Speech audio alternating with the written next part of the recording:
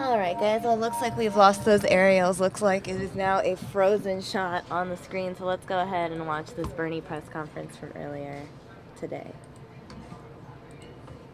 Rather than the $7.25 minimum wage today, which is a starvation wage.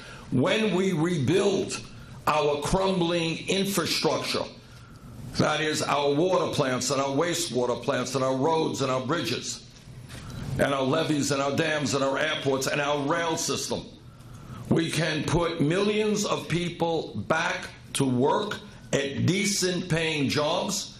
We can make this country more productive and safer. So our job together is to create an economy that works for all of our people, not just the 1%, not just the CEOs in corporate America. Thank you very much.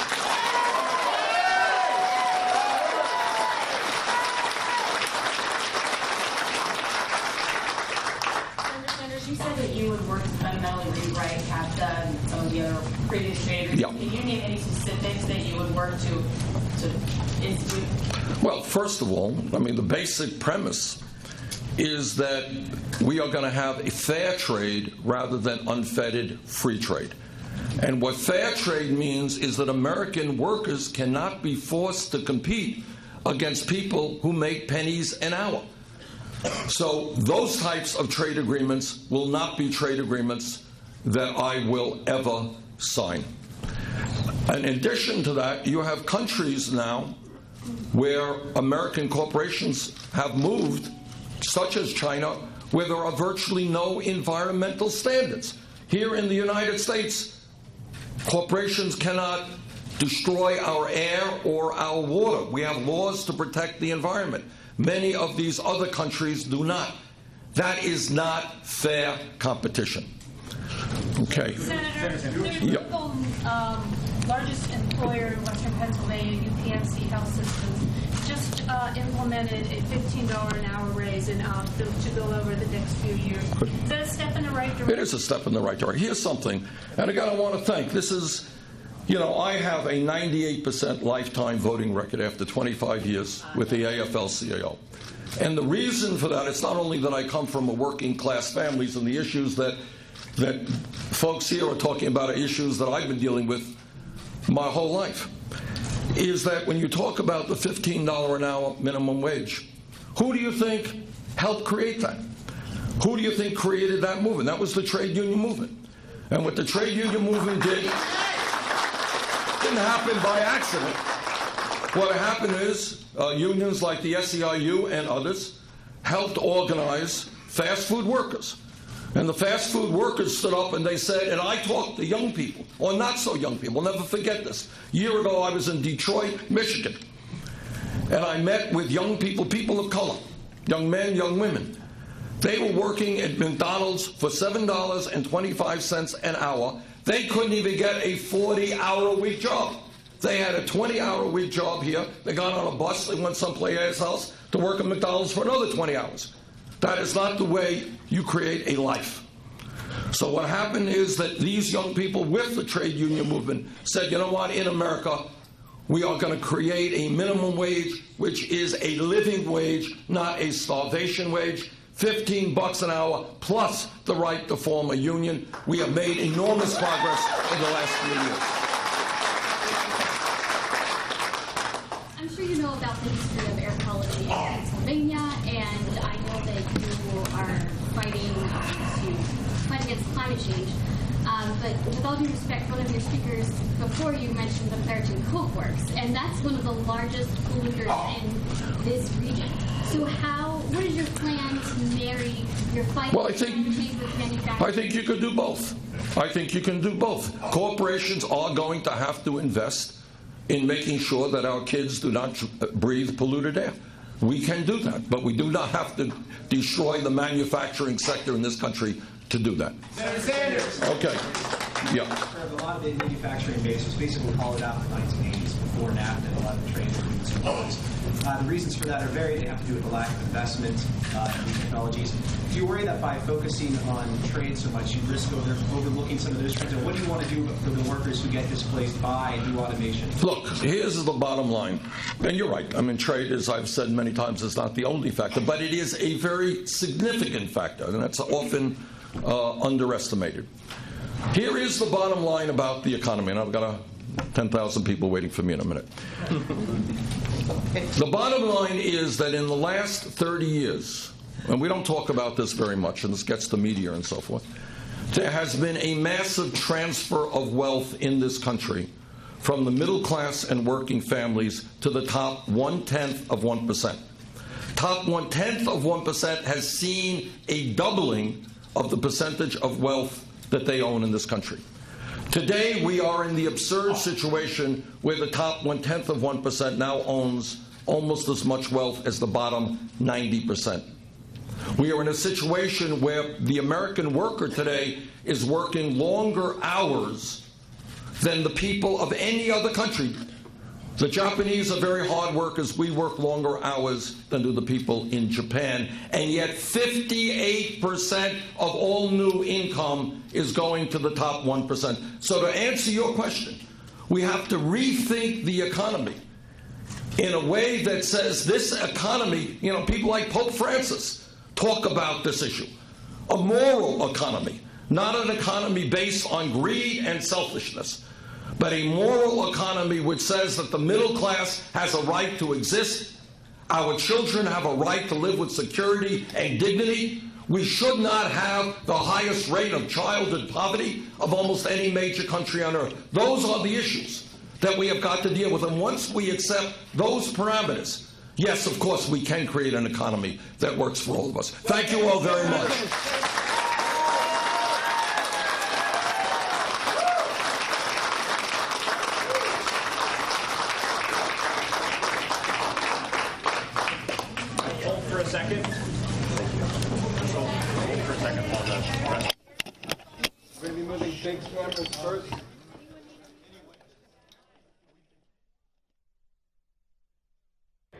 All right, guys, I am going to cut out of this. This was a Bernie event from earlier. We're going to go live now to Kazakhstan. There is what is known as a hot stage ignition of the third stage of the Soyuz rocket. What that means is that the third stage ignites prior to the shutdown of the second stage. This is why there is a latticework interstage area between the second and third stages of the Soyuz booster to enable that to take place. The third stage engine then operates for just over 4 minutes until it will be scheduled to shut down at the 8-minute 45-second mark after launch, placing the Progress resupply vehicle into its preliminary orbit. Seconds later, if all goes as planned, the Progress's appendages, its solar arrays and navigation antennas will be deployed, and the Progress will be on its way, starting its 2-day trek to the International Space Station. There are two so-called DV burns, or delta velocity burns, of the Progress engine that will take place later today. A third such engine firing, or rendezvous burn, if you will, on Friday. That will increase the Progress's altitude relative to the International Space Station and also refine its path to the station, setting it up for its terminal rendezvous on Saturday. And by the way, our rendezvous and docking coverage on Saturday on NASA TV will begin at 12:15 p.m. Central Time, 1:15 p.m. Eastern Time. Docking again on Saturday is scheduled at 1 p.m. Central, 2 p.m. Eastern Time. Sunday morning, the hatch to the Progress will be open, and the crew will begin the unloading of its cargo. 3 tons of cargo being brought up to the International Space Station. That is broken down to 1,940 pounds of propellant, 110 pounds of oxygen, 926 pounds of water, 3,161 pounds of dry cargo, and it will represent the second cargo ship to reach the International Space Station in as many weeks, coming just 1 week after the arrival of the orbital ATK Cygnus cargo craft that was grappled and berthed to the Earth-facing port of the Unity module of the International Space Station last Saturday. And it is the second of 3 cargo vehicles planned to reach the space station in as many weeks, with the SpaceX Dragon cargo craft being prepared at the Cape Canaveral Air Force Station in Florida for its launch on April 8th and an arrival at the station on Sunday, April 10th.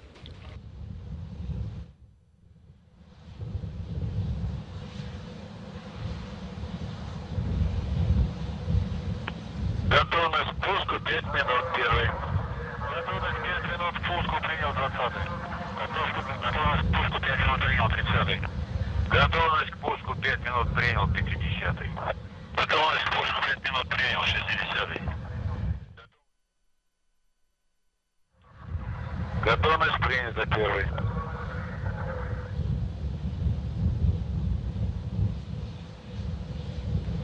Just 9.5 minutes from launch now.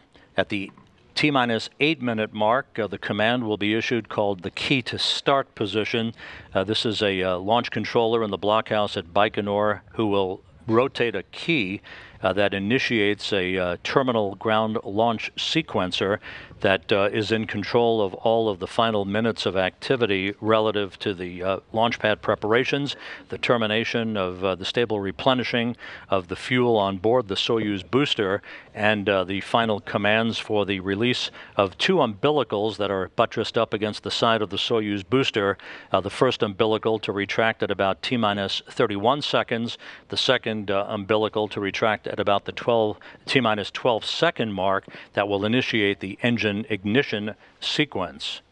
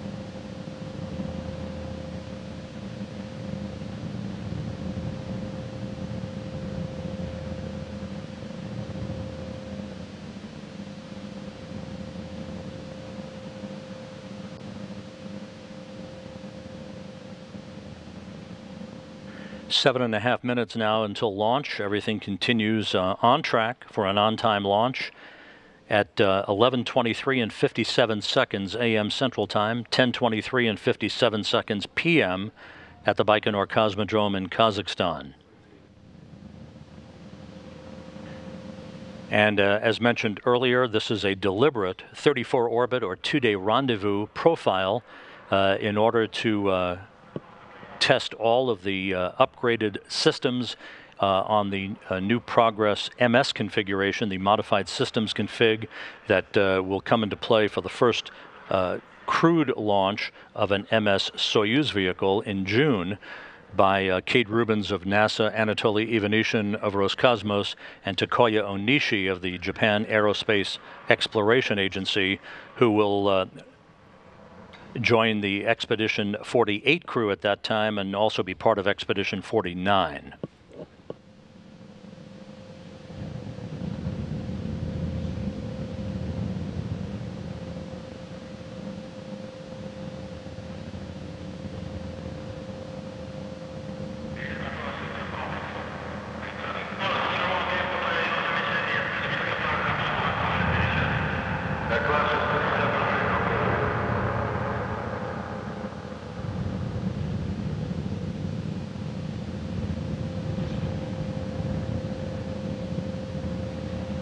T-minus 6 minutes until launch.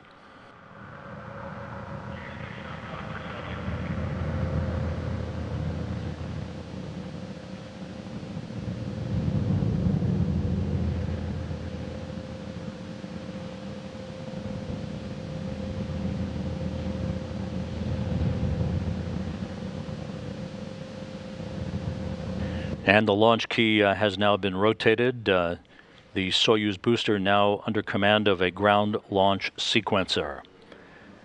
A short time from now, strip chart recorders and other data recorders in the Launch Control Center will be activated to pull all of the telemetry of the launch vehicle from its liftoff through third stage shutdown and spacecraft separation.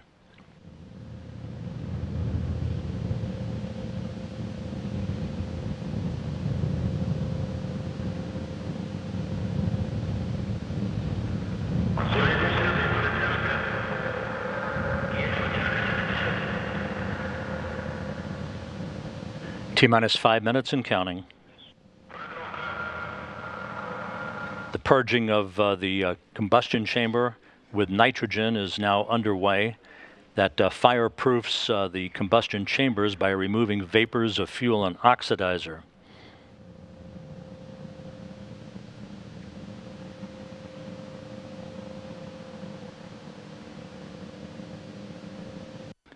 The booster tanks will be pressurized at the T-minus 2 minute 45 second mark.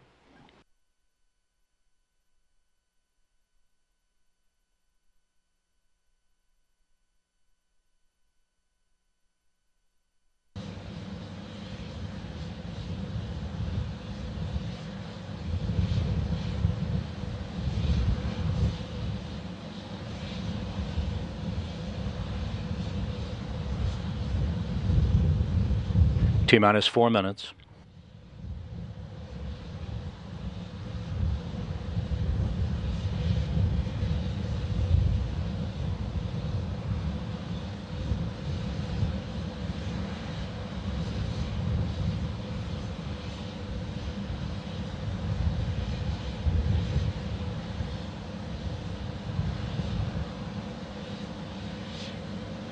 The International Space Station currently flying over the border between Jordan and Saudi Arabia, moving from southwest to northeast.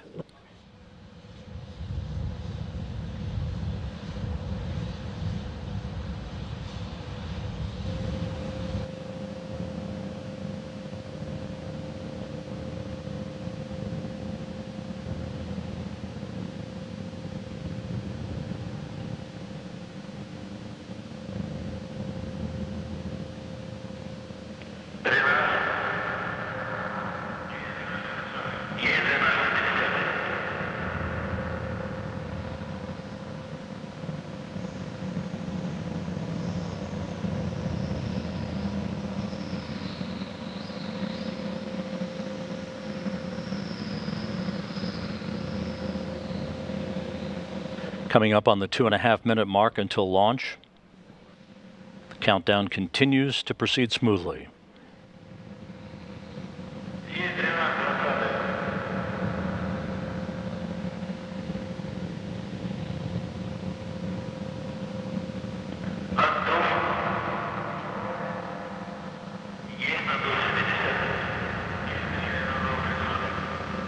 And the booster tanks are now being pressurized. This optimizes fuel flow and provides additional structural rigidity to the launch vehicle.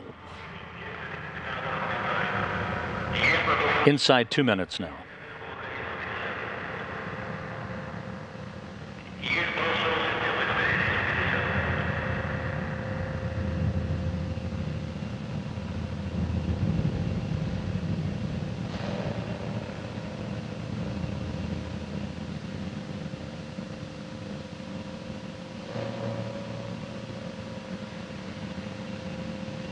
"90 seconds until launch." The ground propellant feed has now been terminated to the vehicle.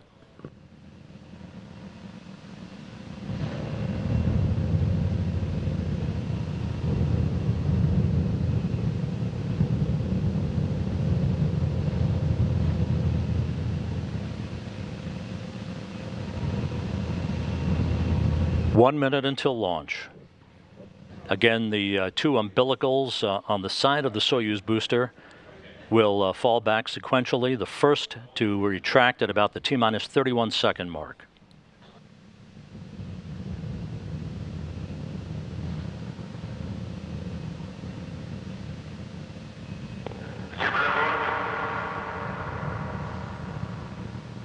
The vehicle now on internal power.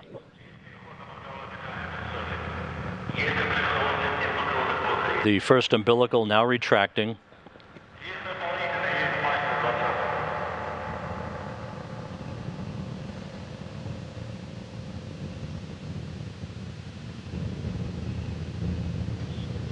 Auto sequence has been initiated. Standing by for engine start. The second umbilical now retracted.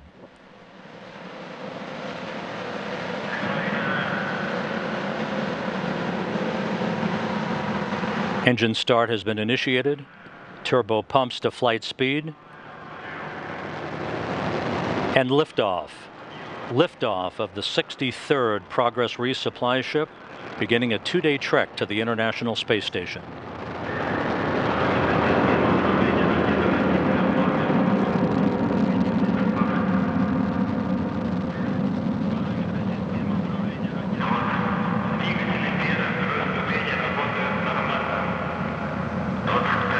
Good roll, pitch, and yaw program reported.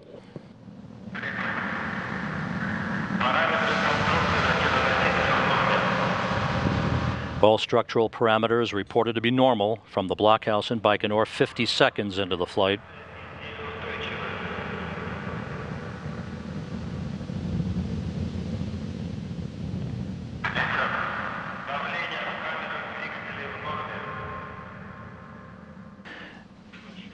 Engine chamber pressures are nominal.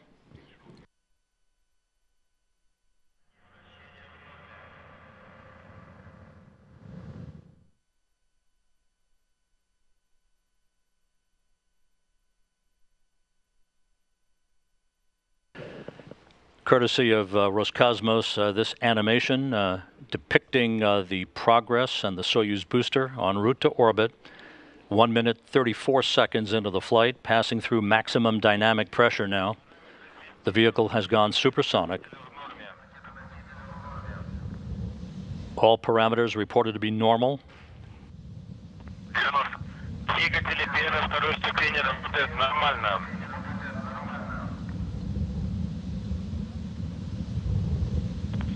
Launch time was officially pegged at 11:23 and 57 seconds Central Time, 10:23 and 57 seconds p.m. in Baikonur. And we have first stage separation. The Progress and its Soyuz booster, 30 miles in altitude, 73 miles downrange from the Baikonur Cosmodrome, traveling more than 4,000 miles an hour.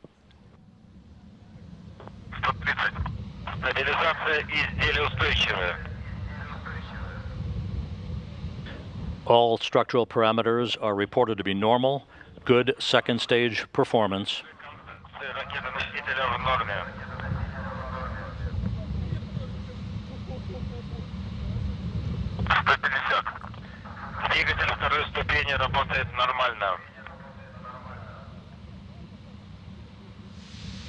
Coming up on the 3-minute mark into the flight.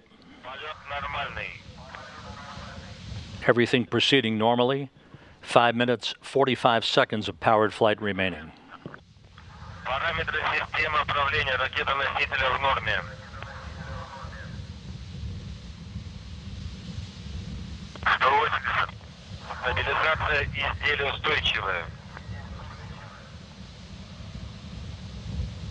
Good second stage performance. All structural parameters continue to perform as advertised. The Progress aiming for a precise keyhole in space to begin its flight toward the International Space Station and an arrival on Saturday.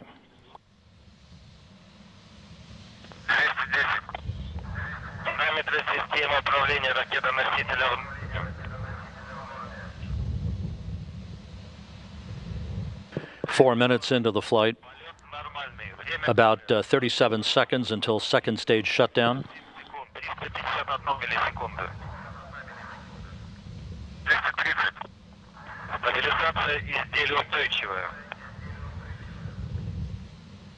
Second stage performance is reported to be nominal.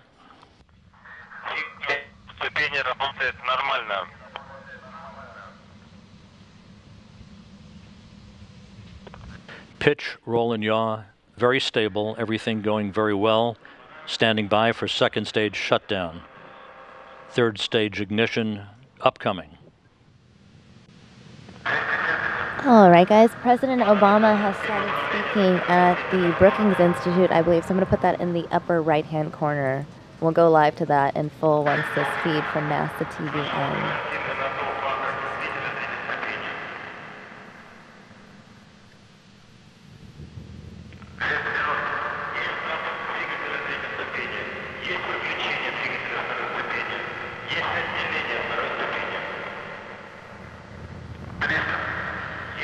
We have second stage shutdown and separation, third stage ignition and launch shroud jettison. Opportunities and prosperity for 104 miles in altitude, 179 miles downrange from the Baikonur Cosmodrome, velocity almost 9,000 miles an hour. North Korea.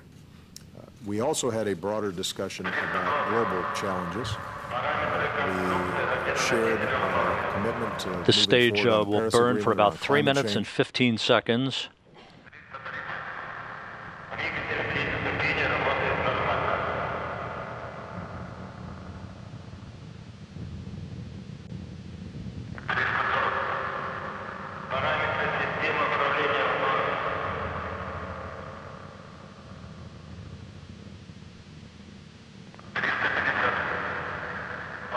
Everything continues to go very smoothly. Good third stage engine performance reported as we have passed the 6-minute mark into the flight.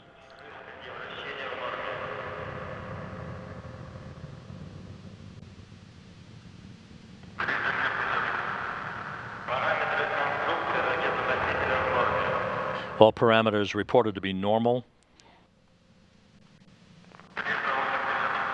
Third stage shutdown and engine cutoff time calculated to be 8 minutes and 45 seconds, just over 2 minutes from now.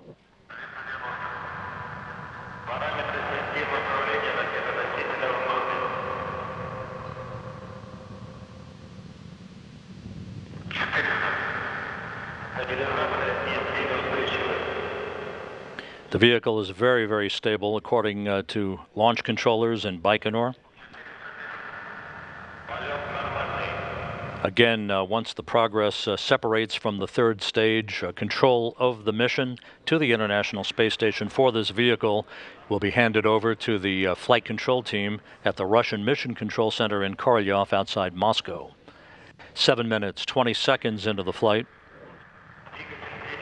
About a minute and a half of powered flight remaining.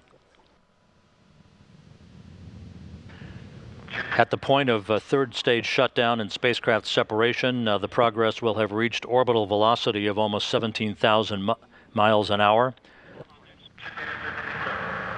With additional engine firings to increase its altitude and to fine-tune its path to the International Space Station planned later today and again on Friday.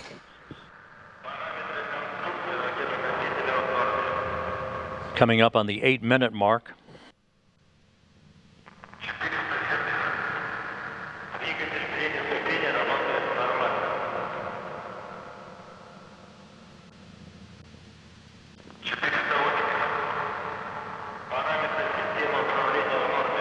All reports from the blockhouse in Baikonur continue to be good. Nominal performance. 8 minutes, 20 seconds into the flight, about 25 seconds of powered flight remaining.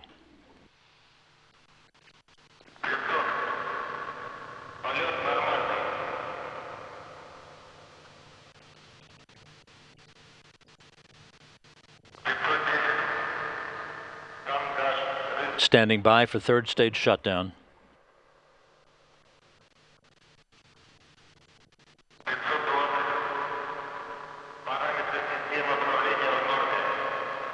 And we have third stage shutdown, spacecraft separation reported.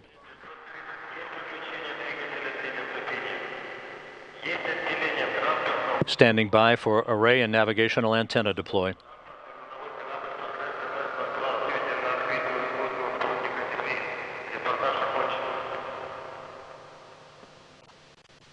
And we have confirmation now through our visiting vehicle officer here in Mission Control that all of the navigational antennas and solar arrays have deployed normally.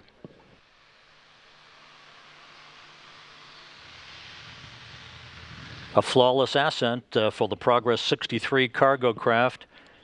Again, launch time was 11:23 and 57 seconds a.m. Central Time, 10:23 and 57 seconds p.m. in Baikonur. Seconds after leaving the launch pad, the Soyuz booster disappeared into a bank of clouds, but you saw the animation all the way up through third stage separation and spacecraft separation. Everything proceeded right on the money. A flawless ascent to orbit for the Progress resupply vehicle, the second in as many weeks to head to the International Space Station, with a third resupply ship, the SpaceX Dragon cargo craft, scheduled for launch on April 8th. And again, all navigational antennas and solar arrays were deployed normally just seconds after the spacecraft separated from its third stage of the Soyuz booster. Telemetry is already being processed, as you can see from this engineering overlay from the Core's automated rendezvous system that will come into play on Saturday during the terminal phase of the Progress's approach for its automated link up to the aft port of the Zvezda service module.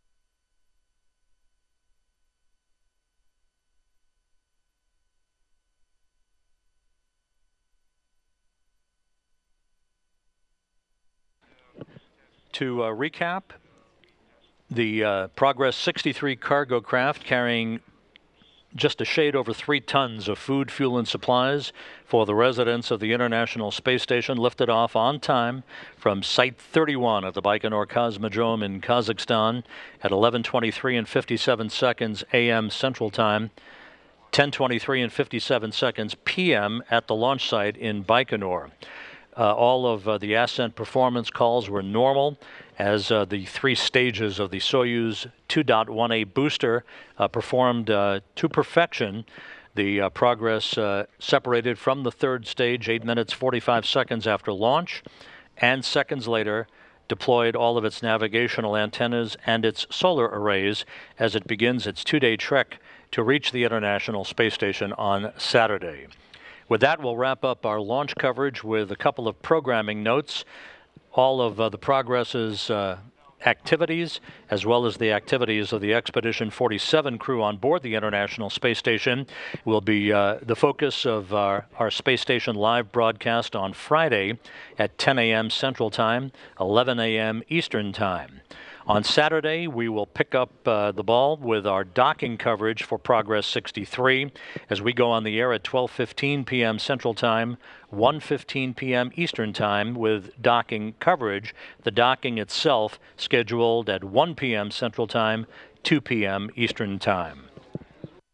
You can continue to follow all of the activities of the International Space Station and its crew members on our website at www.nasa.gov/station. For now, we'll wrap up our coverage. Have a good day. This is Mission Control Houston. All right, guys, we're cutting out of this NASA TV feed to take you live now to Washington, D.C. It is a problem that needs to be resolved with certainty, and I'm most appreciative of the kind understanding and support shown by both presidents. In addition, terrorism, Middle East, climate change, cancer, elimination of cancer, how we can cooperate. We have touched upon several other items as well. Throughout these consultations, we confirmed that there will be further collaboration and cooperation between our three nations on global challenges. Based on what we discussed this morning, Japan The United States and Korea, who share regional strategic interests, will continue to closely collaborate and cooperate with each other. このように3カ国でですね、一堂に会し、率直な意見交換をすることは、地域や国際社会にとって極めて有利であり、地域や世界の繁栄に資するものであると、改めてそのように思いました。そしてこの会議を主催していただいたオバマ大統領に改めてお願いしたいと思います。 May I extend my deepest gratitude to President Obama for hosting this meeting. Thank you. Thank you, everybody.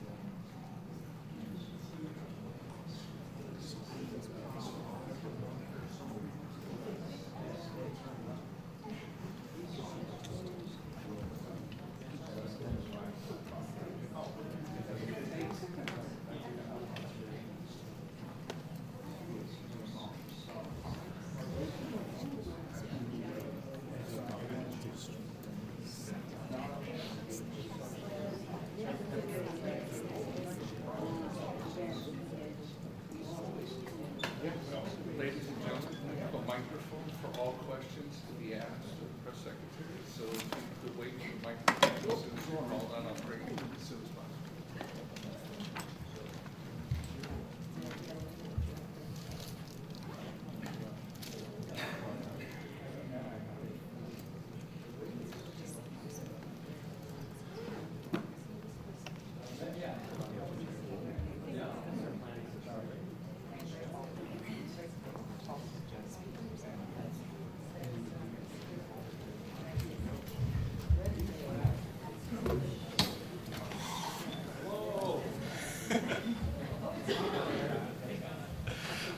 Good afternoon, everyone. Welcome to the 2016 Nuclear Security Summit. We're fortunate at this briefing to be joined by Deputy National Security Advisor Ben Rhodes and by our Senior Director for Asian Affairs, Dan Crittenbrink. I think we're going to begin with Dan giving us a little bit of a readout of the President's trilateral meeting with President Park of South Korea and Prime Minister Abe of Japan. Thank you, Eric. Good afternoon, everyone. President Obama just finished hosting a very successful trilateral meeting with President Park of the Republic of Korea and Prime Minister Abe of Japan, two of our closest allies in Asia. As the President made clear in his remarks to the press a moment ago, we always talk about our rebalance to Asia, starting with our allies in the region, and I can assure you we have no closer allies than Japan and the Republic of Korea. I was quite impressed that the meeting was very positive, productive, and warm. I thought these were three leaders that know one another very well, very comfortable with one another, and they had a full, very productive and candid exchange on a range of issues. Let me just talk about those briefly. The three leaders started by noting that we share common values and a common vision for the future of the Asia-Pacific. That vision is rooted in our commitment to a rules-based order, one in which all countries, regardless of size, act according to shared norms and principles. The primary focus of the meeting was how we can strengthen our efforts to deter and defend against North Korean aggression. In the backdrop of that discussion is a recognition that our three countries' security is linked, and we must work closely together in a seamless way to meet the challenge from North Korea. The leaders called on the international community to join us in implementing and vigilantly enforcing UN measures on North Korea. The three leaders also agreed that trilateral security cooperation is essential to maintaining peace and stability in Northeast Asia and to deterring the North Korea threat. And in the meeting, all three leaders talked about practical ways we can deepen that cooperation, and they directed their teams to further work at the working level in that regard. And they agreed that this kind of trilateral security cooperation will remain critical to our collective efforts and will be a significant priority going forward. But as President Obama noted, our collaboration with these critically close allies of the United States goes well beyond security issues. The three leaders also discussed challenges and opportunities in the region and beyond. Those topics included our work as members of the global coalition to destroy ISIL and to counter terrorist threats around the world. They also talked about our important work in combating climate change, promoting global health, including through agreement that we're going to explore cooperation under the Vice President's Moonshot Cancer Initiative. And they all agreed that this kind of global cooperation is a fitting testament to the close ties that these three allies share. So those were the comments that I wanted to make at the top. And Eric, sure. Did you want me to answer a couple of questions? Or David?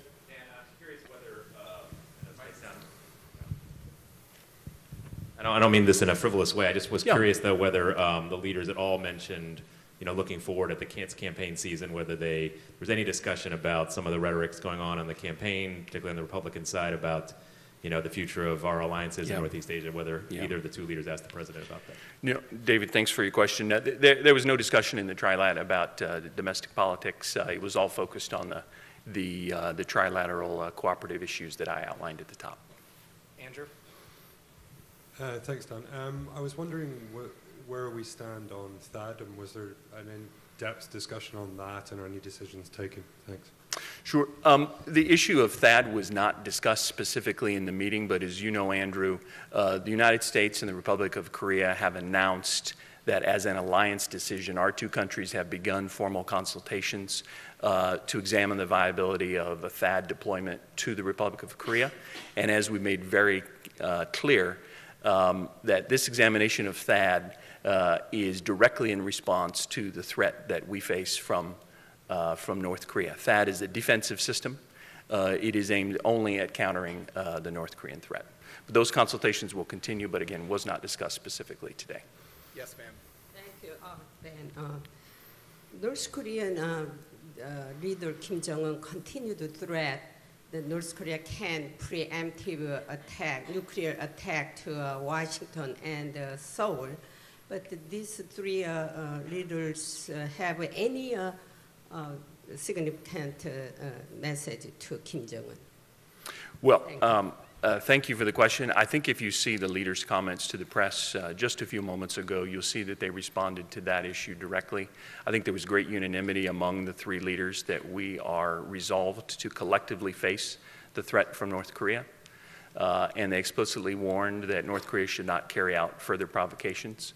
And our trilateral security cooperation that we talked about today is explicitly designed to counter that threat. And I think the United States, together with our allies, we've demonstrated both the determination and the ability to counter the threat from North Korea.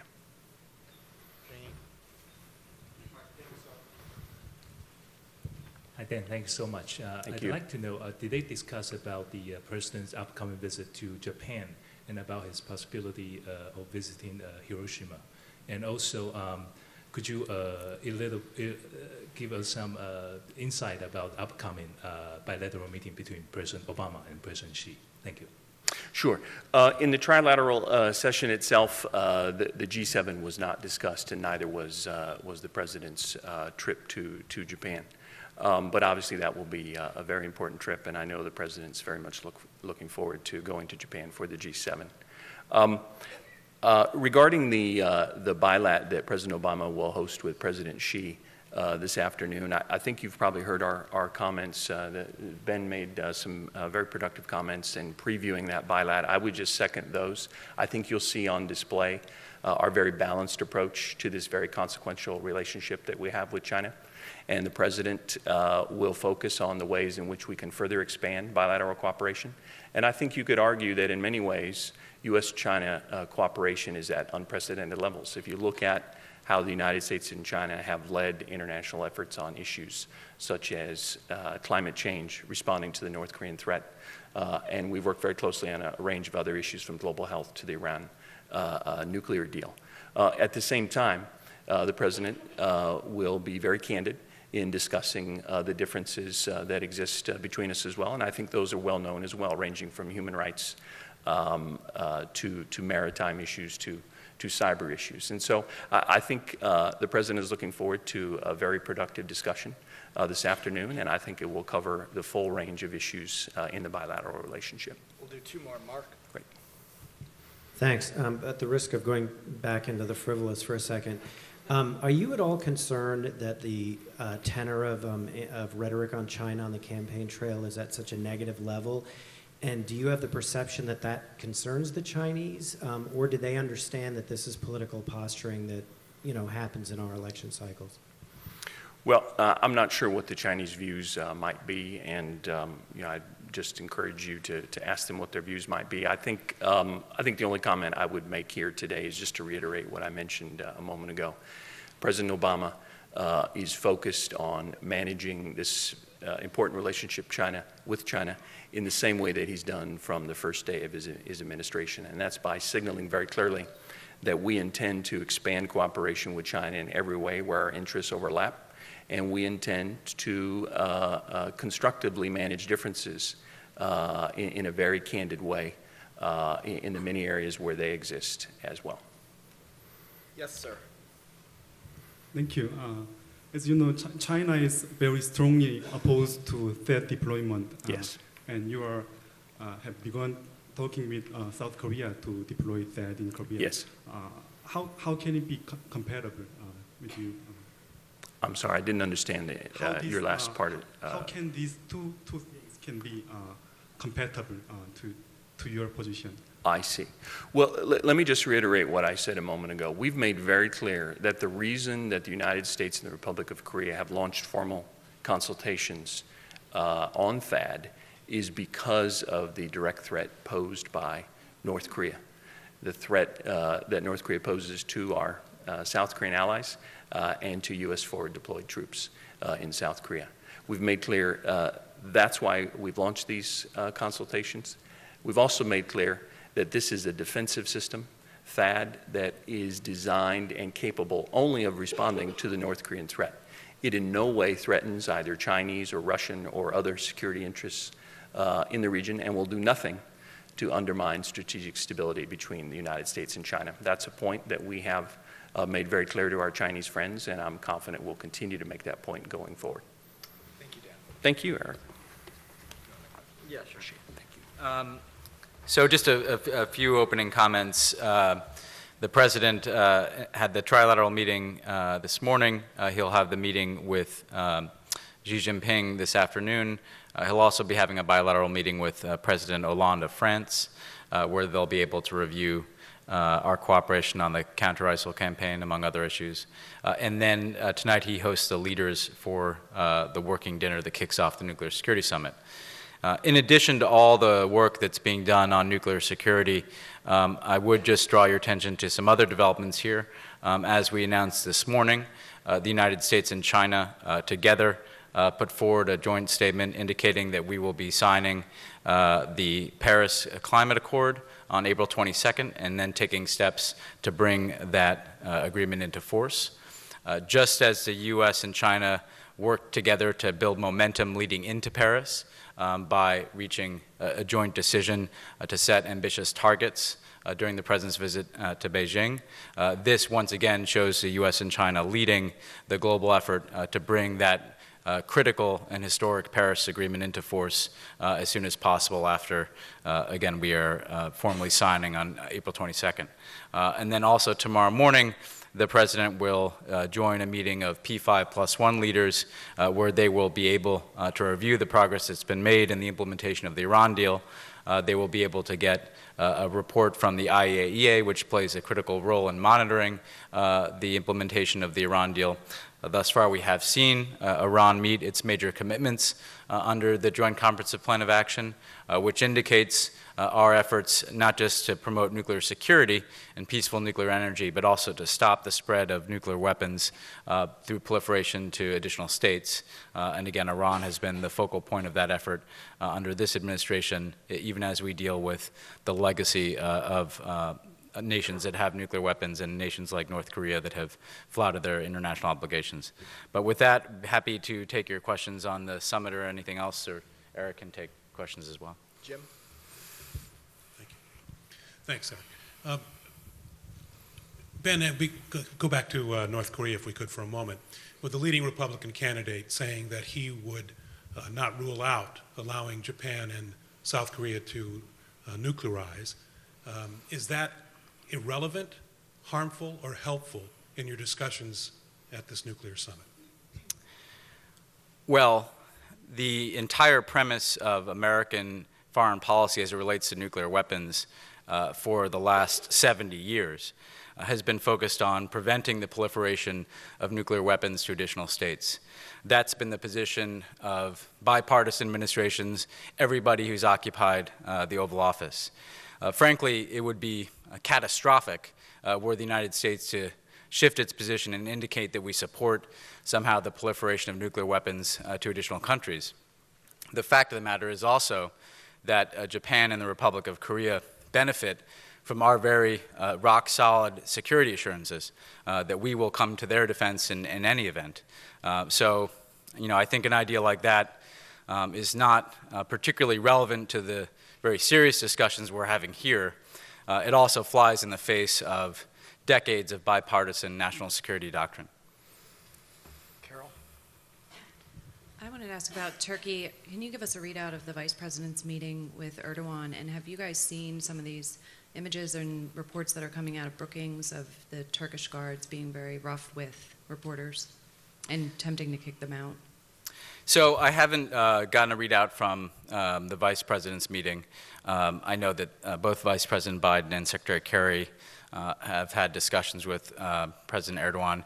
We expect that President Obama will be able to have a discussion with President Erdogan tonight on the margins of the dinner that's taking place at the White House. So we'll keep you updated. Again, not a full formal bilateral meeting, but we've indicated that we, given the very many and complex issues between our countries right now, want to make sure that the two of them can find a time to have a discussion tonight. So we'll keep you updated on all those discussions with Turkey, and obviously happy to get into our position on the issues at stake.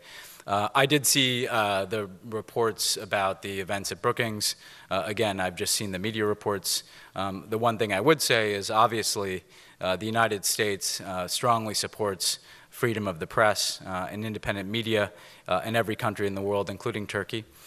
We have in the past indicated our concerns about some of the steps that have been taken against journalists inside of Turkey.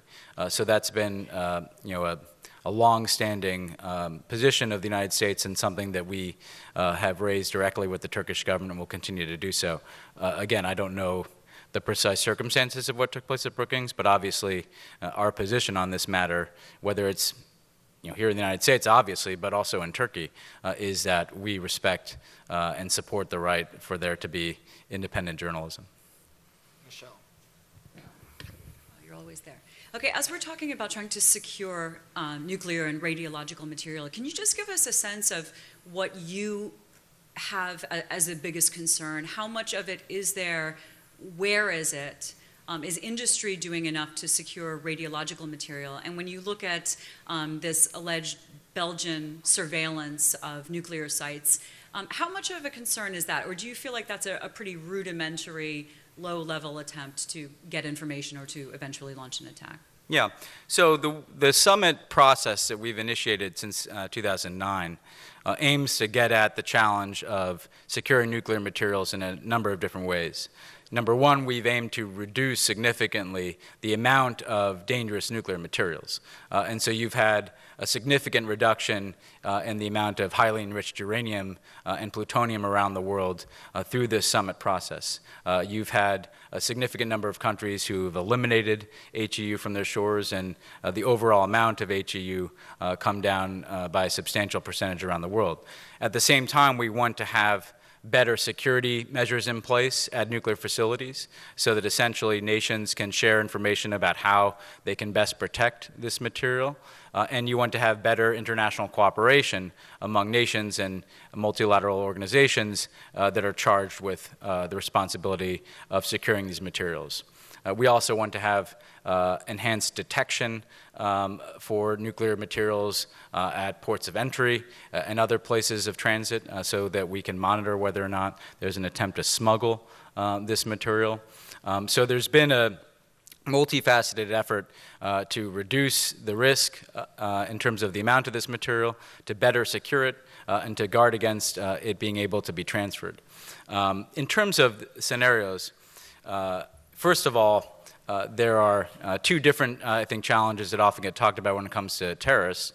One is the most dangerous and highest consequence threat, which would be terrorists actually obtaining either a device or material that could be used for a nuclear yield explosion. And that would get at, again, being able to have terrorists get their hands on very dangerous nuclear material and determine a way to weaponize that. That is obviously an extraordinarily difficult thing to do, and we've made it much more difficult over the summit process. And then there's the more rudimentary dirty bomb, where you would seek to release radioactive materials, not through a nuclear yield, but still, of course, having great public health effects if done so in a way that caused a significant radiological explosion. And there, too, we've aimed to increase the security practices around how those materials are protected. I think, the Belgium example, I think it reinforces what we've seen for many years, which is that we have seen indications, both through their public statements and through their actions, that terrorist organizations like Al-Qaeda and ISIL have an interest in getting their hands on these types of materials. They want to do as much damage as possible. That was Al-Qaeda's position for many years. We have no reason to doubt that is ISIL's position as well. At the same time, a country like Belgium does have very substantial nuclear security. Again, this is a highly advanced democracy with long-standing experience in this field.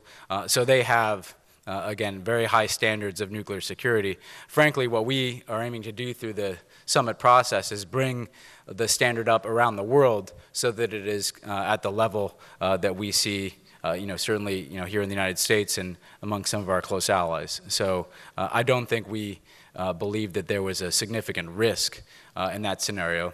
However, it could indicate, that this is an area that ISIL is looking into, just as we've seen Al-Qaeda do that in the past. Roberta? Thanks. On Belgium, the president has offered U.S. assistance, U.S. help, but can you say whether Belgium has accepted that in the wake of the attack? And if not, why not, and how concerned is the White House about that? And is the president going to be doing any, discussing with leaders or doing any arm twisting on coordination on intelligence while they're here in Washington? So Belgium has accepted our assistance. We have FBI teams on the ground assisting with the investigation. We are sharing information and intelligence with Belgium as it relates to terrorist threats. My understanding is that the Minister of Interior from Belgium, who's here, will be meeting with Attorney General Lynch to discuss that cooperation over the course of the summit. So we do believe that Belgium is taking this very seriously, and we have had effective coordination in supporting their investigation and trying to disrupt additional plots. On your second question, I would expect this to be a major focus of the discussion that the leaders are going to have tomorrow about the counter-ISIL campaign. We've had good progress in ramping up airstrikes and pressure on ISIL in Iraq and Syria, and providing equipment and training and arms to forces that are fighting on the ground against ISIL. We also believe it's critically important that we're working to disrupt plots, given ISIL's efforts to move to more external plotting in Europe and other parts of the world. I think a focal point of the discussion tomorrow is going to be on what are we doing around intelligence and information sharing, how can we make sure that that's happening as fast as possible, how can we make sure that we are aligning our respective protocols so that we're able to better monitor foreign fighters who may be leaving Iraq and Syria and trying to come not just to Europe but to other countries. This is really one of the principal purposes of having a counter-ISIL discussion here tomorrow, not just to review the offensive campaign against ISIL, but also to review how we can better disrupt plots through collaboration.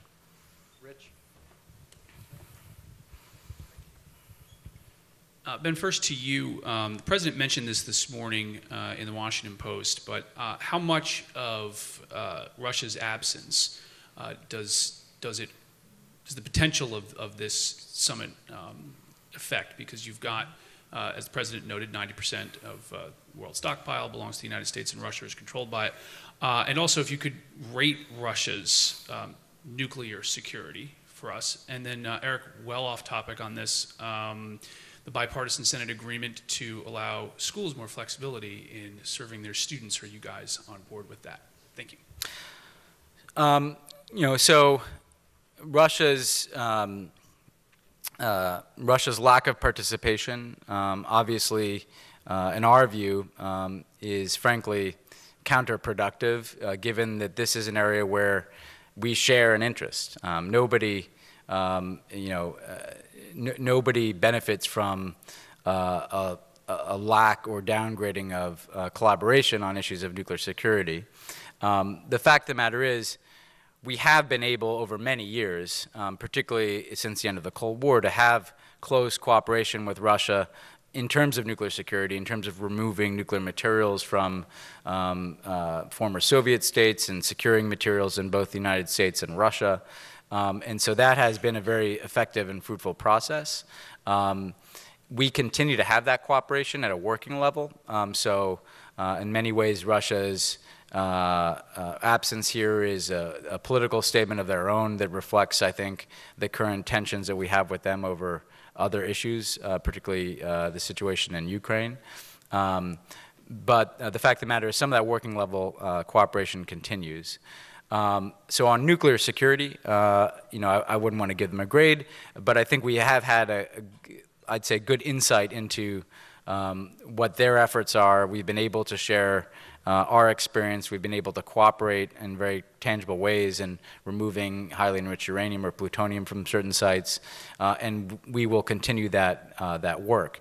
That too, they have reduced since the Nunn-Lugar program concluded, although parts of that cooperation continue. So again, it's a mixed record. You want Russia at the table on issues of nuclear security.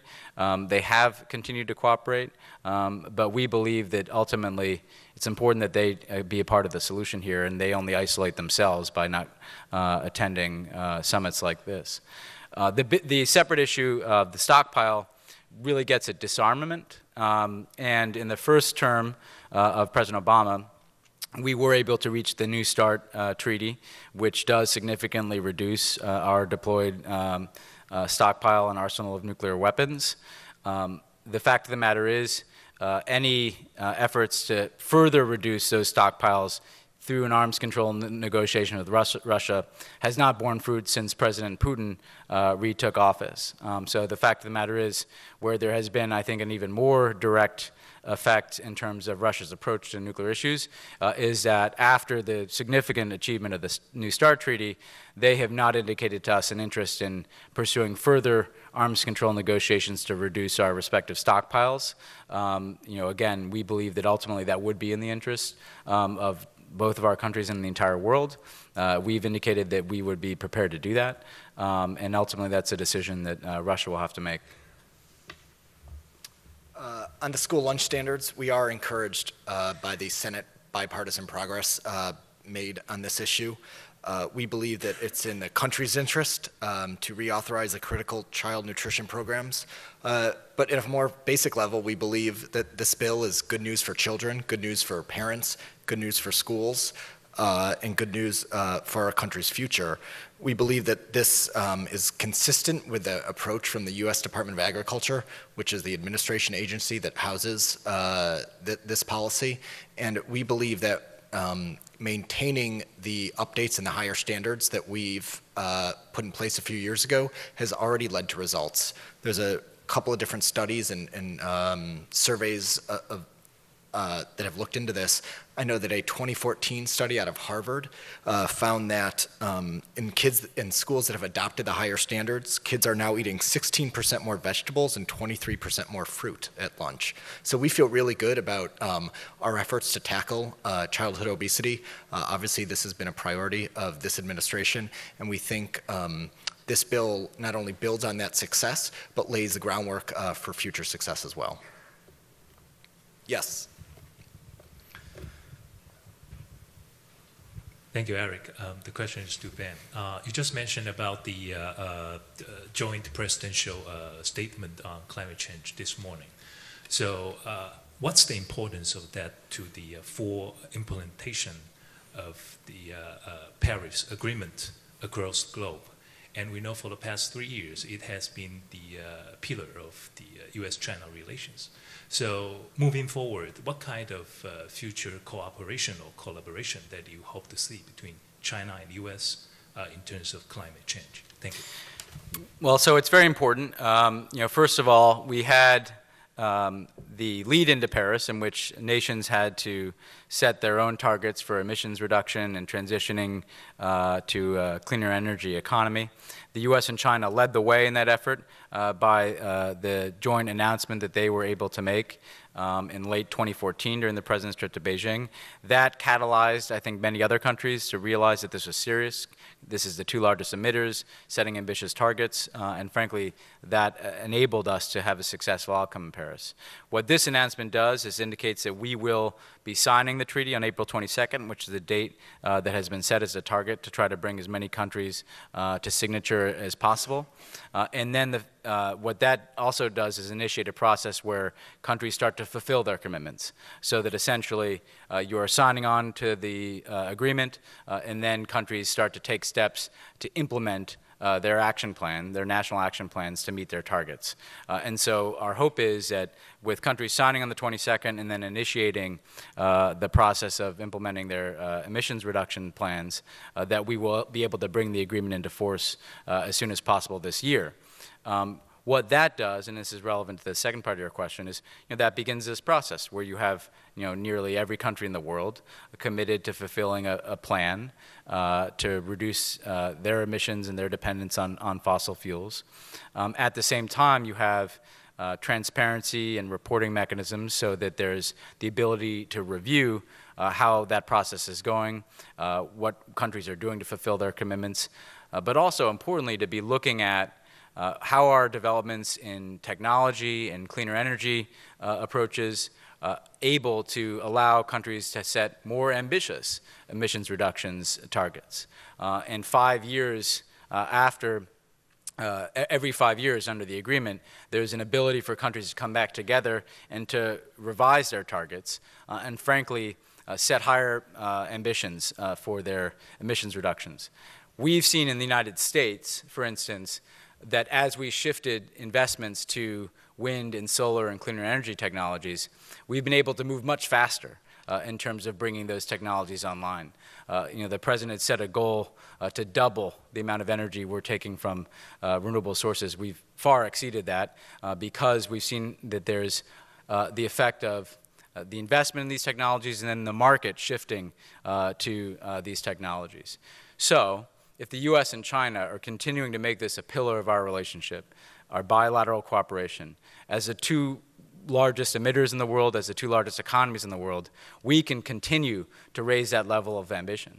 We can continue to drive investment in cleaner and renewable technologies. We can continue to drive the ambition upward in terms of what we're accomplishing under Paris.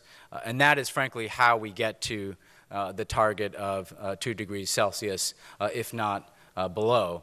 So again, U.S.-China leadership did not end in Paris. It has to continue for this to be a success. And I think today's joint statement indicates that we have not just been able to reach this one agreement, that we're going to continue to be the two countries that are doing as much as anybody else to push this process forward.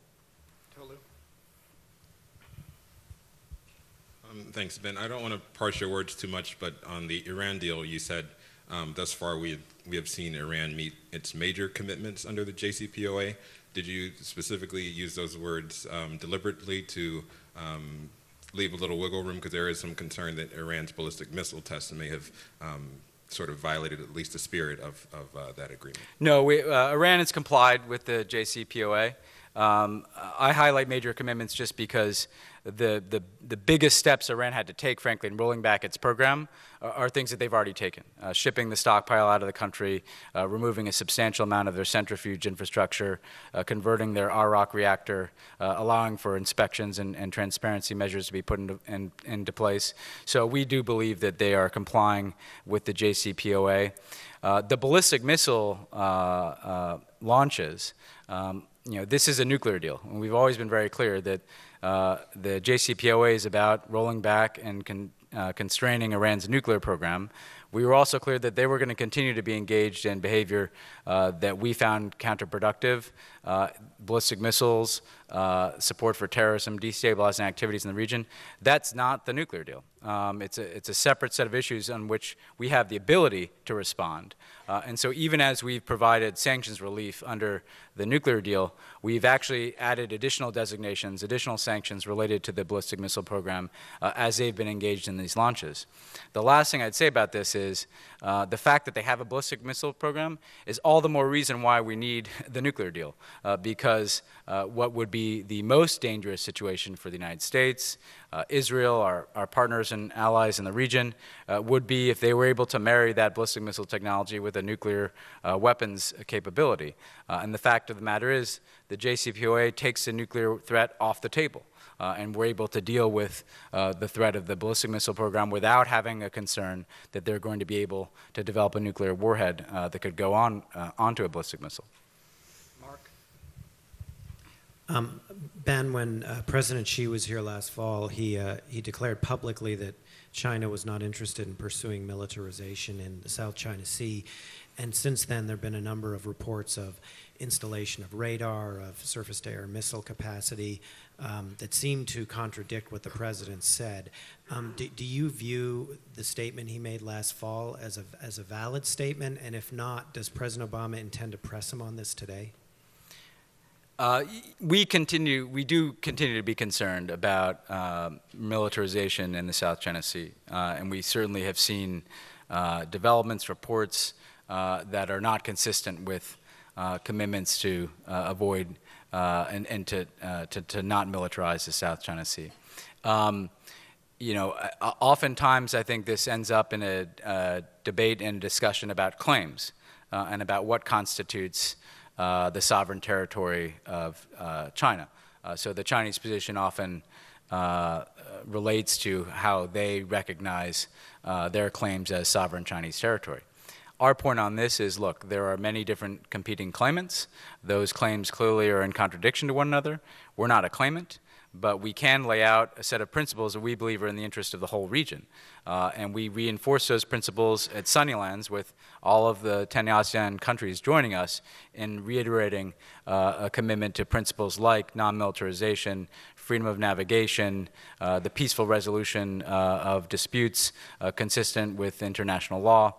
We believe that that should be the approach that governs how nations are dealing with the South China Sea. So this will be certainly an important topic of conversation between the two presidents. I don't want to get ahead of that discussion, but again, that principle is one that we continue to be committed to. Again, not because we're seeking to single out China. We believe that that should apply uniformly across the different nations with claims. A question on the summit. You mentioned some progress made in reducing stocks of highly enriched uranium, but experts say that there's been rather less progress made on reducing civilian stockpiles of separated plutonium. I wonder if you agree with that assessment and whether that's something that's going to be addressed at this summit. Thank you. Well, yeah, I think just in terms of quantity and percentage, I think we've had more success reducing or eliminating stocks of HEU. Again, you've had that be the case for well over, I think, a dozen countries. You have regions like Southeast Asia and Latin America where we've been able to work very deliberately to ensure that that material is not present across a broad regional basis. At the same time, nations continue to have peaceful nuclear energy programs, and some of those make use of plutonium. So what the summit will look at is, number one, how are we continuing to drive down stockpiles of dangerous materials that are not necessary for peaceful nuclear energy? And again, I think we can continue to drive down the stockpiles of HEU and, in some cases, plutonium.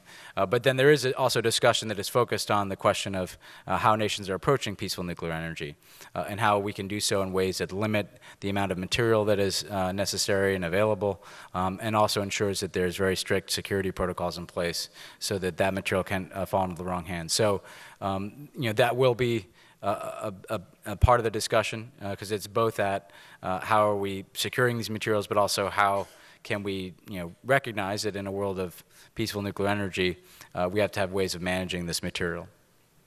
Yes.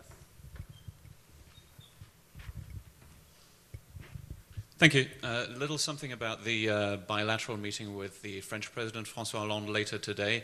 How did that come to be? I believe the French President wasn't even expected to visit Washington until a few days ago. And is he seen as the right person to speak to when it comes to terrorism in Europe? Is he the best person the President could have chosen to speak to about those topics? Well, I think it does reflect the sense of urgency after the Brussels attacks. I think, when it became clear that we were going to have a counter-ISIL session with all the leaders, it was going to focus on this question, as well as efforts to promote information sharing.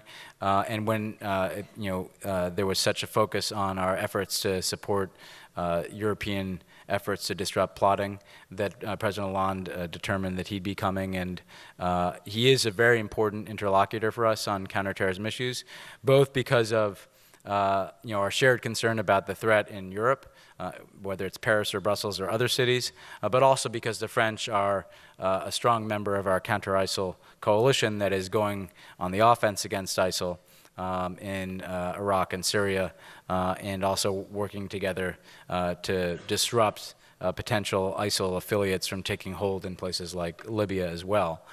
In terms of, I wouldn't suggest that he's the only leader. Obviously, the president's going to have discussions with on ISIL. Certainly not the only leader from Europe. It is the case, for instance, however, that the president will be going to the United Kingdom and Germany later this month.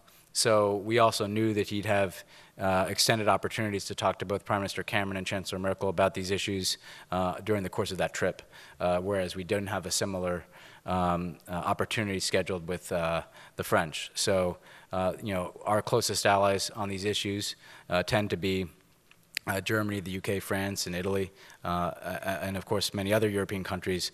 In this instance, we're able to see President Hollande here, and we'll be able to see those other European leaders in the course of the president's upcoming travel. You guys described it at the meeting as brief in the guidance. Why? I don't know. I mean, it'll be a bilateral meeting. This is not a summit. It's not going to go on for hours, but it'll be this will be a bilateral discussion, and I'd expect that they obviously have to fit it in between many other meetings, but they want to have the time to check in on counter-ISIL. Yes, ma'am. Thank you, Ben. Nadia Chow with the Liberty Times Taiwan. I have two questions. First, Taiwan is not a participant, but in the fact sheet released by White House, Taiwan is listed as an example of a, evolution of nuclear materials. I wonder what's the reason. And the second, do you expect Taiwan issue will come up during the bilateral meeting this afternoon? Is there any trend that going on in the cross-strait right now will make U.S. worry or feel upbeat? I don't know, but what's your assessment? Thank you. So see, Dan, it was worth sticking around. I'll just start and then hand over to Dan. With respect to Taiwan's contributions, obviously they've made an important contribution along with others in getting rid of stockpiles of highly enriched uranium. The summit process obviously doesn't encompass the entire world, but we do want to find ways to have partnerships beyond the summit participants. And so Taiwan's cooperation, I think, sends an important message in Asia and around the world about the benefits of nuclear security. But on the cross-strait questions, Dan, you may want to take that. Thank you. Thanks for your question. I do anticipate that it's likely the issue of Taiwan will come up in the bilateral with President Xi Jinping this afternoon, because the issue of Taiwan almost always comes up in any meeting between our two presidents. What I'm confident will happen if and when that issue is raised, that President Obama will make very clear that we remain committed to our One China policy based on both the 3 joint communiques and the Taiwan Relations Act. I'm confident he'll also make very clear that we have welcomed the historic progress in cross-strait relations over the last 8 years, and we'd like to see that progress, that peace, and that stability to continue. Our fundamental national interest, of course, is in the maintenance of peace and stability across the Taiwan Strait, and we have encouraged both counterparts in Beijing and Taipei to continue that work as the new DPP administration under Tsai Ing-wen comes into power in Taipei. Yes, ma'am. Thank you, Dan. May I have a follow-up? Since the new president of the Taiwan is going to be in office on May, I'm just wondering that what is the U.S. priority interest or priority concern on the Taiwan Strait? Thank you. Well, I'll just reiterate the comments I made a moment before. Our decades-long One China policy has made clear that our overriding interest is in maintaining peace and stability across the Strait.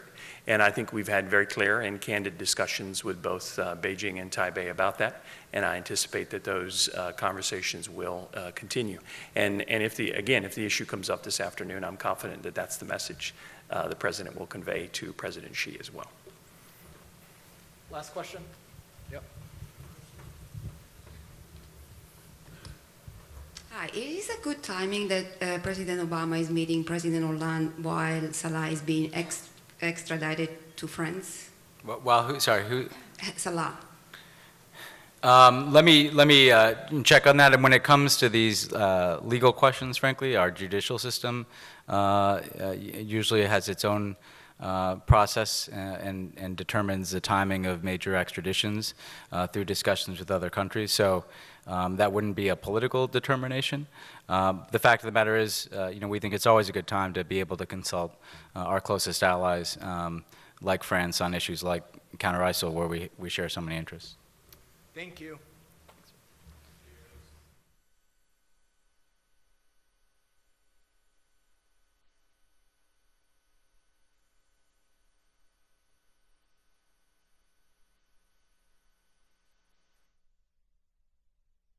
All right, guys, that is a wrap on the National Security Summit stream that we were getting in. It's perfect timing because it looks like this Hillary Clinton event in New York is just about to start.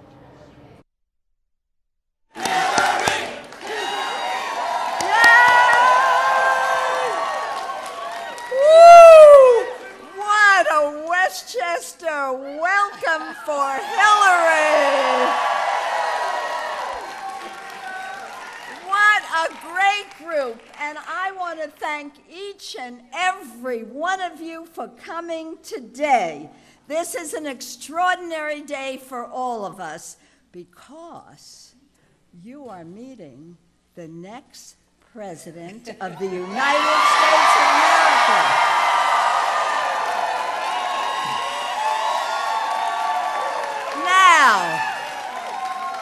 Now, I'm going to make it very simple. You have to spend from now until primary day, till election day, knocking on every door, call every voter possible, because after April 19th, when Hillary Clinton will win, and she will win big, then we have more work to do.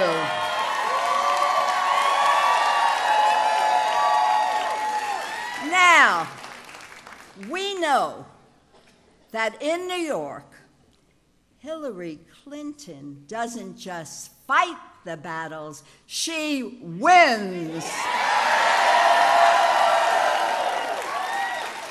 Now, we know that from relief for New York, in the aftermath of September 11th, to health insurance for 8 million children, to better education for all our children, jobs for economically depressed communities, Hillary got the job done as our New York Senator.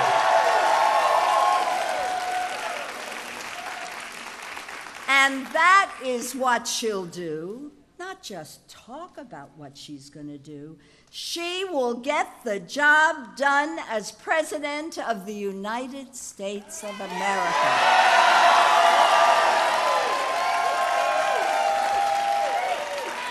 Now, it is very clear, it is crystal clear that she has the will, the determination, the intelligence to lead on the most pressing issues affecting our families.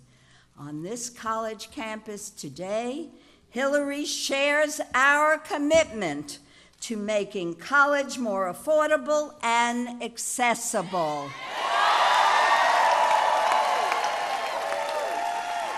Now, all Americans deserve the opportunity to pursue degrees that will help them secure a brighter future. And she will keep guns out of the wrong hands to protect our communities. And Hillary will stop at nothing to preserve the promise of Social Security and Medicare so that Americans age with dignity and financial security. And my friends, she will always protect a woman's right to choose.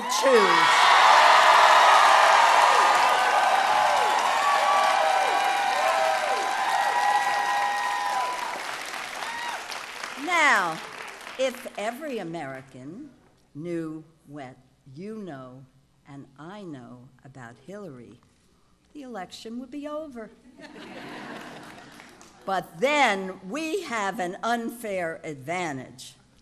She hasn't just been our First Lady and Secretary of State. Hillary is our neighbor, our friend, our outstanding former senator, and my constituent. And that's why we, each and every one of us, are such good ambassadors for Hillary, and why we have to work so hard in the coming weeks. So, my friends, can I count on each and every, oh, excuse me. Can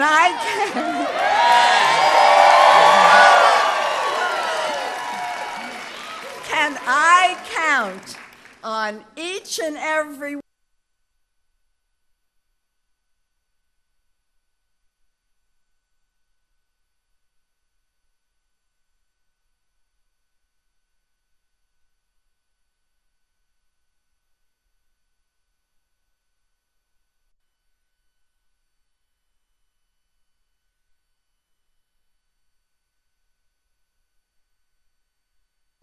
All right, it's unclear why they just cut out of that feed randomly without the event really starting. So what I'm going to go ahead and do is play something else for you. In the meantime, we had this John Kasich press conference that he held this morning. Let's go there now while we wait to see if Hillary Clinton returns to the screen. We know about his comments on abortion, which have put women in a very difficult position, and we know that he has since moved to correct those in one way or another. He actually talked about the use of nuclear weapons, both in the Middle East and in Europe. You wonder about his hand or his thumb getting any close to the critical button that presidents are in charge of. Number three, he says that we should basically abolish the Geneva Convention, which was created to make sure that we had fair treatment for anybody who could be captured in war, and that somehow we ought to abolish the Geneva Convention and engage in, I guess, more torture, which doesn't sit well with any of the people who have served our country so honorably, people like John McCain. He's called on NATO basically to be abolished, although I can't figure out what his position is today. I happen to believe that NATO needs to be strengthened. NATO needs to be strengthened and turned from basically solely a military organization into an intelligence and policing organization that can work across borders to make sure that we can begin to. All right, guys, that Hillary Clinton event has come back. Back here, I want to thank a good friend of mine who is the chairman of the Westchester County Democratic Committee, Reggie Lafayette, who does such a great job. I want to thank Barry Pearson, the provost of SUNY Purchase. I want to thank Seth Soloway, the interim director of the Center for Performing Arts here at SUNY Purchase. I want to thank all the elected officials who are here with us today from throughout this great county. It is so good to be home, to have a chance to speak to my friends and neighbors here. You know, Westchester is more than a county to me. It's a community where Bill and I and Chelsea moved back in 1999, and I have to tell you, it has been the most welcoming experience I could imagine. We felt so much at home from the very beginning of our time living here.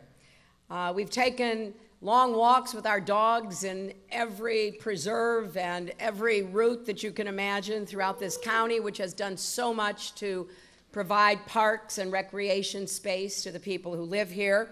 We've eaten a lot of great meals at not only diners, but restaurants. We particularly favor, having coffee at Lang's in Chappaqua and going to the Kittle House for special occasions.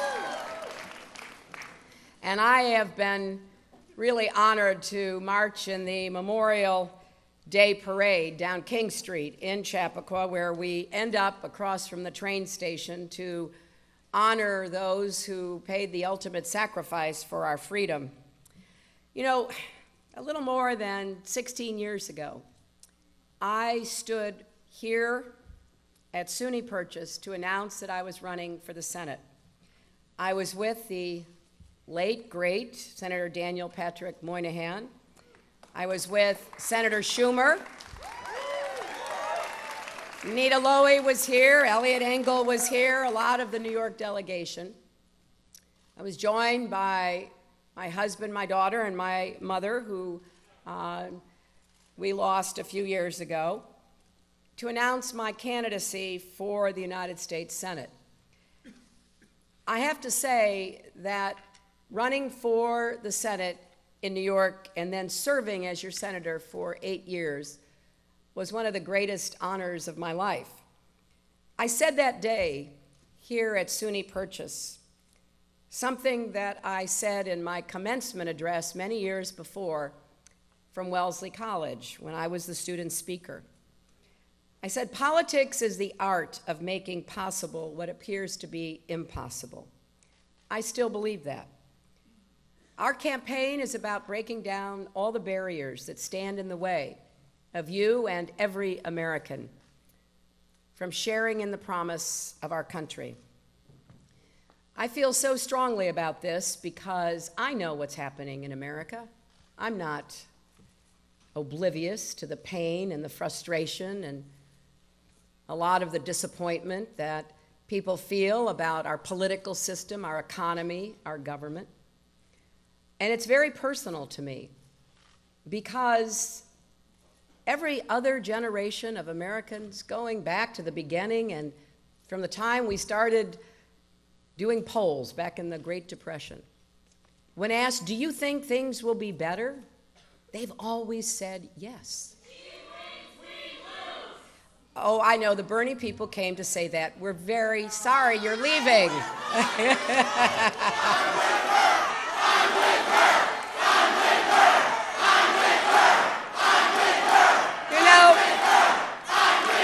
Wait, can I just say this? As they're leaving, I want to say I have earned 9 million votes in this election already. I have 1 million more votes than Donald Trump, and I have 2.5 million more votes than Bernie Sanders.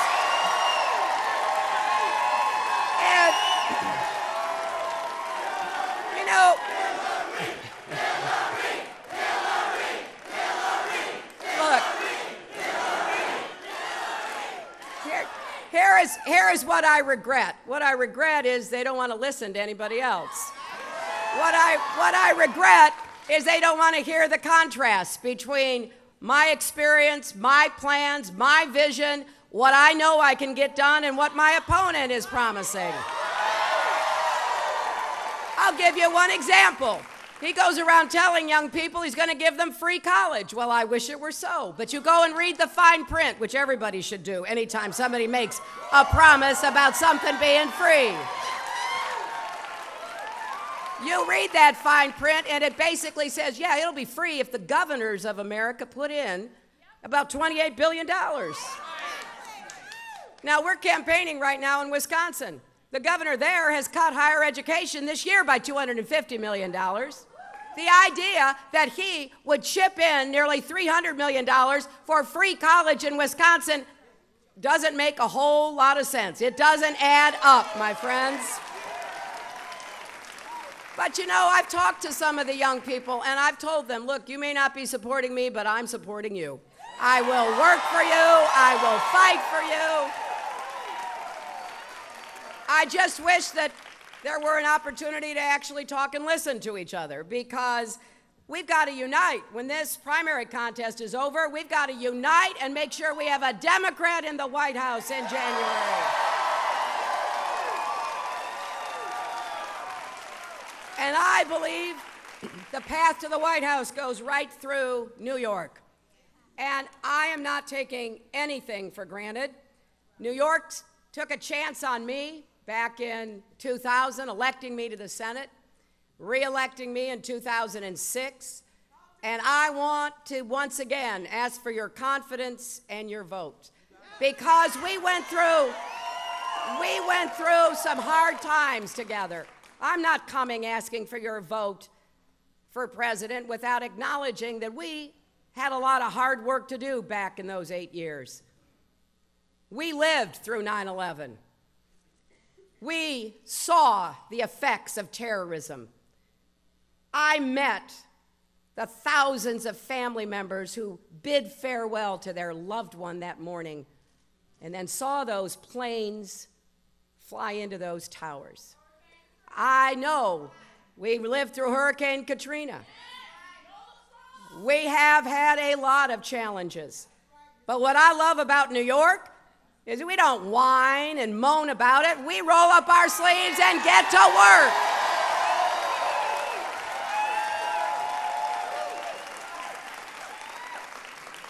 You know, I think we need a president who can deliver on the 3 big tests that face any president right now. Number 1, can you deliver results that actually improve people's lives? Number 2, can you keep us safe? Now, that may be more personal for New Yorkers than some other folks, but that is the highest obligation of anyone who is president and commander-in-chief.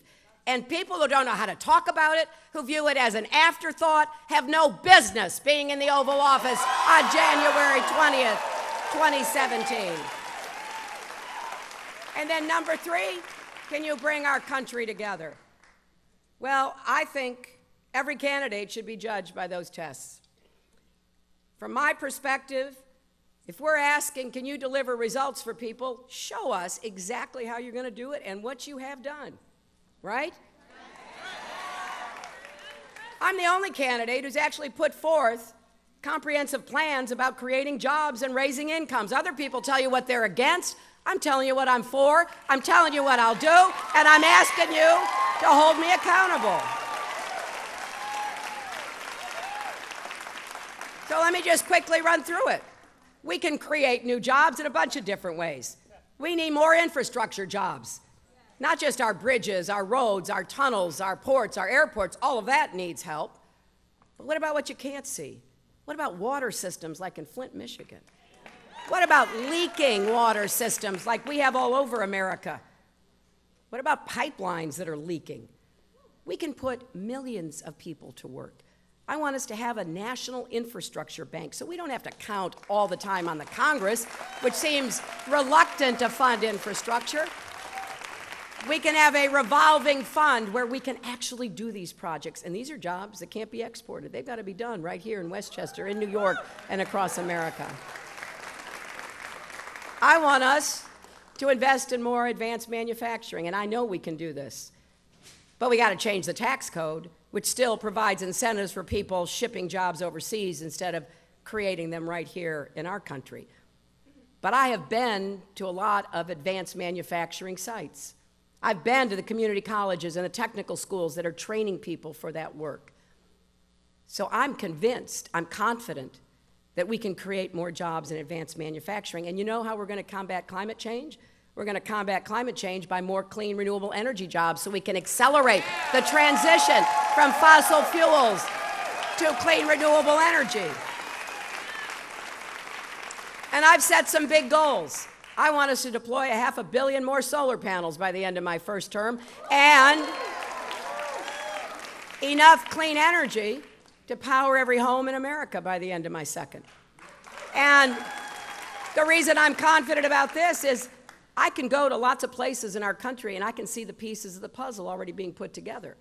And I give President Obama an enormous amount of credit for moving our climate change agenda forward. And for for achieving the agreement in Paris. I started working as Secretary of State back in 2009 to see if we could get an agreement like we finally ended up with in Paris.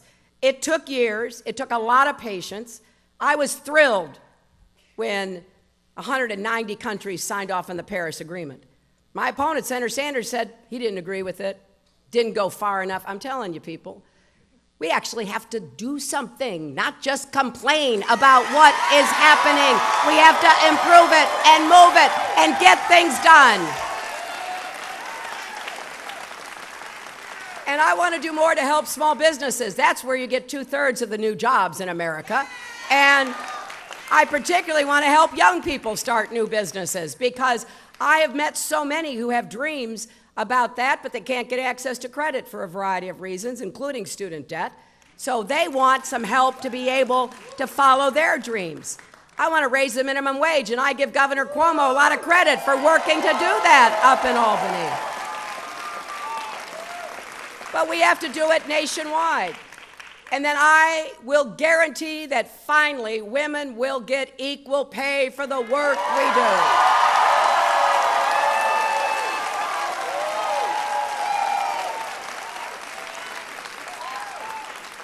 So I've laid out an agenda, and the reason I'm specific about my agenda of what I want to do positively to produce results is because I need your help to do it, not just to get elected. You know, running for president is hard. Being president is harder. I need your help because we're all going to have to do this together. We're all going to have to make a commitment on not only more good jobs with rising incomes, but really being creative, imaginative about shaping the future. That also goes for education. You know, it's not right that there are such disparities in education and outcomes in our country. I think every child deserves a good teacher in a good school, regardless of what zip code that child lives in.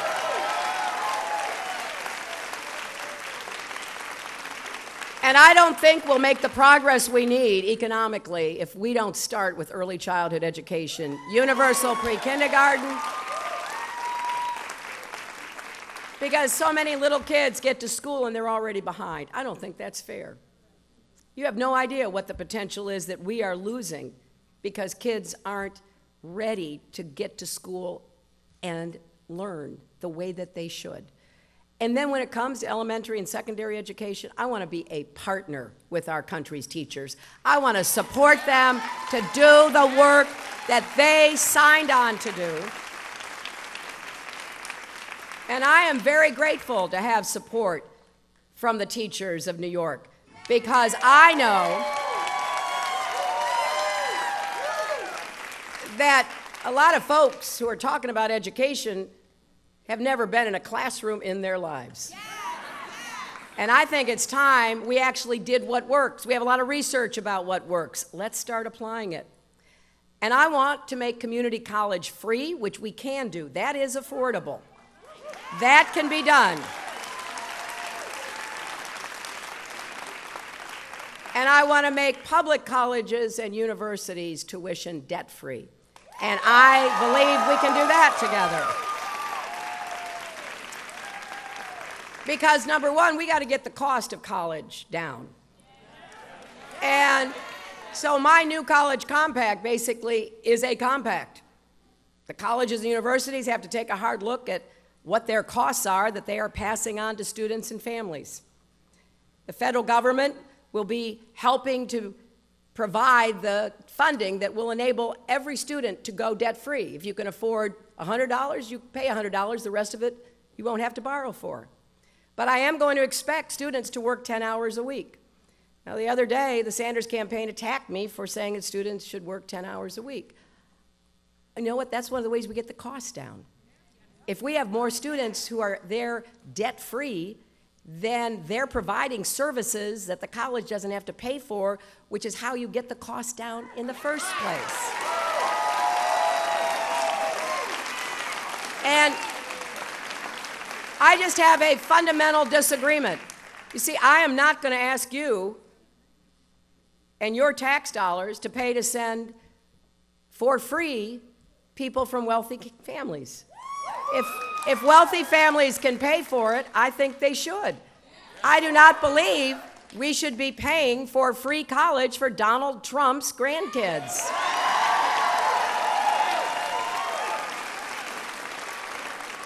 But for middle-class kids, working kids, poor kids, absolutely. Because we've got to get the pipeline wider so that more kids have a chance to attend college and come out of it without debt. And then I have a plan to make sure that those with debt get out from under it.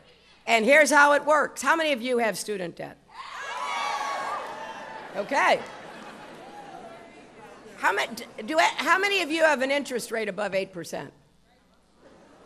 How high is your interest rate? Do you know?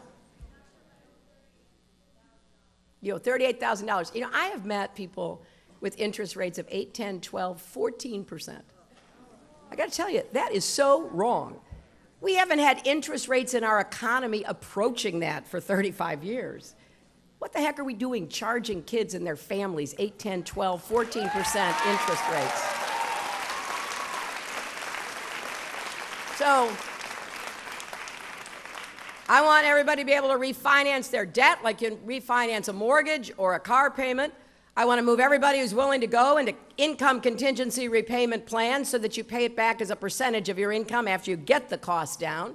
That's what I got to do when I got out of law school. I had debt, but I got to pay it back as a percent of my income because I went to work for the Children's Defense Fund. I made like $14,000 a year. If I'd had a big debt, which I did, plus an interest rate that was going to keep going up, I don't know when I'd still be paying it. So instead, I got to pay it back as a percent of my income and got it paid off in about 15 years. And I'm going to put a timeline. After 20 years, if you have paid, you're done.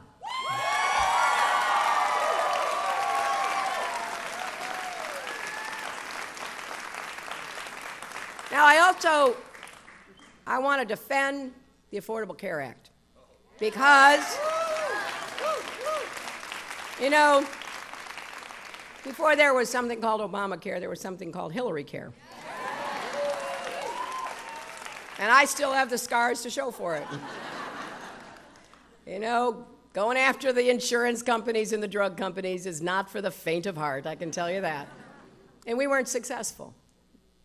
So I did turn around, as Nita said, and worked with Republicans and Democrats to create the Children's Health Insurance Program that insures about 8 million kids.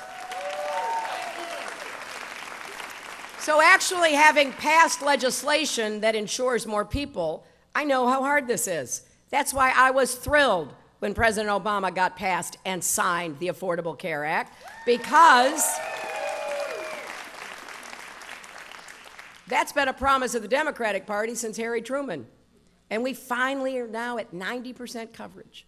And I meet people every week who thank me for defending the Affordable Care Act. And oftentimes they start their conversation by saying, the Affordable Care Act saved my life, right? And I ask them why. Because they didn't have insurance before. And when they finally got to the doctor, something was wrong. And now they can get help. Now the Republicans want to repeal it. They keep voting to repeal it over and over and over again. If they get a Republican in the White House, it will be gone. Another of the many reasons why we can't let that happen. Senator Sanders wants to start all over again. And I just fundamentally disagree. First of all, I know how hard it was to get to where we are. And number two, we are at 90% coverage. It's easier to get from 90 to 100 than from 0 to 100. And that's exactly what we're going to do.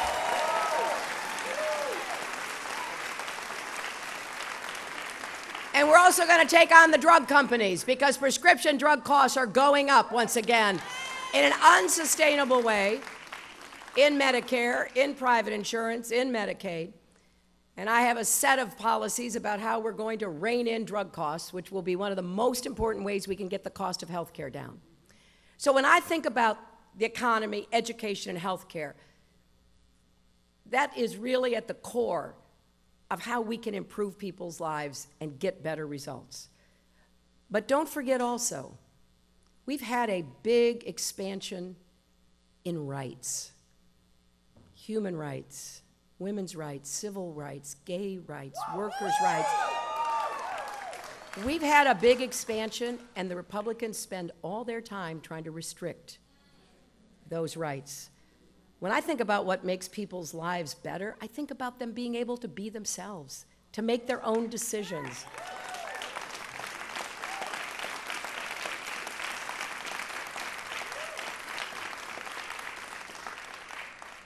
And we had an example of the difference yesterday, right?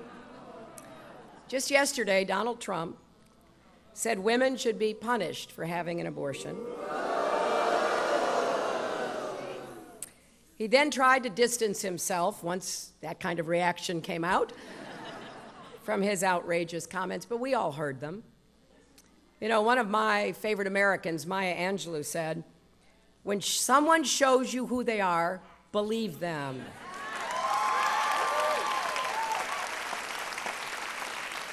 Donald Trump is showing us exactly who he is, and we should believe him. But let's remember this. All the Republican candidates want to make abortion illegal. If you make abortion a crime, then you make women and doctors criminals. I'm always struck by the fact that these Republicans all want limited government except when it comes to women's rights.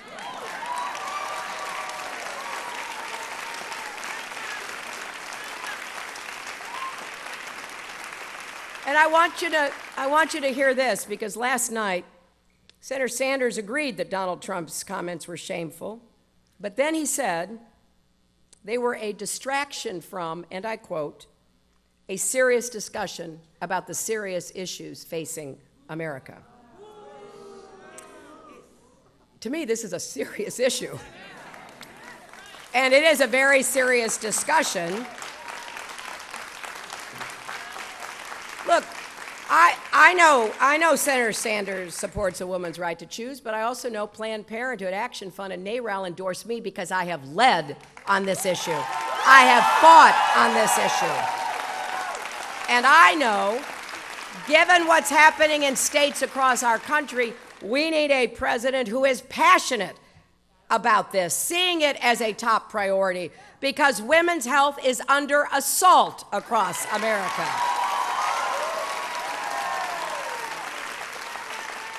This goes to the heart of the choices we can make. We deserve our economic empowerment. We deserve our ability to care for our health, to choose whether or when to have a family. This is a fundamental constitutional right, and we cannot think it is anything other but really serious, because for many young women today, it's almost hard to imagine turning the clock back, isn't it? But for those of us who have been around a little longer, we know what this means. And so we've got to defend all our rights. That is why I have defended Planned Parenthood against all of these partisan political assaults.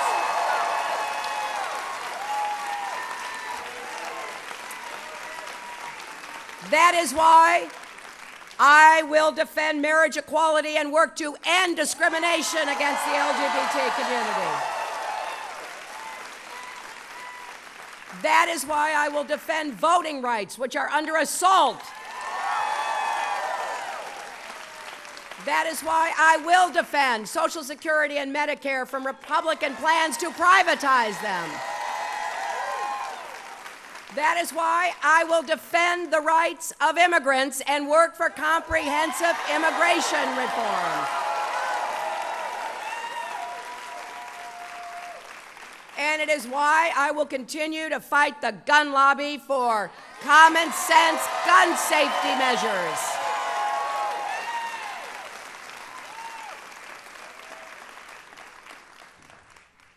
I think it's important that we in New York really understand what is at stake, because so much of what you're hearing is contrary to who we are as New Yorkers and Americans. Just think about what we hear on the Republican side. It is truly scary. And since the second test is, can the president keep us safe? I just want to pause and talk about why what you hear from the Republicans is not only offensive, which it is, it's dangerous. You know, when Donald Trump plays coy with white supremacists, when he says he wants to round up millions of immigrants and kick them out of a nation that was built by immigrants, when he says he wants to ban Muslims from a country that is founded on religious freedom, when Ted Cruz says he wants to racially profile Muslims and send police patrols into American Muslim neighborhoods, right? You got to ask yourself, do they not understand not just our values, which I think are pretty basic if you're running for president, but do they not understand what keeps us safe? And here's why.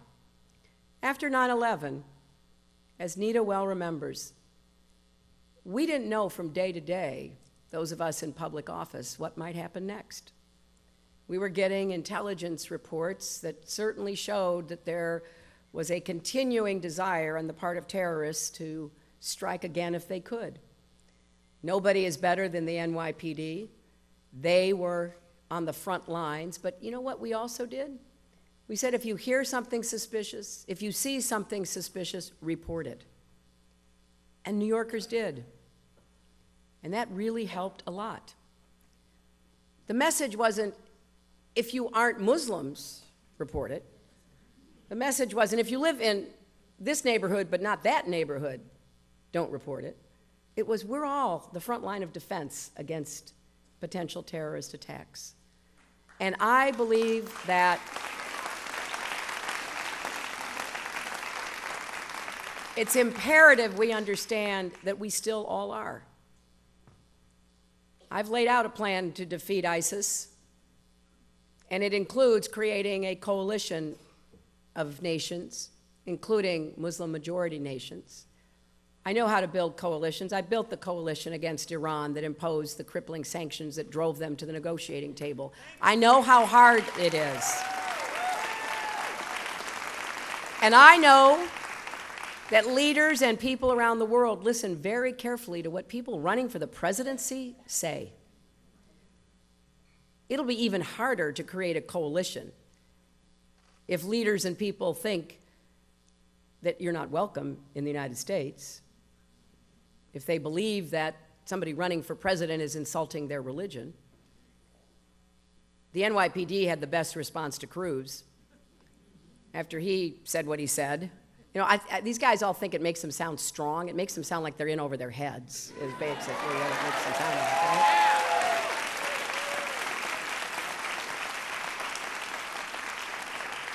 But the chief of the department said, well, what are we supposed to do with the 1,000 Muslim American police officers in the NYPD, right?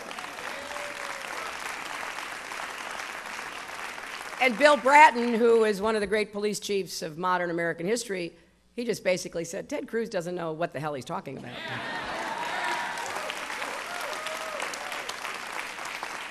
But voters need to hear that, because we will be safer if we are working together. We will be safer if we welcome everyone to be part of our first line of defense.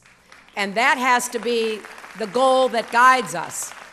And finally, the third test, can we unite our country against all of the forces trying to divide us? That may be the hardest test of all, because people won't listen to each other. People don't want to hear something they don't agree with. People want to point fingers, scapegoat, blame others. We've got to get over this. We've got to figure out how we're going to listen to each other, respect each other. That doesn't mean we're all going to agree. We are, after all, New Yorkers and Americans. We're not all going to agree. But it really goes to the heart of whether we're going to get things done in America, whether we're going to solve problems together, meet our challenges. And what I love about New Yorkers is we may not all look the same, we may not sound the same, we may not worship the same, but when it counts, we do pull together. And I will go anywhere, anytime to meet with anyone to find common ground. I will also stand my ground. But as First Lady, as a senator, as Secretary of State, I reached out constantly to see if there wasn't some way we could solve a problem. I was more interested in solving a problem than making a point. Because when it's all said and done, I want to be judged by whether or not we've moved forward together. And that's how you should judge anybody asking for your vote. So I hope that you will join this campaign. We've got a great campaign going here in Westchester County.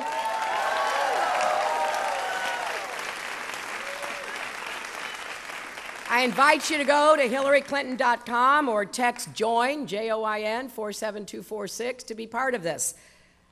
With your help, we will win the primary on April 19th.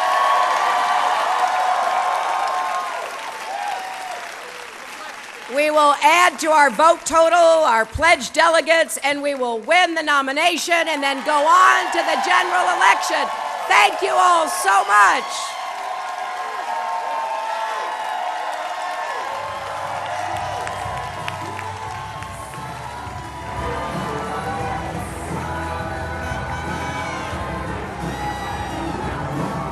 All right, everybody, welcome to the Fox 10 News Now stream, part of Fox10Phoenix.com. My name is Mike Page. Happy to be here with you guys on this Thursday.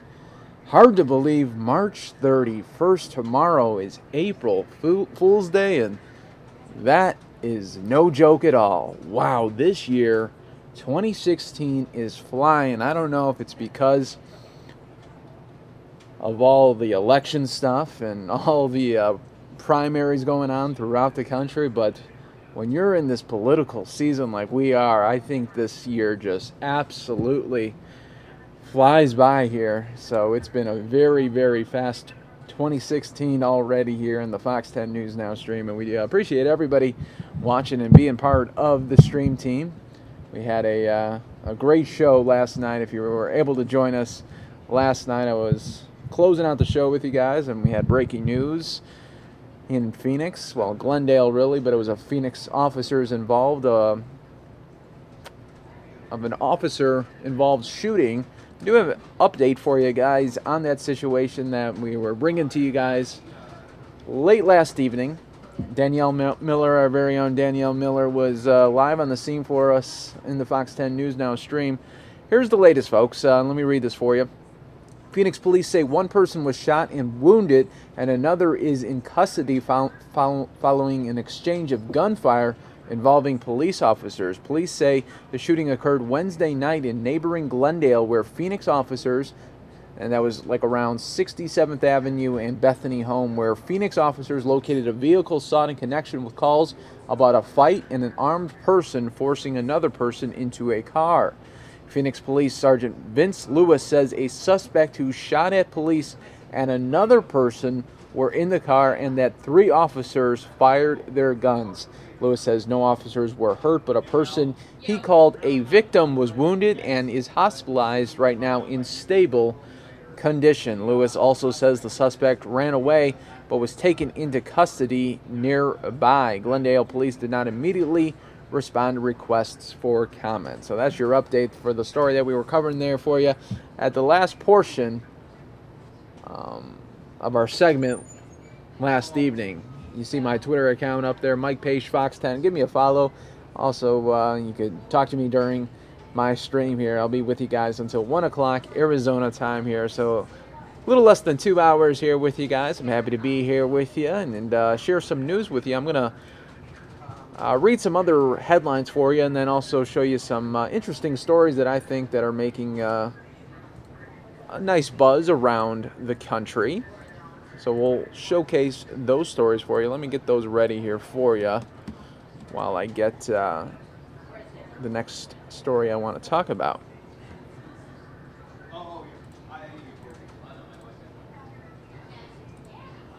All right, in Massachusetts, devices that authorities say looked like pipe bombs but were not explosive have been found hanging from power lines in Massachusetts. A special agent in charge of the Boston FBI division says the devices were found Wednesday when the fire department responded to a brush fire. Shaw says crews noticed the items and alerted the National Grid. The power company then alerted law enforcement. The special agent says multiple devices similar in structure to pipe bombs were found on the lines.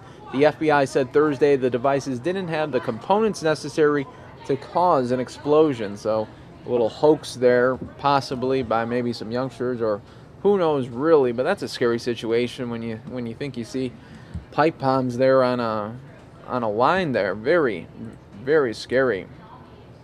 Let's get some other stories here loaded up for you.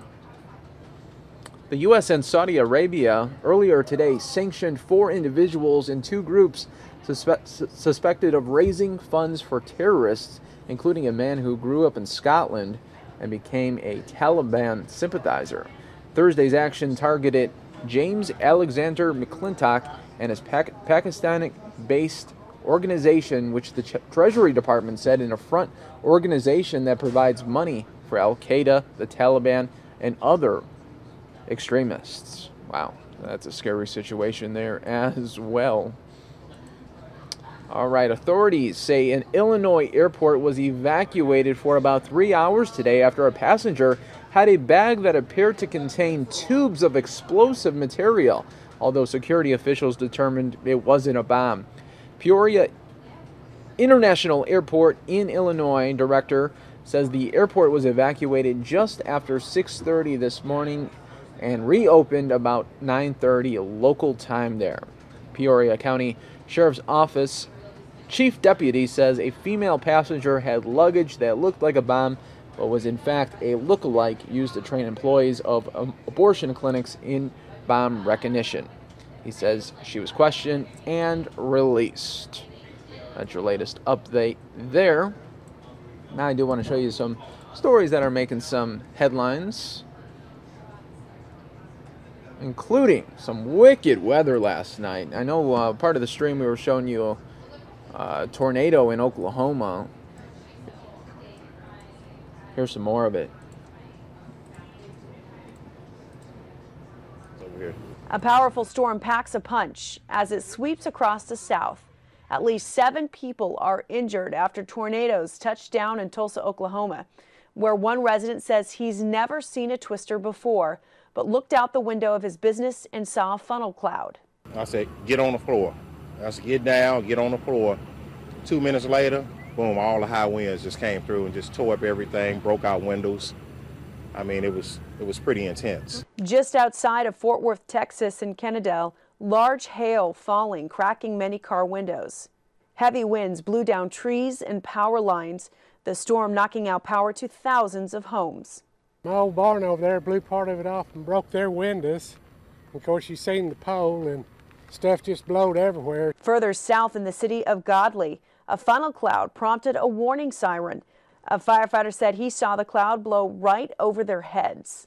As it was trying to form, we saw it about 5th Street, directly behind City Hall in that area, and that's when they activated the sirens. The storm also brought an intense hailstorm to El Dorado, Kansas, outside of Wichita. One homeowner said the storm was so strong it shook his house. It went from sounded like quarters on the roof to about golf ball size hail. It sounded like basically like a hurricane was outside the front door. Now the storm is moving further east, with Georgia bracing for several inches of rain. In New York, Jackie Ibanez, Fox News. All right there. Very, very scary situation there in Tulsa last night. And while we were watching those images last night, if you were part of the stream, it was just something, because it's always scary when there's a tornado and there's darkness then, because, well, you really can't even see it until it's probably too late, especially if you're in a car there. I did spend some time in my career in the Oklahoma area. I was first job was in Joplin, Missouri, the 4-state region there with Joplin, Kansas, Arkansas, and Oklahoma. And I can tell you that those storms, those spring and summer storms, big punch they throw. It is quite the punch those spring and summer storms do have. And fortunately, I left about 6 months before the Joplin tornado, if you remember that, 2011, where it killed, more than 150 people and damaged so much property, billions in damage. I was lucky to get out of there, but as you can imagine, that was a sad sight to see, as I was able to recognize a lot of the places that weren't there anymore. So that was kind of sad to see, but I'm glad to see that they are rebuilding there, and I was just really fortunate that I was not in the path of that tornado, because if I was still living there, my whole apartment complex was wiped out. Totally wiped out, and about 6 people in that complex did die. So a very, very sad situation there, but like I said earlier, I'm fortunate that I did leave before that tornado came. So I was removed about 6 months, and I really thank the powers that be upstairs that I wasn't there for that horrible storm, because I might not be here. So that was a really wake-up call when you think about that, and I just had that memory jogged when I saw the damage there in Tulsa, as we were watching it live right here on the Fox 10 News Now stream yesterday. We even had a storm chaser point of view too, so that's why I always tell people, subscribe, hit the subscribe button for News Now. That way you can always be alerted when we do have breaking news. Lately we have been having a lot of police chases too, so those are always the funnest to watch here on the stream. I know that gets a lot of people to watch, but if you hit that subscribe button for News Now, you're going to always be part of all the breaking news action and be alerted when we do have breaking news, not only here in Arizona, but all around the country, as we do cover those big stories that happen. Another big story talking about Donald Trump and his abortion comments. I have the story here for you. Be punished. The comments coming during a tense town hall forum on MSNBC with host Chris Matthews. Donald Trump answering a hypothetical question: what to do if abortion becomes illegal in the United States and a woman has the procedure? The answer is that there has to be some form of punishment. For the woman? Yeah, there has to be some form. Less than 3 hours later, with criticism flooding in, the Trump campaign issuing a statement looking to revise the remarks, striking a much different tone, saying it's the doctor who should be, quote, held legally responsible, not the woman. The woman is a victim in this case, as is the life in her womb. New Jersey Governor and Trump supporter Chris Christie defending the New York businessman on his radio show. But people misspeak all the time, and, you can't...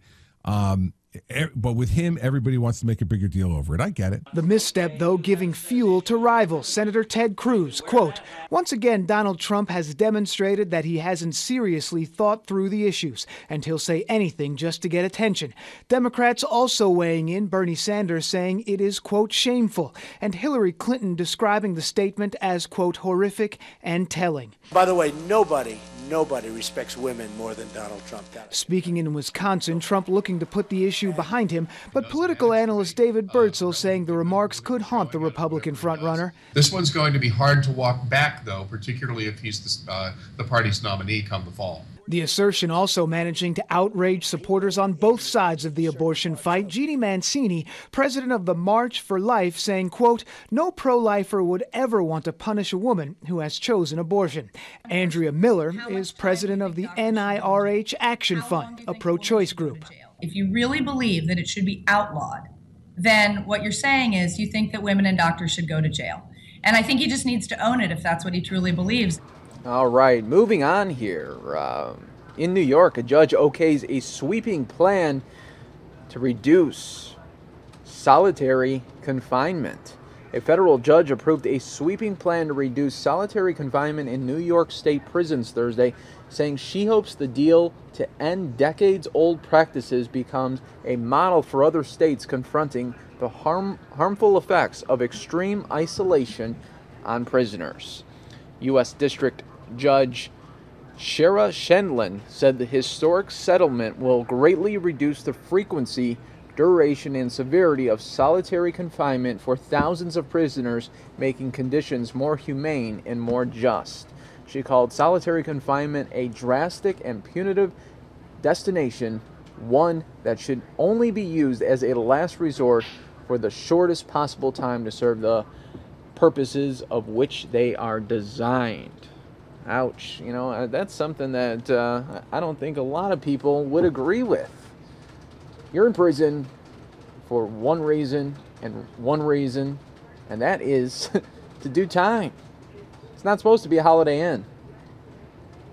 And to think that now we are getting to the point where, we're getting scared of solitary confinement. I think that is, wow. I think that's a scary proposition going forward for every state to consider that. I mean, that should be something that is used to really scare someone to say, hey, I don't really want to go to prison because I don't want to do solitary confinement.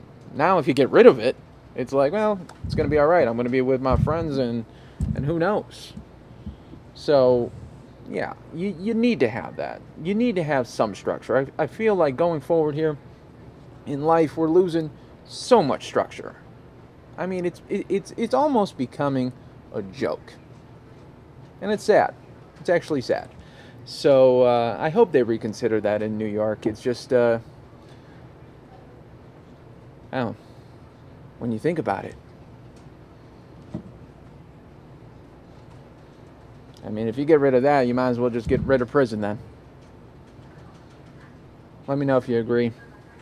We'll be talking about a little bit later in the show. I do have some other stories to show you. Wow. That just got me all bothered, didn't it? Dramatic video just released by the Seminole County Sheriff Donald Esslinger. You give me one of them.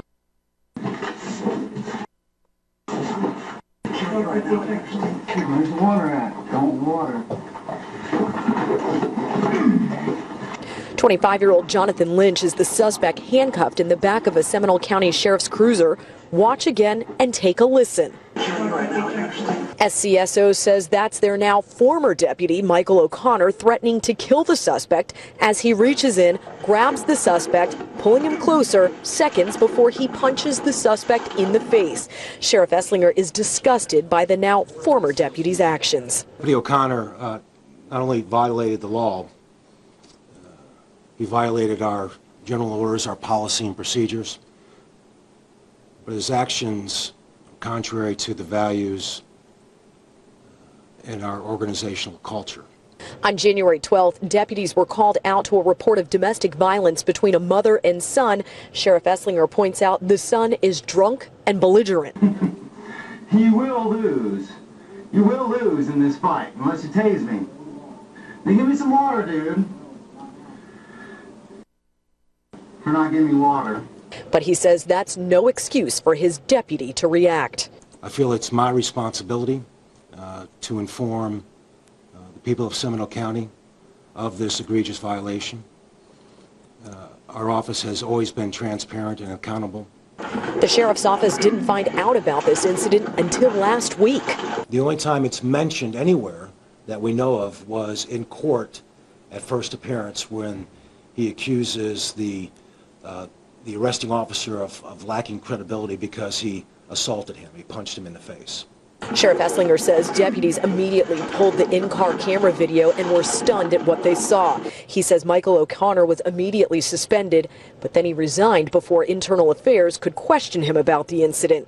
The sheriff points out that after he says O'Connor punched Lynch in the face, minutes later, the deputy gives him water. Oh my God, you brought me water. Oh my God, you were... All right, there you go. That was the latest on that story. I got a nice story now to share with you on the Fox 10 News Now stream. A Kansas police officer receives a thank you letter. You're going to like this. Officers who have worked here for 20 plus years were out to lunch last week when they experienced something for the first time in their career. We're human too. We like to feel the love just like everybody else does. Officer Rance Quinn hadn't been feeling a whole lot of love, working in tense environments day in and day out with people who are rarely happy to see him. It just seems like there's a lot of anti-police type of activity going on. It kind of makes us feel like, I know we're unwanted, however, it kind of makes us feel like we're underappreciated. But last week, that all changed. Officer Quinn and his coworker were on their lunch break when a teenage girl approached their table. She laid the napkin kind of nonchalant on the table, kind of looked at us and kept on walking. They looked down and saw the message, short and sweet. It read, "Thanks for keeping us safe." And by the time I was able to look over my shoulder, they were already kind of walking out, and I was able to give the girl a thumbs up, and she smiled. Officer Quinn wishes he could have said more to the teen, a small gesture that made a big impact. Officer Quinn now carries the napkin in his pocket. I've carried it with me ever since. So on the days he feels like giving up. It's a good reminder. When Officer Quinn and his partner tried to pay for their lunch, the waitress told him the teen girl already did. And even though Officer Quinn couldn't tell her this in person, he hopes she hears it tonight. The message that you gave us that day was very powerful to us, and don't ever change who you are, and keep that with you through the rest of your life. After seeing this gesture, another family approached the officers after their lunch and offered them a gift card. The officers then took that gift card and gave it to a family in need in this community. Megan Briley, Fox 4 News, working for you in KCK. All right. Wow, what a great story that was. Really, it just shows you what a letter can do, especially a thank you letter. So much now. We don't write things anymore. We don't write to people. It's an email or it's a text message. We don't even really talk to people anymore. I mean, when's the last time that you actually called some of your friends up and just said, hey, how are you doing? It's always a text message now, and it's kind of, it's not personal. And I think technology like that is, they said it was supposed to connect us more, but I think it's actually separating us more when you think about it, when you're looking at, like Facebook, and people are talking more on Facebook in the messages or sending, people text messages more than ever. But when's the last time you actually called someone? Say, hey, how are you doing? Was thinking about you. Just wanted to call you and say that hope everything's going all right. I don't think people do that too much anymore, and the technology was supposed to help bring us together, but now people are just using that, like Facebook messaging or text messaging, as their only really place to communicate instead of calling each other up and having a conversation on the phone. And that's why I think a lot of people, especially the younger millennials, where you're going to see in about 5 to 10 years, you're going to see now, they're going to have deep issues with communication, with talking to people face to face. I'm already seeing it now when you talk to people, and a lot of the times they cannot even give you eye contact. Like, they're nervous. They're like, oh my God, there's someone actually in front of me, and I got to talk to them. I can't text them. I can't email them. I can't Facebook message them. I have to actually talk to them. And that's when they start getting a little shifty in the eyes. They're kind of like, yeah, hi, how are you? It's like very robotic, and it's actually scary. I mean, this technology is supposed to bring us together, but I think it's actually turning people into zombies. Think about that. Think about that message right here on the Fox 10 News Now stream, part of fox10phoenix.com. Let me know what you think. I'll put up my, I'm going to put up my name there on Twitter, at Mike Page, Fox 10. I know it's very funny that we're using Twitter to communicate right now, but I think I want to know what you think with that. With communication levels, I think it's just going to keep going down. And the quality of conversations is already dismal to begin with. Look at your text messages. Look at your emails. There's no really depth in those conversations. There's no warmth. It's a robot. It's a zombie that's talking to you. It's kind of creepy. So this is my challenge to you this weekend. The amount of people that you text in a weekend, go over it. Maybe it's 4, maybe it's 5.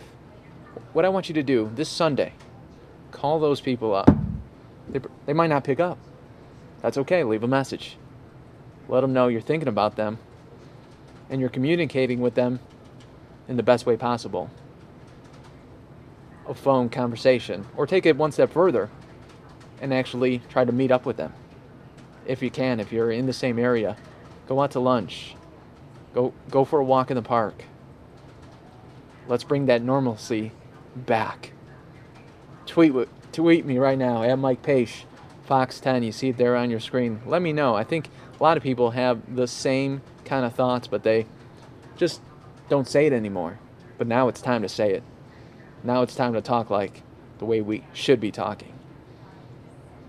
Let's get those zombies out of here, and let's bring back regular people and the real conversations with depth and with warmth. Let me know what you guys think. Tweet me at Mike Page Fox 10, and maybe we could have a real conversation one day. Just had to throw that rant out there, everybody.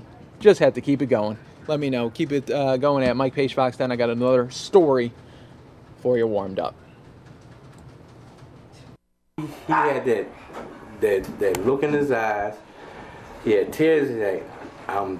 I want to kill myself. This is it. I want to kill myself. Leave me alone. Words Calvin Wilson says he won't forget, nor will he forget what he saw on the Broad Street Line platform this morning. She was hysterical. She was hollering. She was screaming, talking about save him. You know, please save him. Don't let him kill himself. This is SEPTA surveillance video showing a man sitting on the platform of the Broad and Ray station. Police say first he texts his family and tells them he's going to jump onto the tracks in front of a train. We'll fast forward. You see his wife appear, and then a struggle ensues. Calvin Wilson was watching from the northbound platform. They started wrestling, and he had fell halfway down on the track on the platform. I said, wait a minute, they're not playing. Calvin, a military veteran who served several tours overseas while in the Navy, says he couldn't stand there any longer. I ran over there. I had to wrestle with him, and I was trying to talk to him while I was wrestling with him, telling him it's not worth it. Whatever's going on in your life, come on, talk to me. Watch as they struggle back and forth near the tracks until Calvin says he was able to get a good grip and pin down the man until police and paramedics got there. Then a touching moment between Calvin and the man's wife.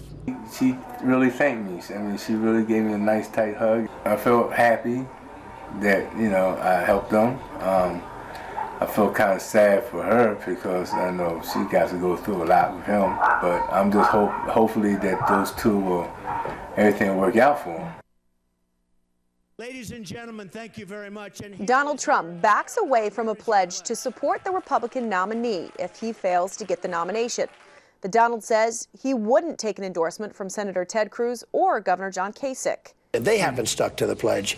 I don't want an endorsement from somebody that doesn't feel like, oh, I love Trump. If he wins, he's going to be the guy. Cruz and Kasich are now turning against the pledge as well, with Kasich saying they shouldn't have ever taken the pledge. Well, I don't know what I'm going to do yet, and honestly, I don't think he's going to be the nominee, and I'm going to tell you why. Because nobody's going to have enough delegates to go to the convention. On the Democratic side, Senator Bernie Sanders is making a comeback in the primaries and is now pushing for debate in New York with Hillary Clinton ahead of that state's primary. If the Democratic Party wants a strong candidate that will defeat Trump or some other Republican and beat them badly, I think I am the candidate. The Clinton campaign is now in panic mode, trying to fend off more losses after Sanders picked up big wins in several states.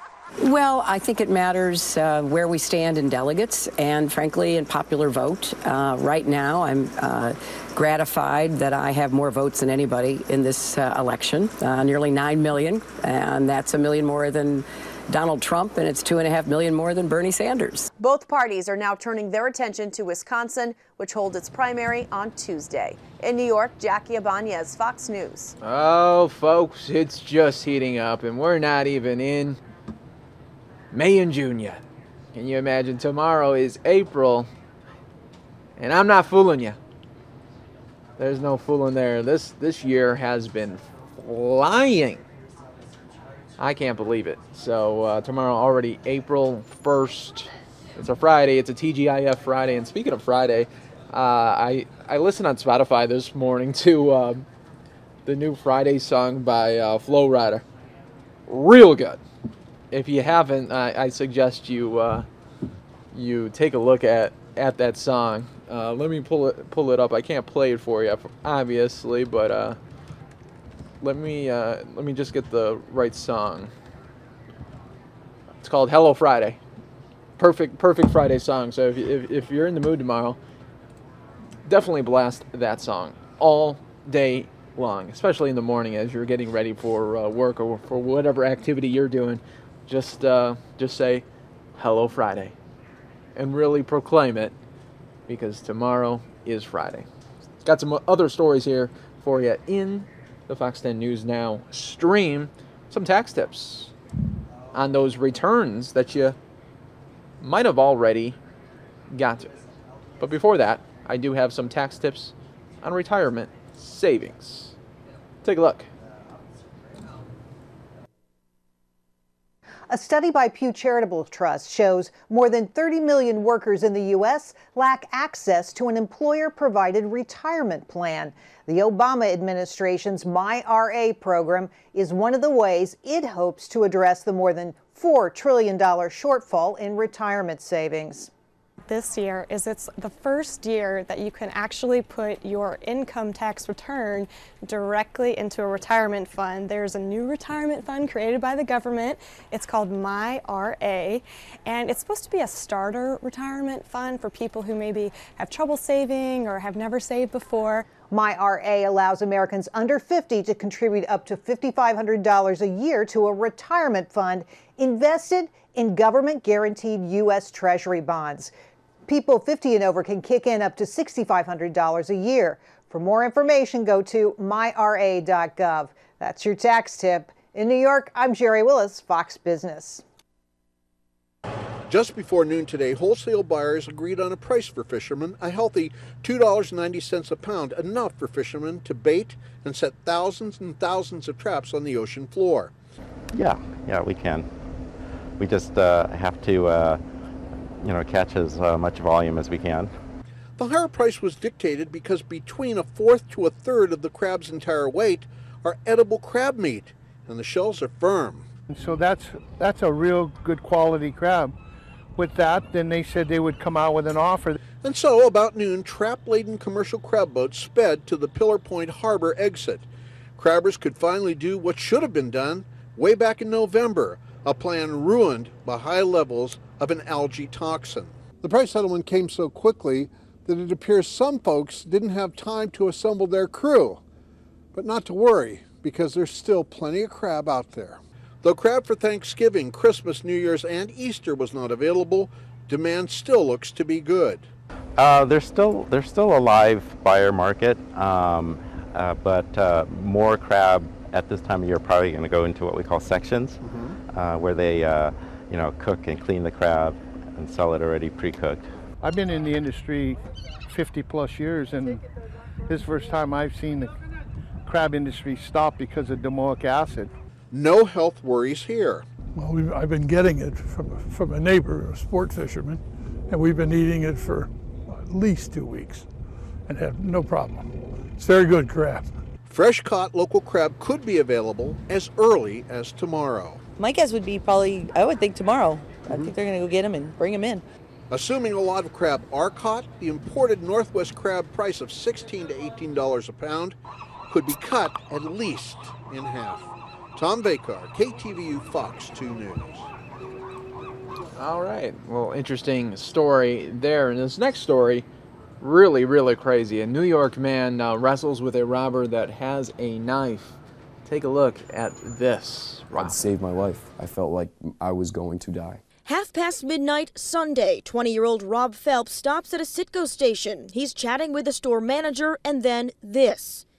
A man with a large knife grabs him from behind, demanding money from the clerk. He was holding it like this, and the tip of the knife was just right between my eyes. And at that moment, it was so quick, it was like, do it, don't do it. If I don't do anything, I'm going to die. At this moment, he makes a split decision to fight back, and fight he does with all his strength. I wrestled him, I threw him against the shelves, and I kept a stiff arm just to make sure that none of that knife was coming near me. Meanwhile, the manager, Amar Asalati, who was about to hand over the money, is in disbelief when his longtime customer takes on the man with the knife. I tried to tell him, okay, I will give you what you want. But Rob hold his hand and just tell me, Amar, please help me. I do it like maybe I will die. I don't know. I can't explain my feeling that time. Working together, the pair managed to push the man out the door and call police. Phelps still can't put it into words why he reacted the way he did. Normally, people don't do that when they're in a situation like that with a gun to their head or a knife or anything. They say they'll give you what they got, you know, and that's not how I felt. As he waits, hopeful that this man will be caught, his life, he says, will never be the same again. Appreciate life because, like, literally for no reason it could have been gone. Wow, that is a great quote there to end it. Incredible images there that we saw. And what a hero that young man is, and wow, really stepping up. And kind of a scary situation as well. That just goes to show you when that adrenaline does kick in, you don't know what's going to happen and how it's going to overtake you. But really powerful images there that we were able to see by that hero there in New York. So I think that shop owner is going to be very happy to maybe buy him some stuff as well from the store. Maybe he'll have a nice credit line there and won't have to worry about paying much after he was able to wrestle down that robber. All right, next story here is very interesting as well. Coming out of Michigan, Detroit schools fraud scheme. Take a look at this. I'm frustrated, angry, and I'm pissed off.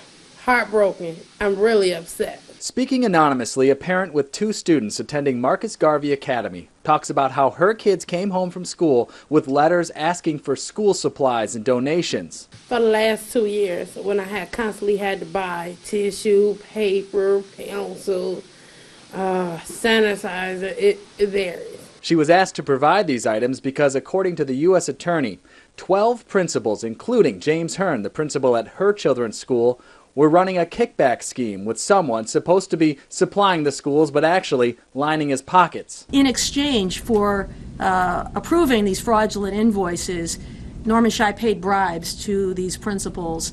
The total amount of the bribes that he paid varied for each of the individual principals, but the total was $900,000. Over the course of a 2-year investigation, it's alleged a total of $2.7 million was changing hands. Very little of that money was actually reaching the kids. Just think what it's doing to the kids emotionally, and you know what's going to happen when they go back to school. They're not going to know what to do or how to act. And now the district is once again left with the task of rebuilding a broken trust. I don't think they will ever be able to. Never. It's just sad. Hartford 911 location of your emergency. The City of Hartford's 911 dispatch center is a state-of-the-art facility with operators who undergo vigorous training and are prepared for issues that come in all shapes and sizes. Hartford 911 location of your emergency. Hi, I just have a question. If I order a pizza and they don't want to give me my money back, can you guys do something? Even those that come with the wrong toppings. I order a small pizza, half cheese and half bacon, and they bring me half hamburger. Hartford police say a few weeks ago, a woman identifying herself as Ashley dialed 911 in a fit of digestive distress. So I called them back, and they don't want to give my money back. They keep hanging on me. Okay, yeah, that's not a police matter, ma'am. The suspect pie came from Empire Pizza on New Britain Avenue. Neither they nor Ashley wished to talk on camera about why the bacon wasn't brought home. Empire did say Ashley did eat half the pizza and demanded her money back, plus another pizza. Meanwhile, Hartford police say the call tied up valuable resources, and people need to think with their heads rather than their stomachs. In an actual emergency situation, we do ask that they take note and use this as a learning opportunity. This is not the type of thing that we need people calling 911 for. Last year, Hartford dispatchers answered about 160,000 emergency calls, amounting to roughly 400 calls each day. Many of the calls are life-threatening, but you can imagine how stressful it gets when we field a call that obviously isn't life-threatening and something that's actually very minor. It does get very frustrating for the dispatchers, but they do handle each call professionally. You'll have to work that out with the pizza shop. So you cannot even call them or something? No, we can't call the pizza shop. In the meantime, city officials hope this incident serves as a reminder to neighbors that 911 dispatchers are trained to handle real emergencies. not customer complaints. Typically what we say is that if there's any threat to somebody's life or All right, everybody, we are now going to breaking news here in Arizona in Phoenix near 23rd and Van Buren. Reports of a fire, Skyfox up in the air. Right now we don't see any action. Let's see as Skyfox does zoom in here on the scene. 23rd and Van Buren. Now we do see the fire department and they are, looks like, working on a structure here. And we do see some damage on the roof. So, fire department was already, it looks like they were able to knock this down very fast. You guys are watching Fox 10 News Now, part of fox10phoenix.com, just showing you when news does break, we bring it right to you on your mobile device, tablet, desktop, whatever you want.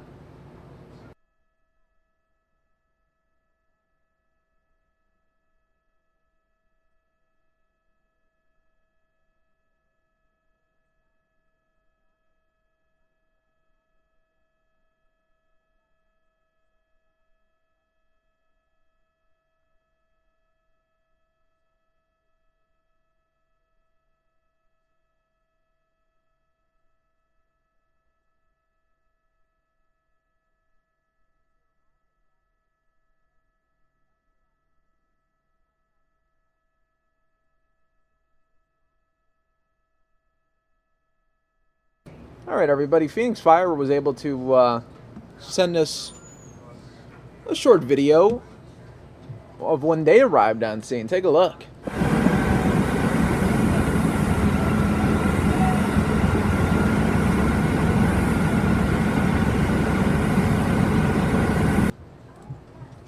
All right, so that was just moments ago. You were able to see that. Skyfox up in the air, 23rd and Van Buren. They were able to knock this down very, very fast. You could see some damage to the roof there with some smoke damage. But very fast response and very fast for them to knock this down. 23rd Street and Van Buren. You are watching the Fox 10 News Now stream.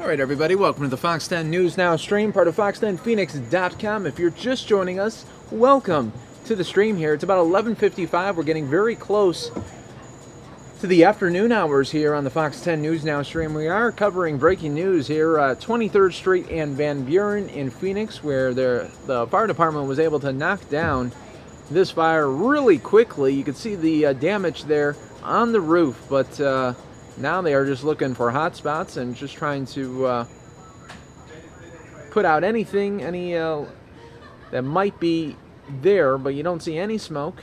Skyfox up in the air, showing you the scene here, showing you that the street's blocked off. You guys are watching Fox 10 News Now.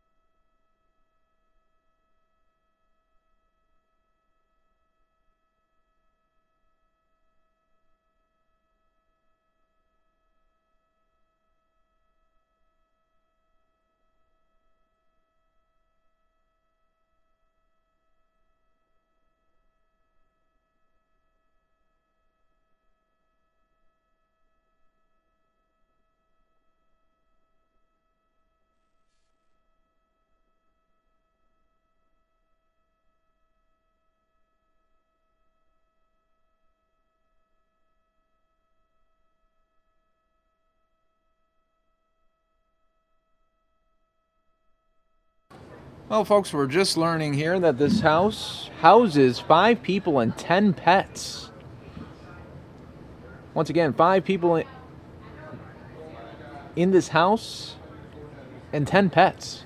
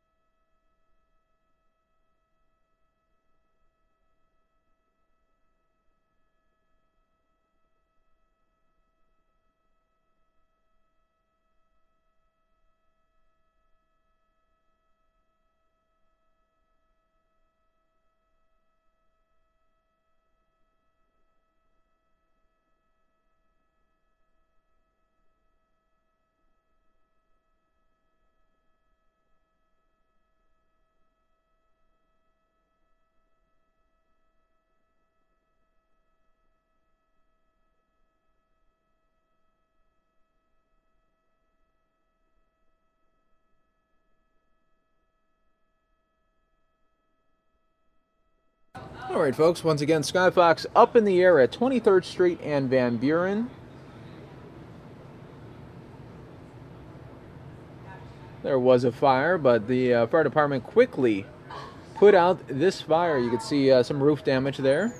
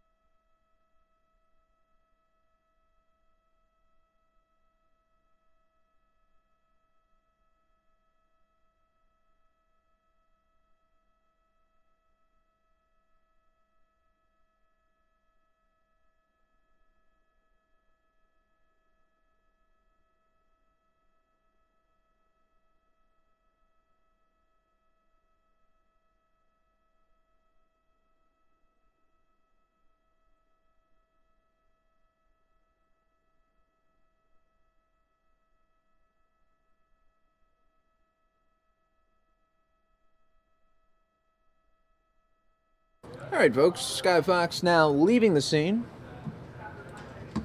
We were able to bring that to you live right here on the Fox 10 News Now stream.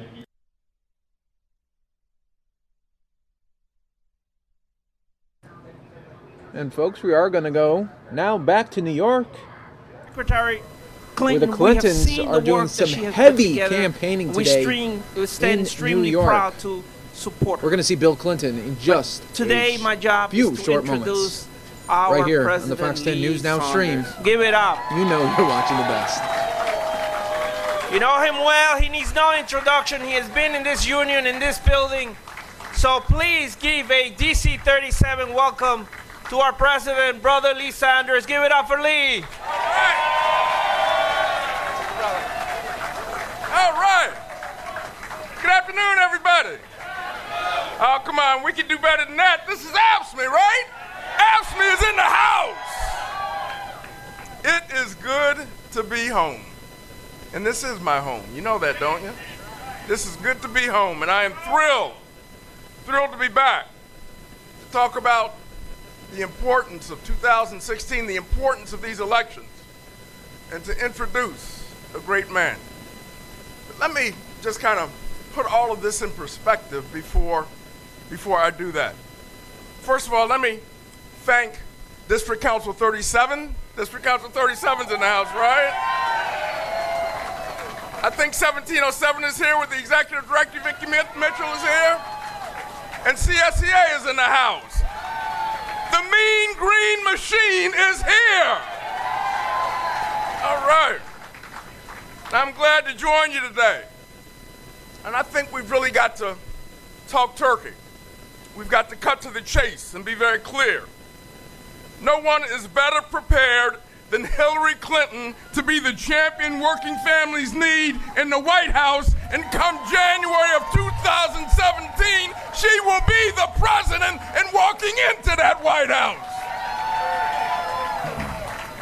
And I want to share with you why we stand in support of Hillary Clinton. You know, before she was Secretary of State, she was a senator of this great state. As a matter of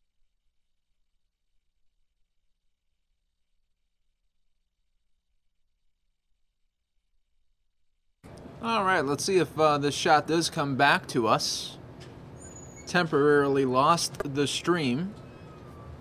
We'll see if we get that shot back up here. We'll stick with it for just... Here it is. Her history of service to working men and women, not only in New York City, not only across this state, but across the country.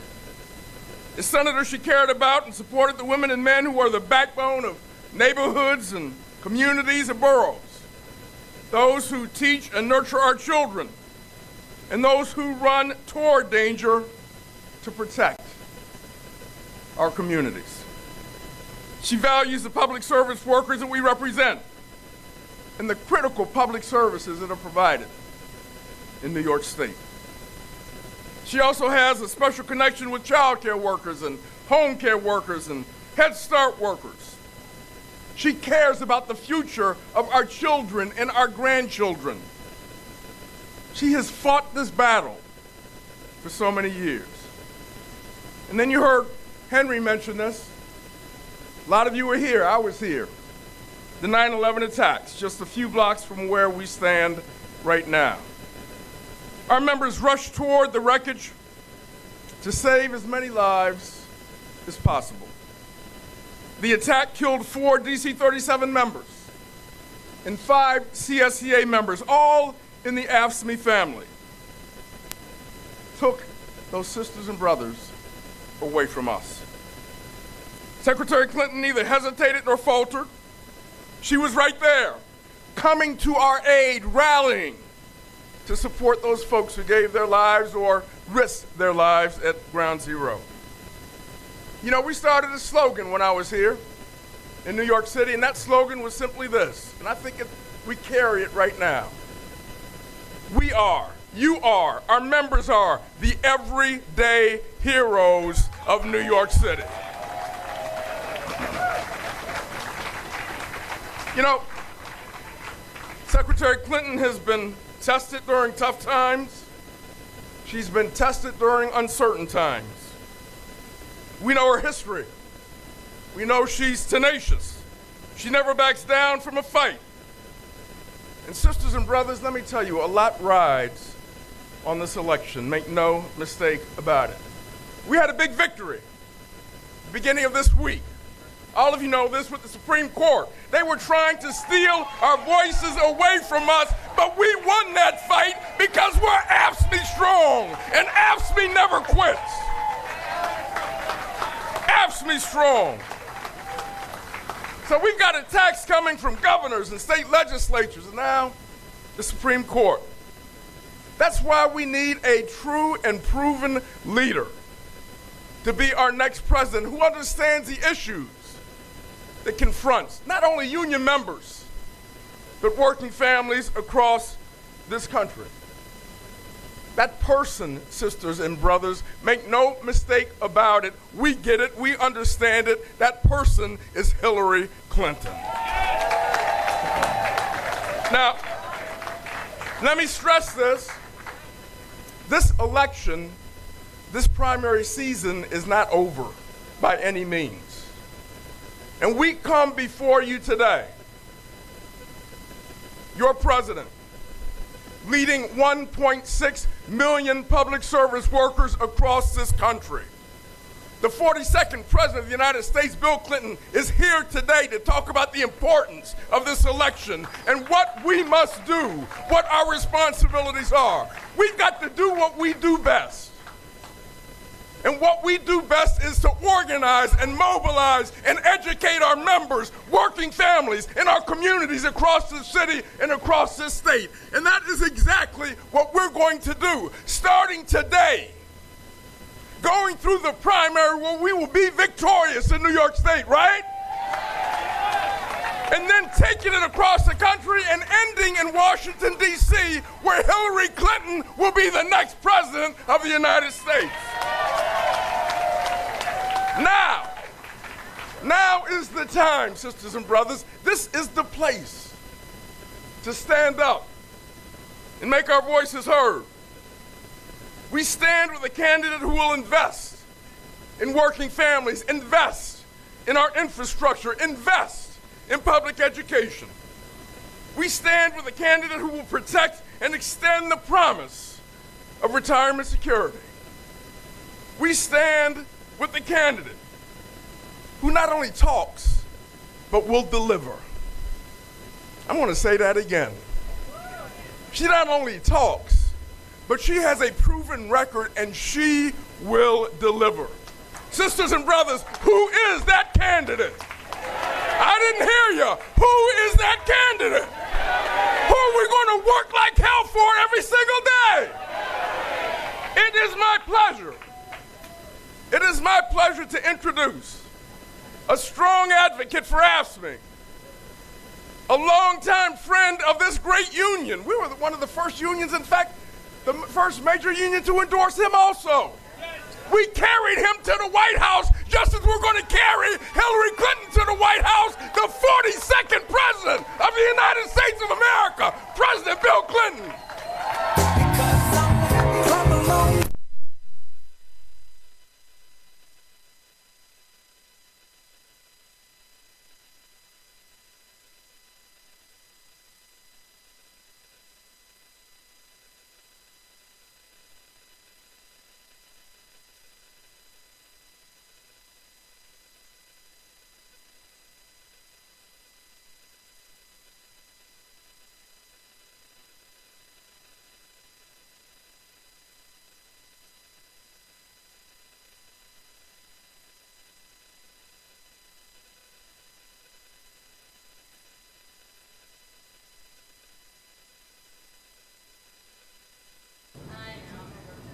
All right, folks, we're waiting for them to jack up their audio again. Let's see if they do.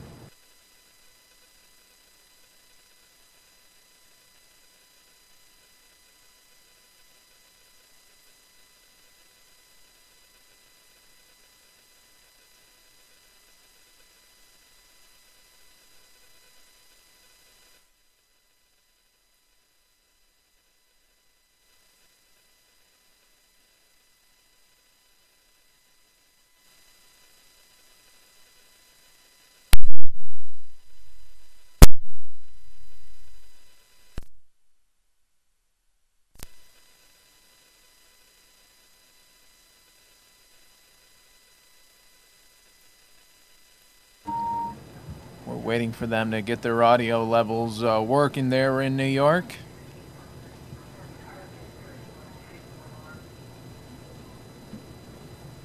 And an AFSCME member when I was a governor.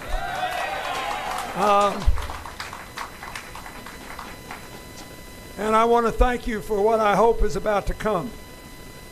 Because make no mistake about it, this New York primary, like all elections in New York, is a dogfight and is also important for the future of this nominating process because all the other elections will echo off of it in some way.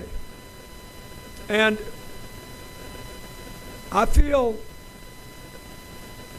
so strongly about this because I don't think a week's gone by since Hillary left the Senate to become Secretary of State that she hasn't said to me how much she loved being a senator from New York. how much it meant to her, how much all of you meant to her, how much the work she did to help rebuild the city both physically and spiritually and humanly after 9/11.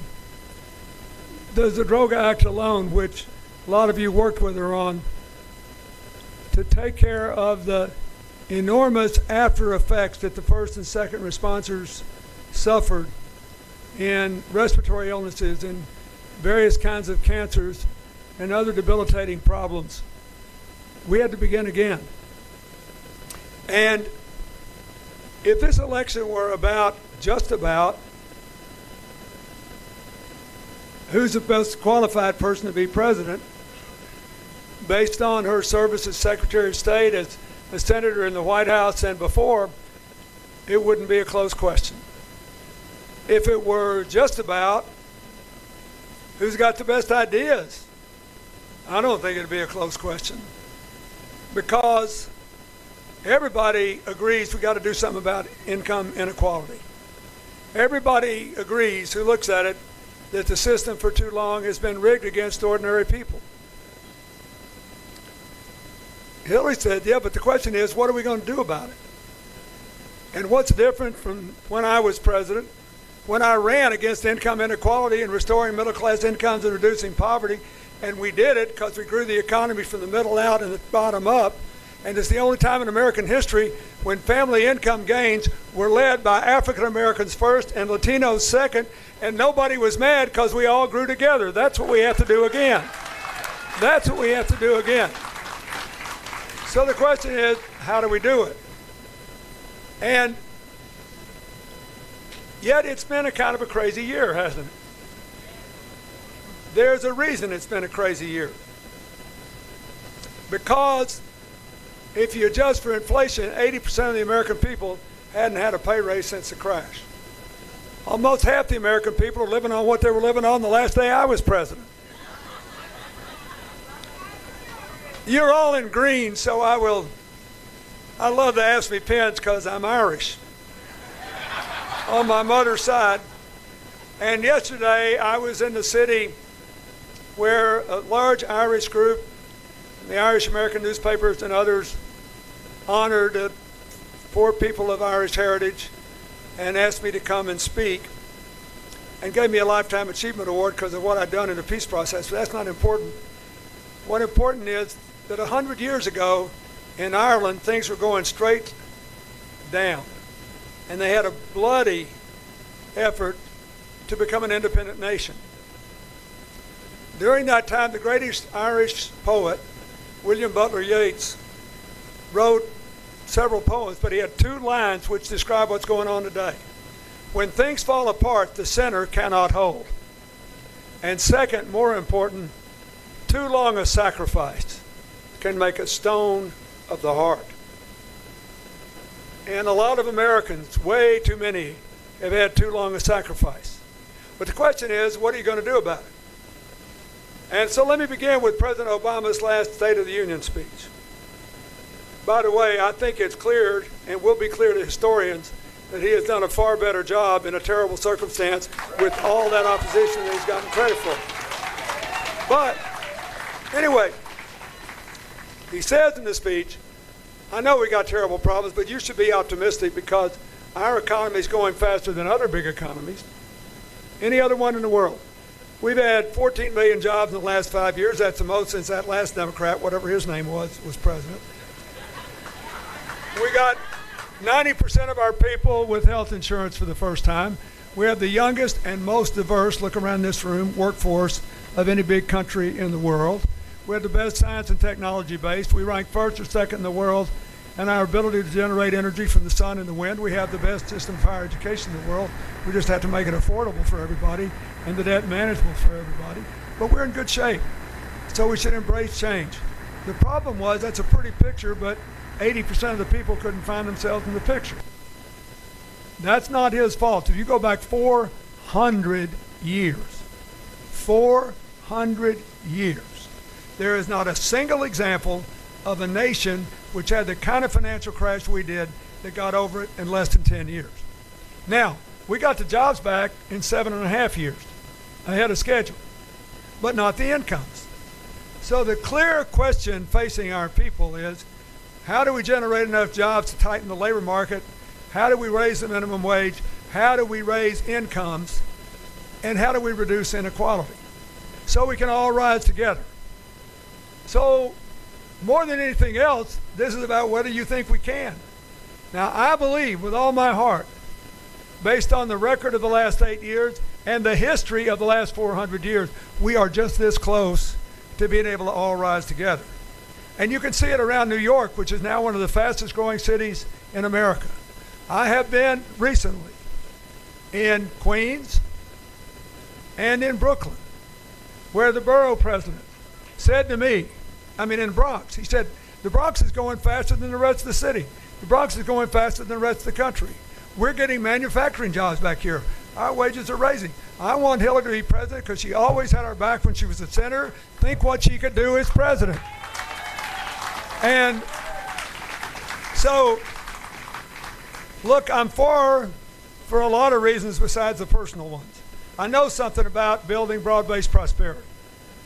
In my mind, there is no question that her commitment to a big increase in infrastructure, which includes not just roads and bridges and ports and airports, although I do want to thank AFSCME for being among the public employee unions that contributed to the largest private infrastructure fund in America to put the private unions in business working to rebuild America, including 15,000 jobs at the LaGuardia Airport.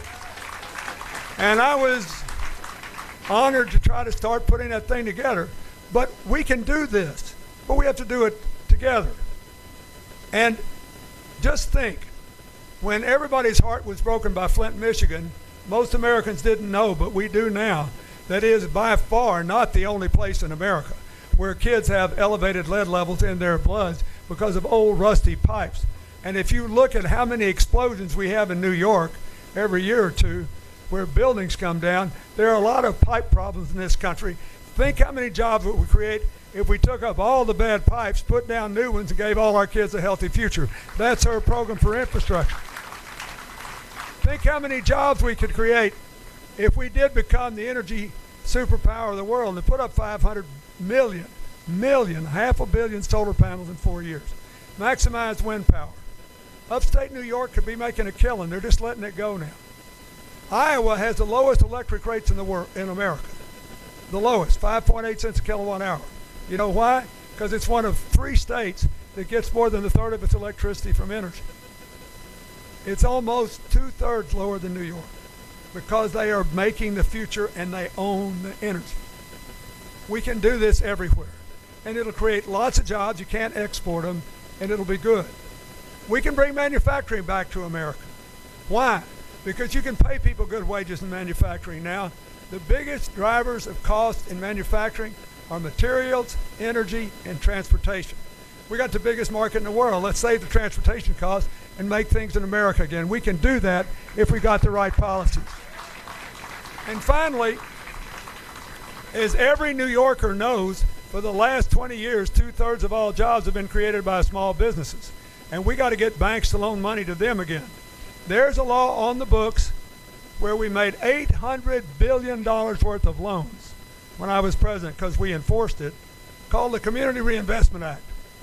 It says, I don't care how big you are, if you take deposits in any neighborhood in America, you have to make loans there. And as a result of that, plus the fact that we had twice as many loans to minorities and women by the SBA, the Small Business Administration, in my 8 years as in the previous 40, we had rapid growth of small business, and we all rose together. We can do that again, and she will make sure we do. Look, the Dodd-Frank law, so much dispute in this election has been about Wall Street and whether it's the cause of all of our problems. It did contribute to crashing the American economy, but the worst companies went broke and vanished.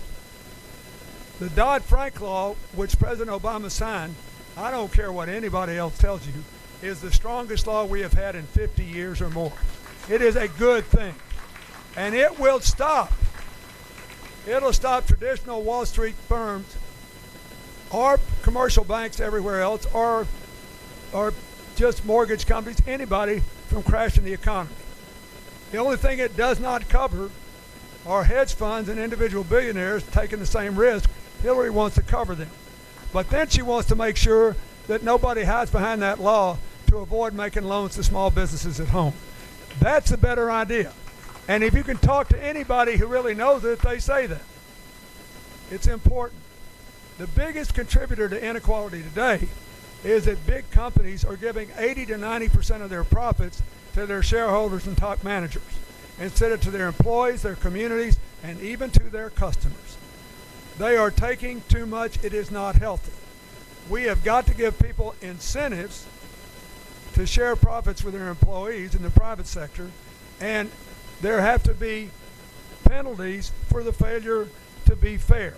So if you want to, like, leave this country after you've taken tax benefits, as Johnson Controls did when we bailed out the auto industry, Hillary said you ought to have to give the benefits back and pay an exit tax, and we'll put that money into raising pay for the people behind.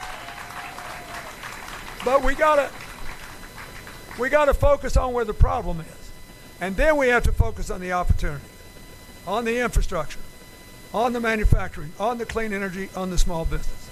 And finally, we got to take down the barriers that keep everybody from participating. And what are they? There are a lot of, we need equal pay, paid family leave, affordable child care, but paid leave would help a lot of you who care for elderly people, for people with Alzheimer's, for people with other problems, for parents that have children with autistic conditions. There are only 7 countries in the whole world that don't have paid family leave. When I was president, we were never out of the top 10 nations in the participation of women in the workforce. Now, I love AFSCME because, as you can see, women are at least equally represented here. But you need to know that in a world outside where people don't have good wages, good benefits, and people fighting for them, the United States does not rank in the top 20 anymore in the percentage of women in the workforce. And if we had paid leave, if we had affordable child care, and if we had equal pay, we would grow this economy like crazy because we'd all be contributing to the growth. It's very important. We need immigration reform. There are people in this room that were born everywhere. And yet there are still 16 million Americans in this country who either are undocumented and uncertain about their future or in families that are, so that their families could be broken up.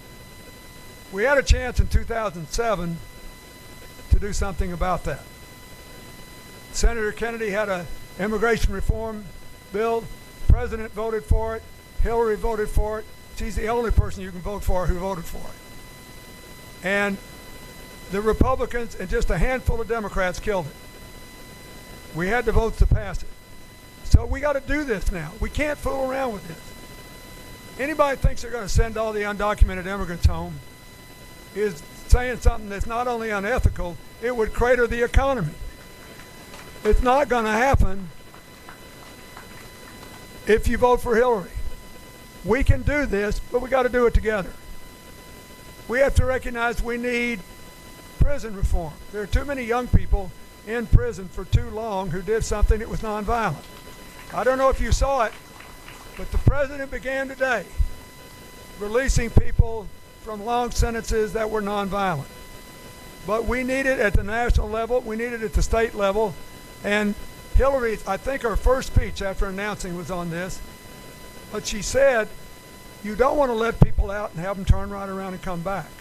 There is almost a 0 repeater rate among people who get educated in prison.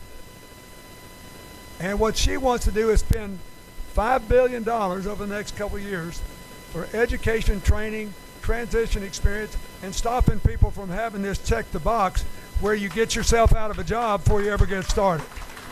So we can rise again, together. We need police reform, as we've seen from all these videos, but we also need the police. And if you looked at what happened in San Bernardino, when those police officers time after time after time risked their lives in a hail of bullets to save people without regard to their race or their religion. We need police that look like the communities they're policing, that walk the streets, that feel comfortable with people, that resolve disputes at the local level. And that's important. All these things are barriers to our rising together. The Supreme Court has been a barrier to our rising together. We all know it. The Voting Rights Act was a disgrace and led to all these efforts to restrict the franchise all over America. The Citizens United case was terrible for America. It said billionaires and minimum wage workers are equal citizens under the law with free speech. That includes their money. Therefore, a billionaire and a minimum wage worker can spend everything they want on politics. I used to teach constitutional law. If I had given that problem and gotten that answer, the student would have failed. And now we got a Supreme Court that voted 5-4 to do that. Who ever heard of that? That's why I was so relieved, and so were you, that you won that case this week. But look, that just emphasizes how important it was.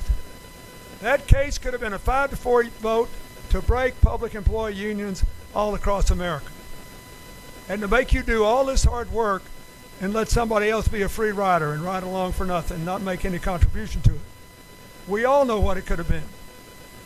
If you believe we should have shared prosperity, if you believe we should have an inclusive community, we have to have shared responsibilities.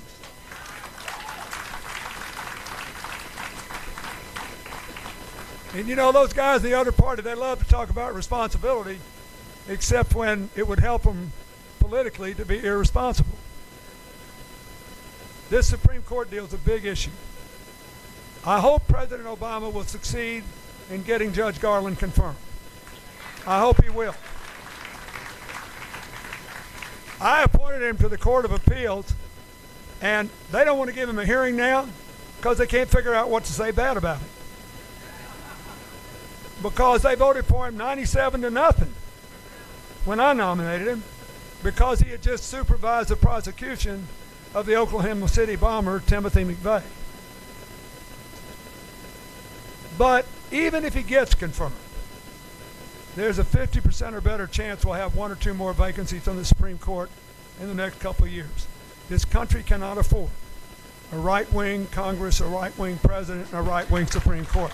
The country cannot afford that. So the presidential election matters. And the real reason I think you should be for Hillary, even though I think her college loan program's better, more and more people are coming around once they analyze both, saying her program will help more people not only to get out of college without any debt, which is important, but to manage the debt they already have, which is really important for a lot of families, and I suspect some in this room. You got all these young people who are stuck at home living with their parents because they can't make a rent payment and a debt repayment. And whenever I go anywhere, I try to go in a coffee shop because I'm almost always going to get coffee from a young person. And I have a very strict routine to the questions I ask. Here's my last conversation, by the way, in Manhattan, when I was driving back a couple weeks ago from seeing my granddaughter. How long have you had this job? 5 years on and off. What's off? She smiles. When I'm going to college. What's on? When I'm paying for going to college. You still living at home? She said, oh yeah. I said, no way I could make a debt repayment and pay rent. 5 years, she's not done yet. Here's what Hillary wants to do. She wants everybody with college debt from whatever source to be able to consolidate that debt in an instrument that looks like a mortgage. Look, you get a home mortgage for 20 or 30 years because it's a lifetime value, right? No more than a college education. It's good for 40 or 50 years. So under her plan, everybody would have the option to pay that back over 20 years, never more than 10% of their after-tax income, no matter how much they borrow. If it's not paid back over 20 years, it would be forgiven. If you want to get rid of it earlier, if you do 2 years in AmeriCorps in any kind of public service job, including a lot of your jobs, you get almost $24,000 tax-free to just throw against the debt. Now, this, think what that would do. It would liberate all these young people. You know, 60% of the people in the foundation are under 30. They're millennials. I hear people talking about this all the time, all their friends. And just think about it. People could move out of their parents' home. People could say, you know, I'd like to take a public service job, but I couldn't make my debt payments. They can now because if they take a job they love, paying less, the payment will go down. If they have always wanted to go to a bank and borrow $50,000, $60,000 to start the business of their dreams, say an organic bakery, they could do it now because it wouldn't count against their credit score. It's just an embedded, controllable limit. All right, folks, we are taking you to live breaking news in Richmond, Virginia, where there has been a shooting at a bus station. Virginia State Police say two troopers responding to a shooting at a Richmond bus station and a civilian have been taken to a hospital. The spokesman says the shooting suspect was in custody. She had no details on the condition of the troopers or the civilian. You are watching live breaking news right here on the Fox 10 News Now stream.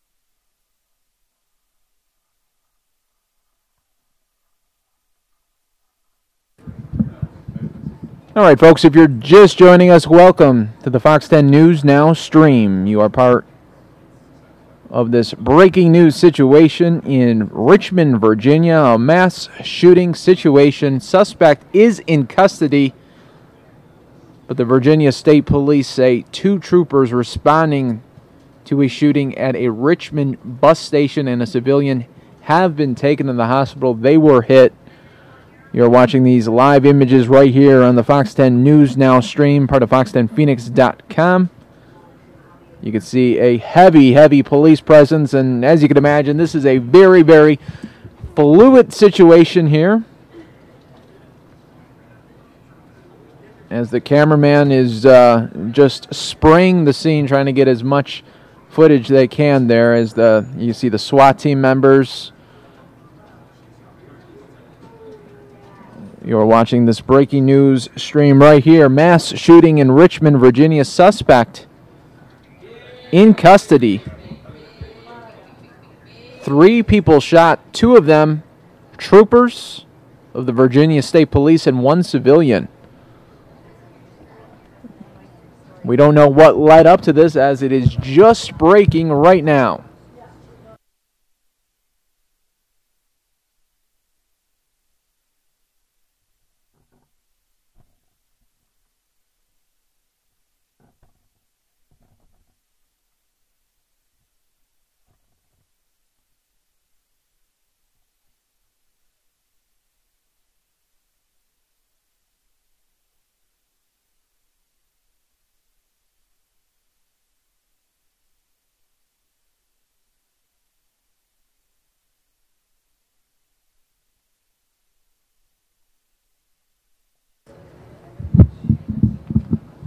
And if you're just joining us, folks, we are covering breaking news here on the Fox 10 News Now stream.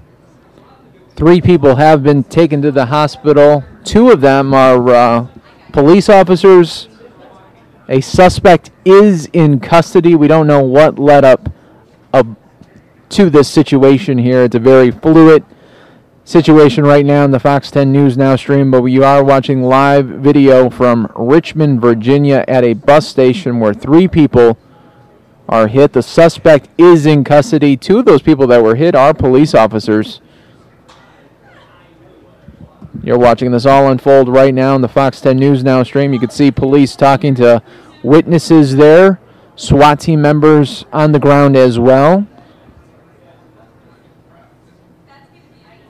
Heavy police presence, as you can imagine, with 2 officers that were hit, 3 people taken to the hospital, 1 suspect in custody right now. We don't know what led up to this, but at the end of the day, another shooting in America. You can cue me if you want. Yeah, she's dialing into TV2 right now. Mikhail, tell me if you hear me, otherwise I'll cue you through Eric. I can hear. Do you hear her? Yeah. She hears him. Can she walk in front of the camera right now? Yes. Can she walk in front of the camera yet? Can she?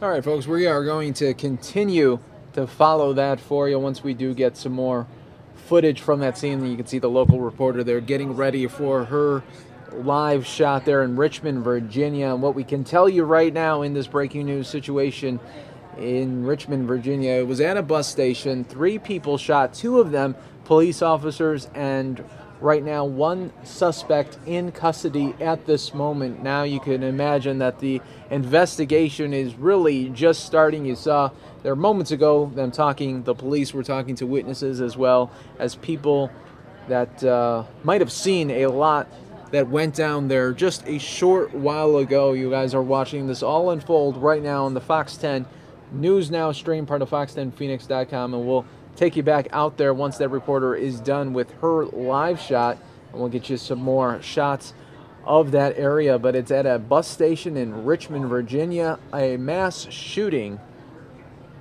that just occurred probably within the last 25 minutes ago. This is being brought to you by Fox 10 News Now, and this is what happens when there's breaking news anywhere in the country. It doesn't have to be here in Arizona. We do bring that to you live right here on the stream. We do cut into whatever we were showcasing you guys, and right before this we were showing Bill Clinton rally in New York, and then we were talking about this horrible shooting now in Richmond, Virginia. 3 people shot, 2 of them are police officers. Looks like they got that scene for us. Let's go to it live right now. You can see the major crime truck there as well in Richmond, Virginia. This is going to be a heavy investigation. Multiple people shot, 2 of them being police officers. You can see the state police now on scene as well. You guys are watching this all unfold right now in the Fox 10 News Now stream, part of fox10phoenix.com. We'll try to get you guys as much updates as we can, but right now it's obviously a very fluid situation there in Virginia. 3 people shot, 2 of them police officers, 1 civilian, and the suspect is already in custody. You can just imagine probably the stories that are going to come out from this. Maybe there's even heroes in that group there that police are talking to. You don't know how this is all going to go, but wow, what a scene. Could you imagine if you were at that bus station at that particular time, what was going on through your mind when this happened? We are covering this for you live right here on the Fox 10 News Now stream. If you haven't already done so, I strongly suggest hit that subscribe button. That way you'll be able and alerted whenever there is breaking news, not just here in Arizona, but anywhere across the country, like we're seeing right here in Virginia. You're watching this all unfold on the Fox 10 News Now stream. If you do hit that subscribe button, you'll be able to see when we are in a breaking news mode like we are right now. And that looks like that video has frozen up on us. Let's see if we could get it back there for you. But this is a mass shooting situation Luckily, though, that I'm very fortunate that the suspect is already in custody. You could see a heavy police presence there. The state police now on scene as well. They have their trucks there where they'll be working out of. It's pretty much a mobile office there that you saw that truck.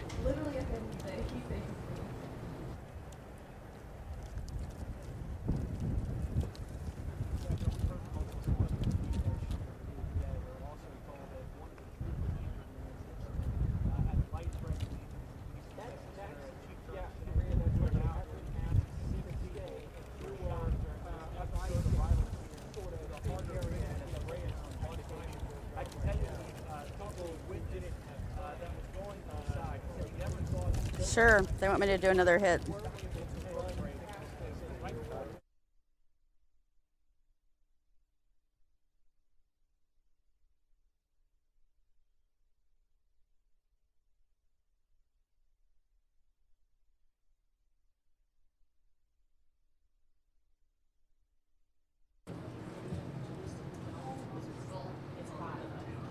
As you can see here, another reporter is going to be doing a live shot. So once we do get another shot available, we will bring that to you. Back to me, everybody. Mike Page, happy to be here with you guys in the Fox 10 News Now stream. Another reporter is going to be doing a live shot for her station. We are following this right now on the Fox 10 News Now stream. You guys are part of the stream team. We are in a breaking news mode where there was just about 20 minutes ago a mass shooting situation in Richmond, Virginia. 3 people shot, 2 of them police officers, 1 civilian, and the suspect in custody. It looks like we do have another shot here available to us. Back out live to Richmond, Virginia. Heavy police presence.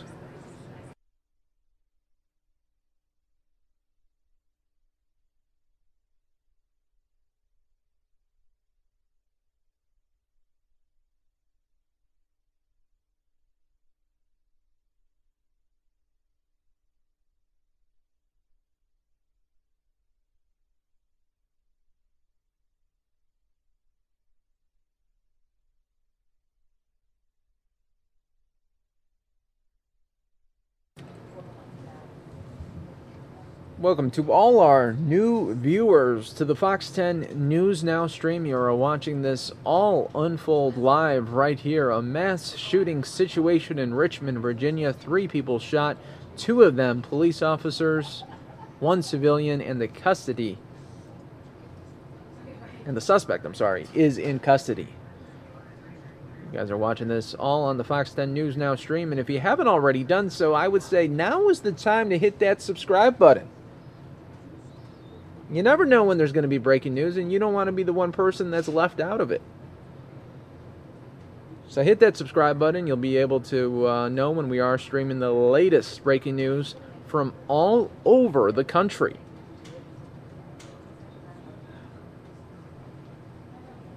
Lately, we've been having and showcasing a lot of police chases, showcasing house fires. Even yesterday, I was showing tornado in Oklahoma. So it's been a full week of, you just never know what you're going to get. And here in Richmond, Virginia, unfortunately, we see another mass shooting in America. Fortunately, the gunman in custody. But you can see SWAT team members still around the area. The command center being posted up by not only the SWAT team, but also state police. This is going to be a very, very long investigation today for these police officers and federal agents.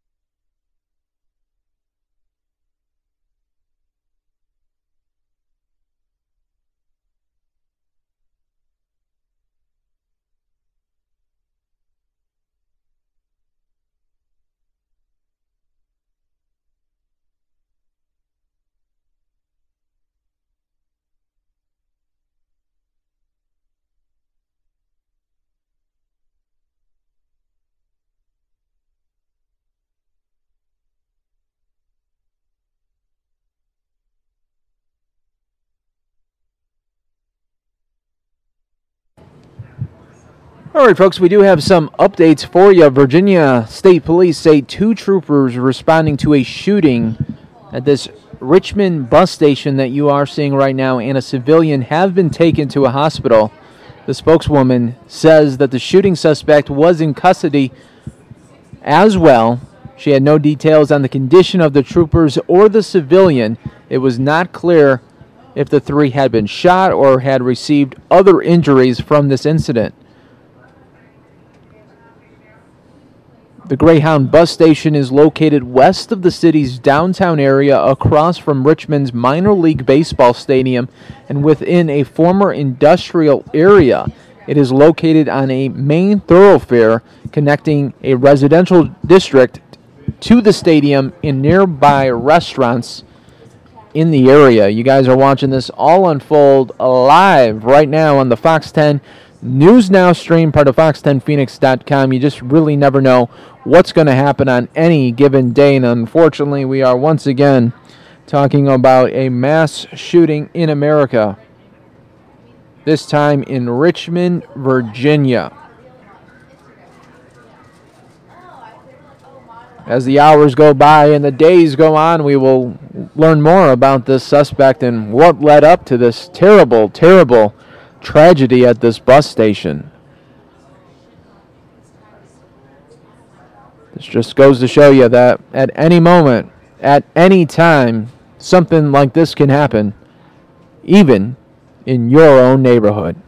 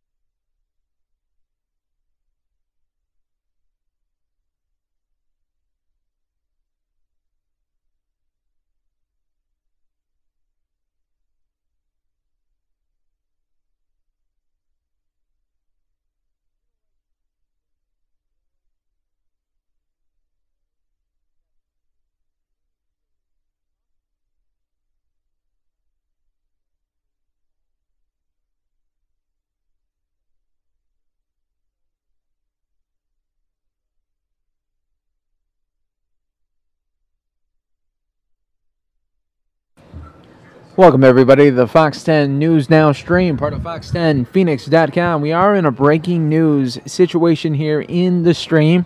Thank you all for watching. Right now, we are covering a mass shooting in Richmond, Virginia. 3 people have been taken to the hospital, 2 of them police officers, 1 civilian. The suspect is in custody at this moment.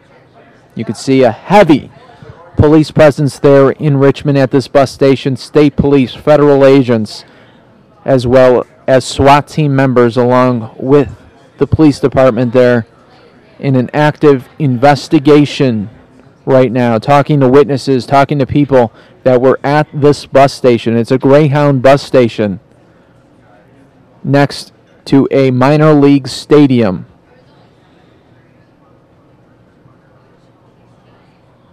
As you can imagine, this is probably the last thing that people thought at this bus station would happen to them today, but instead, they were caught in the middle of gunfire by a suspect that wanted to do harm to people at this bus station. We don't know the story. We don't know how this all unfolded, but as the hours go by, as the days go by, we will hear more from this situation. And hopefully we hear about some heroism from people that were at this scene. Maybe someone stepped in and subdued the suspect. We don't know at this point. I'm just right now talking to you on the Fox 10 News Now stream, part of Fox10Phoenix.com. Just never know how some days you never know what's going to happen, right? That's why you really got to take one day at a time and enjoy each moment with your loved ones. Are you afraid the mic's going to run away?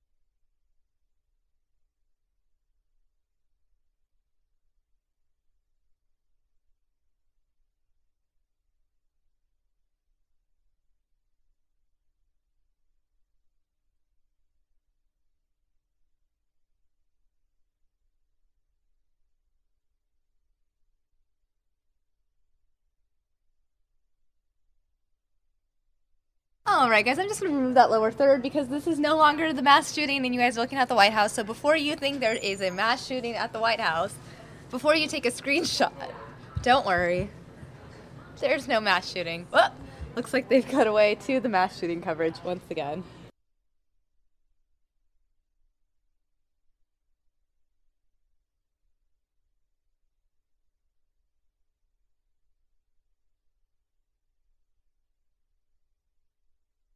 He took a smoke break instead of going in, and that's when he saw at least 5 to 10 muzzle flashes right inside the door. He said he took off to a nearby U-Haul business to seek cover while everybody else poured out the side bays of the Greyhound bus terminal. Still a very fluid situation here in Midtown Richmond.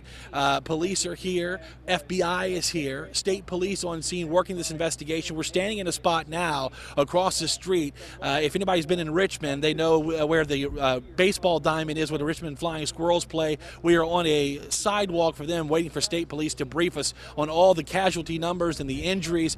Again, we do know multiple police sources confirming that at least one state trooper is dead and also that the suspect is dead. Working for you in Richmond, John Burkett. Back to you.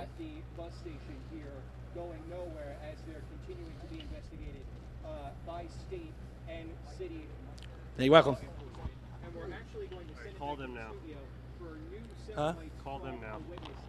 Call Fugazi or call somebody or call Telco again, whatever one you were on earlier.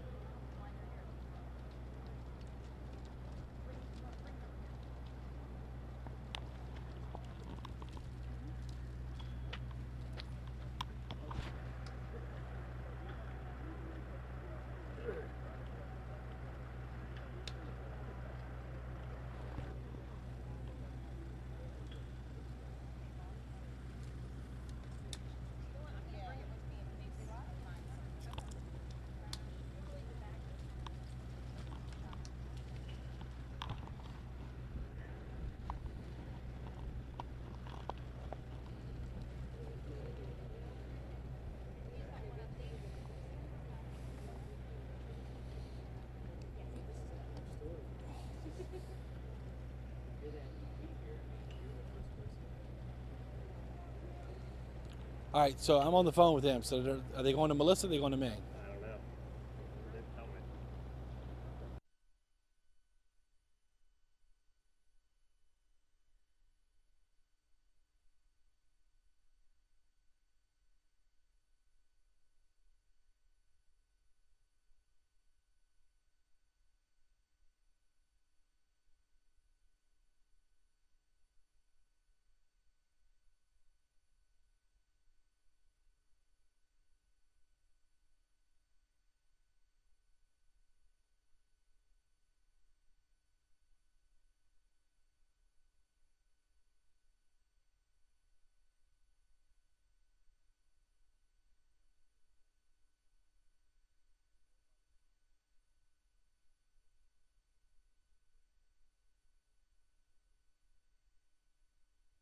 All right, guys, in case you missed it earlier, John Kasich held a press conference this morning. Let's go ahead and listen in.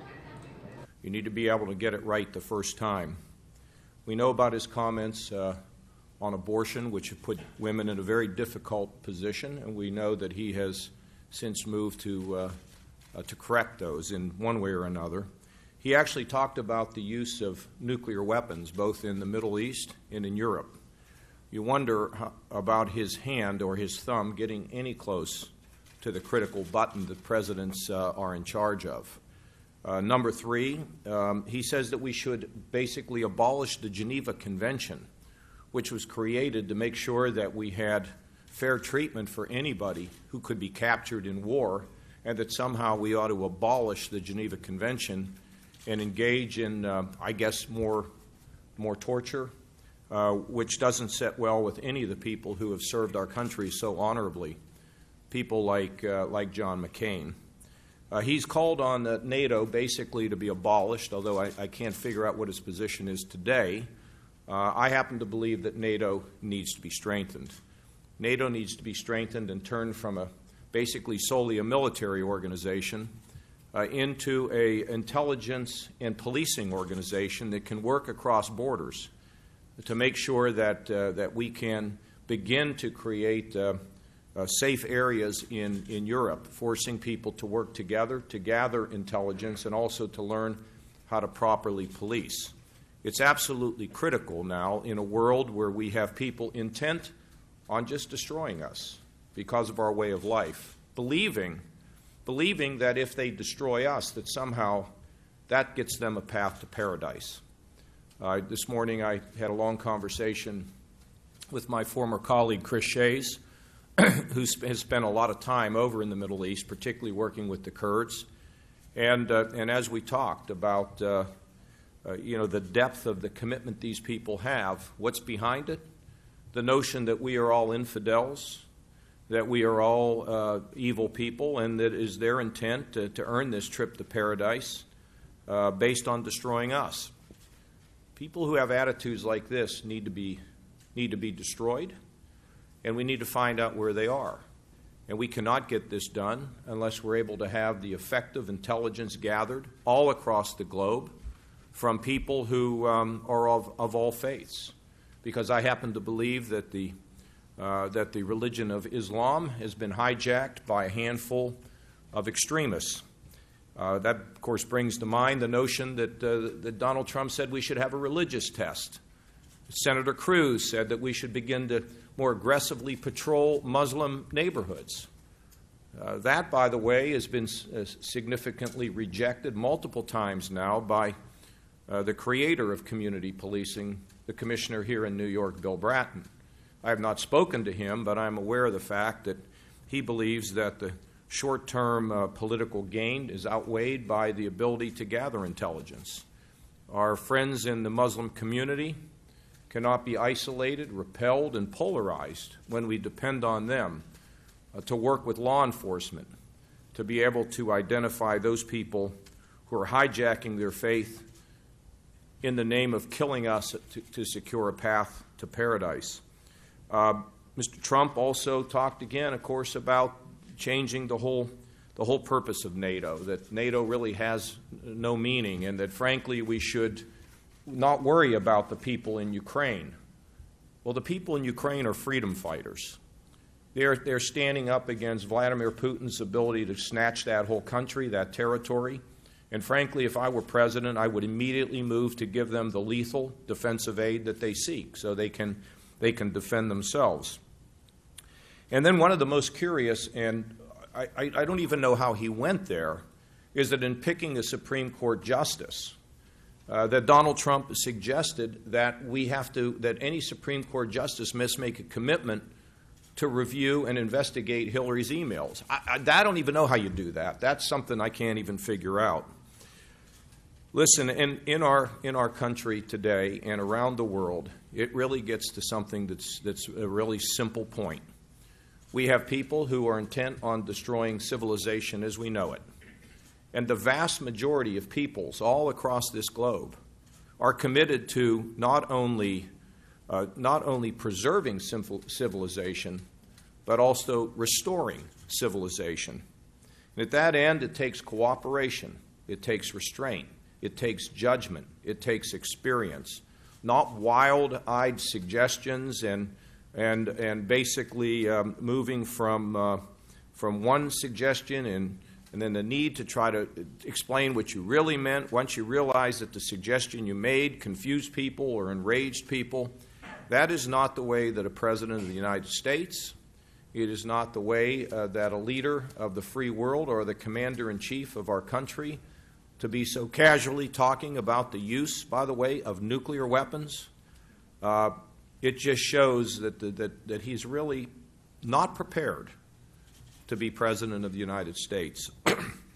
But I want to also make clear to all of you here that for those people who have been fervent Trump supporters, their frustration, their expressions do not fall on deaf ears from me.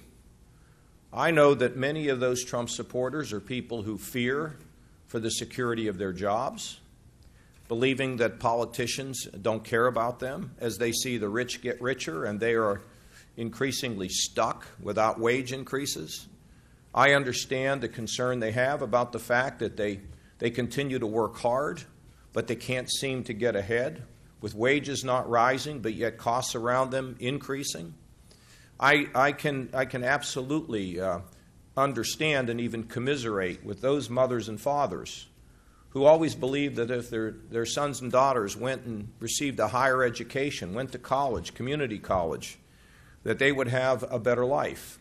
And many of those children are currently living in the basement of mom and dad, with mom and dad wondering what kind of a life will they have. Oh, you see, I understand it because I lived it. I understand it because my little town of McKees Rocks was a place where people did not have economic security, where people one day who would play by the rules would wake up and find out that there wasn't anything for them. People who never seemed to ever get the special things that can come in life. And they were God-fearing, hard-working, community people, and who wanted nothing more than the great American legacy, which is their children could do better than they've done. I do understand it, and there are ways to resolve this. There are clear ways in which we can restore economic security. There are ways in which we can begin to improve the situation with wages. There are ways in which we can give them hope that their children can have a great life. We've seen a real glimpse of it when I was chairman of the Budget Committee and worked with Senator Domenici to balance the budget. Wages rose, jobs were created, economic strength resulted.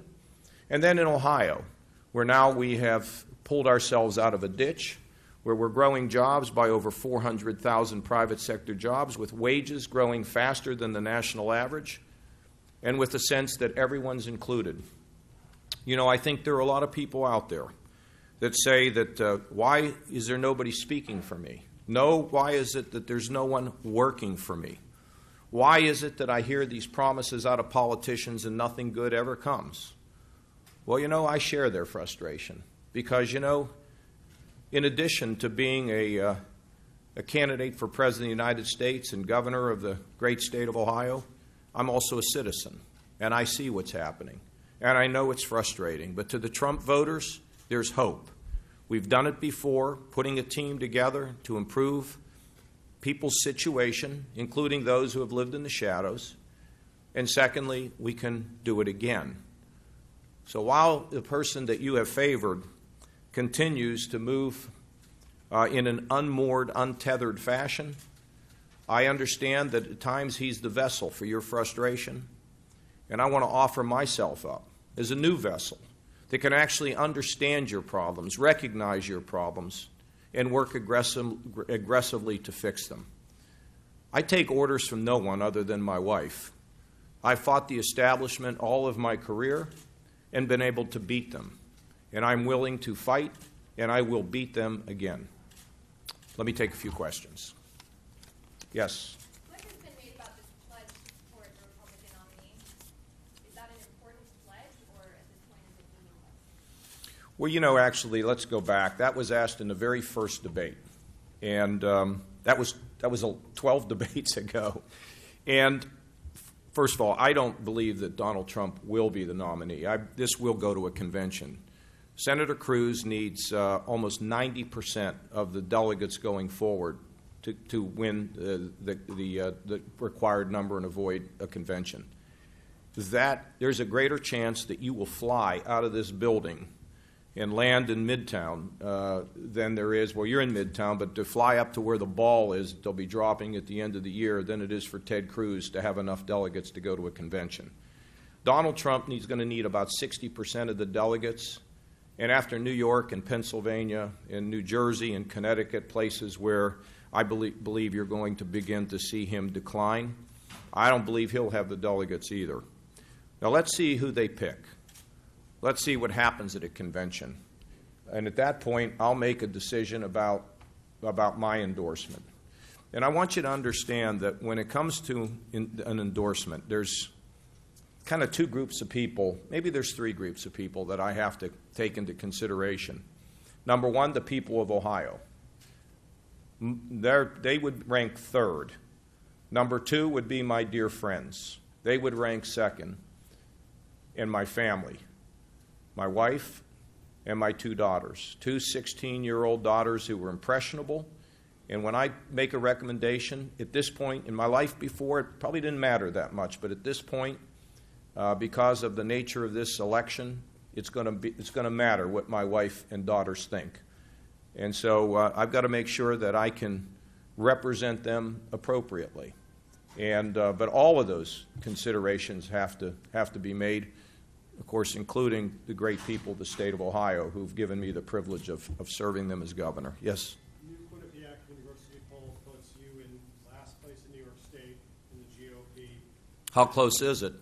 Pretty close with Cruz, 1 point. 1 point. Well, that's kind of hard to say last. Significant with. Of course, I might be second, but there's only 3 in. And it also puts you in giving both Sanders and Hillary the best run for their money in New York of the 3 GOP. Isn't that the most bizarre thing? I trail Hillary by 5 points, and Trump trails her by 20.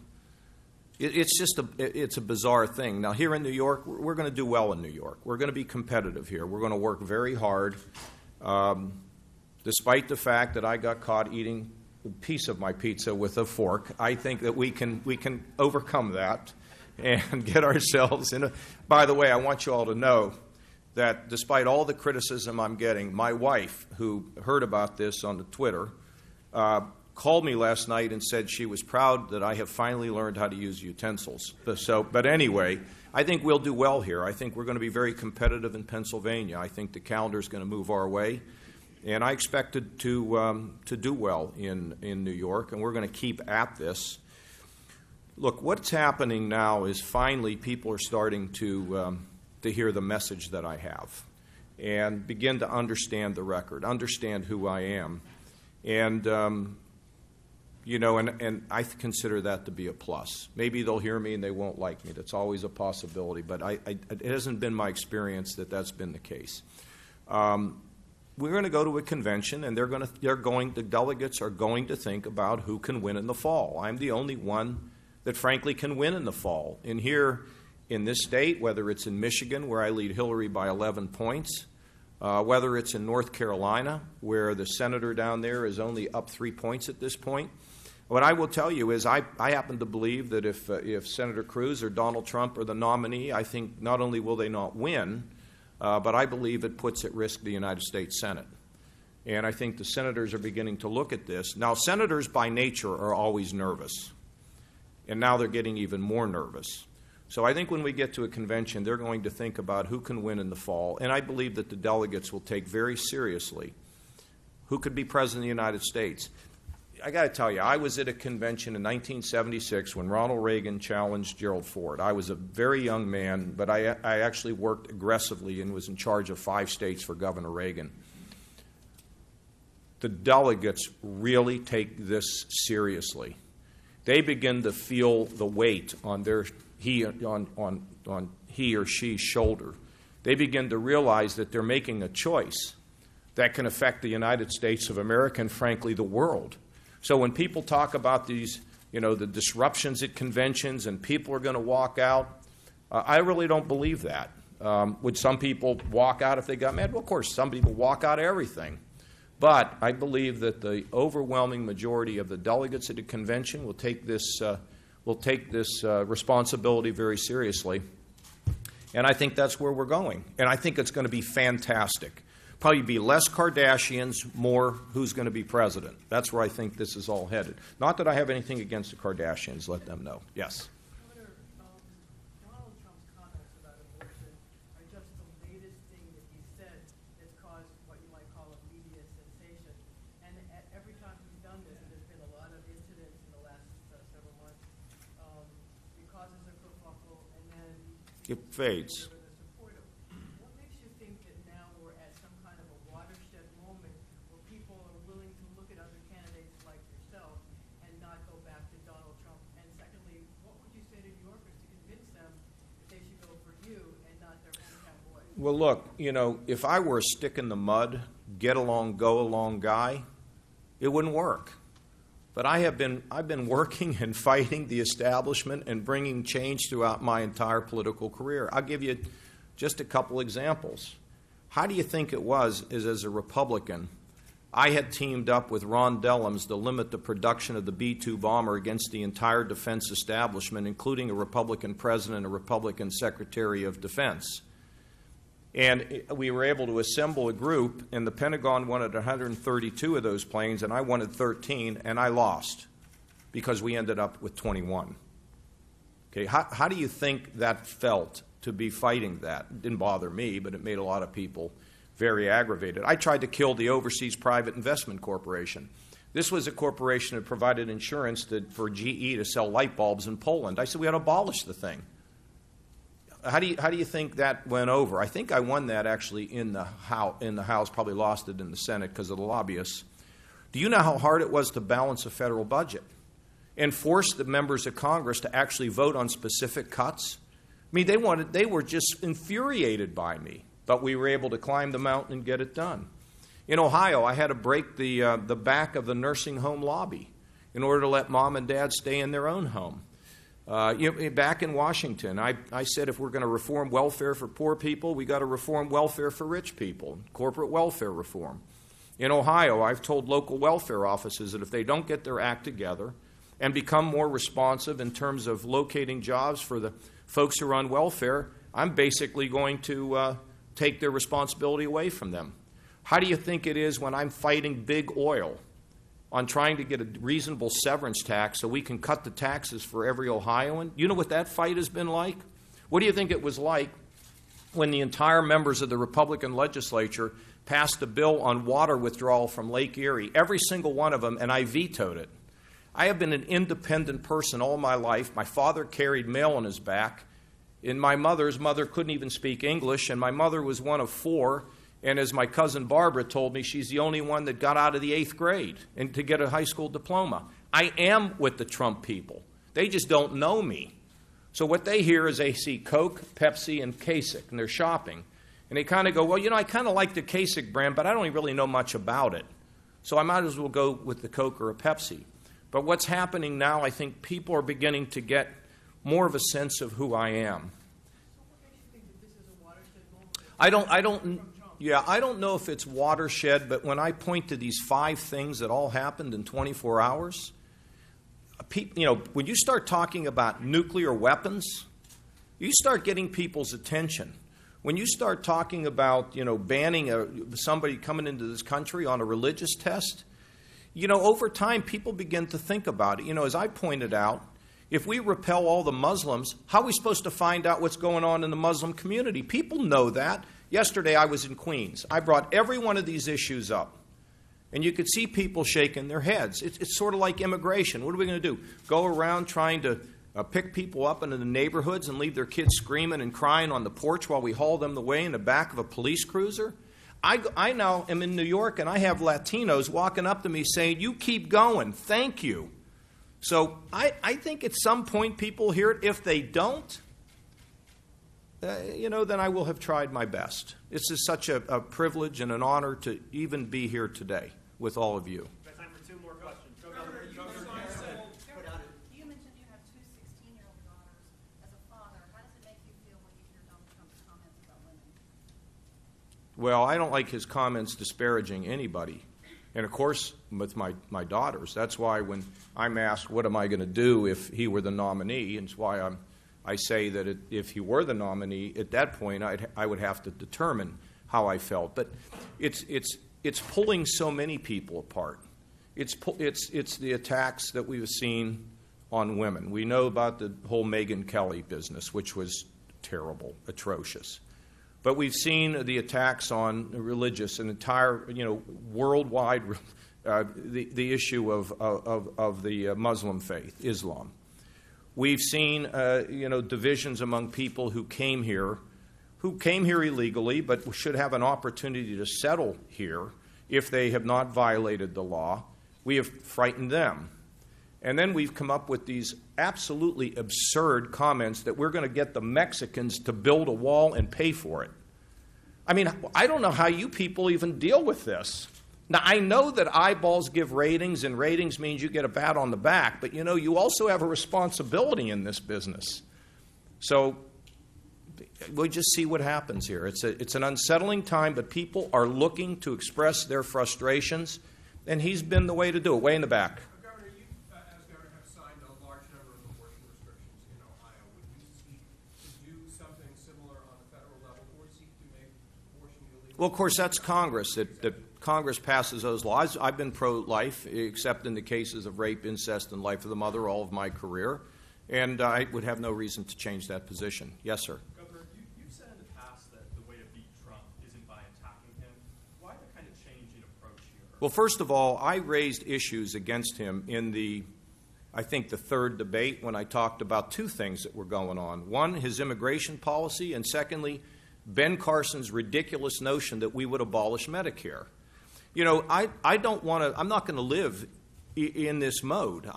You go to my town halls, which you've attended many of. I continue to be positive, but when I see a number of these things that have been said, I have to say something about it. If I don't say something about it, then I really feel as though, as a public official, then I'm not doing my job. But I don't want to live in this mode. But there are times when I have to speak out.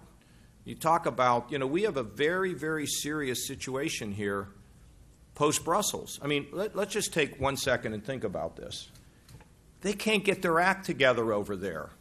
Bureaucracy, political correctness, the inability of people to take these threats seriously resulted in the death and injuries of a lot of people. I mean, how could you know that you have a radical jihadist coming to your country and you have the head of Turkey telling you and you just ignore it? And one person doesn't tell another person? Are you kidding me? And after the horrible massacre at Charlie Hebdo, to turn around and to see that they took this lightly? This is intolerable for the world. We have incompetent government officials who are not doing their job. And the United States has to lead the way, because I'm going to suggest to all of you, if we don't create the proper environment for intelligence and policing, the inevitability of these attacks coming here is guaranteed. But if we can police, and if we can share intelligence, and we can continue to support our joint terrorism task forces, which we will do in America, America can be safe. Always tough with the lone wolf and the homegrown terrorists. But the ability to disrupt a major attack involving very powerful weapons is something that I think we can achieve in this country. But you can't get there without worldwide communication, cooperation, intelligence, and policing. With all that done, then I think we stand a very good chance to defeat this enemy. Thank you all very much. You need to... Yeah, you hear me? All good? Danny, all good? Okay.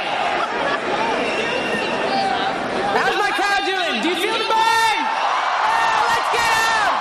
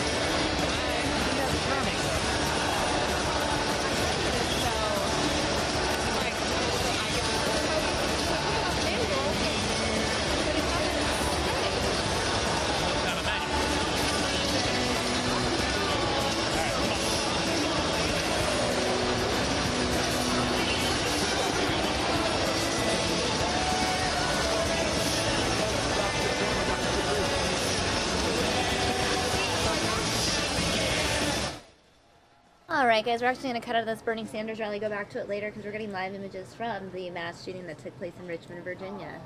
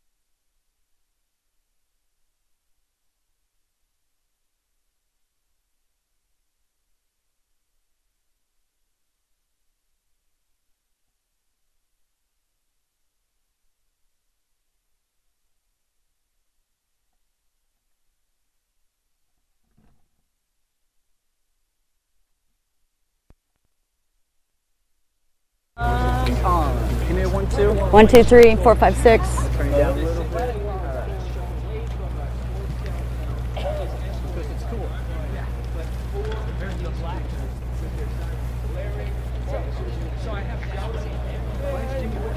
Could be better. All right. understanding is the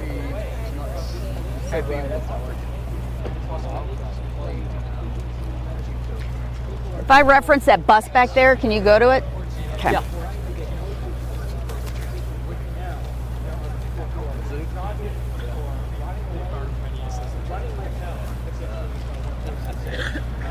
Well, he's supposed to be the top prospect.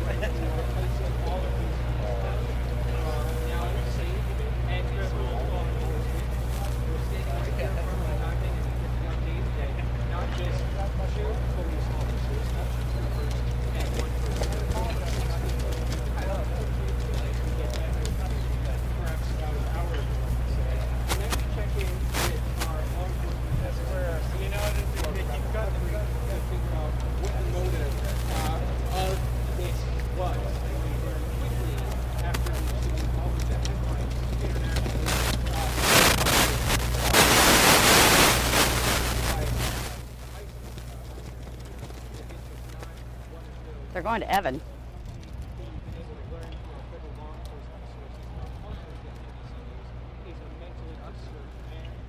Evan? How's she live? With Will? I thought, they're all together, I guess. All together.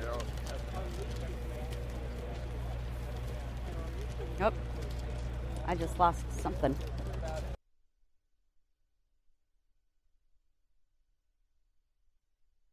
All right, guys, looks like they've cut away from that, so let's go back to that Bernie event.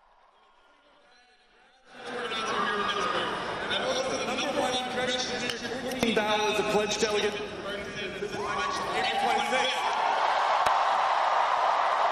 How is it going? Are you ready?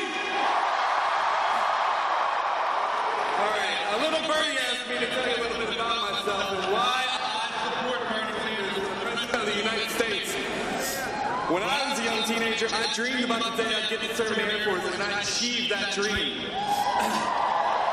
Unfortunately, life had other plans. I was medically retired just 2 short years into my dream after being medically retired for Hodgkin's lymphoma cancer. Today, nearly 9 years later, I'm still in remission. While I'm incredibly lucky,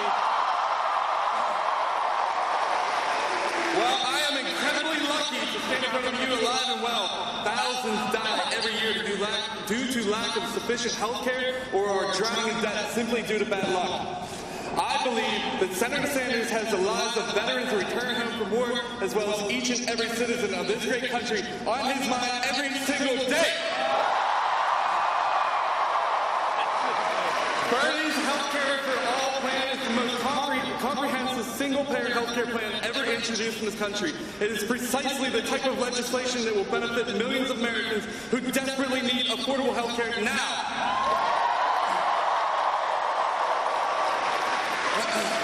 Too many of the same Americans who struggle to afford proper health care are saddled with absurdly excessive college debt and tuition rates.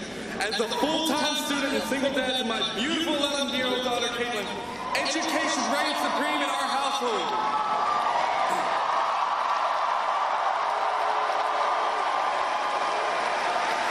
While I will be graduating with very little student debt due to my service, I know that my fellow Pitt students, as well as millions of students across the country, are drowning in debt and high interest rates that make it completely unaffordable to obtain higher education. People ask me why I care about student debt when it doesn't affect me personally, and my answer is because every single student in this room, it's for my daughter, who in 7 short years may be forced to finance nearly $100,000 in college tuition. Now, yeah, exactly. It's awful. Now, what I have to tell you today is that Bernie Sanders is the only candidate that stands with activists across this country to demand affordable college for every single one of you, along with your children and your grandchildren. He can't do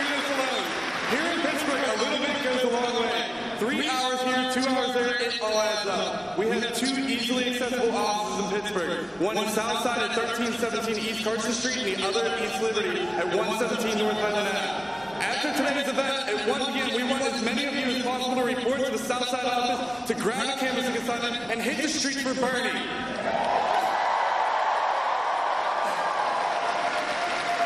Also today, what I ask of you is to join our statewide weekend of action on Saturday and Sunday. We'll be knocking on thousands of doors here in Pittsburgh and across Pennsylvania. Go to BernieSanders.com, enter your zip code, and find an office close to you. We need you to commit to a canvassship today. This is how we win. This is how we elect Bernie Sanders as the next president of the United States.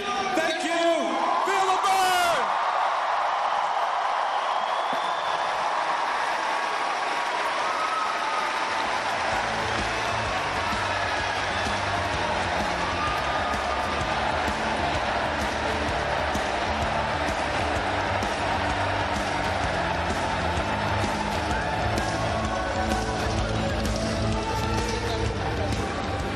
Good morning, everybody. Good morning, everybody. There you go. I am Scott Slauson. I am the president of UE Local 506 out of Erie, Pennsylvania.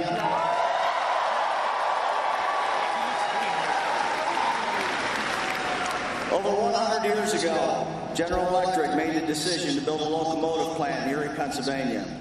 Over the course of many years, the facility grew and prospered as the community grew around it. In its prime, it employed over 16,000 workers. By the mid-90s, the workers proved they could build the highest quality, most reliable locomotives on the rails. But after NAFTA and other free trade deals, we increasingly seen our work being shipped overseas.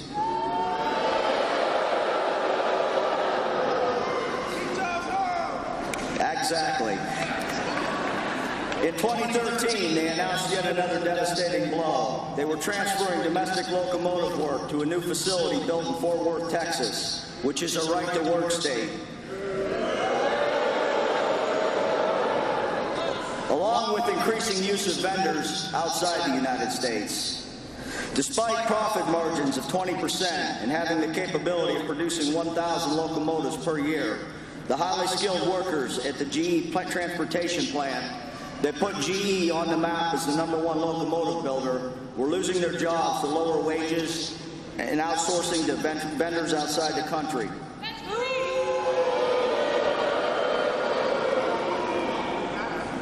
Today, our membership level at UE Local 506 is down to 1,700. This is not just a devastating blow to the workers and their families, but the community of northwestern Pennsylvania as well. It is estimated as many as 18,000 jobs in the surrounding 7-county area will be impacted by General Electric's decision to needlessly transfer this work. It is directly due to free trade agreements that many of the products we produce and build in Erie are now being built out of the country. The jobs now being created are lower wage jobs that bolster profits but do little to drive economic growth and create gainful employment. These jobs only provide a modest and sometimes meager income that barely provides the bare necessities for life. In many cases, both spouses are required to work to still have difficulty making ends meet. It also causes social burdens to be passed along to the taxpayers, sapping essential services for those in need. We need to find a way forward. We must end these trade agreements that have so many of our jobs overseas.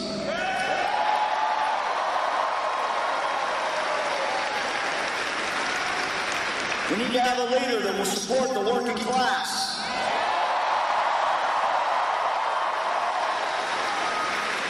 A leader that understands that $15 an hour is not a luxury, but a basic living wage.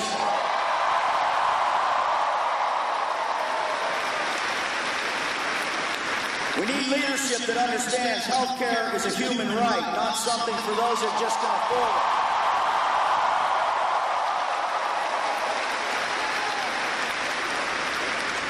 Bernie Sanders understands all of this. He has consistently fought for the working class his entire career.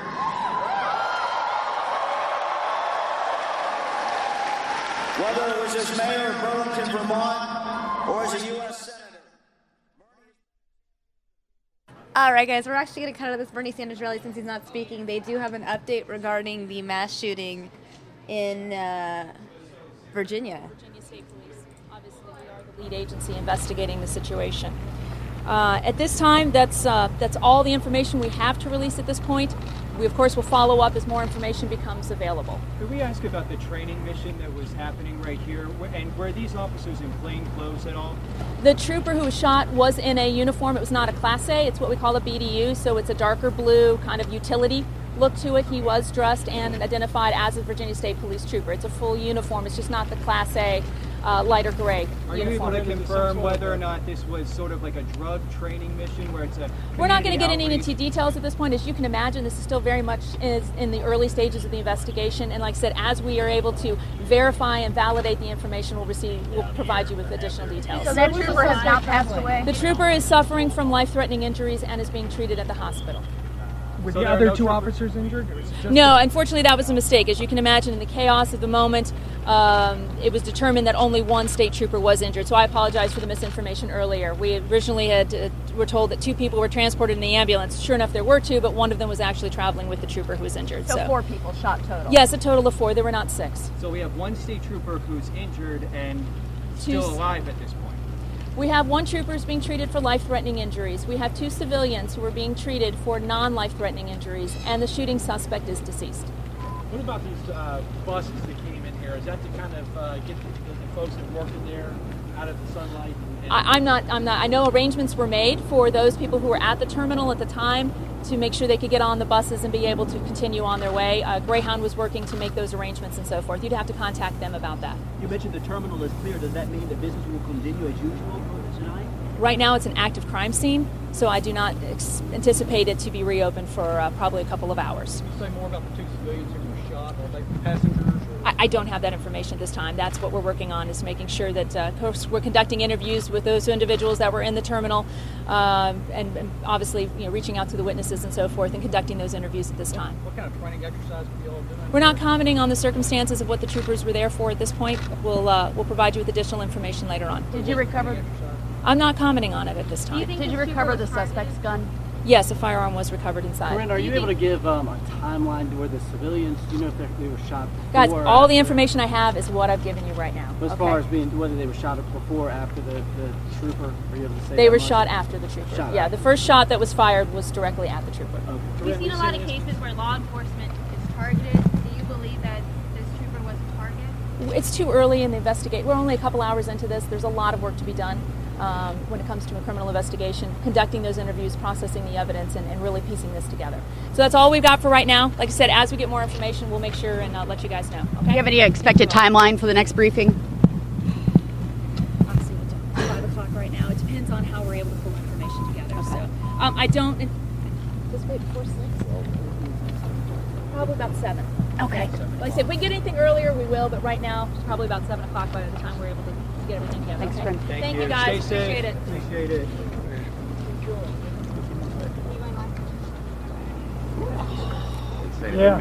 it. Yeah, they're saying the trooper's not dead. Really? I don't know. But yeah, he's being treated. Yeah.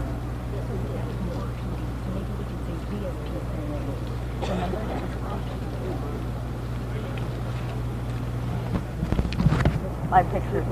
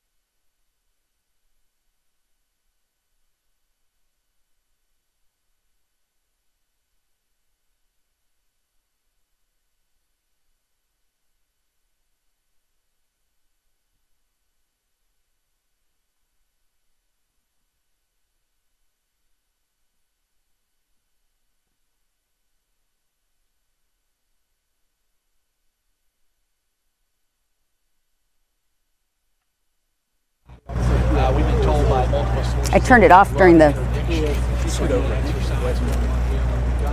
And then he pulls out a gun and shoots me. Our sources are telling us that has passed away. However, state police not confirmed that, saying that the trooper is in life-threatening, has life-threatening injuries at least. Give me a 1-2. 1, 2, 3, 4, 5, 6. 1, 2, 3, 4, 5, 6. It was just state police and the Richmond police told us 6 people were shot here in Drayton Bus Station in Midtown Richmond. They have now spilled that side. 4 people.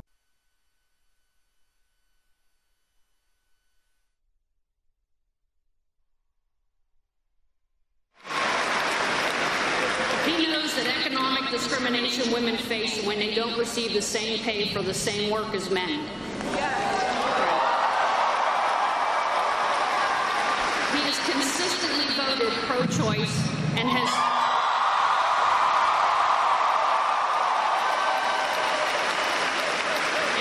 fought to keep contraception available to those who want it. Bernie supports women, and I'm a proud supporter of Bernie Sanders.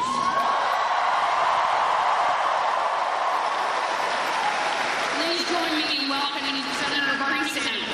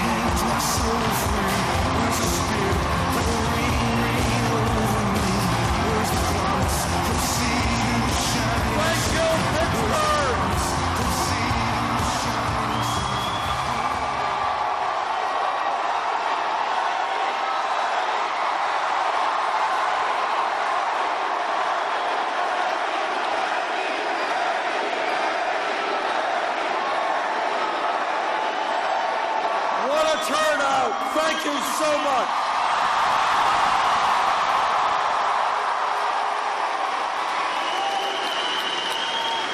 What an extraordinary turnout. I want to thank everybody for being here. I want to thank Alex Austin. I want to thank Scott Slauson with the United Electrical Workers, Kelly Verb with the Steel Workers, and Mike Smith and Ryan Gaines are with the Steelworkers as well.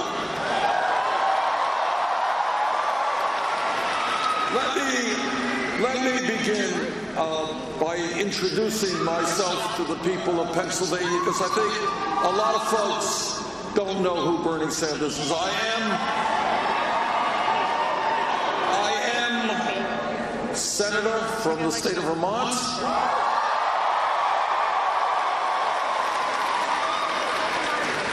I grew up in Brooklyn, New York.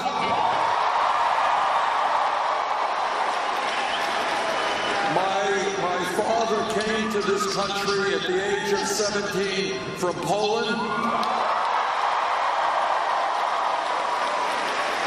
And I grew up in Brooklyn in a 3.5-room rent-controlled apartment.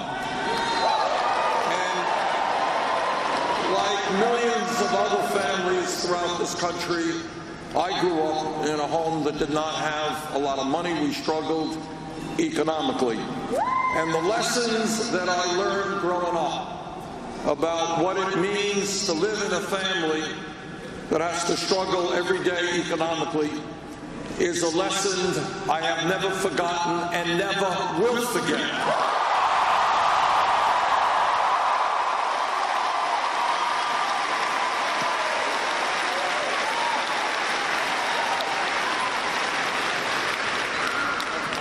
We began this campaign 11 months ago, and when we began it, our campaign was considered to be fringe, not a serious campaign. Well, a lot has changed in 11 months.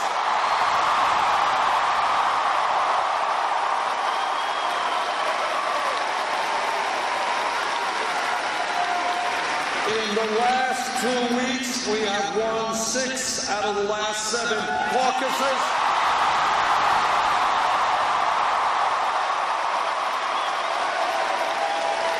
And we've won them all by landslide victories.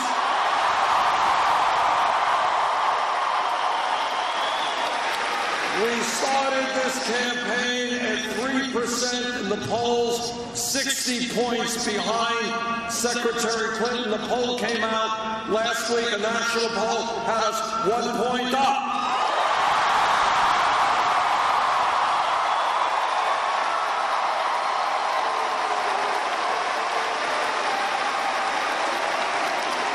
We are fighting hard in Wisconsin, which has their primary on Tuesday, then to New York, and then on April 26th here in Pennsylvania.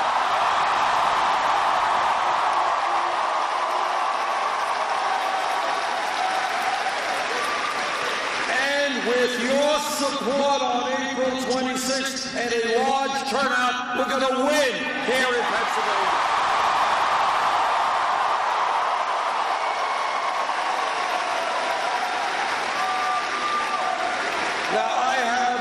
Criticized for a lot of things in this campaign, and one of the criticisms thrown at me is, well, Bernie Sanders can't win in a general election, can't defeat a Republican.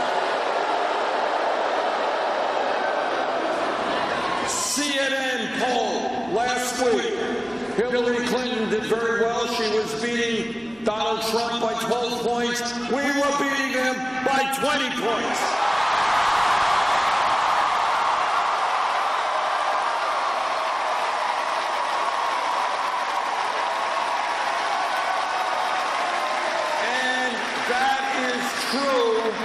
That is true of virtually every national poll that has been taken in the last several months. It's the same thing in battleground states. Poll taken just the other day in Wisconsin. Hillary Clinton beat Trump by 10 points, not bad. We beat him by 19 points.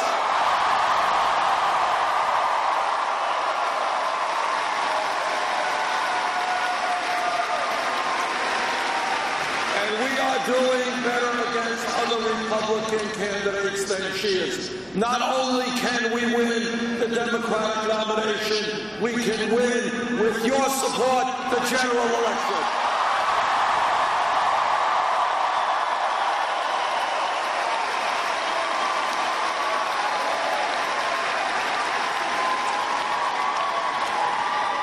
Let me take a moment to talk about some of the very serious differences that Secretary Clinton and I have. Number one, it is important to know how people raise money for their campaigns.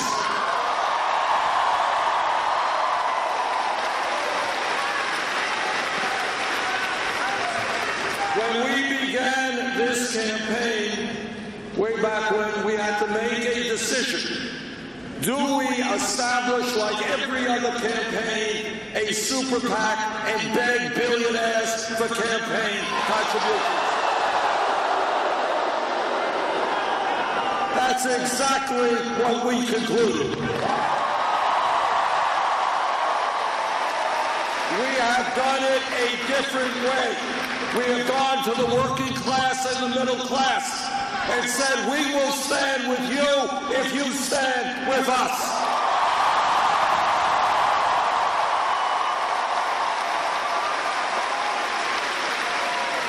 And in 11 months, we have received over 6 million individual campaign contributions.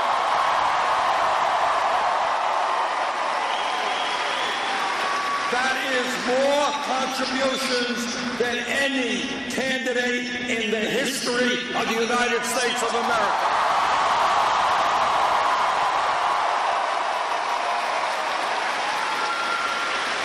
Anyone know what the average contribution is? Try $27. To paraphrase Abraham Lincoln at Gettysburg, this is a campaign of the people, by the people, and for the people.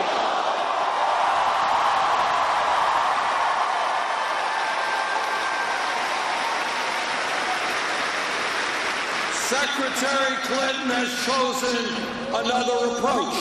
She has several super PACs. In the last reporting period, her largest super PAC reported raising $25 million from special interests, $15 million from Wall Street. The Secretary has also given, as you may know, speeches behind closed doors in Wall Street for $250,000 a speech. You know, I think that if you get paid $250,000 a speech, it must be an extraordinary, mind-blowing, earth-shattering speech.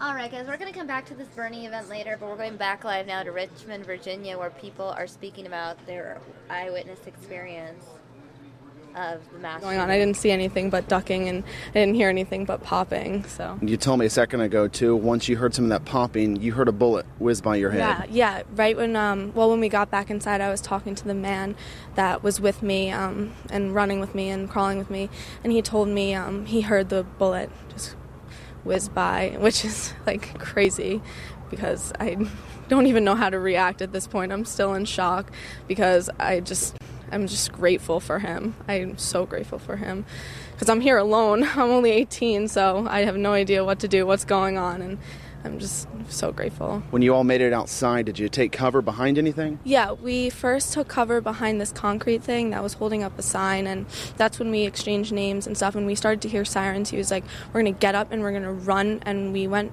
and ran, and we're ducking behind this car, and then we heard whistles from the garage where the buses are held, and all the maintenance, and there were police in there, so we ran across the parking lot. These runs were so scary. I didn't even want to get up from where I was hiding and squatting. So then we went and we ran into the garage and we were safe there. So they took us back inside. And I understand you just got off the phone with your parents. They know you're all right. They're pretty worried about you right now. Yeah, my mom called me crying. She's like, I want you to come home. And my dad, we've been in touch. So my friends are texting me too, like, you're in Richmond, are you okay? Like all this stuff. I just never thought anything like this would happen, especially just on a little vacation. It's just, I wasn't expecting anything like this. Well, Julie, we're so thankful that you're all right, and thank you for sharing your experience with us. I know it was terrifying being inside there, and guys, those are the stories that are just now starting to come out as witnesses that were inside are still being interviewed by police. They're still trying to find out exactly what went on, and I'm sure as the night goes on, we'll have many more stories just like Julia's, but I'll send it back to you guys in the studio for now.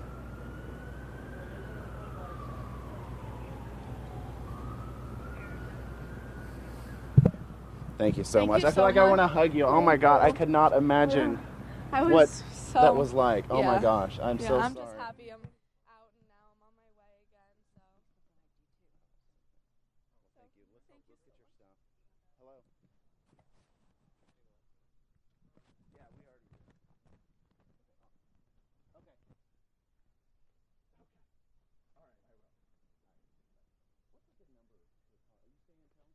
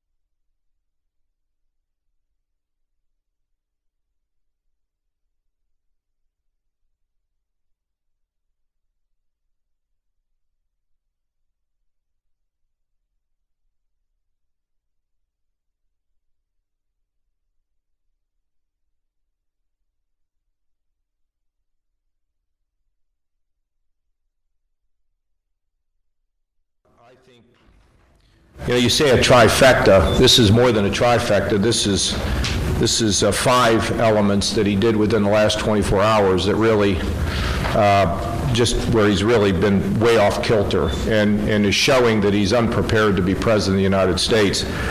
We know about his comments about abortion and how he had to rewrite them, take back what he said. Number 2, though, you know, he's having very loose talk about the use of nuclear weapons, both in the Middle East and in Europe. And I can promise you that sort of loose talk is quite alarming to people throughout both Europe and the Middle East. He also said that he thought it was time to stop paying attention to the Geneva Convention. The Geneva Convention was put together for the purposes of making sure that people are treated properly if they're on the battlefield.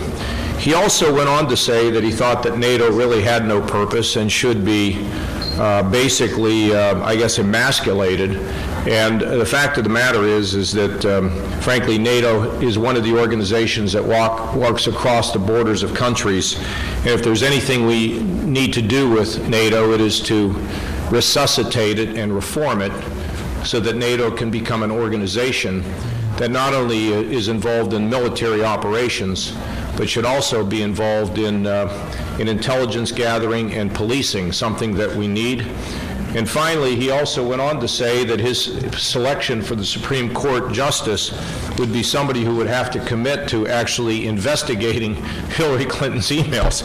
I don't even know how you do that, but it's clear that he's really unprepared to be commander of the chief, leader of the free world, and to have a steady hand to try to get the United States back on track.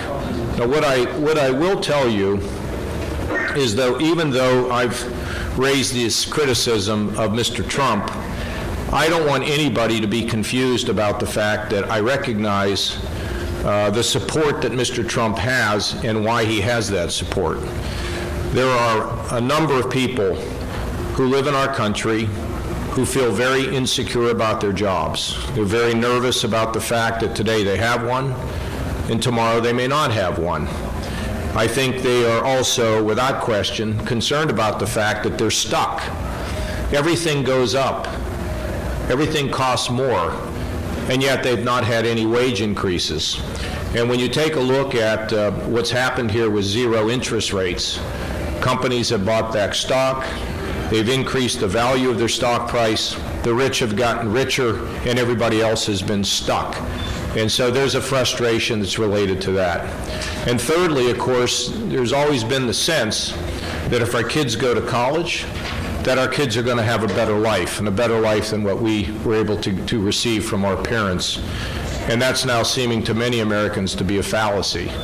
That even though the kids went to college, rung up big debt, what we find is that they're still living in the parents' basements, and there is a real fear about the future of their kids. I get all of that. I understand the fact that they think that when a politician's lips are moving, they think that politicians obviously lying, that they have felt as though they have no voice.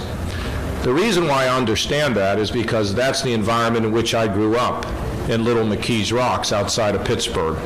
All blue collar, where people played by the rules, and yet as they played by the rules, sometimes they had their futures yanked out from themselves. They didn't get the special deals, the special favors, and we were frustrated in some respects. And now I see that being translated in more places around the country. So what I would tell you is, first of all, on the security front, it's vitally important that we have cooperation. And by the way, I didn't even get into the Cruz and Trump comments about Muslims, where Donald Trump said that he would have a religious test, keep Muslims out of our country, where Senator Cruz went on to say that we should be patrolling Muslim neighborhoods. We're facing a battle in this country And the battle is a war between the civilized people on the face of this globe versus those people who are intent on destroying us because they believe that's a path to paradise. And so all of us are infidels that need to be destroyed in order to give them a chance to be able to enter paradise. The fact is that the civilized world, the Arab Muslims, the Saudis, the Egyptians, the Jordanians, the Gulf states, they need to be joined with us, the Europeans, and of course the United States to destroy ISIS. We can't wait any longer from the air and on the ground, and then once we have achieved that, and it settles down, I would have the regional powers redraw the maps as they see fit. In addition to that, as I mentioned with NATO, NATO needs to become an organization that can force the change that we need across borders in Europe. Right now, as we know, the people in Brussels bungled what happened. They didn't understand how to pass proper intelligence on. There's too much bureaucracy. There's too much political correctness. And what I would say is that NATO, with the leadership of the United States, I believe can significantly improve that process of intelligence gathering, policing, and at the same time it's critical that the civilized world work together because even upon destroying ISIS, the Islamist extremists are still very interested in attacking us and causing us as much harm as they're capable of doing. Here in the United States, we have our joint terrorism task forces. These are made up of the FBI, Homeland Security, state and local law enforcement. These are the groups of people that are there to protect us, to disrupt, to be able to prevent the kind of attacks that we've become all too familiar with. It's critical that those operations have both the resources, which I believe they have, and the tools, which is why I was so glad to see the Apple issue on encryption finally resolved. So let me also tell you that we're looking forward to being here in Pennsylvania and competing aggressively. I am basically in a dead heat with Donald Trump. I believe this race is going to go to a convention. Senator Cruz needs about 90% of the remaining delegates, which he will not get. Donald Trump needs about 60% at this point of the remaining delegates to win, which I don't believe he will get. But we will go to an open convention. In an open convention, people will consider two things. One is, who can beat Hillary Clinton? And I'm the only candidate remaining in this race who consistently beats Hillary Clinton for President of the United States in the fall. That is number one. There isn't any point to picking somebody who we can nominate for president if they can't win in the fall. The purpose is to win the White House. And of course also to preserve our ability to hold on to the United States Senate. I mean, I'm extremely concerned if either Senator Cruz or Donald Trump is at the head of the ticket. I worry about the re-election prospects of people like Senator Toomey right here in Pennsylvania. It makes it very difficult. What I would say also is that people at that convention, these delegates, are going to think about who it is that actually could be president. And to those Trump voters who are so concerned about their economic security, both in Washington and in the state of Ohio, I have a record of being able to bring greater job security, job growth, opportunity, hope, bringing people together, and finally, having spent 18 years on the Armed Services Committee, I'm somebody that understands the global implications of our actions and what America needs to do again to lead. So I would conclude by saying to the folks here in Pennsylvania that a vote for Senator Cruz is a vote for Donald Trump. And if you really want to get behind somebody, if you want to stop Trump, or if you want to support somebody who's had the experience, the record, the ability to bring people together, the ability to attract independents and conservative Democrats and reassemble the Reagan coalition, then I'd love for you to consider me, consider my record, and we'll be here in Pennsylvania, and I can't tell you how excited I am to be able to campaign not only in Philadelphia, which at one point as a young boy seemed on the other side of the world, but now I'm here and I love being here, but also to head to my hometown of Pittsburgh, Pennsylvania.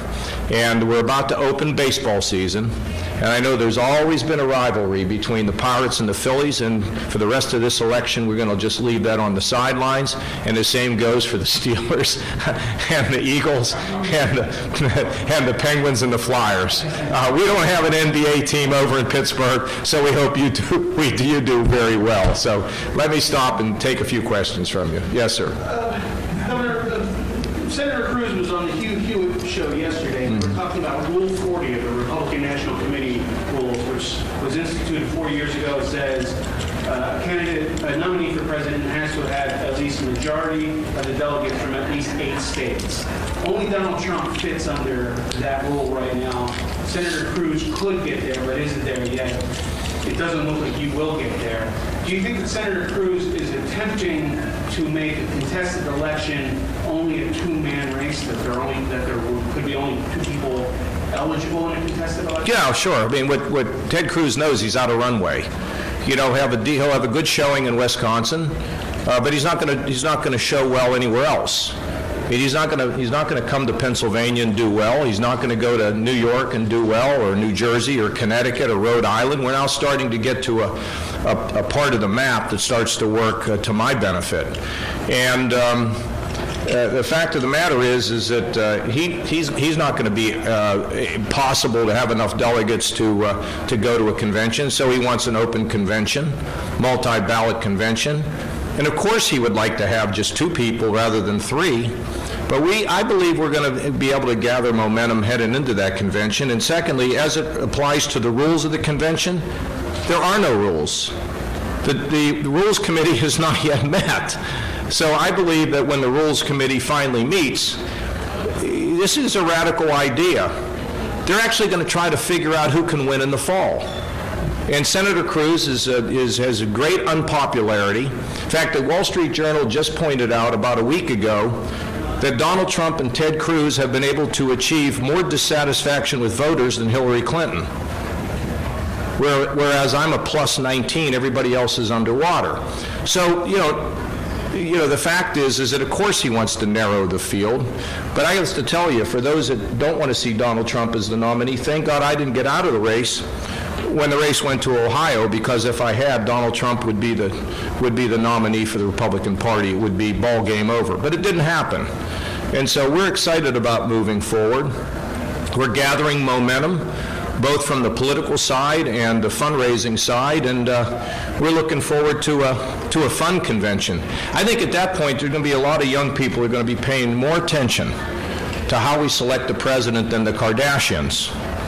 Although I don't want to take a bet on what those numbers will be. Not that I have anything against the Kardashians, but I think people will begin to learn how we pick a president in the country, and it's going to be exciting. And furthermore, the delegates to the convention are going to be people like Bob Asher. Well, Bob's a guy who wants to win. He's not a guy that just wants to go and have somebody nominated. He's a guy that's going to want to win, and his consideration over time is going to be who can win and who can help the party. And I want to remind you that when you have the kind of negatives that we see these people having, you get into a fall election where they consistently lose, you really start to put the United States Senate at risk. You also begin to put at risk the members of the state houses around the country, and I don't want to see that happen. I think the voters deserve a choice, and we aim to give them one. The Pennsylvania, as you know, most of the delegates are selected by voters, and they're not identified on the ballot by within the presidential candidates. Do you have a full slate of delegates out there running for those committed slots? My understanding is we do, that we will be competing all across the state. And let me tell you a little bit about the way that a convention works, because I actually went to the convention in 1976. On the first ballot, delegates are required to stick with whoever it is that they represent. On the second ballot, there's a significant drop-off, and on the third ballot, delegates are set free. Now, the Republicans have had 10 contested Republican conventions. Of the 10 contested conventions, 7 times they selected somebody as the nominee who went into the convention with less votes than the front runner. The front runner was only selected 3 out of 10 times. Now, in baseball, 3 out of 10's 300, you're doing all right. But in most other things in life, 3 out of 10 doesn't work very well. Governor, I see your point that Cruz may not be an electable general election candidate. Why do you say that a vote for Cruz is a vote for Trump? Because here in Pennsylvania, he isn't going to do very well. And so any votes that goes to him are most likely to go to me. Although I think as time has gone on here, I'm not sure that voters. I'm not sure how many Cruz voters would be Kasich voters. In other words, as more people get a little bit more exposure to me, I think they're able to distinguish.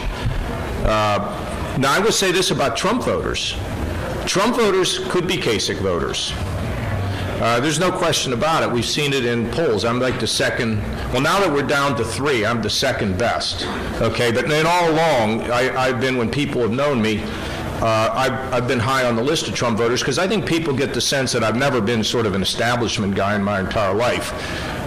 We were downstairs, and I said I needed to wash my face, and they said, would you mind going into the locker room? And I said, no, what would be wrong with the locker room? And we walked into the locker room, and things were sort of amiss, and guy says, I'm sorry I brought you into the locker room. I said, look, I've been thrown out of better places like this. I mean, I'm just a regular old guy that happened to get elected, and I'm having a great time at this. This is really, look, my dad carried mail on his back.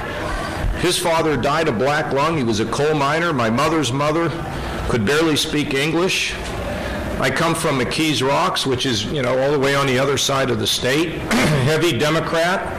If the wind blew the wrong way, people found themselves out of work. I mean, I just love being in Pennsylvania, and I love coming over here. And we're going to campaign as aggressively as humanly possible here in Pennsylvania and in Philadelphia, and we'll see how it goes. We have time for one more. Governor, you cited earlier today Trump's comments on Mexican, Canadian Lily, and Canada's reasons why you wanted to speak out. You made those comments on Mexicans on day one. He made the Muslim ban comments in December, maybe in August. So why wait till now? Well, first of all, I did speak out against his program back in the 3rd debate, I think it was. And not only did I speak out against Donald Trump and the idea that we're going to drive into neighborhoods and yank people out of their homes and somehow ship them across the border, dividing families. But that was also in the debate, or before the debate, when I suggested that Dr. Carson's ideas of abolishing Medicare were preposterous. I prefer to tell people what I'm for, because I just think telling people how you can resolve problems rather than wrestling in the mud is not what I wanted to do. But when you take a look at these 5 things that he did just yesterday, it comes to a point where I think I have the right to be able to speak out, but I don't tend to live in this lane. I will be back to talking about, in my town halls what I'm for. And I've done a couple town halls, by the way. You could see them on television. I would commend them to you. And I don't spend much time talking about anybody else in this race, and that's not what I want to do, and that's not what Pennsylvanians are going to hear from me. But when you start having loose talk about targeting a religion, when you have loose talk about using nuclear weapons, these are things that you just can't look the other way. And after Brussels, hearing both candidates, one say he's going to patrol Muslim neighborhoods, and the other one say that we're going to have a Muslim religious test. If we really want to get information about the radicalization of a mosque, I can promise you that I'm not going to be able to go in there and find out what's going on. If I want real security, I have to have somebody who's part of the community. And with the Joint Terrorism Task Forces who are out there trying to disrupt, you think that they're going to find out what's happening in a community where someone may be radicalized without talking to people in the community who are of the Muslim faith? I think not. And so, look, we're talking now about some really important things. We're talking about world leadership. We're talking about the security of people here at home. And frankly, we're talking about responding to the very serious problems of economic growth. So don't expect me to be spending every day talking about the negatives about somebody, but at some point, frankly, enough is enough, and something needs to be said. Thank you all very much. You talked a lot about Donald Trump today, though, and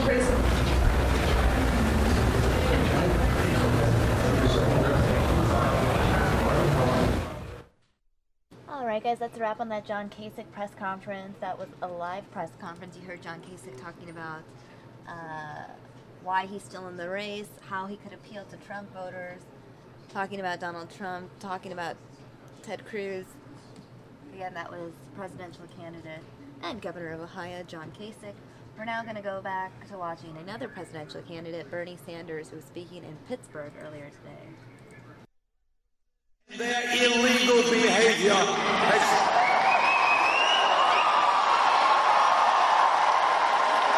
has done enormous harm to millions of people in this country. And maybe I would tell them that we bailed them out because the big banks were too big to fail.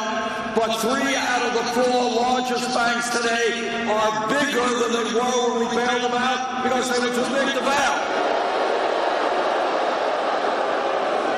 And maybe I would tell them that when financial institutions like Goldman Sachs reach a settlement with the government for $5 billion because of their illegal activities, maybe some of their executives might face criminal justice charges.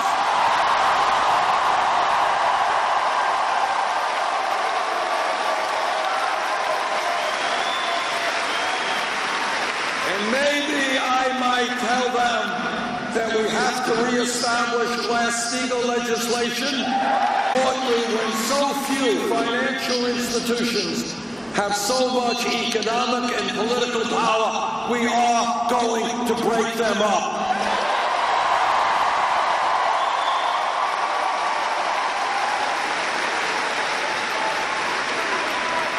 Maybe that's why they haven't invited me to speak to Wall Street. I don't know. Now, Secretary Clinton and I also have a very, very different perspective on trade. And you've heard some of the folks from the United Electrical Workers and the steel workers talk about what trade and our disastrous trade policies have done to working people in this country. When I came to Congress in the early 1990s, I didn't need a PhD to understand that these trade policies were written by corporate America for one very simple purpose. And that purpose was to not have to pay workers in this country a living wage. The purpose of these trade agreements was to enable them to shut down factories in Pennsylvania, in Vermont, and all over this country and move to low-wage countries where they pay people pennies an hour and don't have to deal with unions or obey environmental regulations. That was the purpose of those trade agreements, and that is exactly what has happened over the last 30 years. We have lost, since 2001, almost 60,000 factories in this country and millions of decent-paying jobs. There was once a time when people could get a job in manufacturing, earn good wages, good health care, decent pensions. Those jobs increasingly are gone, and the new jobs are McDonald's and Burger King.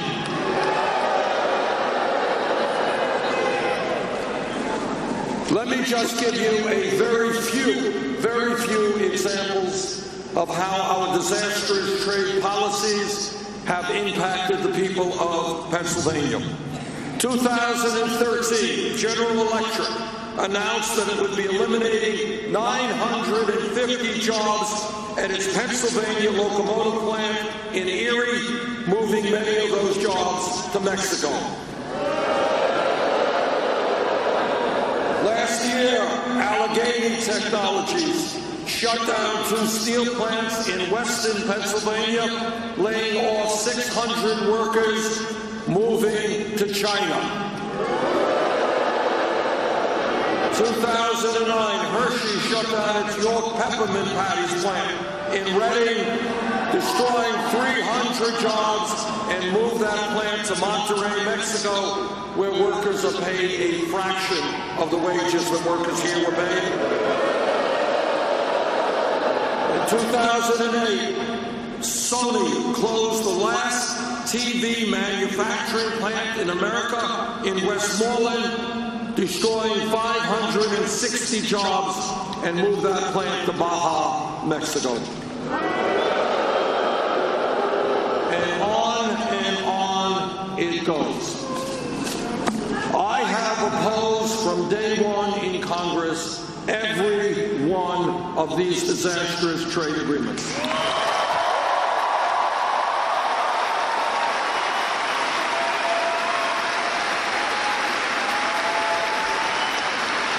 Secretary Clinton has supported virtually every one of these disastrous trade agreements.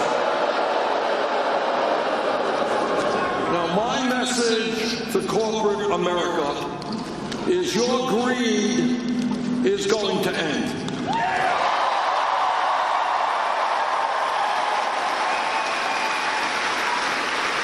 You're not going to continue to deindustrialize the United States of America.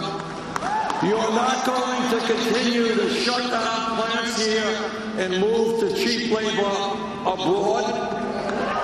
You're not going to cut the wages and benefits of American workers and give CEOs huge compensation packages.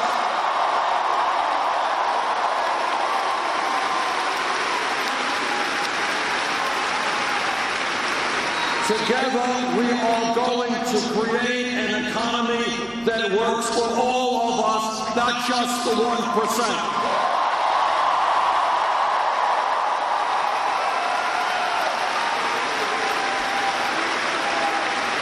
Then there's another issue that Secretary Clinton and I have disagreed on.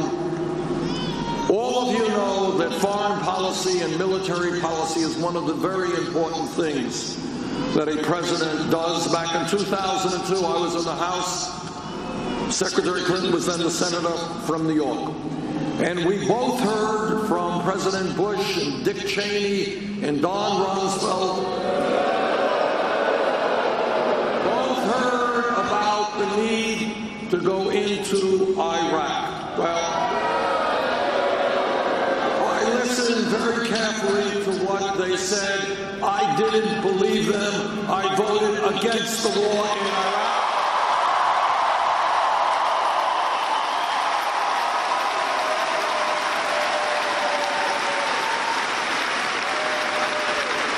Secretary Clinton voted for the war in Iraq. And let me just say this. I know it is very easy for politicians, especially Republicans, to really talk tough about war in this country, war in that country. In my view, we must destroy ISIS, which is a barbaric organization. But we can and must do it without sending our brave men and women in the military into perpetual warfare in the Middle East.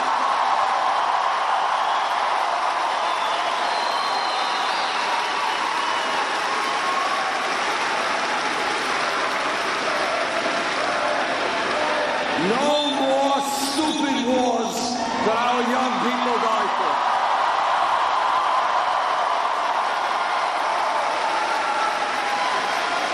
And it is very easy for politicians to give rabble-rousing speeches about the need to go to war because it is not their kids who are going to war, it's your kids.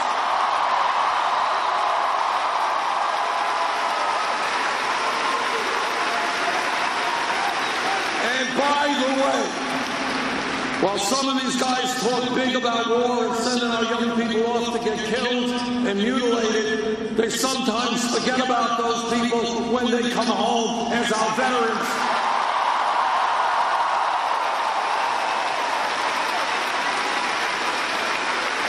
And that's something we will never do. We will stand with the veterans.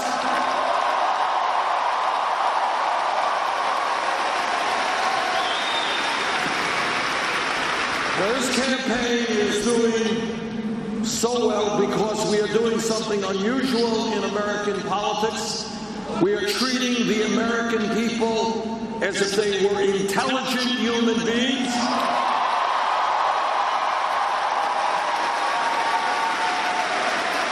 And we are telling them the truth, even if it's a hard truth.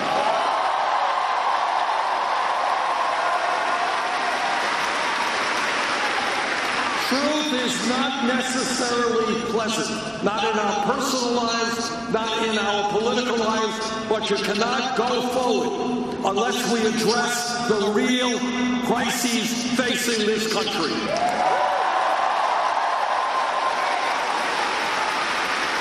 Crisis number one. Today we have a campaign finance system which is corrupt and is undermining American democracy.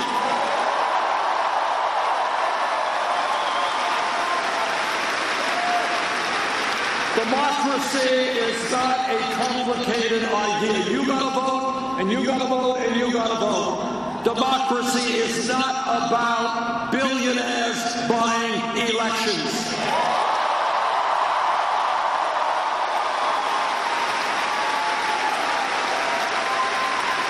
When the Koch brothers and a handful of billionaires are going to spend $900 million in this election cycle, that is not democracy. That is oligarchy. We will not accept it.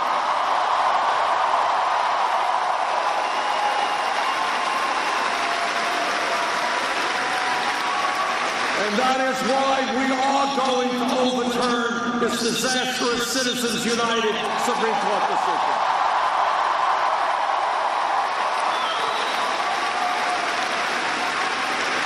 And when Republican governors all over this country are trying to suppress the vote, trying to make it harder for people of color,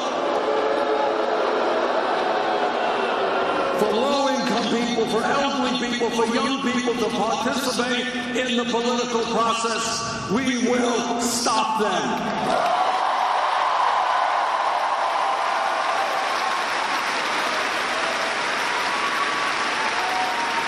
And I say, and this really gets me, because I believe, I've run on a lot of elections. Sometimes I've lost, sometimes I've won. That's democracy.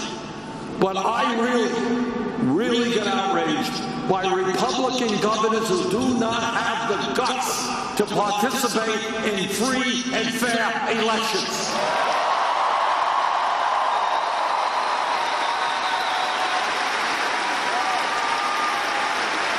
And I say to those Republican governors, if you don't have the guts to participate in an open and free election, get out of politics, get another job.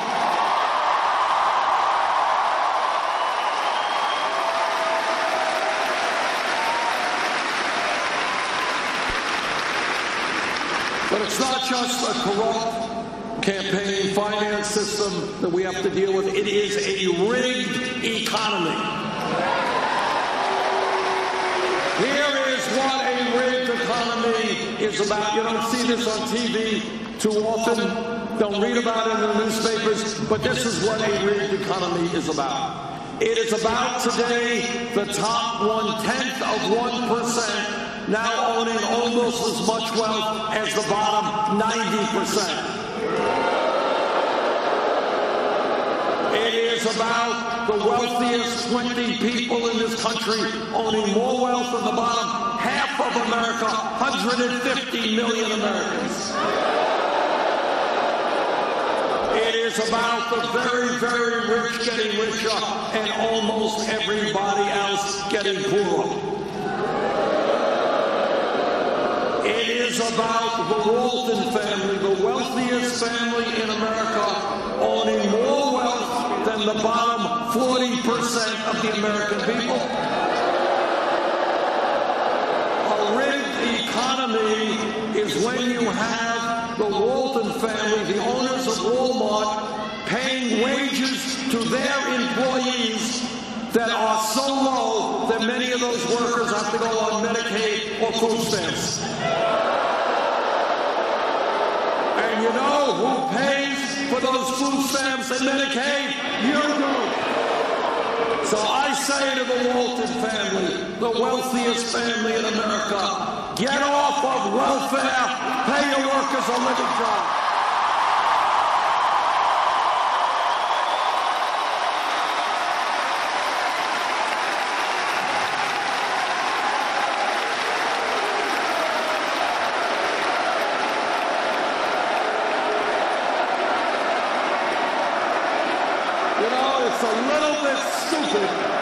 It's a little bit stupid when struggling working class families have to subsidize the wealthiest family in America. We're going to end that.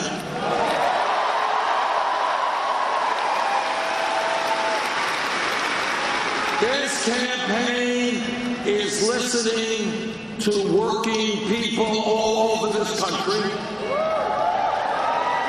And what workers are telling me is they cannot make it on $8, $9, $10 an hour. And that is why we're going to raise the minimum wage to a living wage, $15 an hour.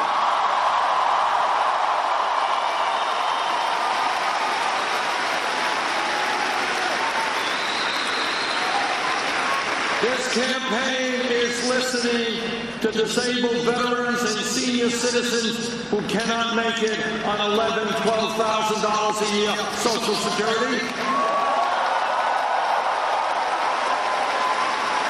Many of my Republican colleagues in the Senate, they want to cut Social Security benefits. Ain't gonna happen. We're going to expand Social Security benefits.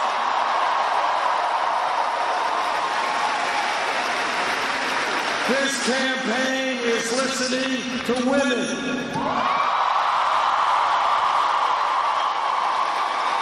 And what women are saying is they are tired of working for 79 cents on the dollar compared to men.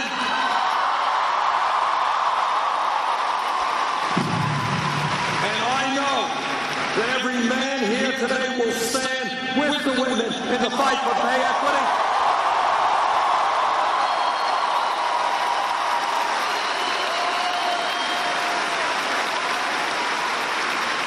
This campaign is listening to young people.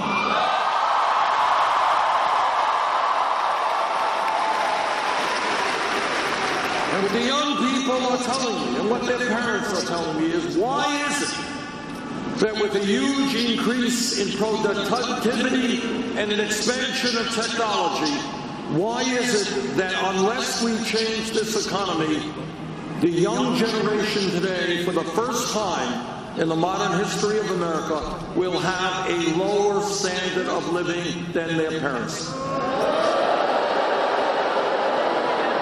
That is the American dream in reverse. We will not allow that to happen.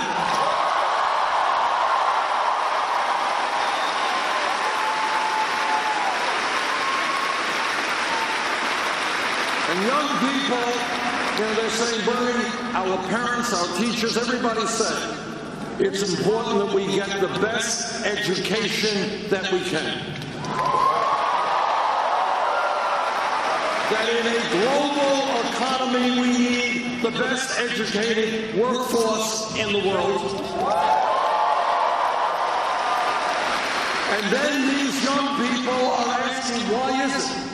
After we did what we were supposed to do, we went out, we got a good education.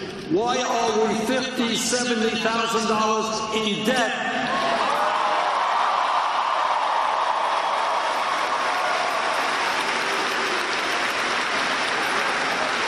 We should not be punishing people for getting an education. We should be rewarding them.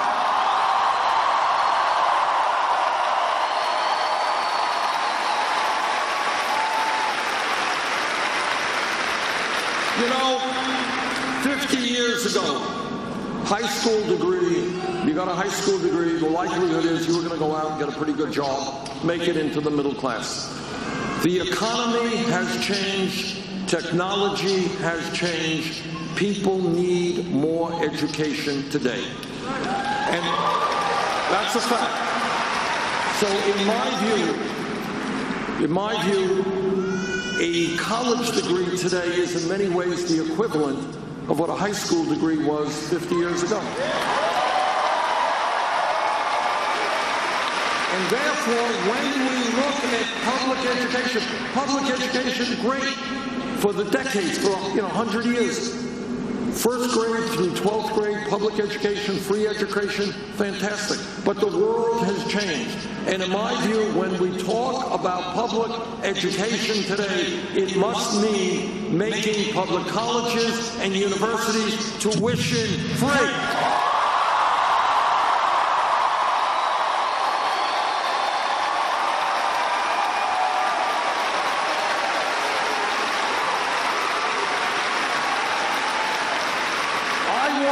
I grew up in a family, my parents never went to college. I want every kid in Pittsburgh in the 4th grade, in the 6th grade, no matter what the income of their families may be, I want those kids to know that if they do their schoolwork well, if they take school seriously, yes, they will be able to go to college.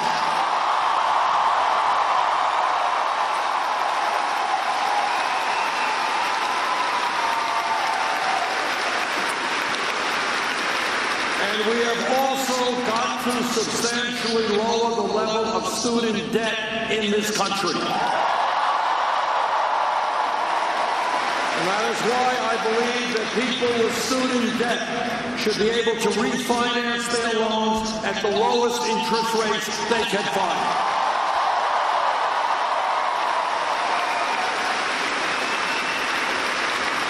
Now, people say, well, you're Santa Claus, you're giving away all of these nice things. How are you going to pay for it? Well, let me tell you exactly how we are going to pay for it. 8 years ago, after the greed, the recklessness, and the illegal behavior on Wall Street drove this economy into the worst economic downturn since the Great Depression, a downturn that millions of Americans have yet to recover from, Congress bailed them out. I believe that now is the time to impose a tax on Wall Street speculation.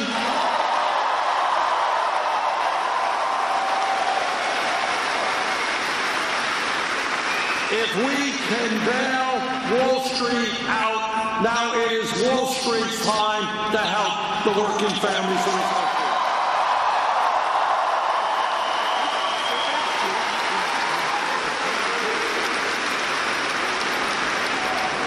All of you are aware of Republicans running all over the country talking about family values, how much they love families.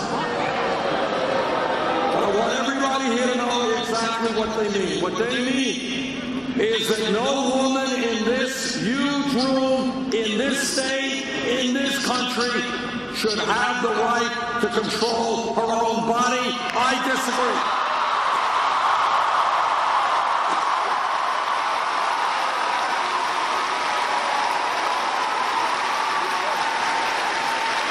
What Republican family values mean is that our gay brothers and sisters should not have the right to marry. I disagree.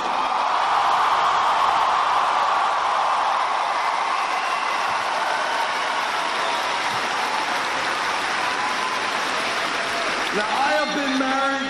Jane and I have been married for 27 years. We're blessed with 4 great kids, 7 beautiful grandkids. But when we talk about family values, it is a very different set of values than Republican family values.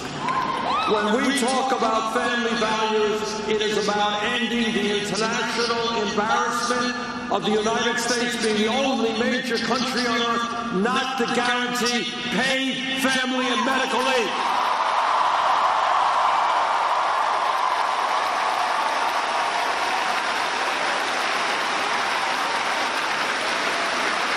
That is a family value.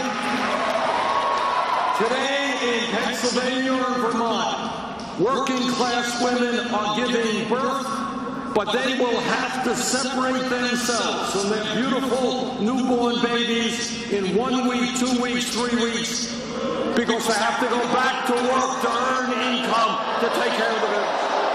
You're right. You are absolutely right. That is a total disgrace. And we will join the rest of the world. We're going to pass 3 months paid family and medical leave.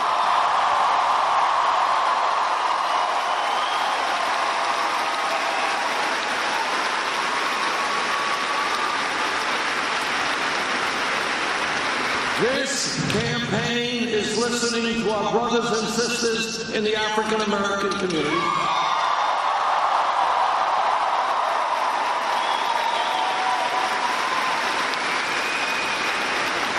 And they are asking me, how does it happen that we have trillions of dollars to fight a war in Iraq that we never should have gotten in, but somehow we don't have the money to rebuild inner cities all over this country?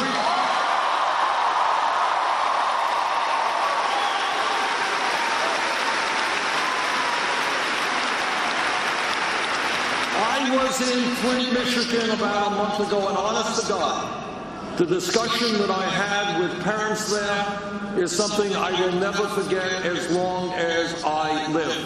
Talking to parents who have seen the cognitive capabilities of their children deteriorate over several years because their kids were drinking poisoned water. But it is not only Flint, it is cities and communities all over this country. Water systems falling apart, wastewater plants, educational systems, healthcare systems. We have got to get our priorities right. We can rebuild inner cities in America.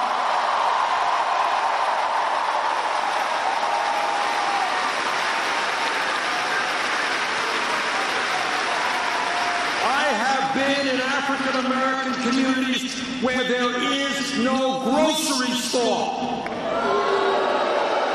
where there is no bank branch. People got to go to payday lenders and get ripped off unbelievably. We will change that, and when we rebuild inner city America, we create millions of jobs doing that.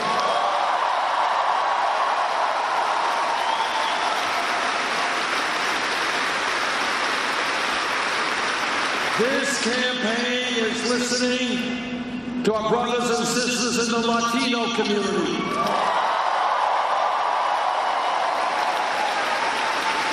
There are 11 million undocumented people in this country. Many of them are being exploited, living in fear, living in the shadows. They want, I want, comprehensive immigration reform and a path toward citizenship.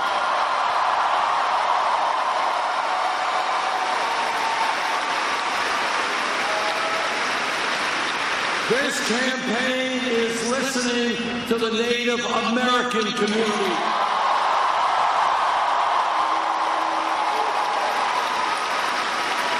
Native Americans have been lied to, they have been cheated, the treaties they negotiated have been abrogated from day one. That has got to change.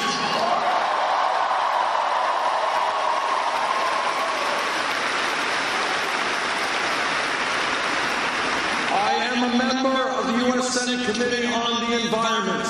I have talked to scientists throughout our country and throughout the world.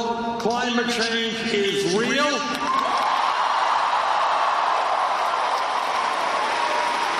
Climate change is causing devastating problems in our country and around the world. And climate change is caused by human activity.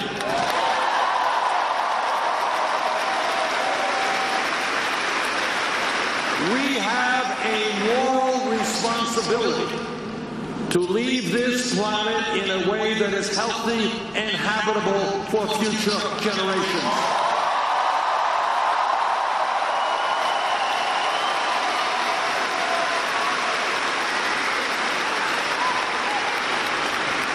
We have got to work with countries all over the world, China, Russia, India, all countries. Take on the fossil fuel industry, transform our energy system away from fossil fuel to energy efficiency and sustainable energy.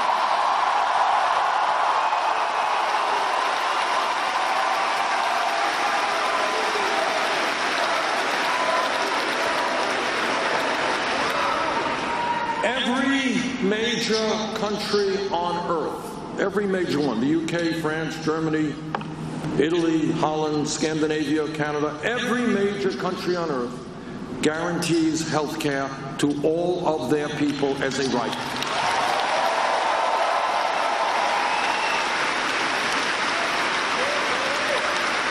Now, the Affordable Care Act, and I'm on the committee that helped write the Affordable Care Act, has done some very good things. We have done away and eliminated this obscenity called pre-existing conditions. We have managed to keep young people up to 26 on their parents' plans. We have added 17 million people to the ranks of the insured. We have done away with discrimination against women who are paying too high prices for their health care premiums. But here's the point. The point is that the gay community and their straight allies, against horrific levels of hatred and bigotry, they stood together decade after decade after decade. And they said that in America, people should be able to love the people they want, regardless of the gender.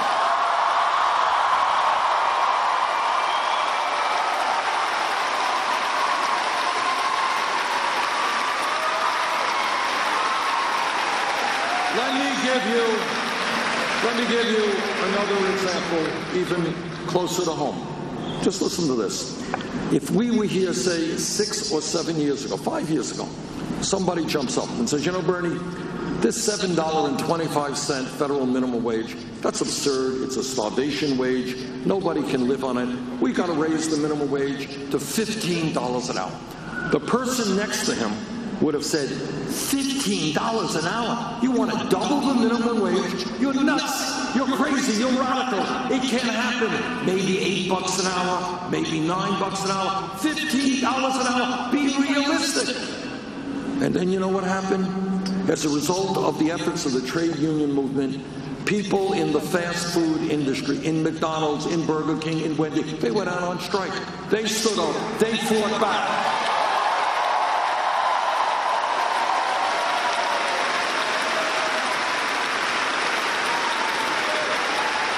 And then you know what happened? The impossible became true. Seattle, $15.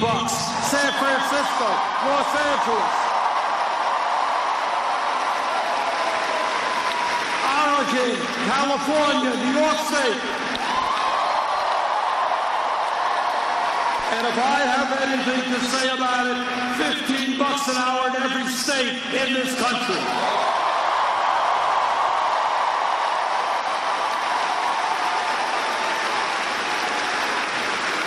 What is my point?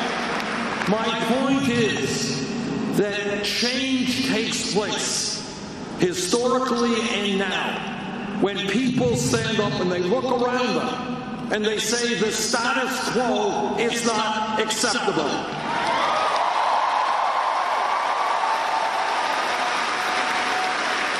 When the exploitation of workers, or racism, or sexism, or homophobia is not acceptable, we change things.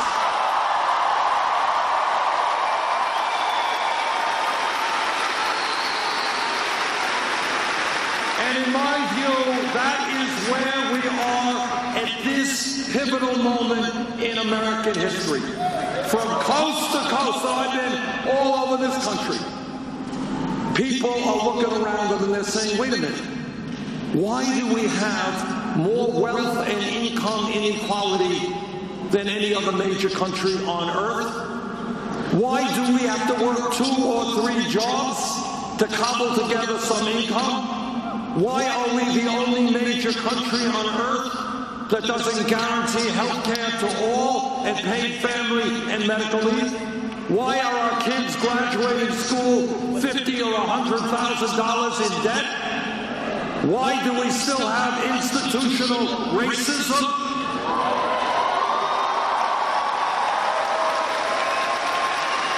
And unarmed people being shot by police officers?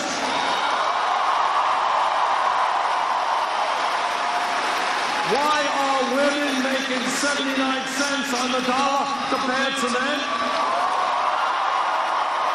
Why aren't we more aggressive in saving this planet from climate change?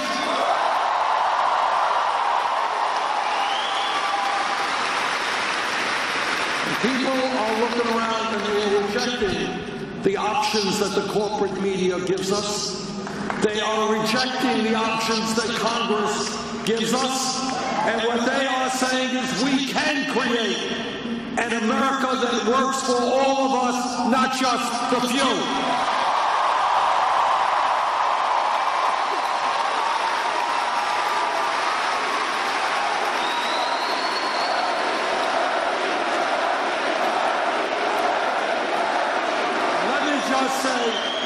Let me just tell you what no other candidate for president will tell you. I very much appreciate all the support, but nobody, let me be clear, so we lay this out on the table here. No president, not Bernie Sanders or anybody else, can do what has to be done in transforming this economy, protecting the middle class by himself. Can't be done alone.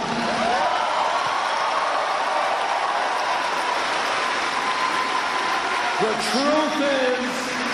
truth is that Wall Street, corporate America, the wealthy campaign contributors, and the corporate media who tell you what you should see or not see are much too powerful.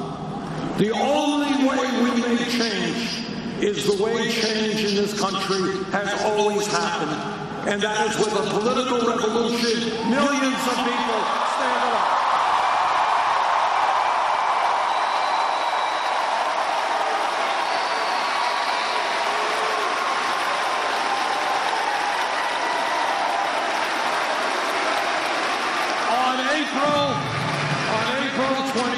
There will be a very important primary here in Pennsylvania.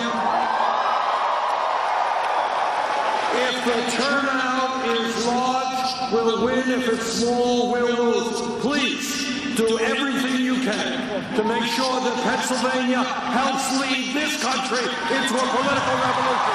Thank you.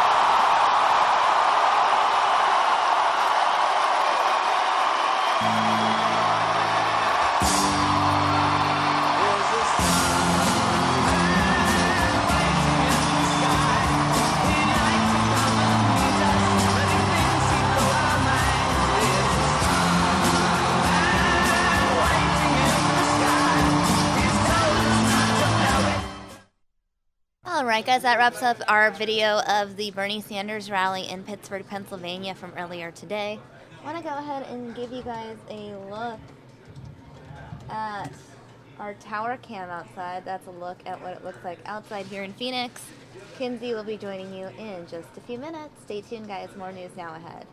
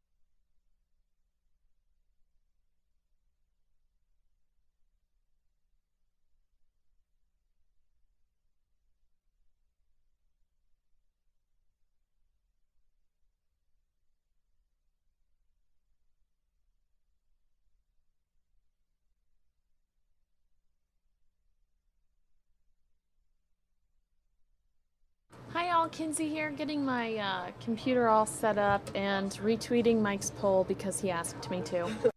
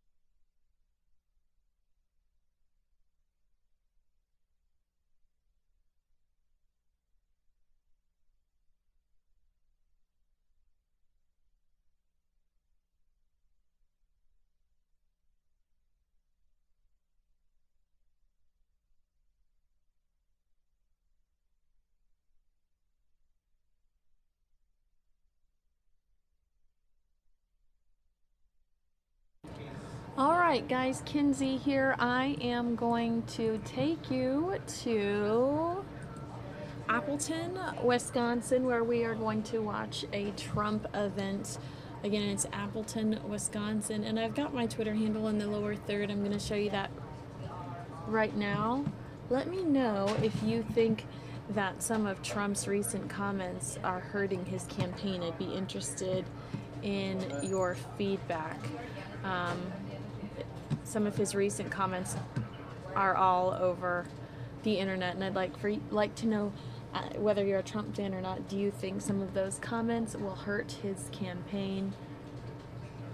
And I will see you on Twitter right now.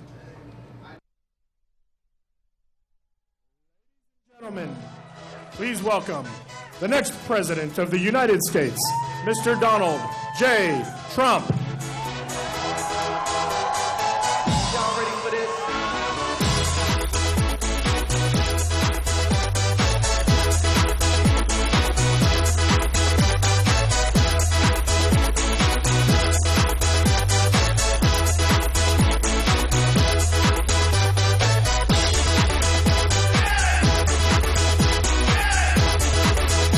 Thank you. Thank you. Wow. Wow. It's great to be with you. Great to be with you. Here's my friend. He travels all over the place, this guy. He's seen a couple of them. How many have you seen now? 30. He's a serious fan. And where do you live? Okay, and you voted for Trump. That I can tell you.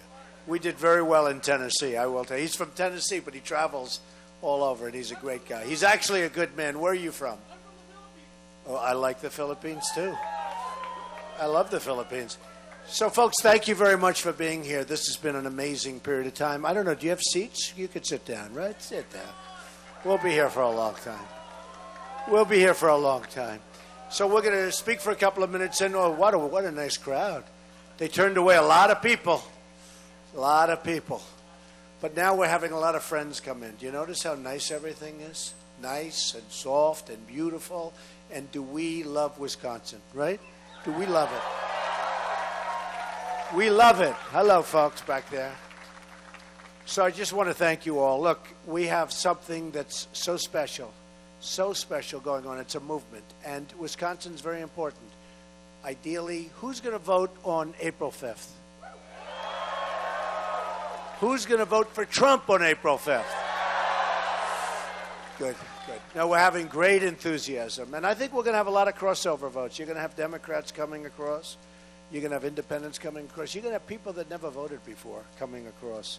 And no poll, I think the polls don't take that. Do the polls? The polls aren't even taking that into advantage, all right? They're not really discussing that. We get tremendous crossover votes. And I think we're going to do great. And frankly, we love the Democrats if they cross over. Do we agree with that? Do we love them? And the independents and the people that have never voted before. You know, it's amazing. When I do shake hands with people or I do whatever they call it, the rope lines they call it, where I sign. And we'll do a little one of those little suckers if you want something after. But, you know, when I do them, every 20th person says to me, Mr. Trump, I've never voted before. It's amazing. I've never voted before. And they'll be wearing like a Trump shirt like that. Stand up with that beautiful Trump shirt. Look at this handsome guy. He's shy. He got up and then down very quick. Oh, you pulled him down, right? There he is. Look at this guy. He's not shy. He's not shy. Whoa. He's not shy. I love this guy. Thank you, man. That's so cool. That's very cool. I haven't seen that shirt around. I'll tell you, I don't know if they got that one on television. I have a feeling they're not allowed to. But it's been amazing. And you know, we're winning a lot. We've won 21 or 22 states. It was just announced yesterday that Missouri, we just won Missouri because we got the vote. So that was good. You never know. You know, I won the state, and then they said they're doing a recount or whatever they call it.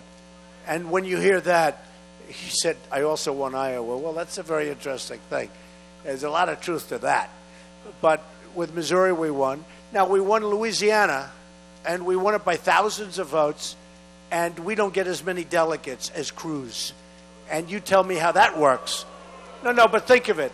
You work there, you go, you make your speeches, you do everything. The people are fantastic in Louisiana.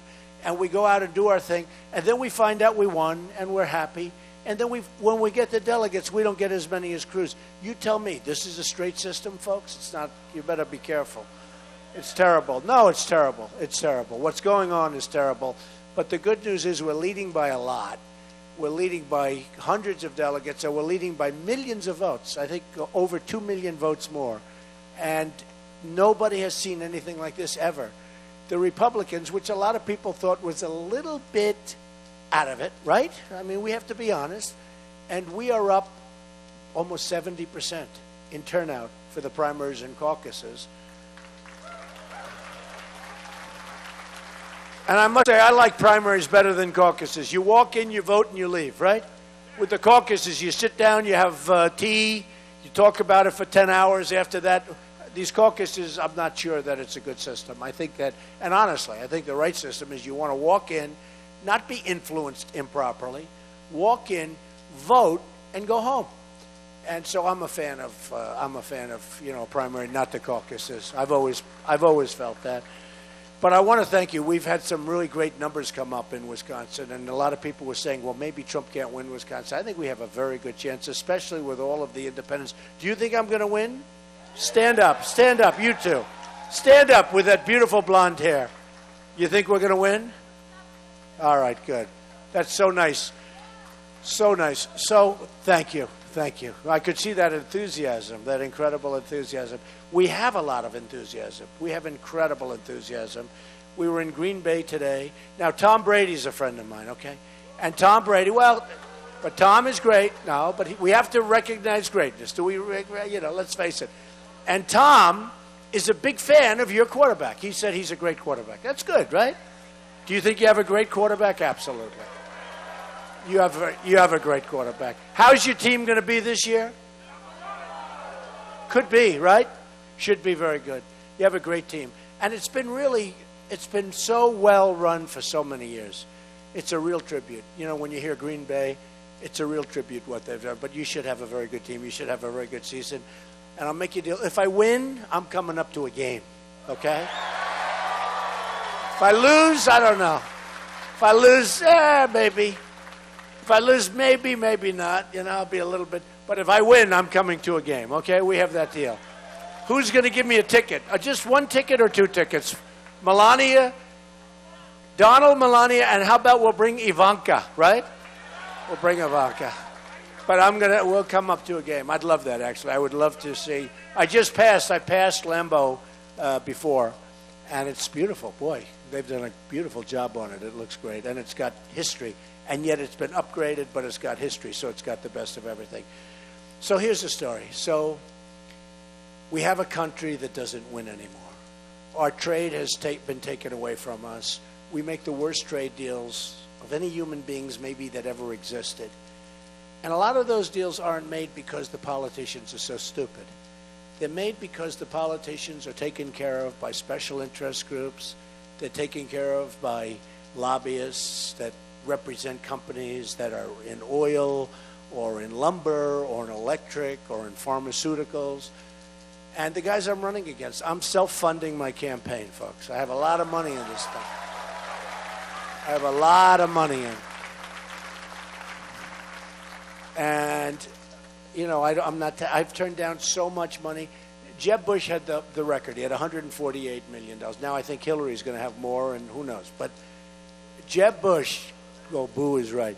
But Jeb Bush had like $148 million.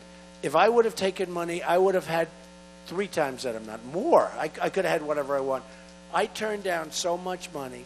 And I'll be honest, I don't know if it's really necessarily appreciated. When people go in, they don't say, do you agree with me? You understand what I mean? I'm in for a lot of money.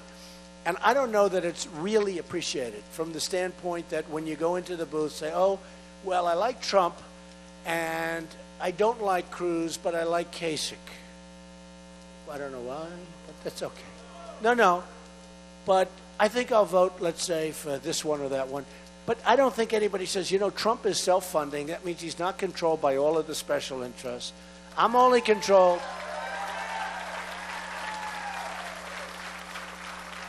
I'm controlled by one special interest. You know what the special interest is? You. It's the people. I mean, that's why I'm doing this. I just had a beautiful grandson, and number 8, Theodore James, like Theodore Roosevelt, Theodore James, and, I'm doing it for the whole thing. Hey, look, our country's in trouble. We have no borders. Our health care is a disaster. Obamacare is going to be repealed and replaced. Our Second Amendment Our Second Amendment is totally under siege. You know that. I mean, it's under siege, what's going on with the Second Amendment, and so many other things. Look, we don't win anymore. Our country doesn't win anymore.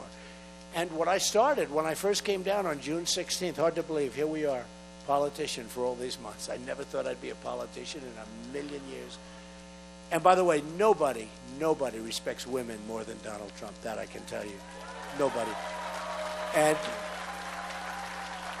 And nobody will be better to women, and nobody will give greater security to our country for women, and in that case, for everybody. Nobody but Donald Trump. Believe me, we're going to have our strong borders. We're going to have our wall. We're going to stop the drugs from pouring in and poisoning.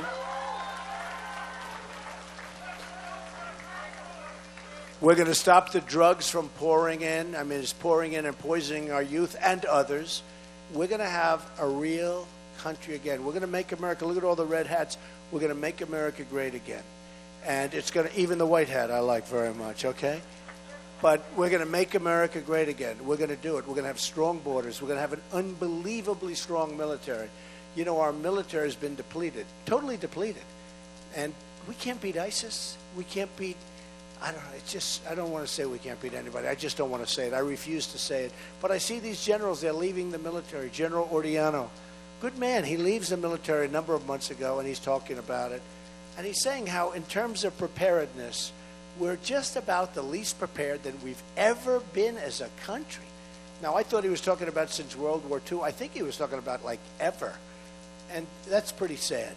We're going to change that. And, you know, in many respects, it's the cheapest single thing we can do. We're going to have a strong military so that nobody can mess around with us. Nobody. And I see some great vets back here. We are going to take care of our vets, okay? We're going to take care of our vets, fellas.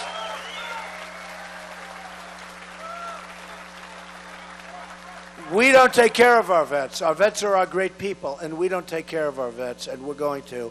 Our vets are treated worse in many cases than illegal immigrants. They come in here, they get more benefits than the vets. And those days are over. It's over. It's part of the build-up of the military. So I see all these good-looking guys back here. How many vets do we have? Raise your hand. Don't even stand up. That's good. That's beautiful. We have, how many vets do we have in the audience generally? Yeah, a lot of vets. And the vets are being, they're being humiliated by the way we take care of them. So that's going to end. You've seen my plan, I assume. You've seen my plan in terms of health care and what's going to happen with the vets. And it's going to be something that's, it's not even a question of the money. You look at Phoenix, Arizona, where, by the way, I have tremendous support, including from Sheriff Joe. Do we love Sheriff Joe? I'll tell you, Sheriff Joe doesn't mess around because, you know, when we went to Phoenix, I had 21,000 people right near Phoenix, and Sheriff Joe has the border, and he's tough with his tents and the whole deal. And we had a lot of protesters. We had like 200 protesters, and they were very loud and very, you know, boisterous. And he said, "Oh, this isn't going to happen." And, you know, he walks right up to them. He walks right up. He looks them in the eye, and they just like, they're quiet. He's an unbelievable guy. So Sheriff Joe, they put their cars. We had 21,000 people, and the cars couldn't get through because they did a blockade of cars on the highway. So these cars couldn't get through. So they were being delayed tremendously, and there were tremendous traffic jams all the way back to Phoenix. And Sheriff Joe looked at it. He said, "Move those cars." They didn't move them. They chained themselves to the cars. He had his guys with chain cutters. Just walked right up. Boom, boom, boom. They put 3 or 5 in jail. Everybody dispersed. They moved those cars. I'm telling you, in 5 minutes, that road flowed. It was so beautiful to watch. You saw that, right? It was unbelievable. It was, the way that road moved was, and we had no problem. And the problem you have is that we don't have people. Today they want to be politically correct. Now, Sheriff Joe stood up to those people and says, "You've got 2 minutes to take those chains off." They wouldn't take them off. Bing, boom, in jail. Everybody left. That was the end.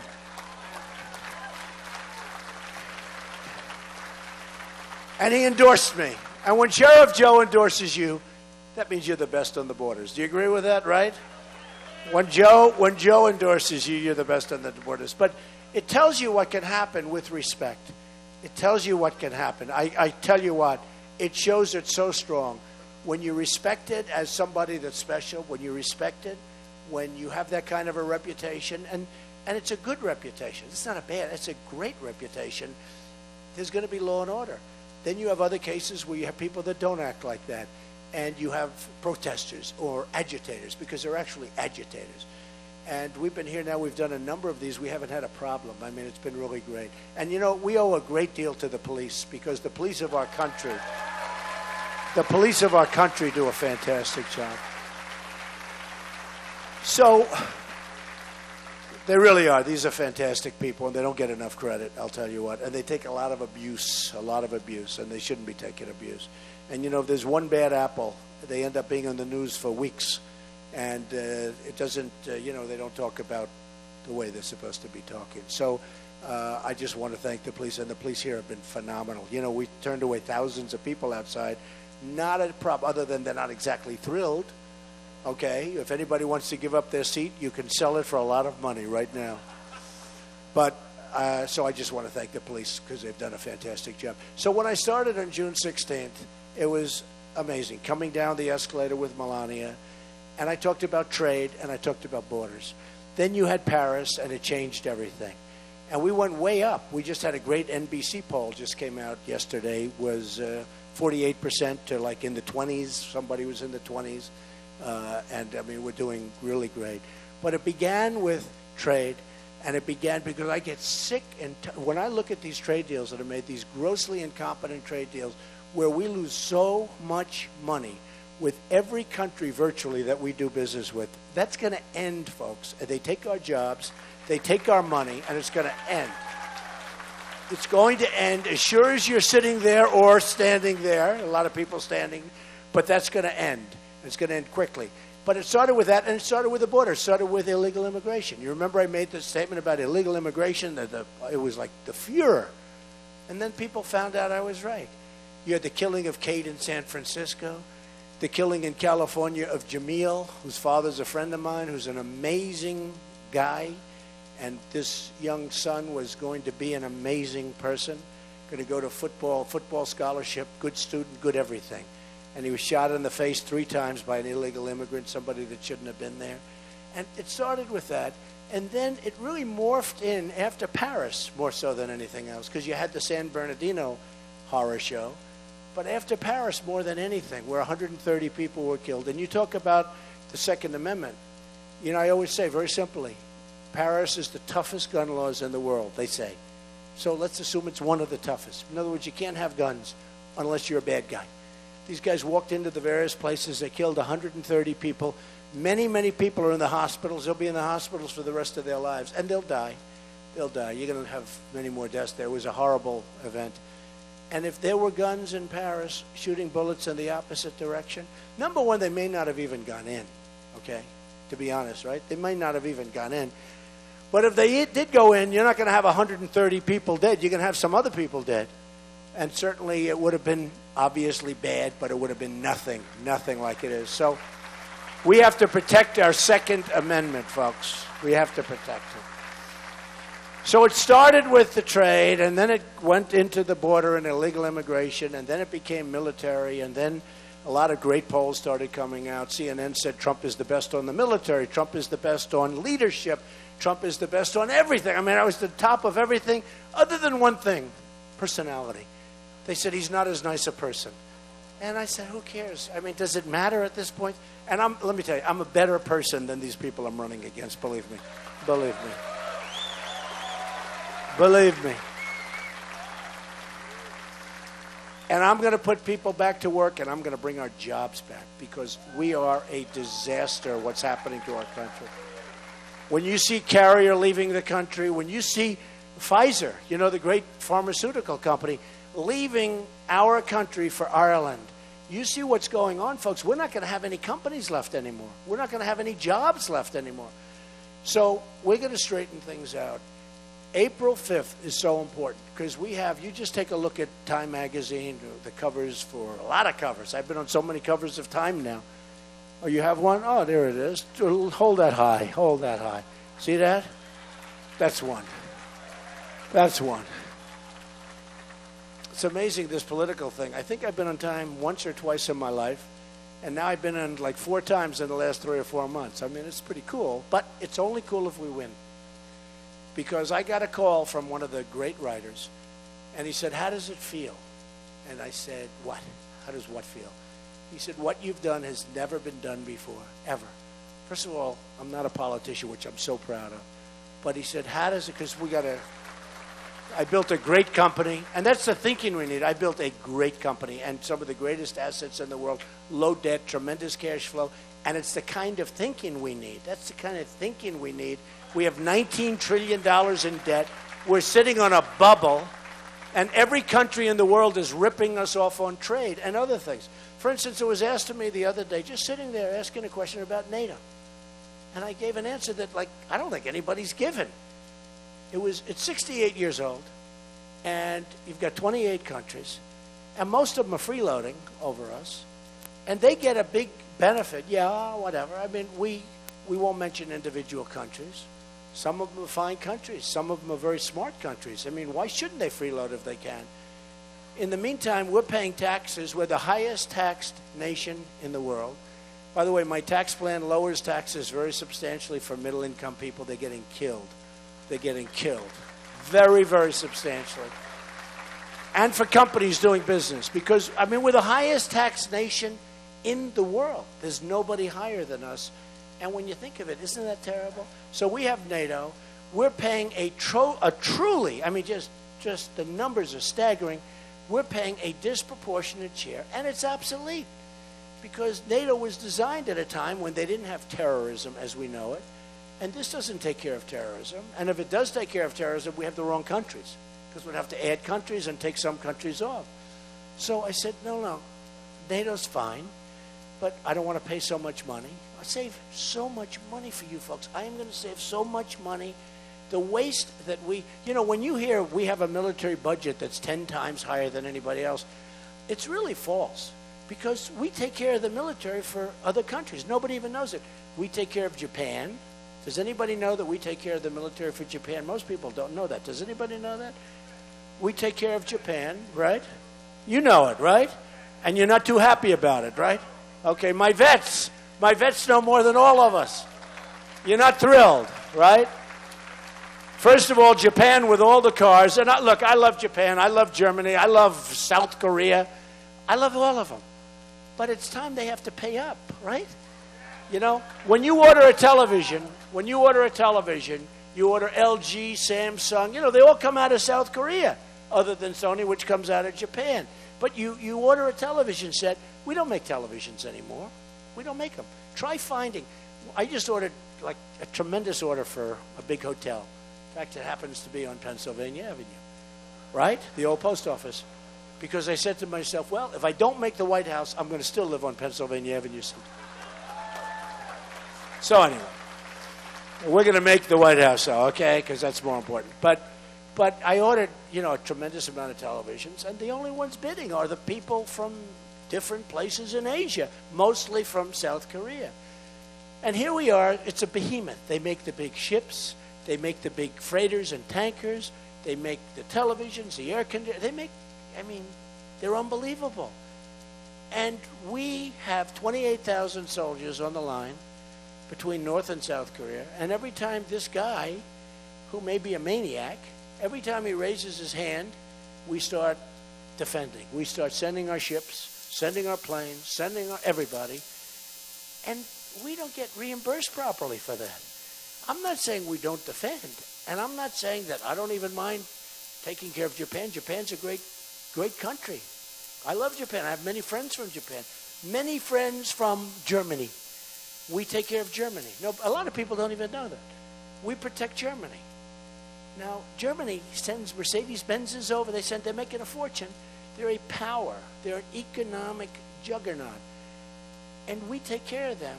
And we have budget deficits. And we have losses like you've never seen.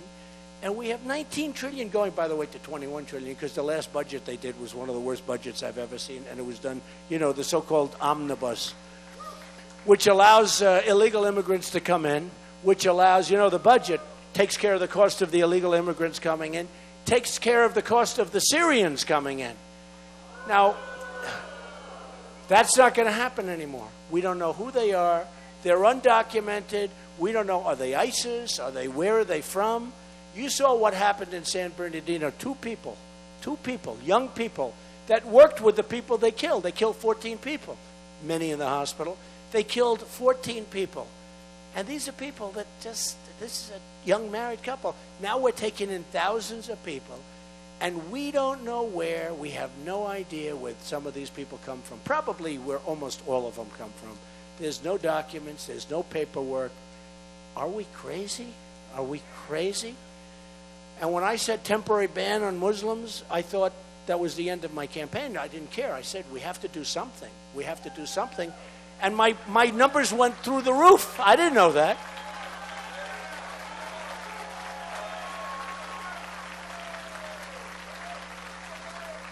And we have a president that doesn't want to even use the term radical Islamic terror. He doesn't want to talk about it. And nobody can say really why. I mean, I understand there's some reasoning behind it, but there's no real smart reasoning behind it. It's a problem.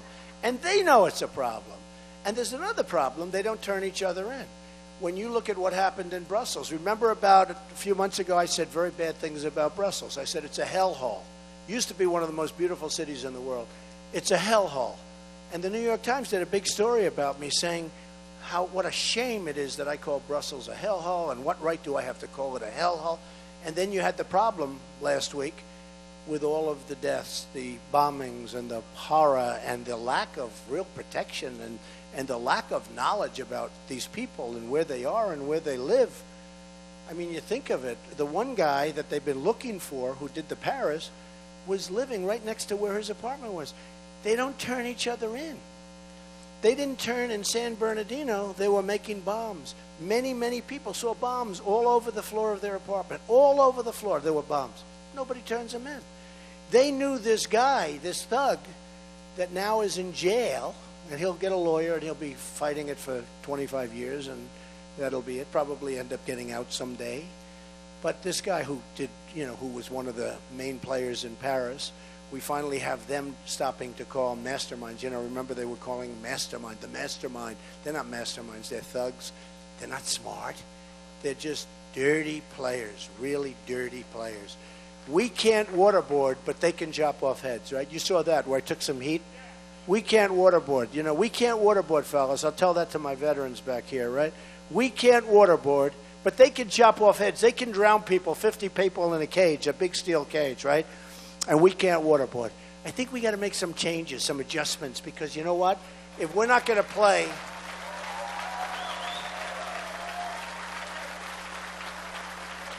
See, the problem is, we have the Geneva Convention. We have all sorts of rules and regulations. Our soldiers are afraid to fight. They don't want to go to jail because they're killing the enemy. They were too tough. So we have all sorts of really restrictions and regulations.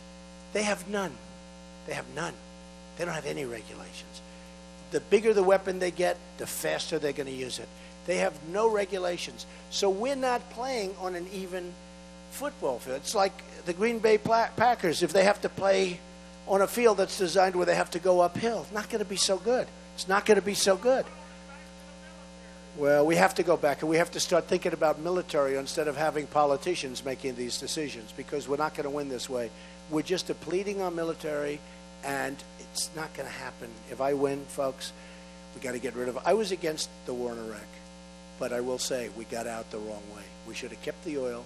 We should have kept some soldiers there for a semblance. The people that we had running Iraq were bad. They created ISIS because basically they were very inclusionary, inclusionary only to themselves.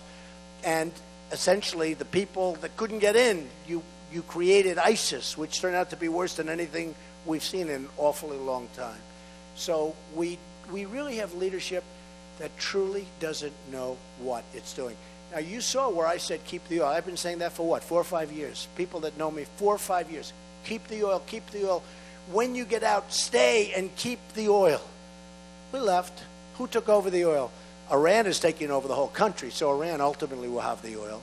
But you have ISIS and you have Iran. They have the oil. That's what's going to happen. And as sure as you're sitting there or standing there, I will tell you, they're taking the oil, and Iran is taking the country of Iraq. Iran made one of the greatest deals I've ever seen made because our lawyers, our negotiators are incompetent. Grossly. Secretary Kerry didn't have a clue. He never once got up. They would force things down his throat, and he never once got up and walked. I kept waiting. I said, get up now and walk. Don't take it. And he'd go, I'll take it. We'll take it. He's representing from us. He's representing us. He'll say, I take it. He never once got up and walked. And even our prisoners, they should have been out years before they got out. We should have never started that negotiation until those. We should have doubled up the sanctions, said, release our prisoners, and then we start talking. And now it looks like we paid, it looks to the world, and it's true, like we paid $150 billion to get prisoners. You talk about a ransom. I'd say that's a pretty good ransom. So those things are not going to happen anymore, folks. We're going to be smart. We're not going to have Sergeant Bergdahl where he's a traitor. And we negotiate for Bergdahl, right? And they get 5 people and we get a traitor. I say a dirty, rotten traitor. I hate to say it, but we get a traitor. We knew he was a traitor when we made the deal because you had a colonel and a general go and interview everybody. So we knew, we were sure that he knew. So our people knew that he was a traitor. We make the deal anyway. So we gave them 5 of the greatest killers, the people they most coveted of any people. Those are the 5 that they wanted. And now they're back on the battlefield, or will, trying to kill everybody, by the way, excuse me, including us. And they're back in the battlefield. And what do we have? Bergdahl. And he's in court. And it always seems to get easier and easier for him because, they're saying, well, I don't know if that's going to happen because maybe we'll shame the courts. But, a little while ago, a number of months ago, they said, well, we don't think he's going to get any time. 5 people and probably 6 people were killed looking for Sergeant Bergdahl, okay? When he was missing, 5 people or 6 people, probably 6, were killed. Young, great, beautiful people. Our soldiers were killed going out trying to get him back. And he left. He didn't do so well when he left. He found out it wasn't so nice out there, right? He didn't like it so much. I don't think he'd go back again. I'd give him back I'd fly him right over. Maybe put a very small parachute on, maybe no parachute at all. Fly bing right in the middle of that mess. I'd put him right smack in the middle of that mess. 6 people killed looking for him. But that's what we do. We get 1, they get 5, right? I call him the 5-for-1 president. Well, the Iran deal is the same thing, just as bad as it gets. And it's going to lead to nuclear proliferation anyway. It's going to be a disaster. And they don't buy from us. We have agreements that they can't, but regardless, they wouldn't anyway.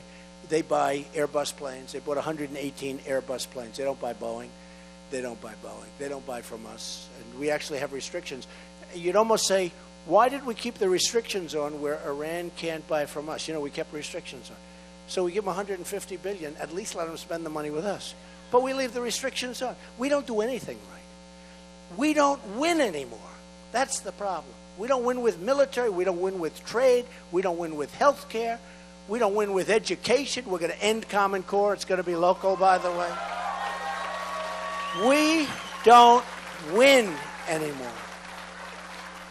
So I can only tell you this, folks. It's an honor to be here and to have so many people on this afternoon, which is actually sort of semi-beautiful out. It's a little rainy, but we love that kind of weather. Look, to have this many people show up and to have thousands of people listening to loudspeakers outside and leaving, actually having to leave because they couldn't get in, is such an honor. This is such an important state. I would love to win it. It will absolutely cement us. If we don't win it, it will be, keep going. We'll see if we get to that big number. Because, frankly, what they're doing, the establishment is trying to take it all away from us, folks. Let me tell you. They're trying so hard to take it away. Cruz doesn't have it. He will never be good at what he does. He will never, ever be good at this whole. He will never be good. He does not have it. He doesn't have it. He's strident. He can't even get anybody in the Senate to endorse him. He has Lee. And he got Lee because it was, after months and months, he wanted to get Jeff Sessions, right? Who I got. Jeff Sessions endorsed Trump. He's one of the most respected people in the Senate. And we have Sarah Palin, and we have who's fantastic. And we have Jerry Falwell Jr., who did Liberty University, one of the great people. One of the reasons I do so well with the evangelicals. We've done incredible. And, you know, it's sort of interesting with Ted Cruz. He lies so much. I mean, he lies. Lying Ted. He holds the Bible up high, puts it down, and then he lies. Look what he did to Ben Carson, who endorsed me, by the way, a great guy.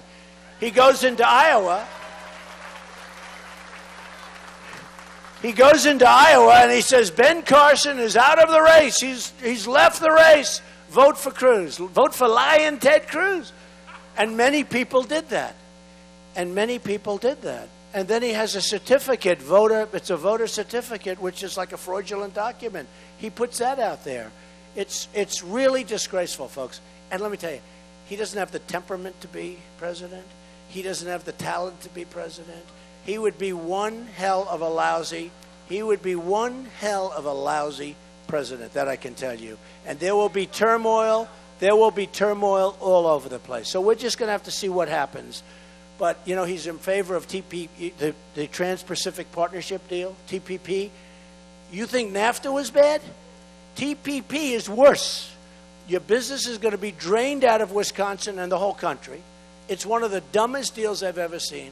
It's 7,000 pages long, and I guarantee you every country involved has read every inch of that document. I'll bet you that our congressmen and our senators probably haven't even read it. It's sitting on their desks a mile high, and they haven't even read it. It's a disaster. And they don't talk about devaluation, monetary devaluation or currency devaluation. They don't even talk about it.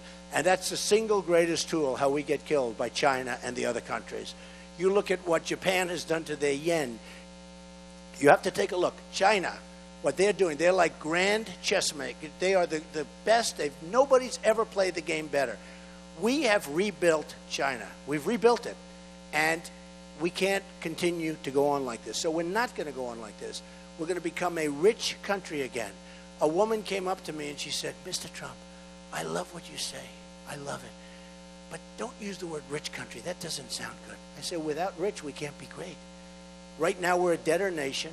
Our airports are crumbling. Our roads are crumbling. You look at our transportation. We have trains that go 60 miles an hour. You go to China, you go to Japan, they have trains that go 250 miles an hour.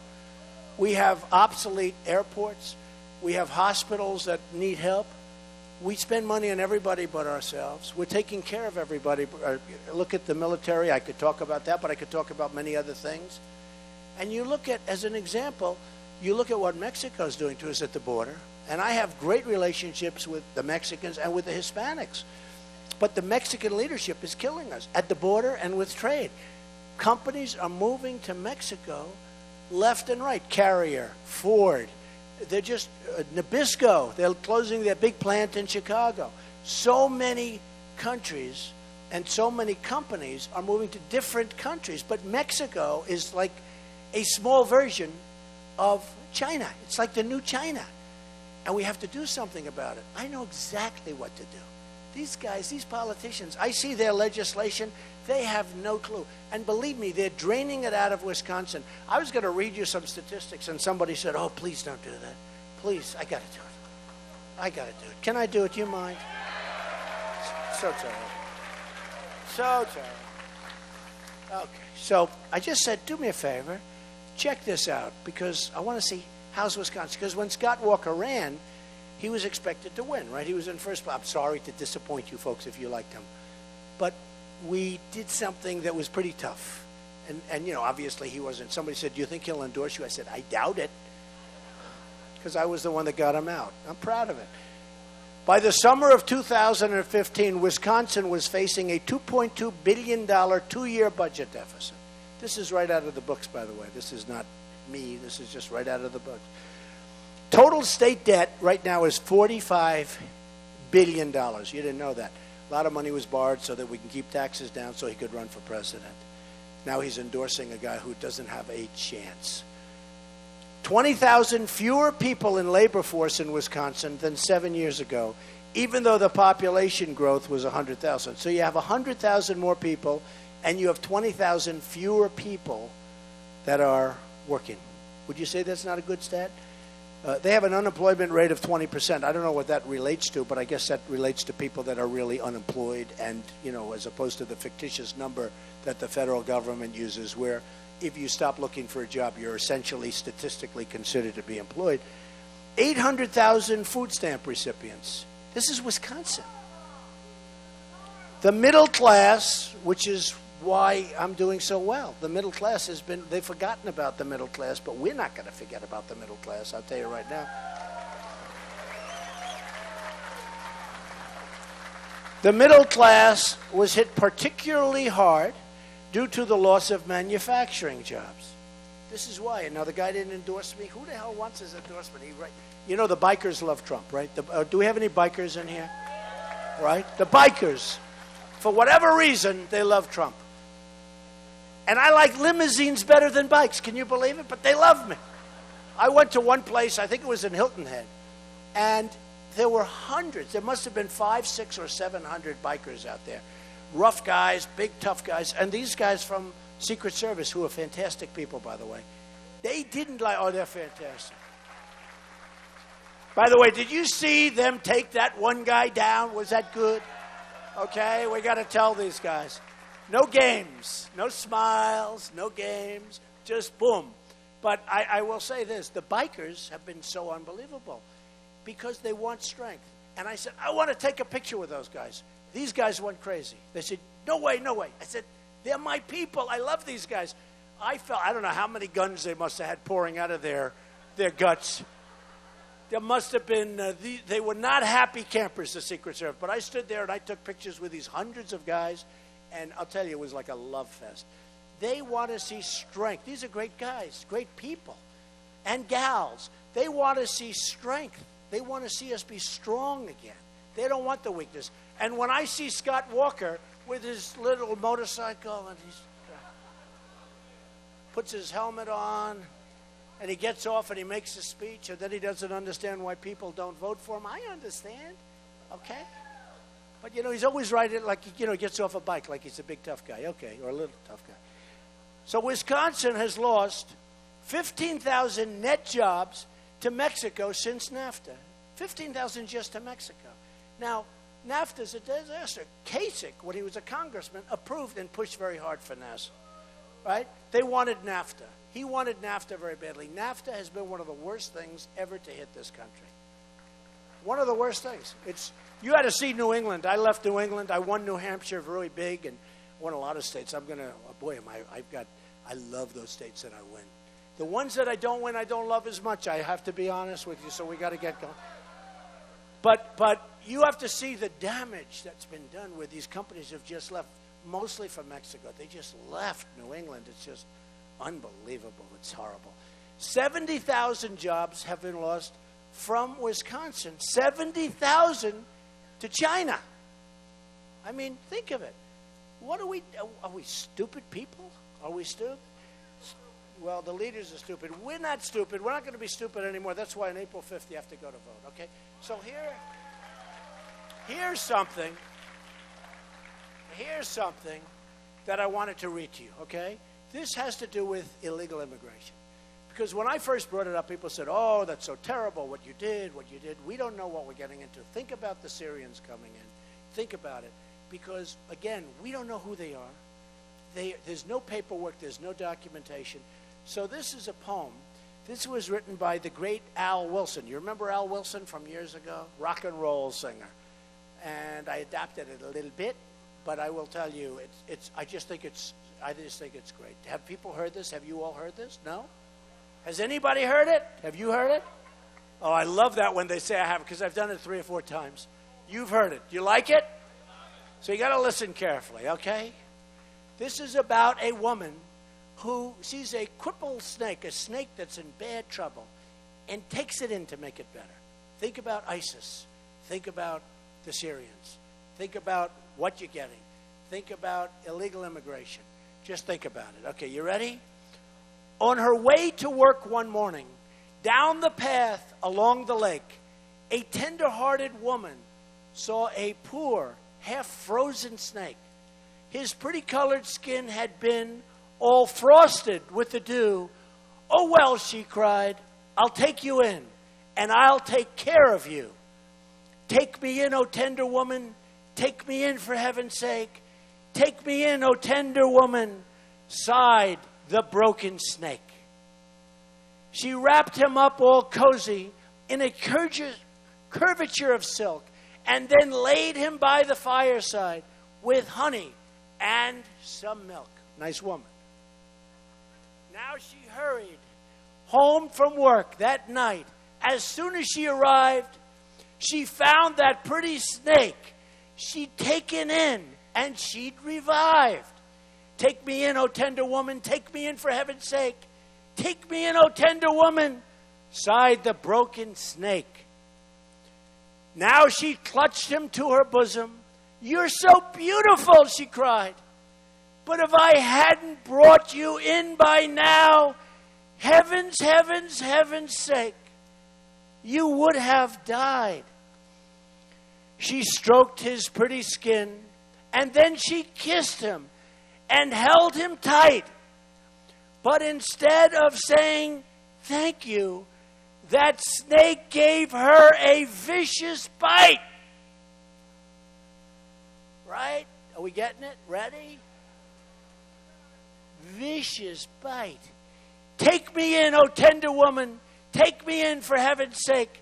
Take me in, O tender woman, sighed the now broken snake. I saved you, cried the woman, and you bit me. Heavens, why? You know your bite is poisonous, and now I'm going to die. Oh, shut up, silly woman, said the reptile with a grin. You knew damn well I was a snake before you took me in. Right? Right? Right?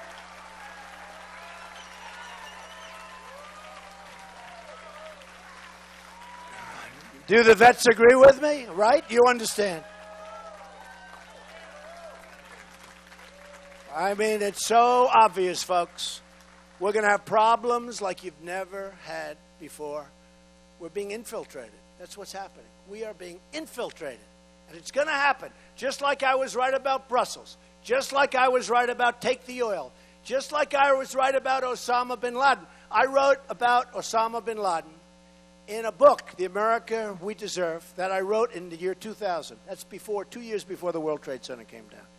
And people said, no way, no way. You know why? Because I watched him. I saw him. I read about him. And I said, this guy's trouble. And I wrote about him in a book. In fact, Joe Scarborough, a good guy, a host on Morning Joe, recently said, there's no way Trump mentioned that. No, no. In fact, one of my enemies said, no, he actually did. He talked about Osama bin Laden in a book 2 years before the World Trade. No way, Joe said. And they passed the book over to him. He said, wow, I know what I'm doing. Believe me, I know what I'm doing. We are a country that's in serious, serious trouble. We have incompetent politicians running our country. We have stupid people making decisions. We're the laughing stock of the world. Our military is going to hell, and you guys know that. Our military is going to hell. Our health care is no good. It doesn't work. We're going to change that. It's going to be great, by the way. But our health care doesn't work. Nothing we have works anymore. So I just say, on April the 5th, I want you to go out. I want you to vote. Even, okay, I have to be honest. I hear politicians for years asking people to go vote. And they always say, even if you're not going to vote for me, it's the American way. You must go out and vote. It's for our country. Even if it's not for... Well, let me tell you, if you're not going to vote for me, don't go out and vote. I don't care. Okay, don't.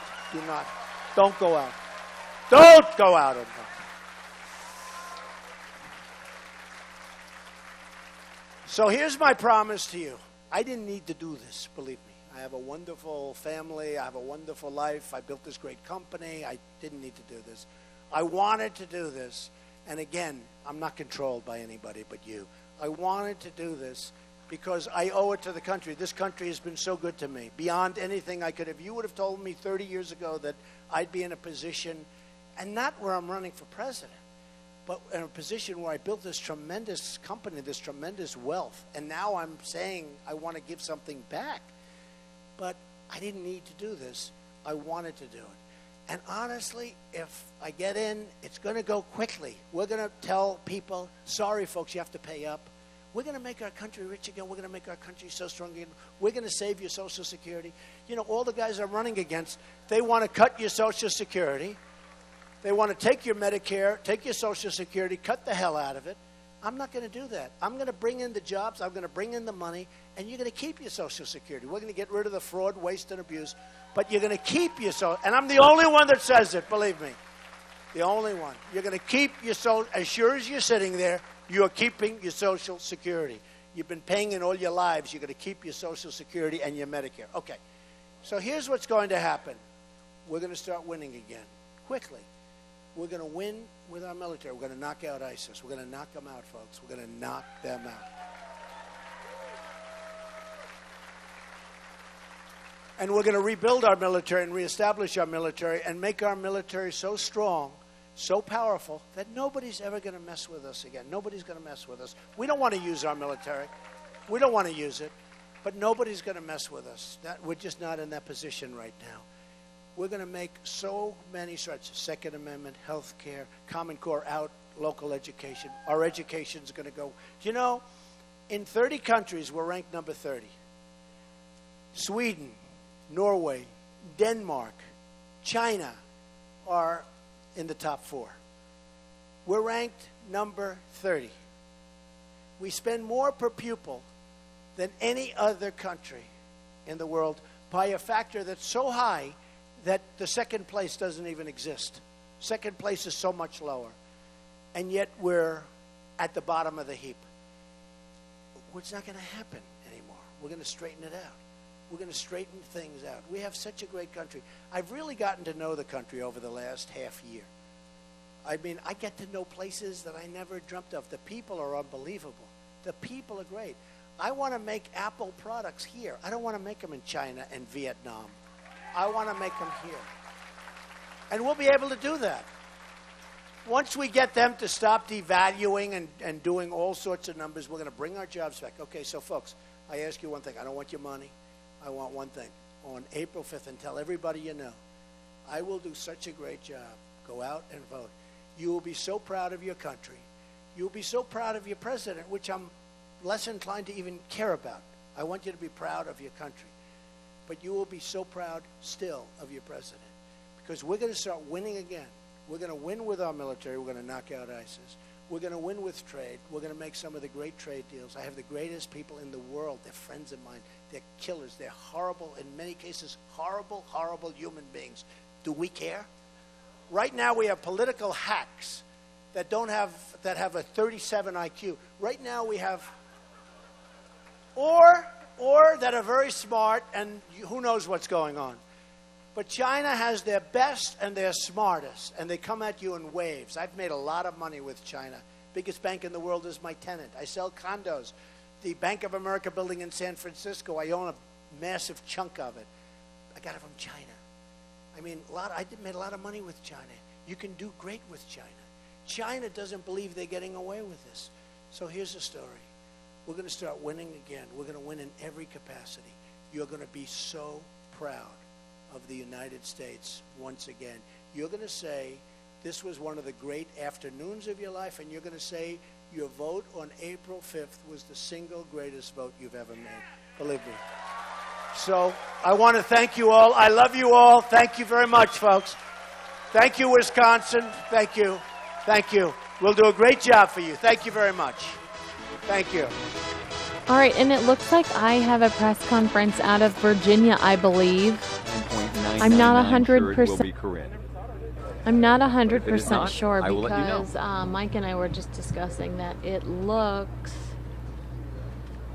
still bright over there, and it's around 7:30 over there right now. So I'm trying to figure out where this press conference is taking place. I again believe it is in Virginia in regards to that shooting earlier today.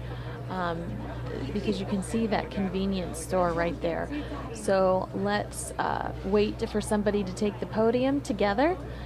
Thanks so much for watching. We're Fox 10 News Now, Monday through Friday, 9 a.m. to 9 p.m. We are streaming this breaking news conference right now, and I will have more information on the other side.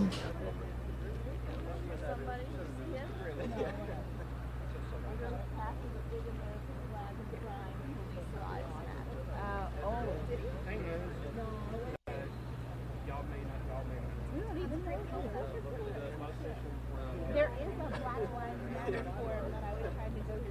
I was set to be there. I'm really a little. She was speaking at 7. My whole family. No Joe Morrison, no Ford. Yeah.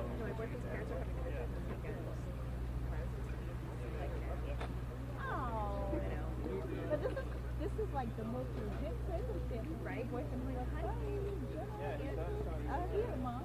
I had to like really resist to get too, so I know he thinks I'm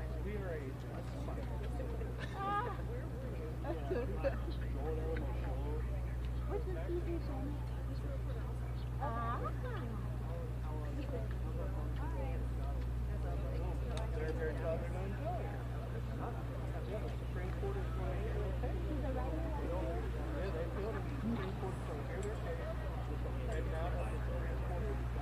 Not boring.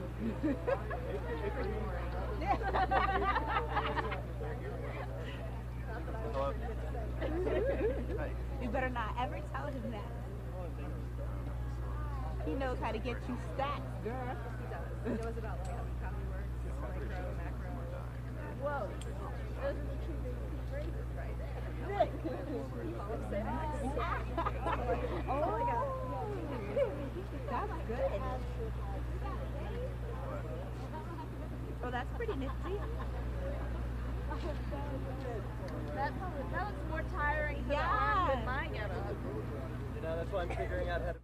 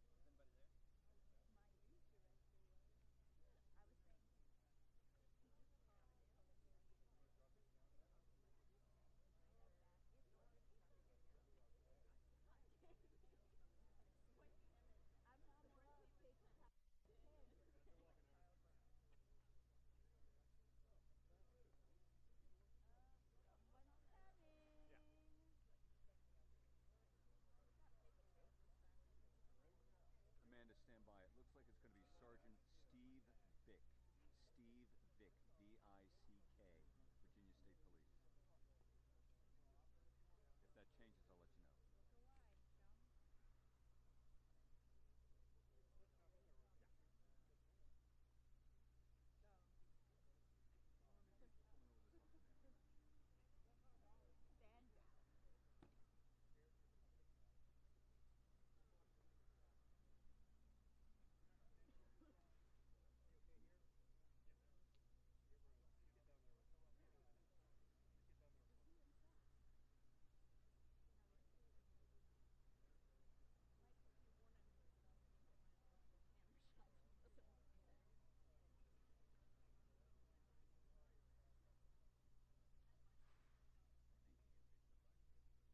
How confident are you that that's the real time? Thank you.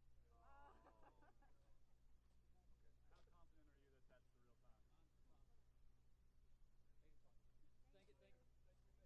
we're expecting the... Okay, good grief. You just heard it. 8 o'clock now, so we're playing this game. Hey, you know what we should do? Let's ingest that stuff from your thumb drive. I'll start banging out. All right, we'll be here. Yeah. 8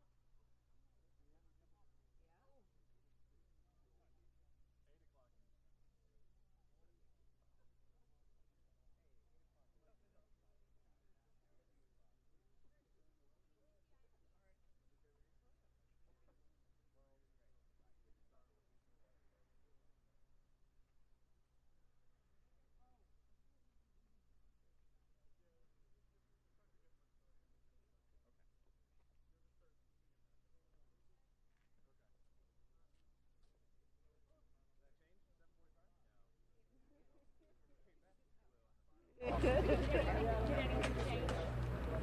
Starting out.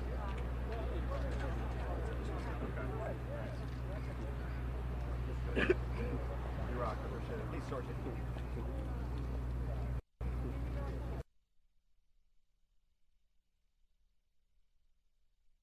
Looks like we temporarily lost the feed. Hopefully we'll be getting that back soon. It doesn't look like Fox National cut us off. Perhaps there was an issue with the camera. I'll confirm.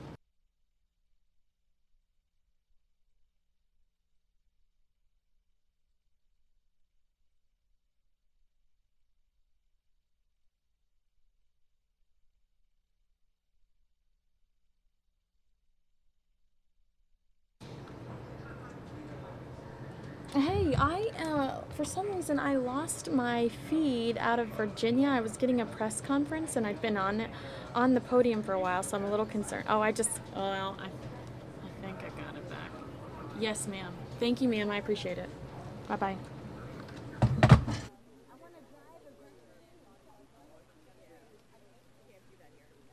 So it'll be Colonel Flaherty. He'll be the one speaking. Colonel Flaherty. Colonel Flaherty.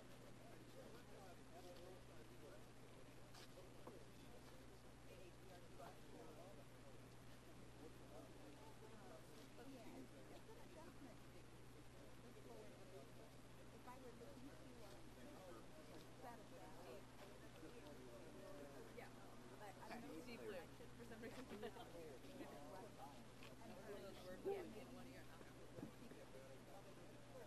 I know it's funny you get like very accustomed to like I think I take for it.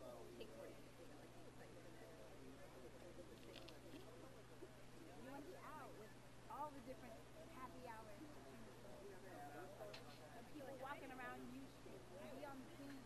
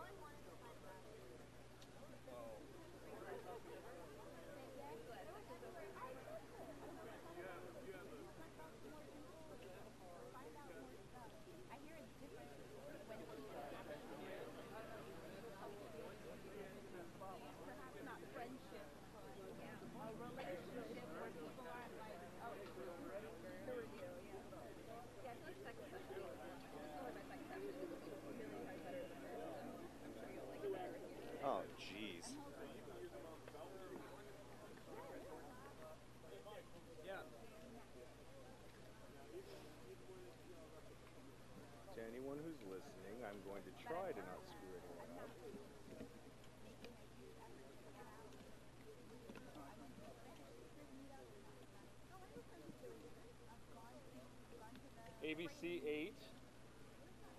ABC 8. Hey man.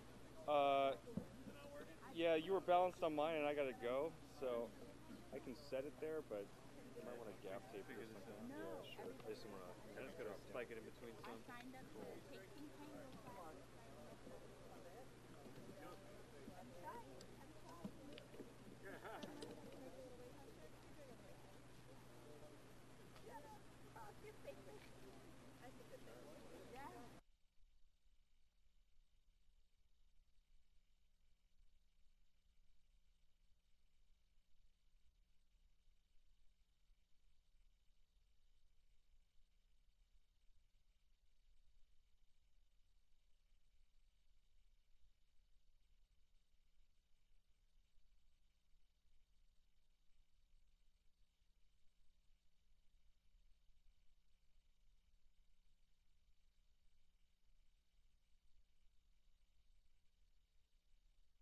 And it looks like we lost that shot yet again. Ugh, I am so sorry.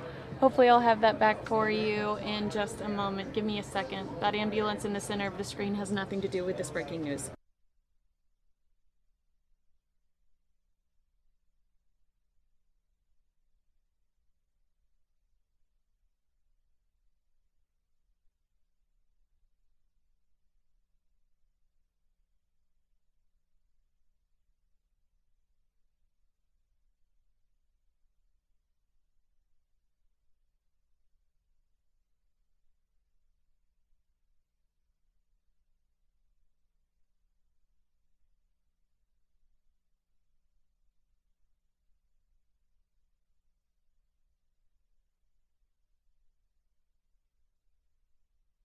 All right, if you remember a few days ago, Jude and I brought you a high-speed car chase out of Phoenix where the suspect jumped out of his the white truck he was driving and assaulted a man on a motorcycle. Well, we are looking at Kelly's Kawasaki. They are giving the individual, one of the victims in that high-speed car chase, the one that was he pushed him to the ground trying to steal his motorcycle, then he ran over his motorcycle. They're giving him a brand new motorcycle today, and that's what we're currently watching. Let me update this lower third.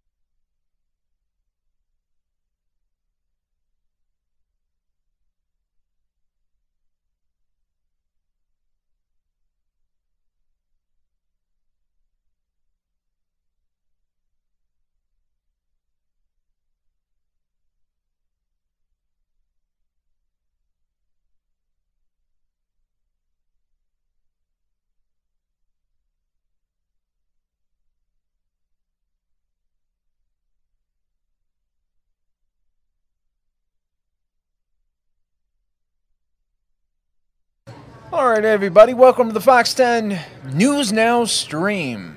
My name is Mike Page. I'll be with you guys for the next 2 hours. Right now, we're looking at what's going to be just a great story here. It's going to be a motorcycle that is going to be donated to a guy that last week was, well, he was just on his motorcycle, and then a man that was in a stolen truck tried to take a bike from the man, knocked the bike down, and then ran over it. Now he's getting a new bike. It's going to be a great story. We're going to watch it all unfold here on the Fox 10 News Now stream.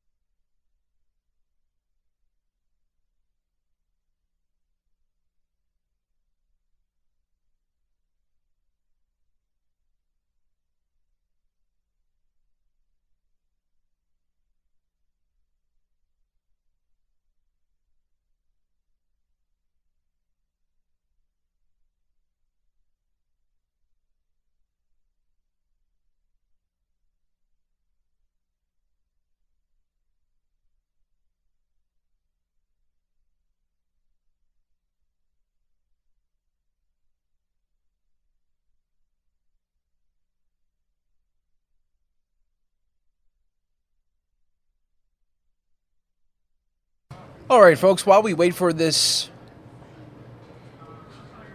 ceremony to begin, we're going to go out to Bernie Sanders live right now, a rally, campaign 2016 underway.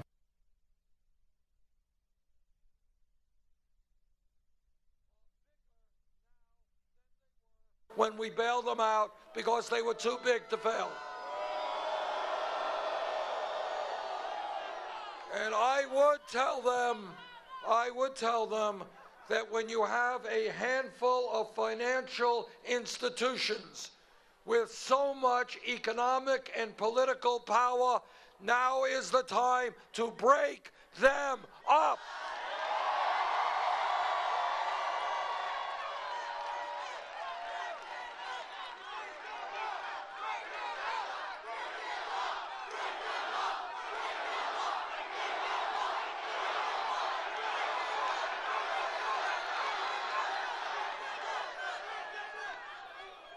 All of you know that learning and growing intellectually is a part of who we are as human beings. And all of you know that we live in a competitive global economy where we need the best educated workforce on earth. Now, 50 years ago, if you had a high school degree, you were doing pretty well, and the likelihood is you go out and get a good job and make it in the middle class. But the economy and the world and technology have changed. And that is why I believe that when we talk about public education today, it is not good enough just to talk about first grade through 12th grade. We need to make public colleges and universities tuition free.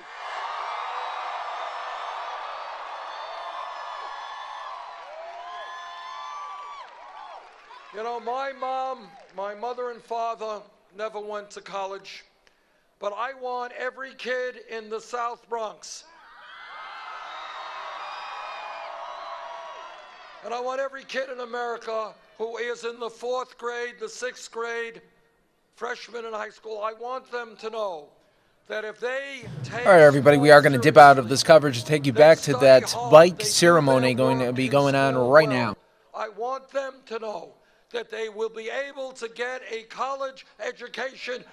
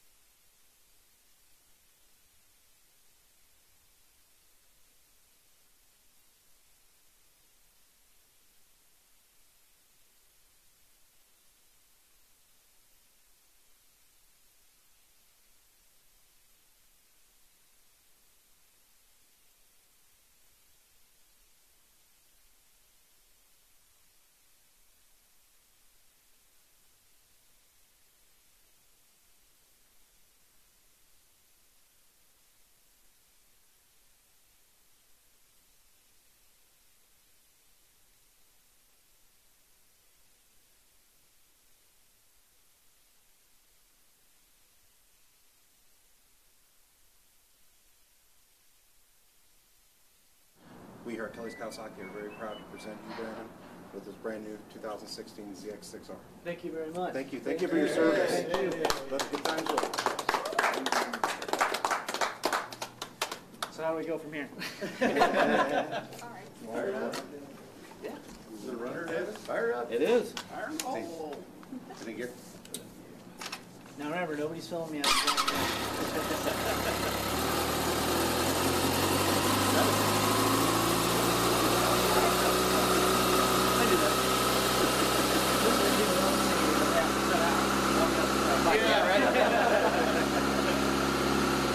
Sounds good too.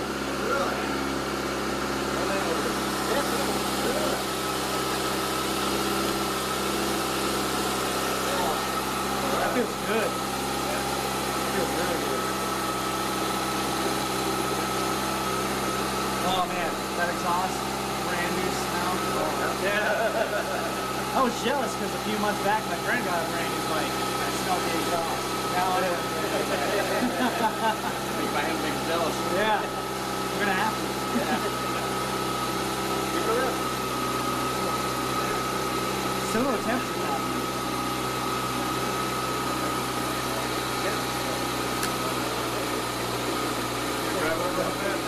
Yeah, let it warm up. What people don't see before they rev it up is they let their bikes warm up for like 10 minutes. There it is, 108. This feels good too.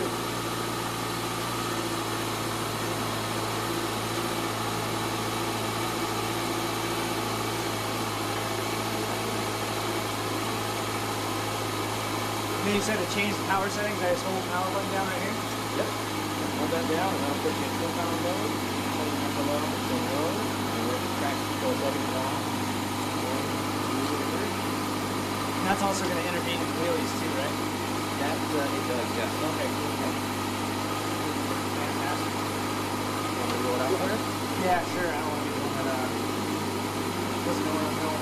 Perfect. I'll do it right out there. Clear.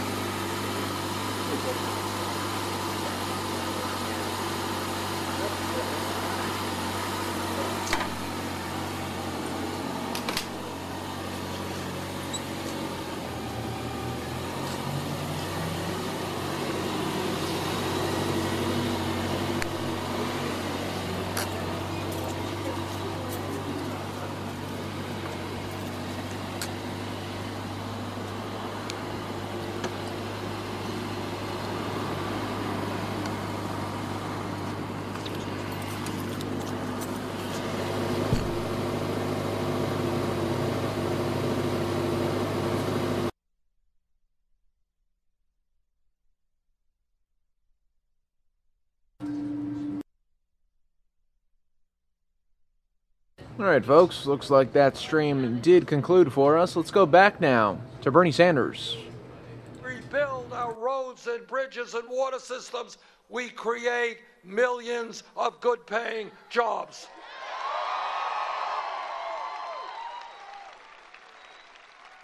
I am a member of the U.S. Senate Committee on the Environment.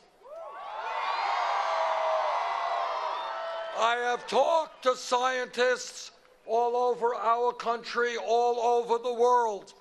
The debate is over. Climate change is real. It is caused by human activity. It is already doing devastating harm to this country and countries throughout the world. Together, we must have and accept the moral responsibility of leaving this planet in a way that is healthy and habitable to our children and our grandchildren.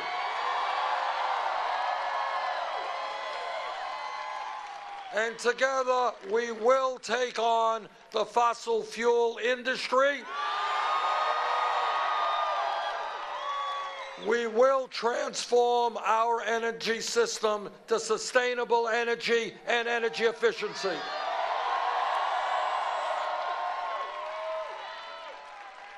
Brothers and sisters, we live in the wealthiest country in the history of the world, but very few people know that.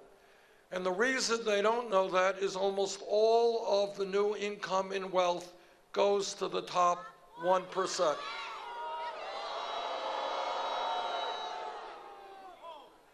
All of you know that the history of real change in America never takes place from the top on down.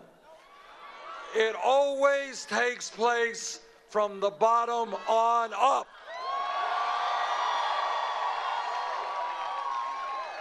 "100 years ago or more, when workers were being treated like animals, working 7 days a week, had no rights on the job, could be fired arbitrarily, workers came together, formed trade unions, and began to negotiate contracts and working conditions. For hundreds of years, African Americans and their allies stood up and fought back against racism, segregation, and bigotry.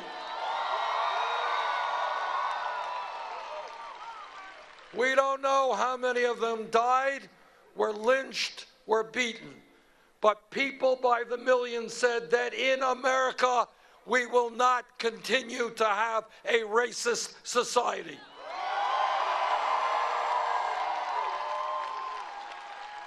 A 100 years ago, not a long time, women in this country did not have the right to vote, did not have the right to get the education or the jobs they wanted.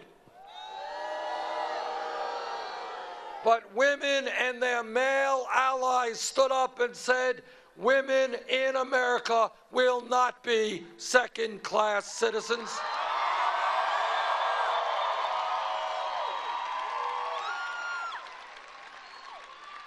If we were here 10 years ago, and somebody jumped up and said, you know, I think gay marriage will be legal in 50 states in this country, person next to him would have said, you are nuts. But as a result of the struggle of the gay community for decades against incredible bigotry and hatred, and with the support of the straight community, gay marriage today is legal in 50 states.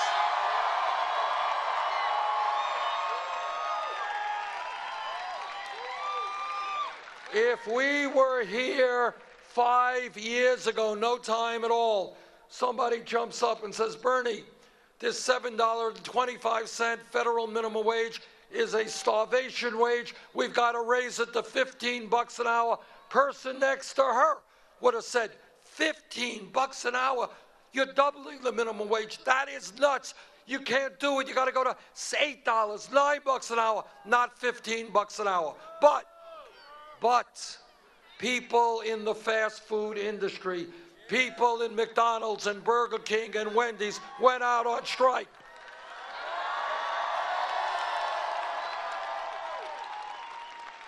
They stood up, they fought back, and you know what happened? Seattle, Los Angeles, San Francisco, $15 an hour. Oregon, California, $15 an hour. And if I have anything to say about it, and if elected president, I will, $15 an hour in every state in this country.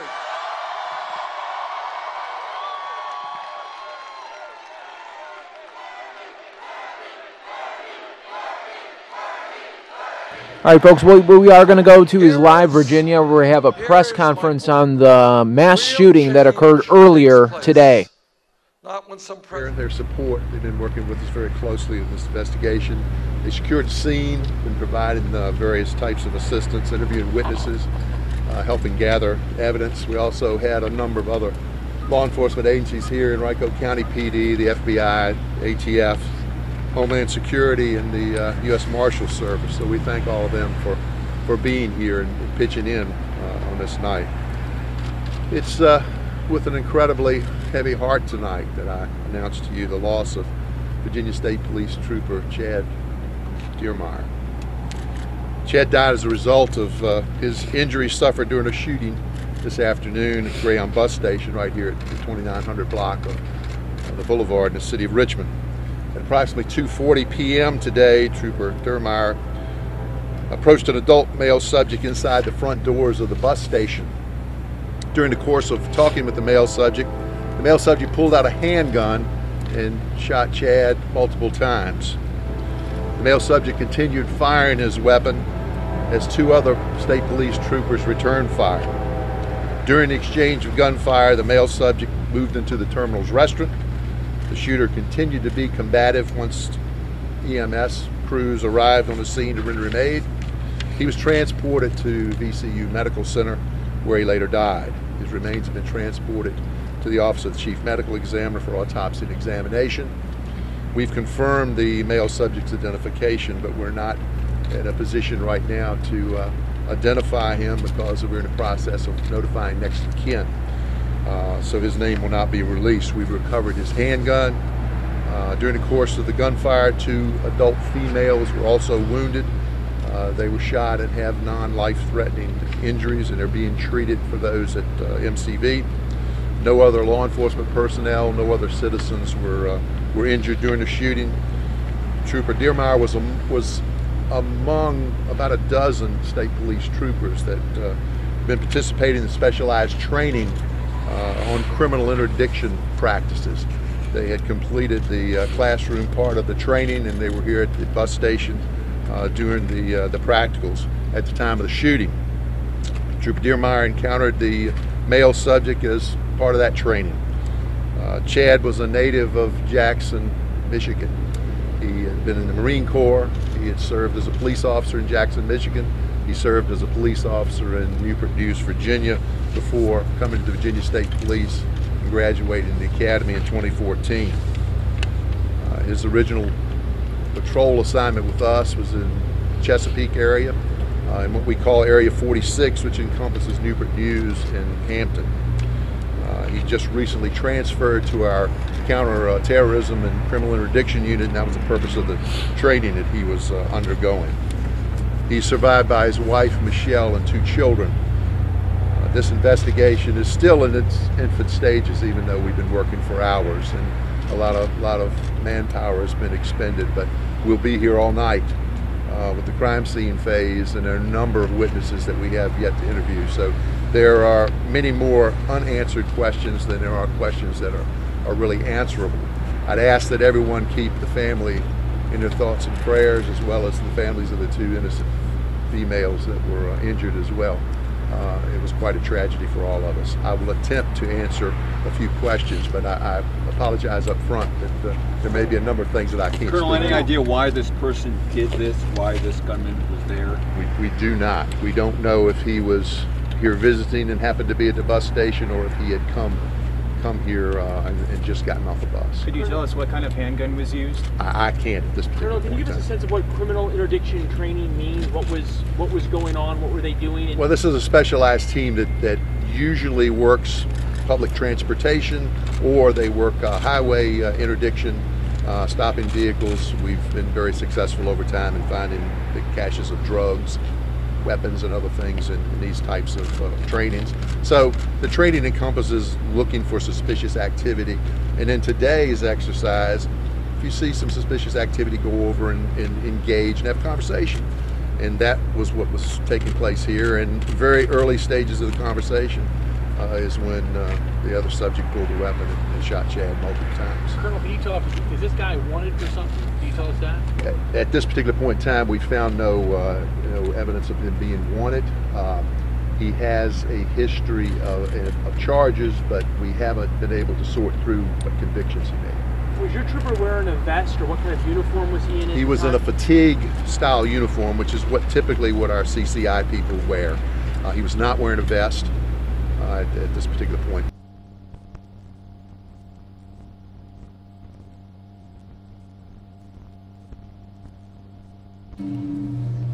All right, it looks like Fox just cut out of that press conference in Virginia and gave us some sort of feed here. I'm going to get you guys some updates on here, but it might be a people that are maybe lost during a hike here. Let me get some details here.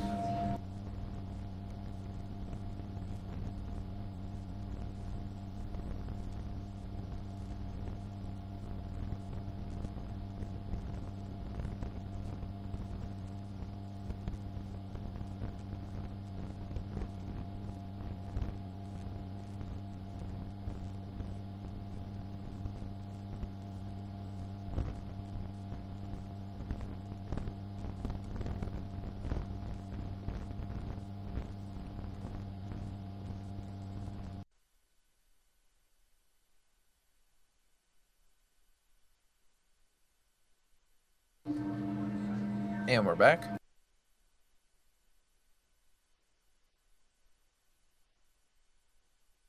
They don't have the audio, though, up. Let's see. This is on Fox right here.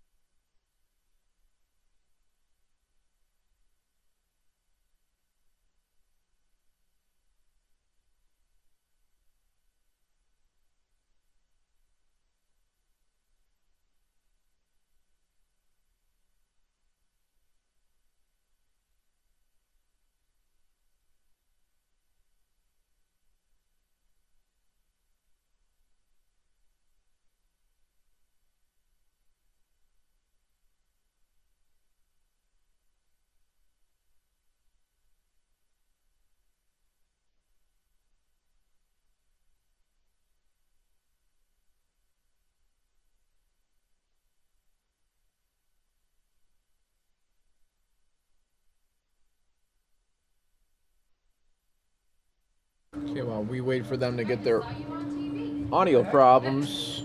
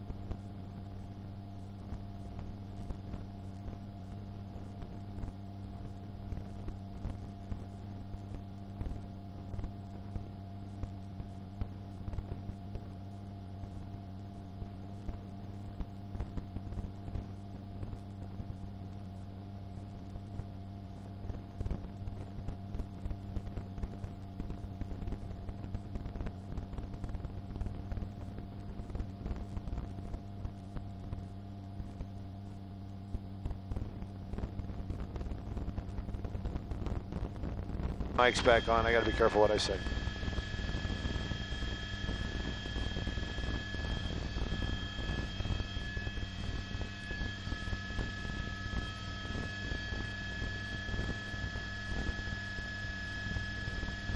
Yeah, he is. He doesn't look too happy either. Yeah, he's grumpy about the whole situation.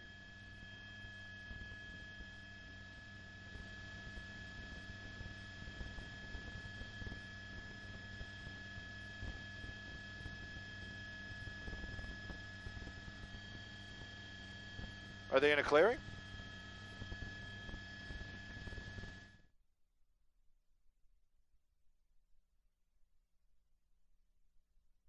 All right, folks, this is in L.A. where some hikers in distress here.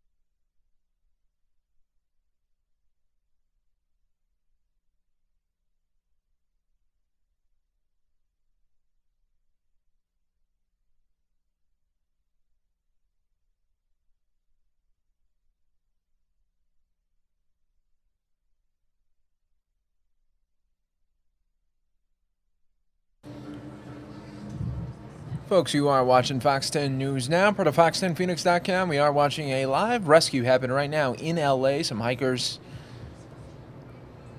in distress here.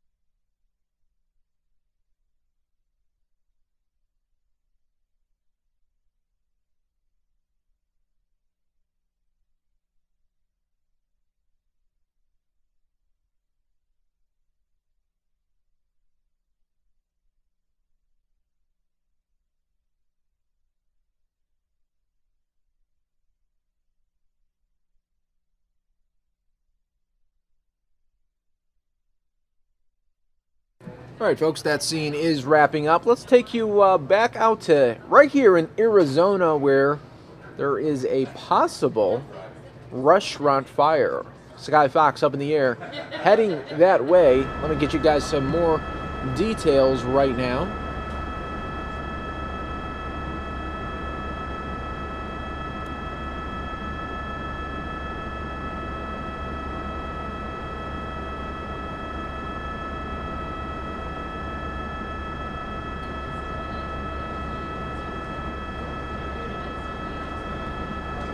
Right now, Sky Fox headed to a restaurant in Scottsdale for a possible fire. Get you guys some more updates as they become available.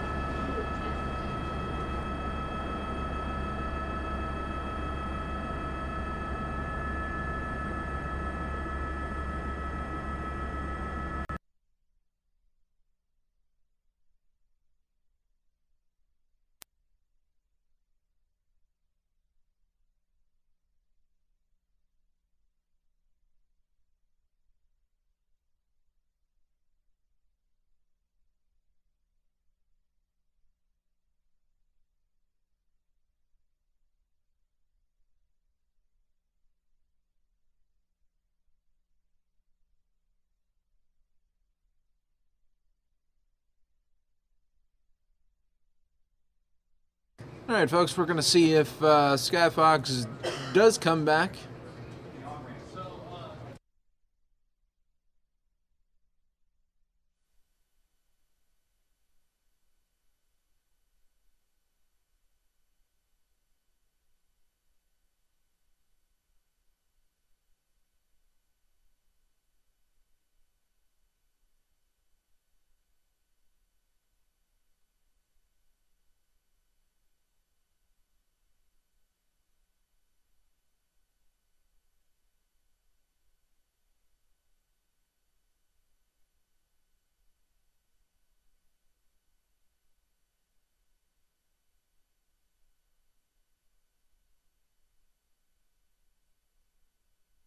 And we know that he has since moved to correct those in one way or another. He actually talked about the use of nuclear weapons, both in the Middle East and in Europe. You wonder about his hand or his thumb getting any close to the critical button that presidents are in charge of. Number three, he says that we should basically abolish the Geneva Convention, which was created to make sure that we had fair treatment for anybody who could be captured in war, and that somehow we ought to abolish the Geneva Convention and engage in, I guess, more torture, which doesn't sit well with any of the people who have served our country so honorably, people like John McCain. He's called on NATO basically to be abolished, although I can't figure out what his position is today. I happen to believe that NATO needs to be strengthened. NATO needs to be strengthened and turned from basically solely a military organization into an intelligence and policing organization that can work across borders to make sure that we can begin to create safe areas in Europe, forcing people to work together to gather intelligence and also to learn how to properly police. It's absolutely critical now in a world where we have people intent on just destroying us because of our way of life, believing that if they destroy us, that somehow that gets them a path to paradise. This morning I had a long conversation with my former colleague Chris Shays, who has spent a lot of time over in the Middle East, particularly working with the Kurds. And as we talked about the depth of the commitment these people have, what's behind it? The notion that we are all infidels, that we are all evil people, and that it is their intent to earn this trip to paradise based on destroying us. People who have attitudes like this need to be destroyed, and we need to find out where they are. And we cannot get this done unless we're able to have the effective intelligence gathered all across the globe from people who are of all faiths. Because I happen to believe that the religion of Islam has been hijacked by a handful of extremists. That, of course, brings to mind the notion that Donald Trump said we should have a religious test. Senator Cruz said that we should begin to more aggressively patrol Muslim neighborhoods. That, by the way, has been significantly rejected multiple times now by the creator of community policing, the commissioner here in New York, Bill Bratton. I have not spoken to him, but I'm aware of the fact that he believes that the short-term political gain is outweighed by the ability to gather intelligence. Our friends in the Muslim community cannot be isolated, repelled, and polarized when we depend on them to work with law enforcement, to be able to identify those people who are hijacking their faith in the name of killing us to secure a path to paradise. Mr. Trump also talked again, of course, about changing the whole purpose of NATO, that NATO really has no meaning, and that, frankly, we should not worry about the people in Ukraine. Well, the people in Ukraine are freedom fighters. They're standing up against Vladimir Putin's ability to snatch that whole country, that territory. And frankly, if I were president, I would immediately move to give them the lethal defensive aid that they seek so they can defend themselves. And then one of the most curious, and I don't even know how he went there, is that in picking a Supreme Court justice, that Donald Trump suggested that that any Supreme Court justice must make a commitment to review and investigate Hillary's emails. I don't even know how you do that. That's something I can't even figure out. Listen, in our country today and around the world, it really gets to something that's a really simple point. We have people who are intent on destroying civilization as we know it. And the vast majority of peoples all across this globe are committed to not only preserving civilization, but also restoring civilization. And at that end, it takes cooperation, it takes restraint, it takes judgment, it takes experience, not wild-eyed suggestions and basically moving from one suggestion and then the need to try to explain what you really meant once you realize that the suggestion you made confused people or enraged people. That is not the way that a president of the United States, it is not the way that a leader of the free world or the commander-in-chief of our country to be so casually talking about the use, by the way, of nuclear weapons. It just shows that he's really not prepared to be President of the United States. But I want to also make clear to all of you here that for those people who have been fervent Trump supporters, their frustration, their expressions do not fall on deaf ears from me. I know that many of those Trump supporters are people who fear for the security of their jobs, believing that politicians don't care about them as they see the rich get richer and they are increasingly stuck without wage increases. I understand the concern they have about the fact that they continue to work hard, but they can't seem to get ahead, with wages not rising, but yet costs around them increasing. I can absolutely understand and even commiserate with those mothers and fathers who always believed that if their sons and daughters went and received a higher education, went to college, community college, that they would have a better life. And many of those children are currently living in the basement of mom and dad, with mom and dad wondering what kind of a life will they have. Oh, you see, I understand it because I lived it. I understand it because my little town of McKees Rocks was a place where people did not have economic security, where people one day who would play by the rules would wake up and find out that there wasn't anything for them. People who never seemed to ever get the special things that can come in life. And they were God-fearing, hard-working, community people and who wanted nothing more than the great American legacy, which is their children could do better than they've done.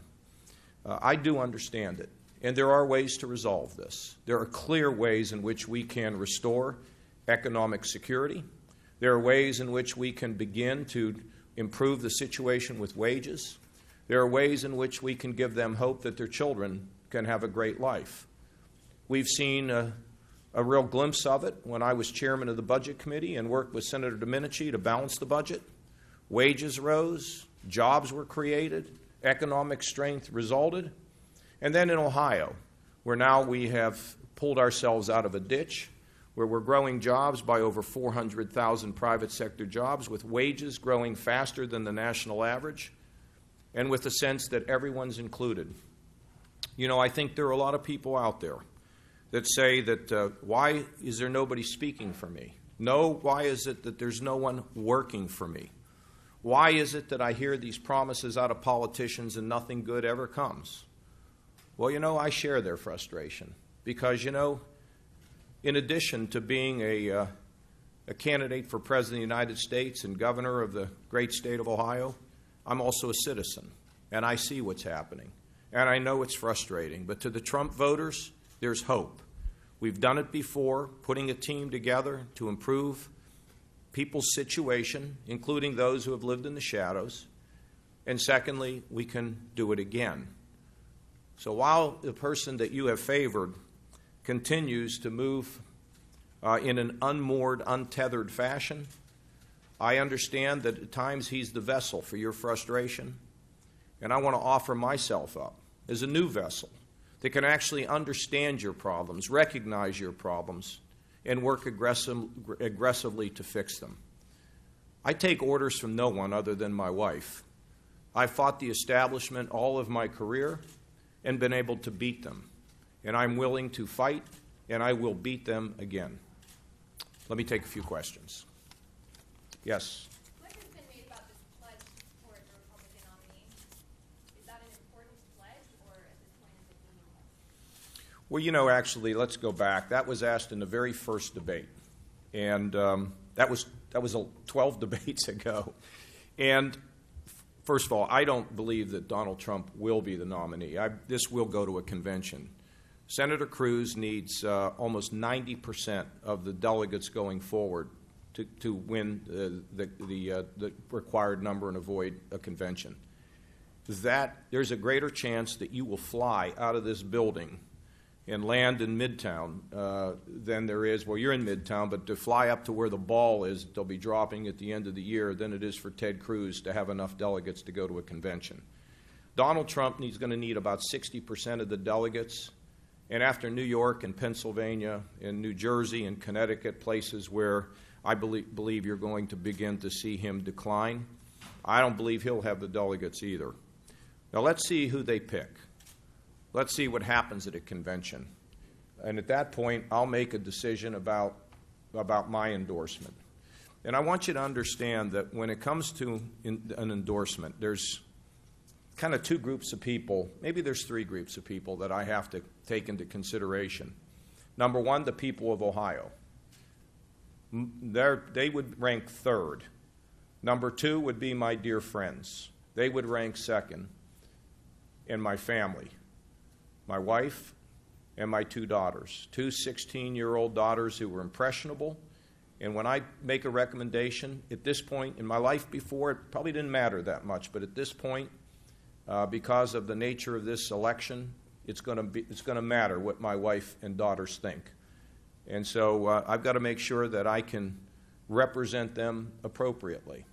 And but all of those considerations have to be made, of course, including the great people of the state of Ohio who've given me the privilege of serving them as governor. Yes? New Quinnipiac University poll puts you in last place in New York State in the GOP. How close is it? 1 point. Well, that's kind of hard to say last. Of course, I might be second, but there's only three in. And it also puts you in giving both Sanders and Hillary the best run for their money in New York of the three. Isn't that the most bizarre thing? I trail Hillary by 5 points, and Trump trails her by 20. It's a bizarre thing. Now, here in New York, we're going to do well in New York. We're going to be competitive here. We're going to work very hard. Despite the fact that I got caught eating a piece of my pizza with a fork, I think that we can overcome that and get ourselves in a... By the way, I want you all to know that despite all the criticism I'm getting, my wife, who heard about this on the Twitter, called me last night and said she was proud that I have finally learned how to use utensils. But anyway, I think we'll do well here. I think we're going to be very competitive in Pennsylvania. I think the calendar is going to move our way. And I expect to do well in New York, and we're going to keep at this. Look, what's happening now is finally people are starting to hear the message that I have and begin to understand the record, understand who I am. And, and I consider that to be a plus. Maybe they'll hear me and they won't like me. That's always a possibility, but it hasn't been my experience that that's been the case. We're going to go to a convention, and the delegates are going to think about who can win in the fall. I'm the only one that frankly can win in the fall. And here in this state, whether it's in Michigan, where I lead Hillary by 11 points, whether it's in North Carolina, where the senator down there is only up 3 points at this point, what I will tell you is I happen to believe that if Senator Cruz or Donald Trump are the nominee, I think not only will they not win, but I believe it puts at risk the United States Senate. And I think the senators are beginning to look at this. Now, senators by nature are always nervous, and now they're getting even more nervous. So I think when we get to a convention, they're going to think about who can win in the fall, and I believe that the delegates will take very seriously who could be president of the United States. I got to tell you, I was at a convention in 1976 when Ronald Reagan challenged Gerald Ford. I was a very young man, but I actually worked aggressively and was in charge of 5 states for Governor Reagan. The delegates really take this seriously. They begin to feel the weight on he or she's shoulder. They begin to realize that they're making a choice that can affect the United States of America and, frankly, the world.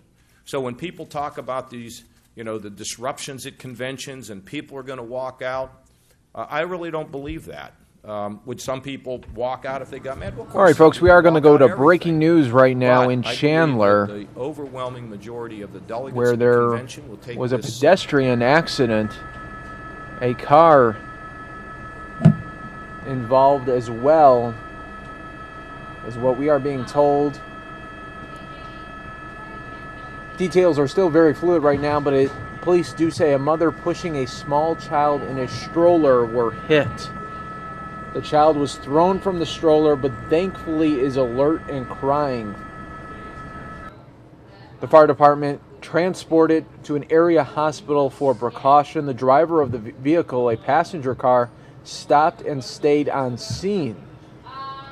Obviously an active investigation, and hoping to get that back to you. That shot from Sky Fox. There it is.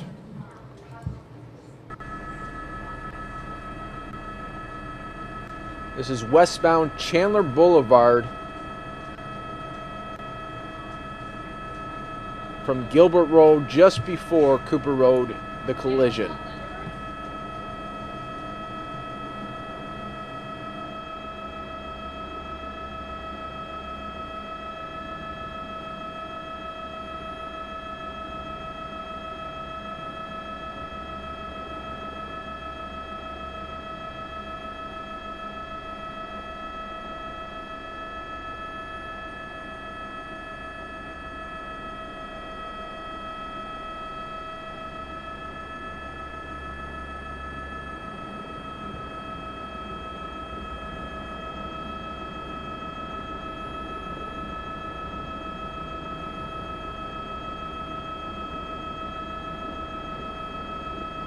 All right, folks, as you can see, we are covering breaking news here, and you can see that stroller. Wow, what a scary, scary situation in Chandler, Arizona. Car did hit a woman and her child that was in that stroller. This is Chandler Boulevard and Vernon Drive. You guys are watching Fox 10 News Now, part of Fox10Phoenix.com. Car did hit an adult female and a 3-year-old. Mom not seriously injured, but child had some serious injuries, but not critical. You guys are watching this breaking news stream right now on the Fox 10 News Now stream.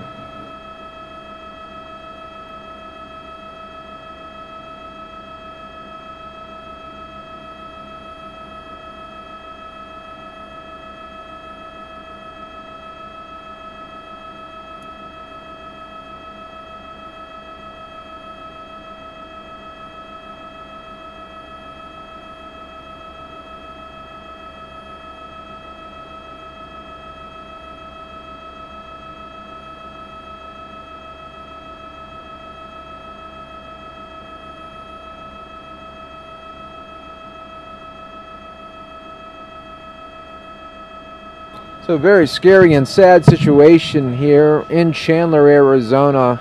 Car crash slamming into a woman and her child in the stroller. Chandler and Vernon Drive in Arizona here. Chandler Boulevard and Vernon Drive. You guys are a part of the Fox 10 News Now stream, part of Fox10Phoenix.com. We are in a breaking news situation mode here.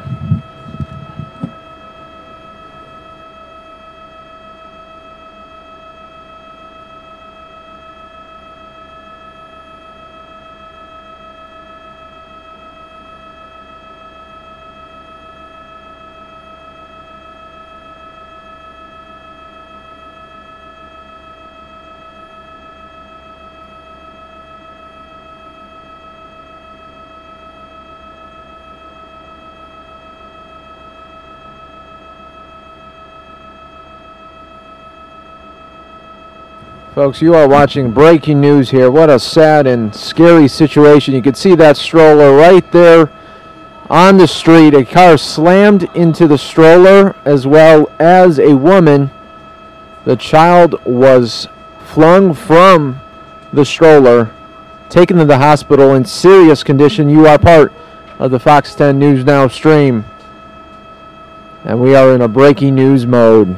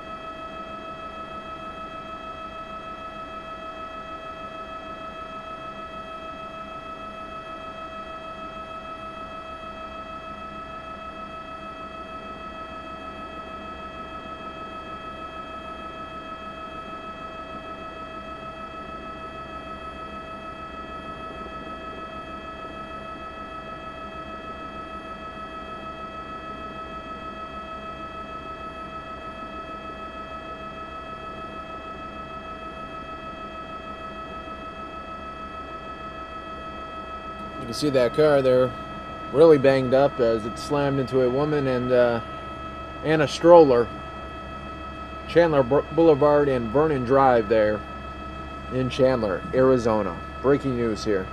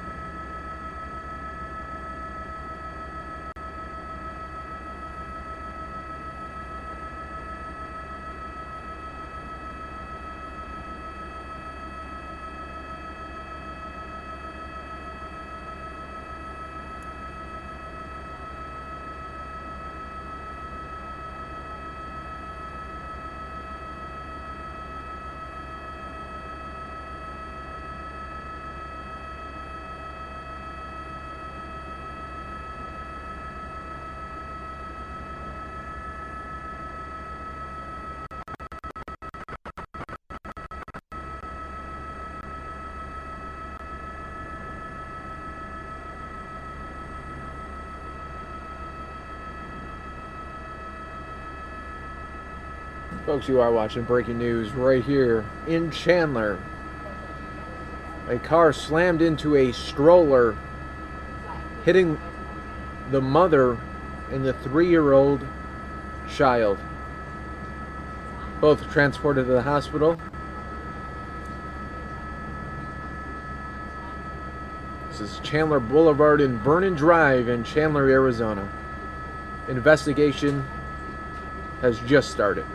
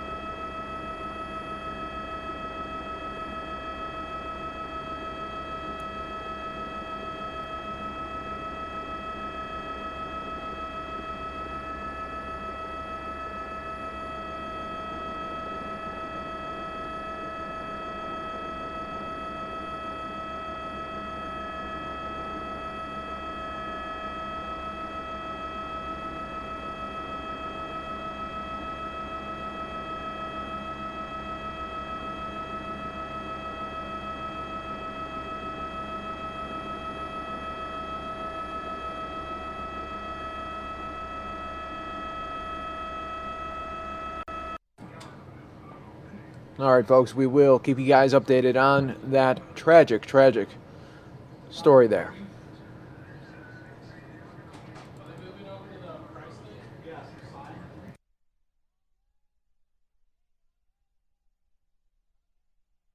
How's my cow doing? Do you feel the burn? Let's get him!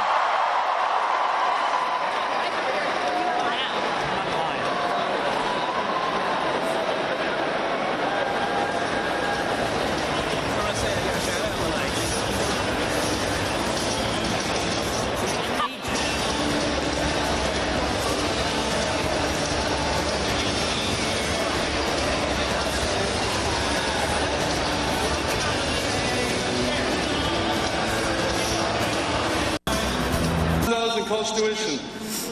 No. Yeah, exactly. It's awful. Now, what I have to tell you today is that Bernie Sanders is the only candidate that stands with activists across this country to demand affordable college for every single one of you, along with your children and your grandchildren. He can't do this alone.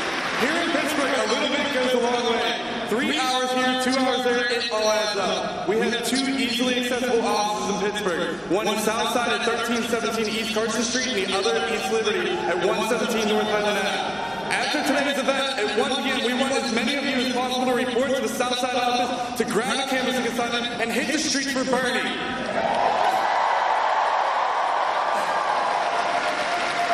Also today, what I ask of you is to join our statewide weekend of action on Saturday and Sunday. We'll be knocking on thousands of doors here in Pittsburgh and across Pennsylvania. Go to BernieSanders.com, enter your zip code, and find the office close to you. We need you to commit to a canvassship today. This is how we win. This is how we elect Bernie Sanders as the next president of the United States. Thank you! Feel the burn!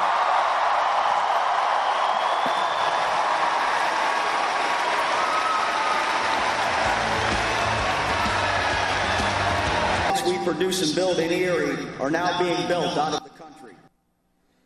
The jobs now being created are lower wage jobs that bolster profits but do little to drive economic growth and create gainful employment. These jobs only provide a modest and sometimes meager income that barely provides the bare necessities for life. In many cases, both spouses are required to work to still have difficulty making ends meet.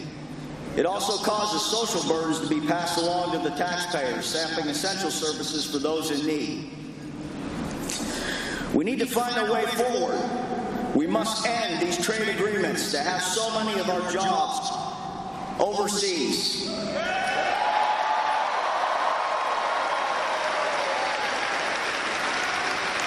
We need to have a leader that will support the working class.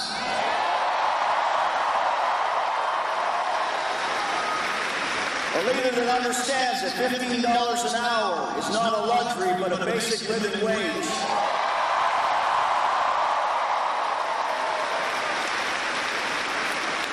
We need leadership that understands health care is a human right, not something for those that just can afford it.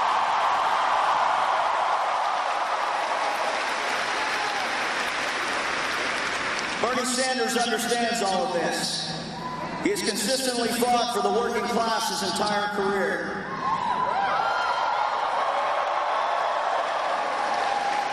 Whether it was as mayor of Burlington, Vermont, or as a U.S. Senator, Bernie has been a champion of the people.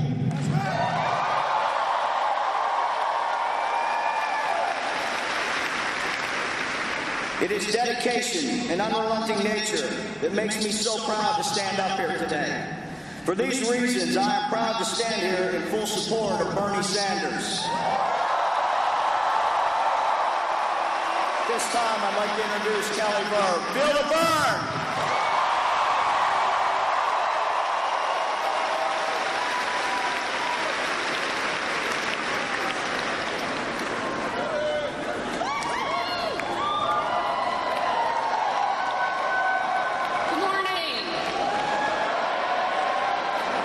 My name's Kelly Burr, and I'm a proud rank and file proud member of the United Steelworkers.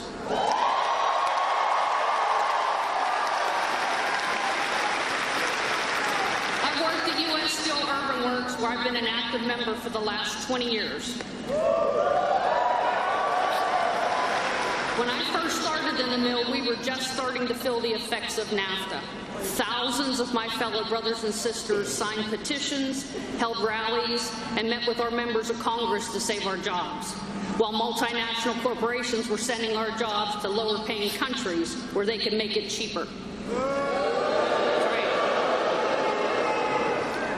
Now the newest trade nightmare is the Trans-Pacific Partnership, or TPP, as you'll hear. This trade deal is so much worse than anything we've ever seen before. It has been written by big corporations, drug companies, and Wall Street. Senator Sanders understands this better than most of us. He has spent his career fighting against all of these bad trade agreements.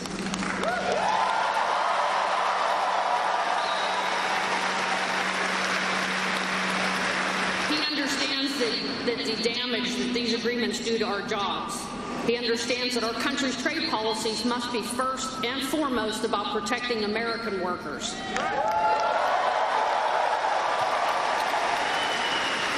Bernie has stated repeatedly that his top priority is making sure that everyone has access to good-paying jobs.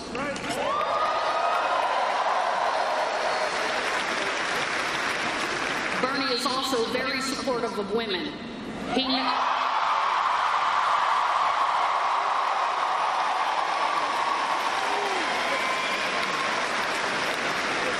knows that economic discrimination women face when they don't receive the same pay for the same work as men.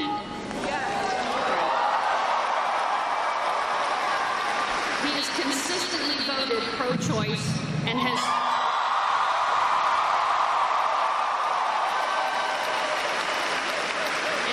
fought to keep contraception available to those who want it.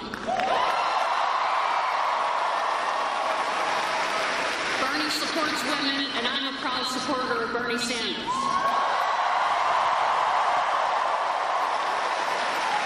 Please join me in welcoming Senator Bernie Sanders.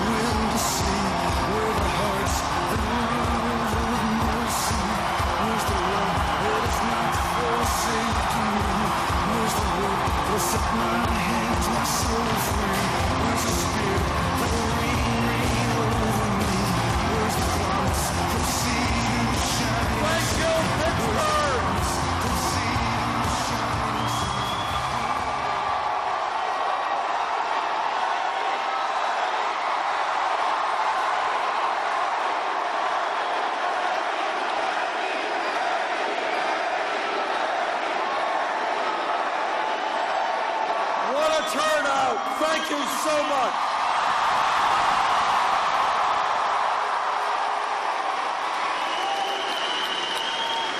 What an extraordinary turnout. I want to thank everybody for being here. I want to thank Alex Austin. I want to thank Scott Slauson with United Electrical Workers, Kelly Verb with the Steel Workers, and Mike Smith and Ryan Gaines are with the Steelworkers as well.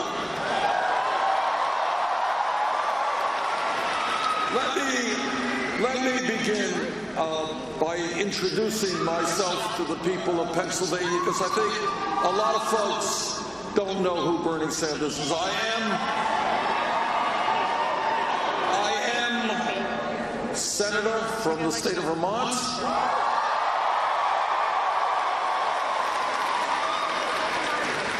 I grew up in Brooklyn, New York.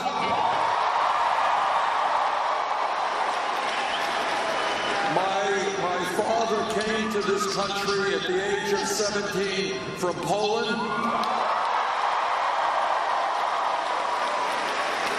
And I grew up in Brooklyn in a 3.5-room rent-controlled apartment. And like millions of other families throughout this country, I grew up in a home that did not have a lot of money. We struggled economically. And the lessons that I learned growing up about what it means to live in a family that has to struggle every day economically is a lesson I have never forgotten and never will forget.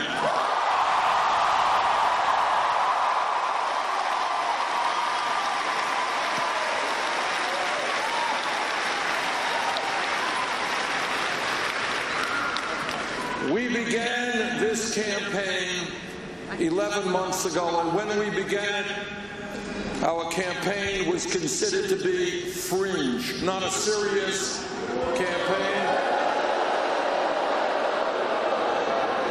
Well, a lot has changed in 11 months.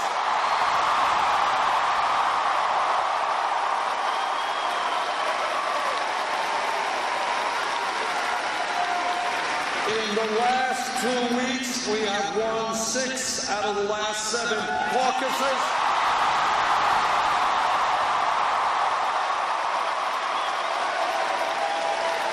And we've won them all by landslide victories.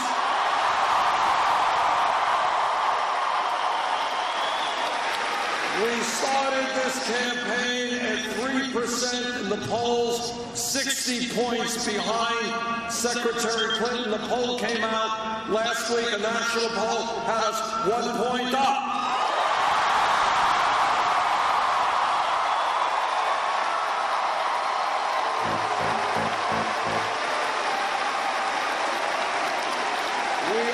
Fighting hard in Wisconsin, which has their primary on Tuesday, then to New York, and then on April 26th here in Pennsylvania.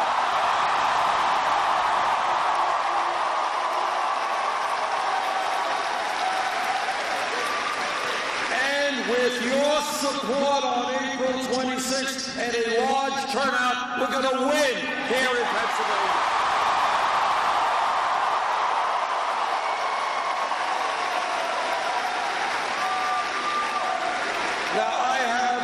Criticized for a lot of things in this campaign, and one of the criticisms thrown at me is, well, Bernie Sanders can't win in a general election, can't defeat a Republican.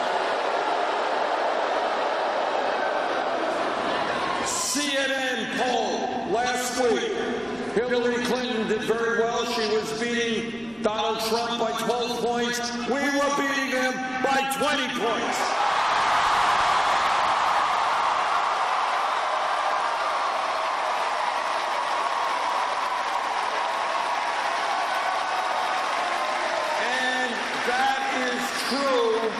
That is true of virtually every national poll that has been taken in the last several months. It's the same thing in battleground states. Poll taken just the other day in Wisconsin. Hillary Clinton beat Trump by 10 points, not bad. We beat him by 19 points.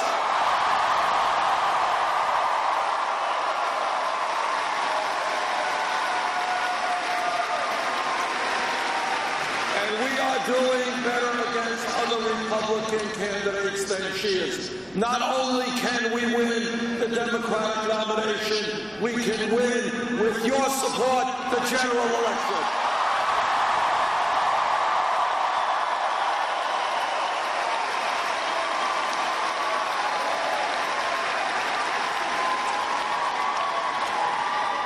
Let me take a moment to talk about some of the very serious differences that Secretary Clinton and I have. Number one, it is important to know how people raise money for their campaigns.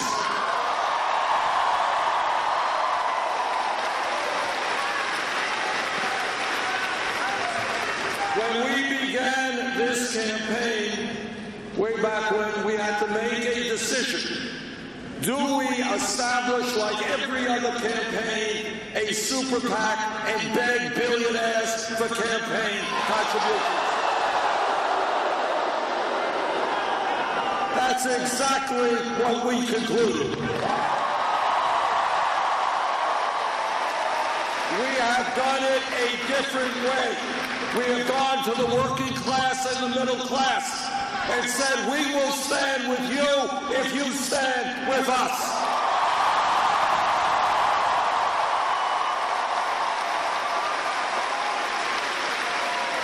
And in 11 months, we have received over 6 million individual campaign contributions.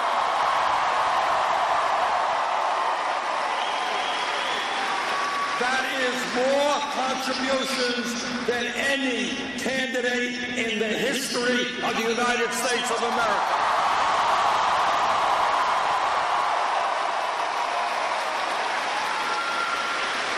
Anyone know what the average contribution is? Try $27. To paraphrase Abraham Lincoln at Gettysburg, this is a campaign of the people, by the people, and for the people.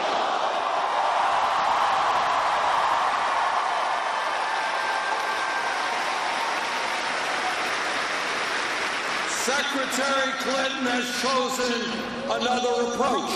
She has several super PACs. In the last reporting period, her largest super PAC reported raising $25 million from special interests, $15 million from Wall Street. The Secretary has also given, as you may know, speeches behind closed doors in Wall Street for $250,000 a speech. You know, I think that if you get paid $250,000 a speech, it must be an extraordinary, mind-blowing, earth-shattering speech. It must be a speech that reveals all kinds of truths. It must be a speech written in Shakespearean prose. And that is why I think the Secretary should release that speech to the whole world.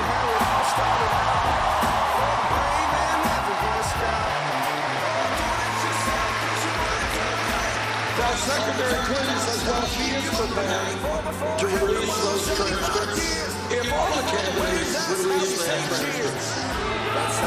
So I have here this morning a major announcement to make in Pittsburgh. I am announcing that I will release all of the transcripts of all of the speeches that I have given to Wall Street.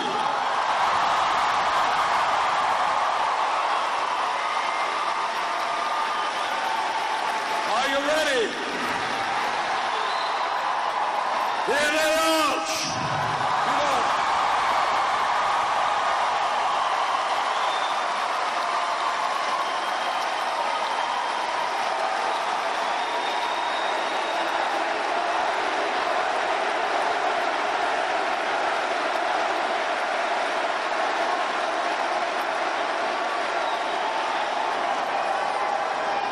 Transcripts, no speeches, not for $250,000, not for $2,000, not for $2. I just don't know why Wall Street has not invited me to speak before them.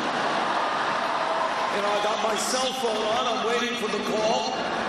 Maybe it has something to do with the fact that I would tell them that their greed, their recklessness, and their illegal behavior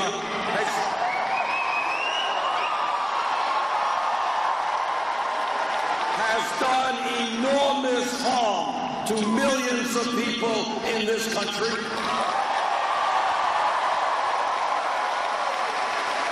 And maybe I would tell them that we bailed them out because the big banks were too big to fail, but 3 out of the 4 largest banks today are bigger than they were when we bailed them out because they were too big to fail.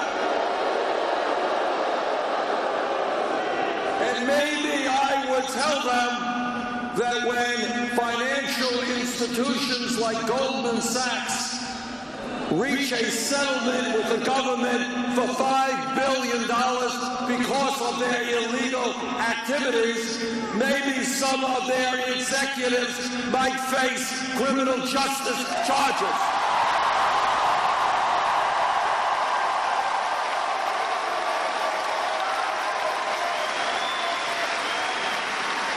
And maybe I might tell them that we have to reestablish Glass-Steagall legislation. Importantly, when so few financial institutions have so much economic and political power, we are going to break them up.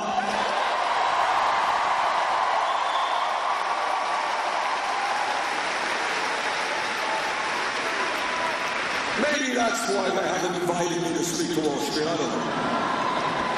Now, Secretary Clinton and I also have a very, very different perspective on trade.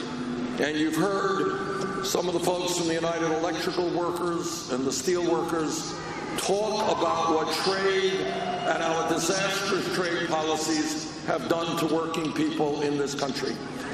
When I came to Congress in the early 1990s, I didn't need a PhD to understand that these trade policies were written by corporate America for one very simple purpose.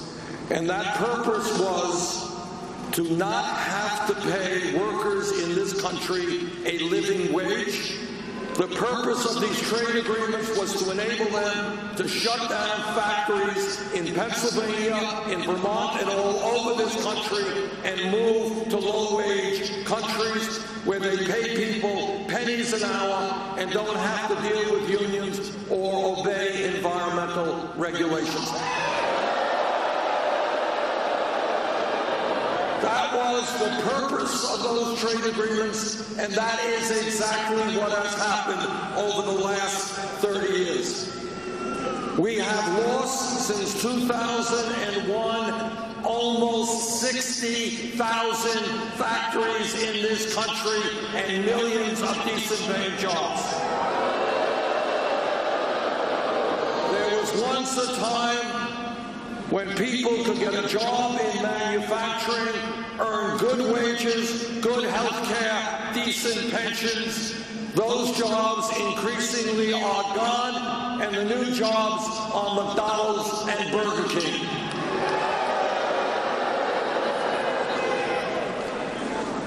Let me just give you a very few examples of how our disastrous trade policies have impacted the people of Pennsylvania.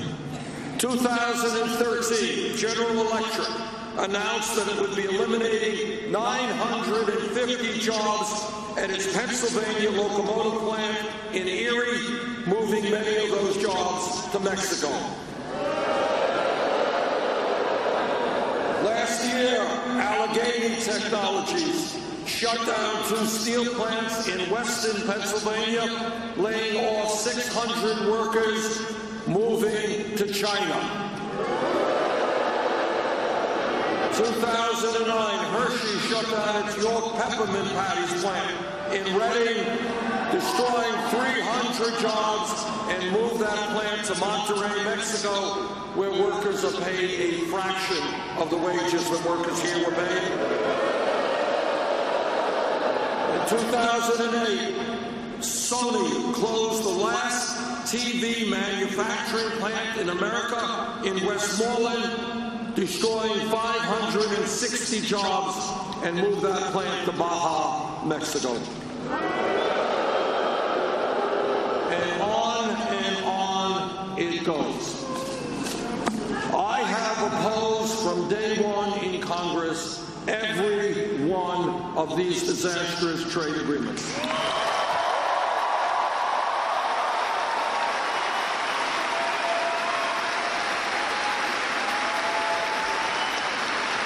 Secretary Clinton has supported virtually every one of these disastrous trade agreements.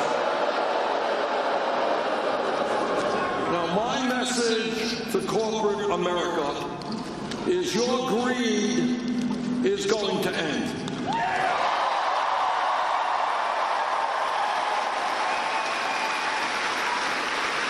You're not going to continue to de-industrialize the United States of America. You're not going to continue to shut down plants here and move to cheap labor abroad. You're not going to cut the wages and benefits of American workers and give CEOs huge compensation packages.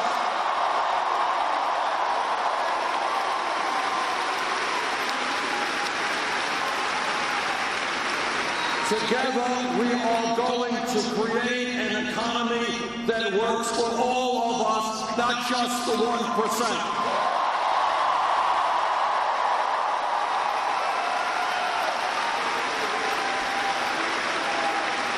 Then there's another issue that Secretary Clinton and I have disagreed on. All of you know that foreign policy and military policy is one of the very important things that a president does. Back in 2002, I was in the House.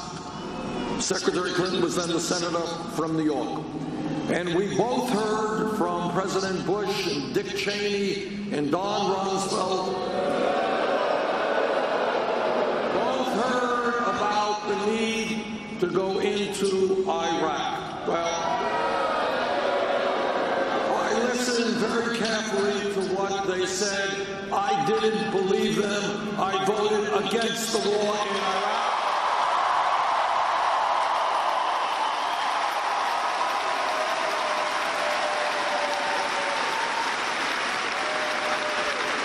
Secretary Clinton voted for the war in Iraq. And let me just say this. I know it is very easy for politicians, especially Republicans, to really talk tough about war in this country, war in that country. In my view, we must destroy ISIS, which is a barbaric organization. But we can and must do it without sending our brave men and women in the military into perpetual warfare in the Middle East.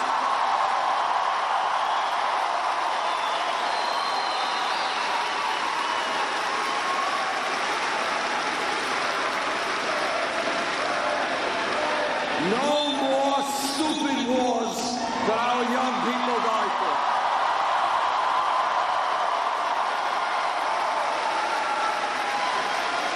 And it is very easy for politicians to give rabble-rousing speeches about the need to go to war, because it is not their kids who are going to war, it's your kids.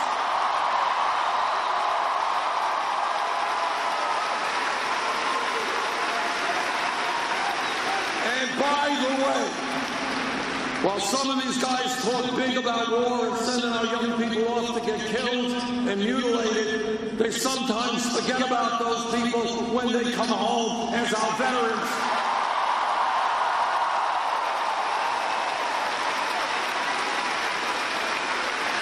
And that's something we will never do. We will stand with the veterans.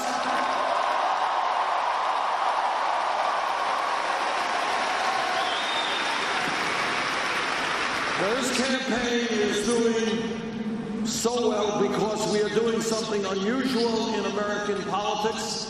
We are treating the American people as if they were intelligent human beings.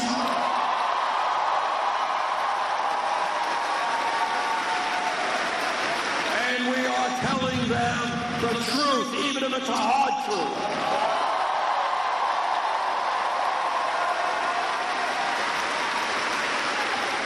Truth is not necessarily pleasant, not in our personal lives, not in our political lives, but you cannot go forward unless we address the real crises facing this country.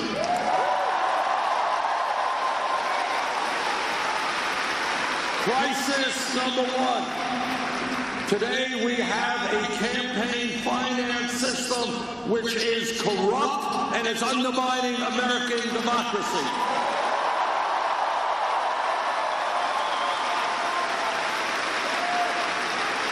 Democracy is not a complicated idea. You gotta vote, and you gotta vote, and you gotta vote. Democracy is not about billionaires buying elections.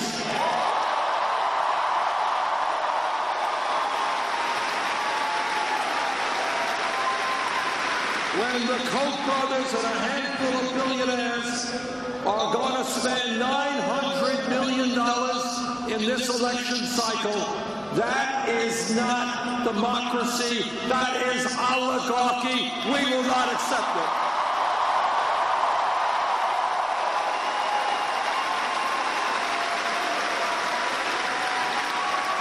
And that is why we are going to overturn this disastrous Citizens United Supreme Court decision.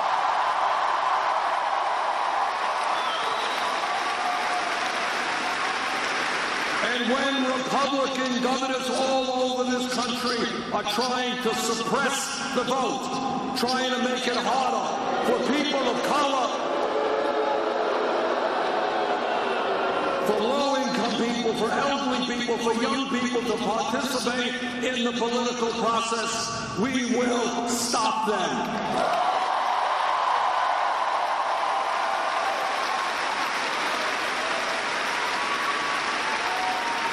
And I say, and this really gets me, because I believe, you know, I've run on a lot of elections. Sometimes I've lost, sometimes I've won. That's democracy.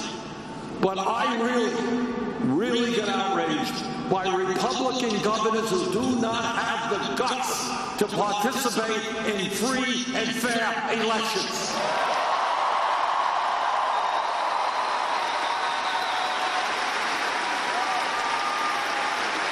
And I say to those Republican governors, if you don't have the guts to participate in an open and free election, get out of politics, get another job.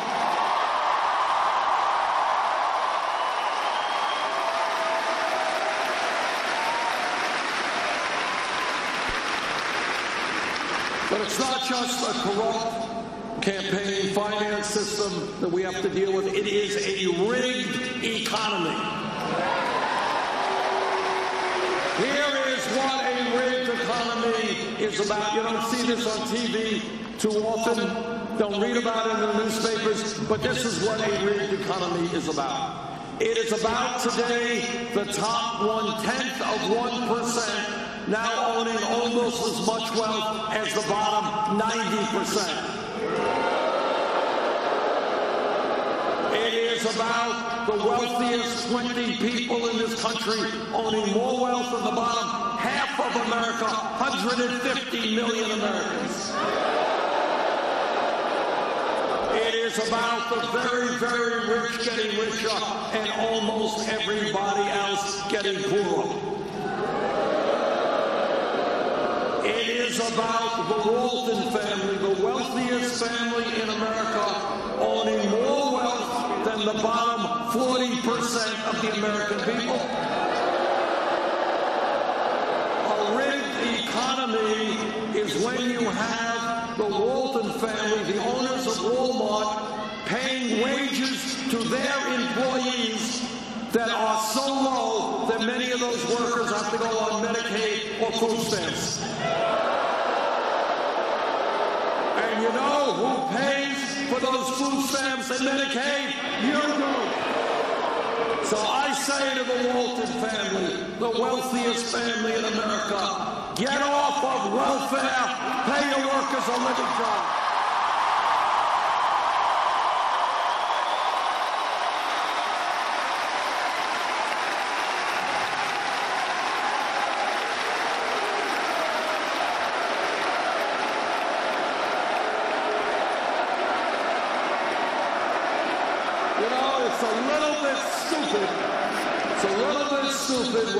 When struggling working class families have to subsidize the wealthiest family in America. We're going to end that.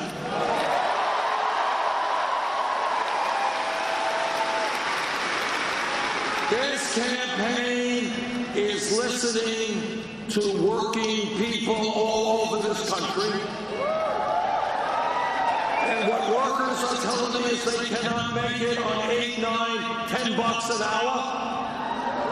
And that is why we're going to raise the minimum wage to a living wage, $15 an hour.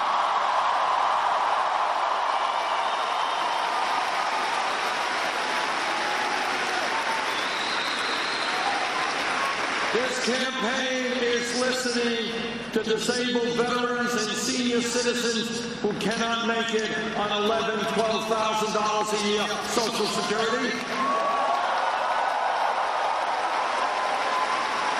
Many of my Republican colleagues in the Senate, they want to cut Social Security benefits. Ain't gonna happen. We're going to expand Social Security benefits.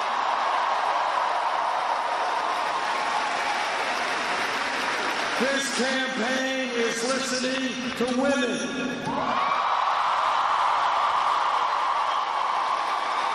And what women are saying is they are tired of working for 79 cents on the dollar compared to men.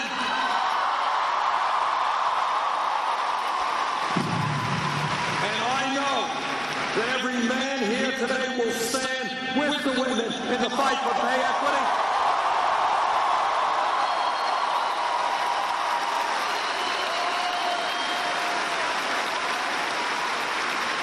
This campaign is listening to young people.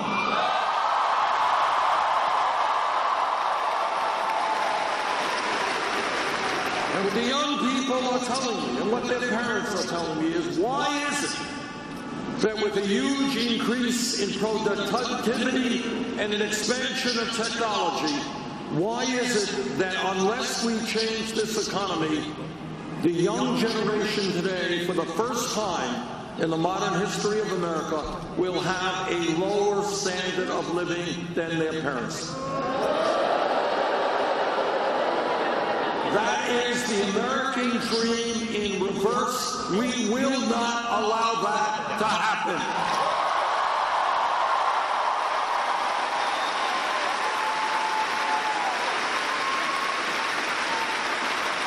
And young people, they're saying, Bernie, our parents, our teachers, everybody said, it's important that we get the best education that we can. That in a global economy, we need the best educated workforce in the world. And then these young people are asking, why is it? After we did what we were supposed to do, we went out, we got a good education. Why are we $50,000, $70,000 in debt?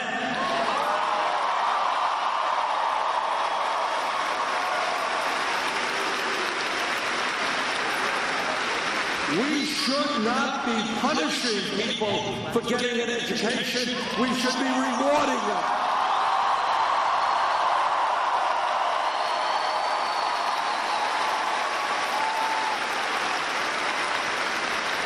You know, 50 years ago, high school degree, you got a high school degree, the likelihood is you were going to go out and get a pretty good job, make it into the middle class.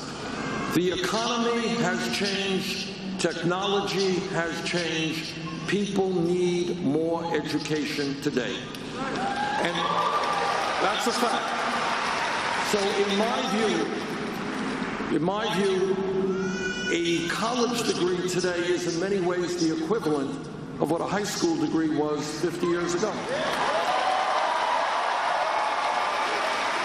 And therefore, when we look at public education, great for the decades, for 100 years. First grade through 12th grade, public education, free education, fantastic. But the world has changed. And in my view, when we talk about public education today, it must mean making public colleges and universities tuition free.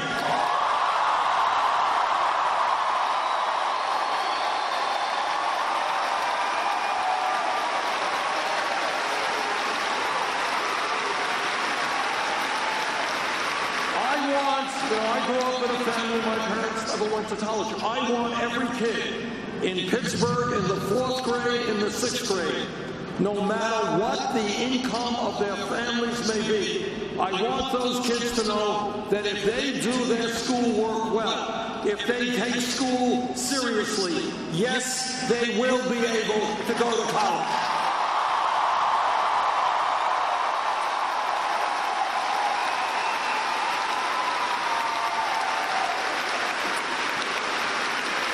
And we have also got to substantially lower the level of student debt in this country.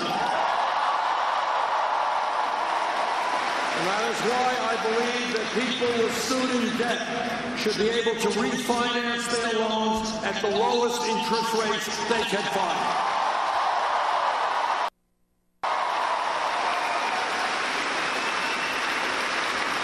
Now, people say, well, Bernie, you're Santa Claus, you're giving away all of these nice things.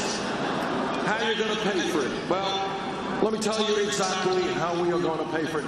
8 years ago, after the greed, the recklessness, and the illegal behavior on Wall Street drove this economy into the worst economic downturn since the Great Depression, a downturn that millions of Americans have yet to recover from, Congress bailed them out.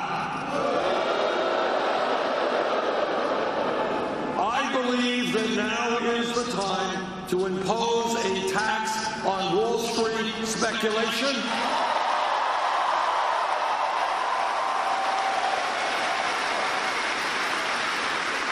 If we can bail Wall Street out, now it is Wall Street's time to help the working families of this country.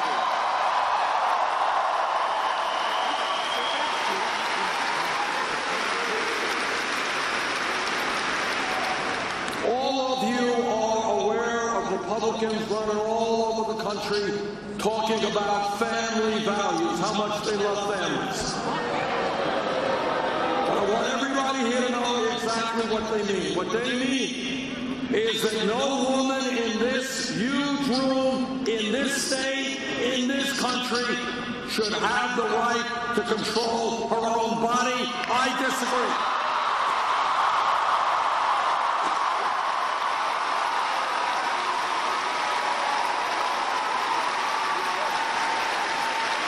What Republican family values mean is that our gay brothers and sisters should not have the right to marry. I disagree.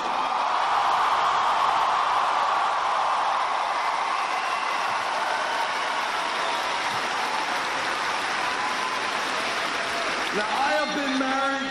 Jane and I have been married for 27 years. We're blessed with 4 great kids, 7 beautiful grandkids.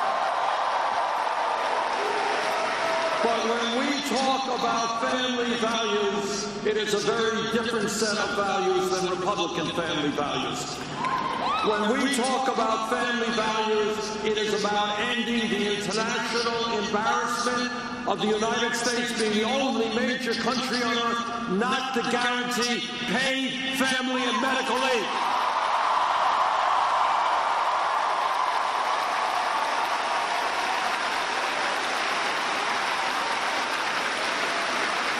That is a family value.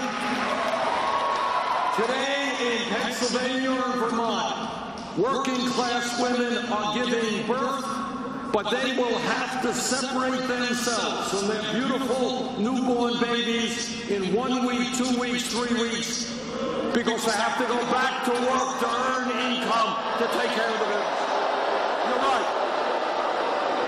You are absolutely right. That is a total disgrace. And we will join the rest of the world. We're going to pass 3 months paid family and medical leave.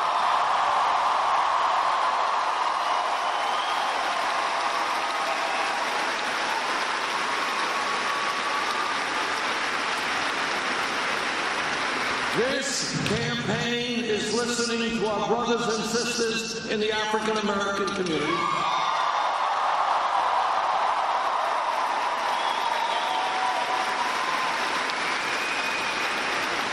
And they are asking me How does it happen that we have trillions of dollars to fight a war in Iraq that we never should have gotten in, but somehow we don't have the money to rebuild inner cities all over this country?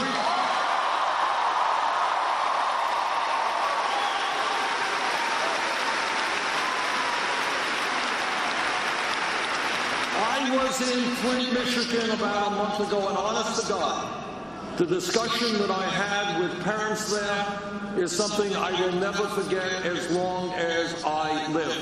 Talking to parents who have seen the cognitive capabilities of their children deteriorate over several years because their kids were drinking poisoned water.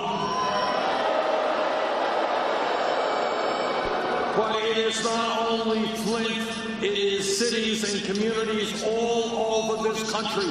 Water systems falling apart, wastewater plants, educational systems, healthcare systems. We have got to get our priorities right. We can rebuild inner cities in America.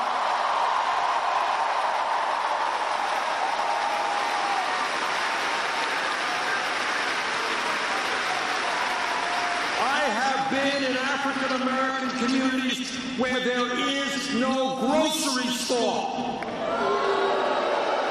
where there is no bank branch. People got to go to payday lenders and get ripped off unbelievably. We will change that, and when we rebuild inner city America, we create millions of jobs doing that.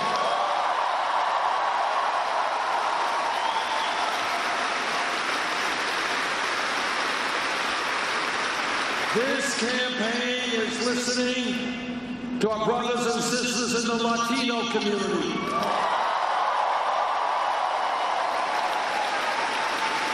There are 11 million undocumented people in this country. Many of them are being exploited, living in fear, living in the shadows. I want comprehensive immigration reform and a path toward citizenship.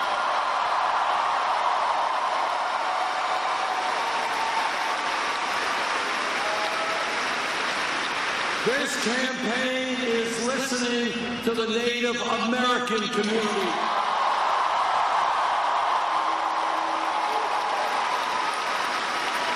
Native Americans have been lied to, they have been cheated, the treaties they negotiated have been abrogated from day one. That has got to change.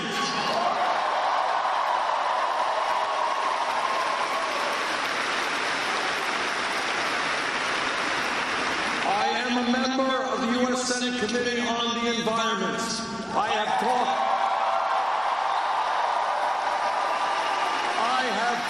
to scientists throughout our country and throughout the world. Climate change is real.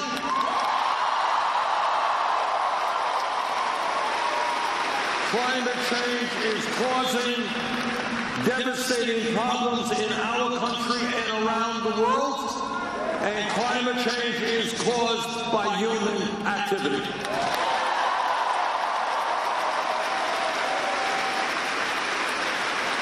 We have a moral responsibility to leave this planet in a way that is healthy and habitable for future generations.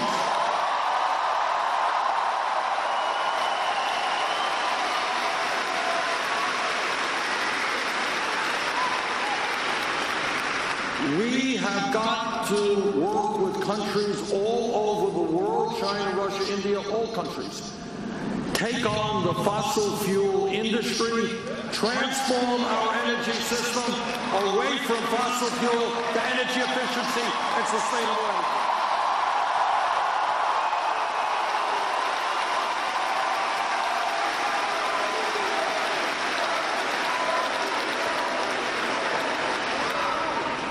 Every major country on earth, every major one, the UK, France, Germany, Italy, Holland, Scandinavia, Canada, every major country on earth guarantees health care to all of their people as a right.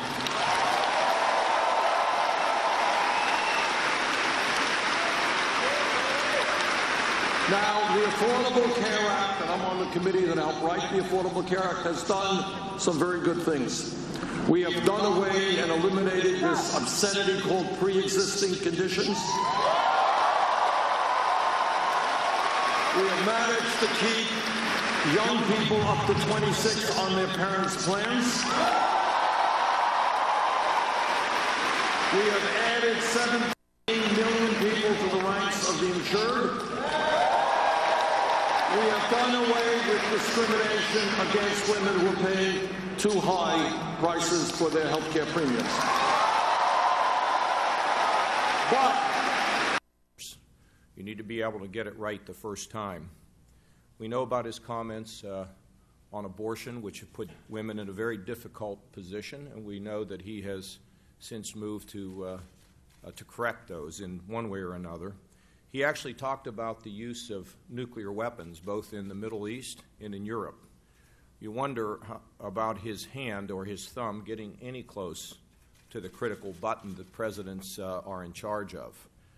Number three, he says that we should basically abolish the Geneva Convention, which was created to make sure that we had fair treatment for anybody who could be captured in war, and that somehow we ought to abolish the Geneva Convention and engage in, I guess, more torture, which doesn't sit well with any of the people. All right, folks, here's a beautiful shot of Times Square. Coming up on 7 o'clock Arizona time, 10 o'clock out there in the Big Apple. I'll do it again one more time tomorrow. But for now, Kinsey coming up to the plate. She's going to take you home.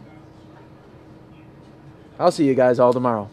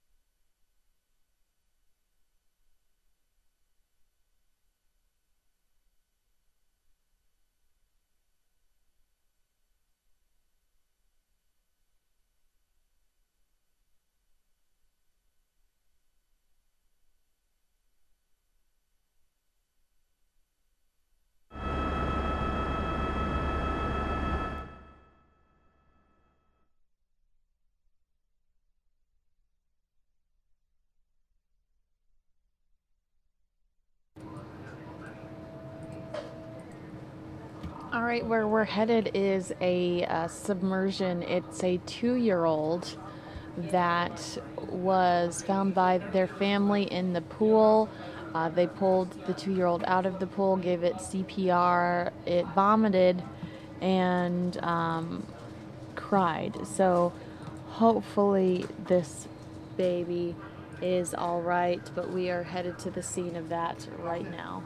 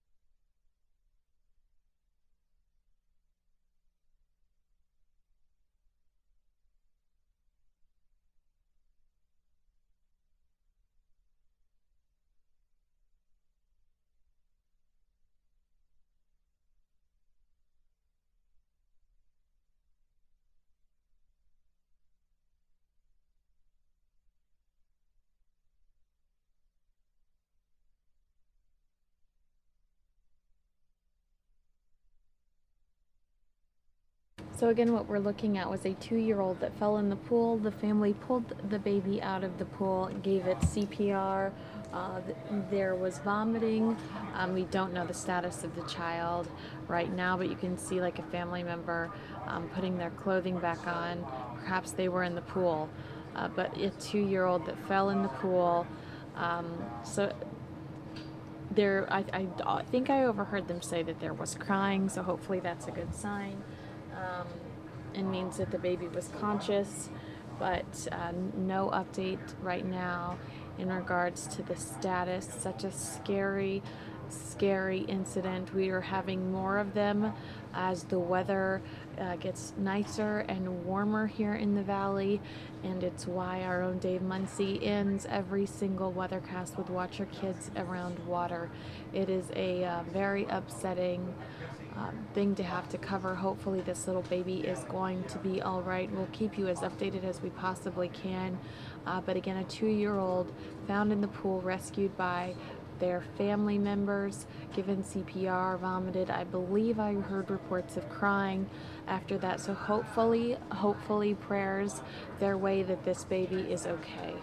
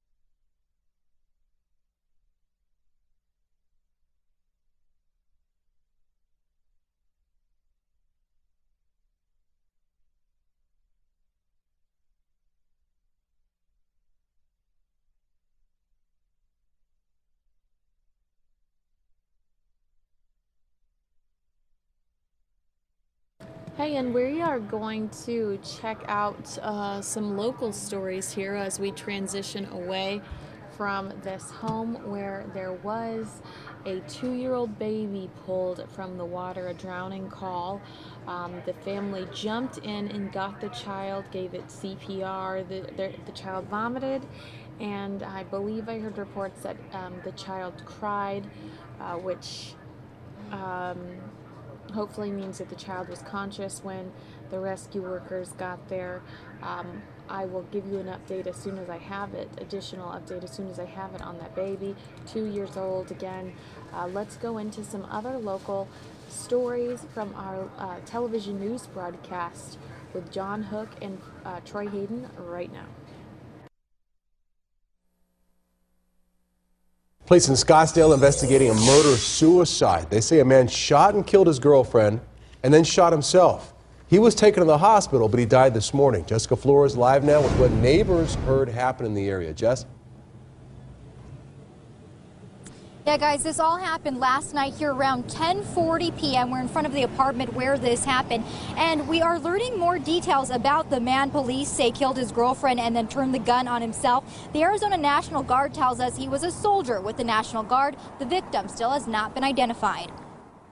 At the apartment complex near Granite Reef and McDowell Roads, a disturbing scene. Police investigating a murder-suicide. When Scottsdale police officers arrived and forced themselves into the apartment, they say they found a woman shot dead and a man with a single gunshot wound to the head, a gun found nearby. Neighbors heard arguing and what they believed were multiple gunshots from inside of an apartment here at this complex. All I heard was Tempe police open the door. I heard that a couple times, and then I heard a dog bark, and then I heard Scottsdale police open the door, and that was it. Investigators say 35-year-old Jose Rios shot his girlfriend several times before turning the gun on himself.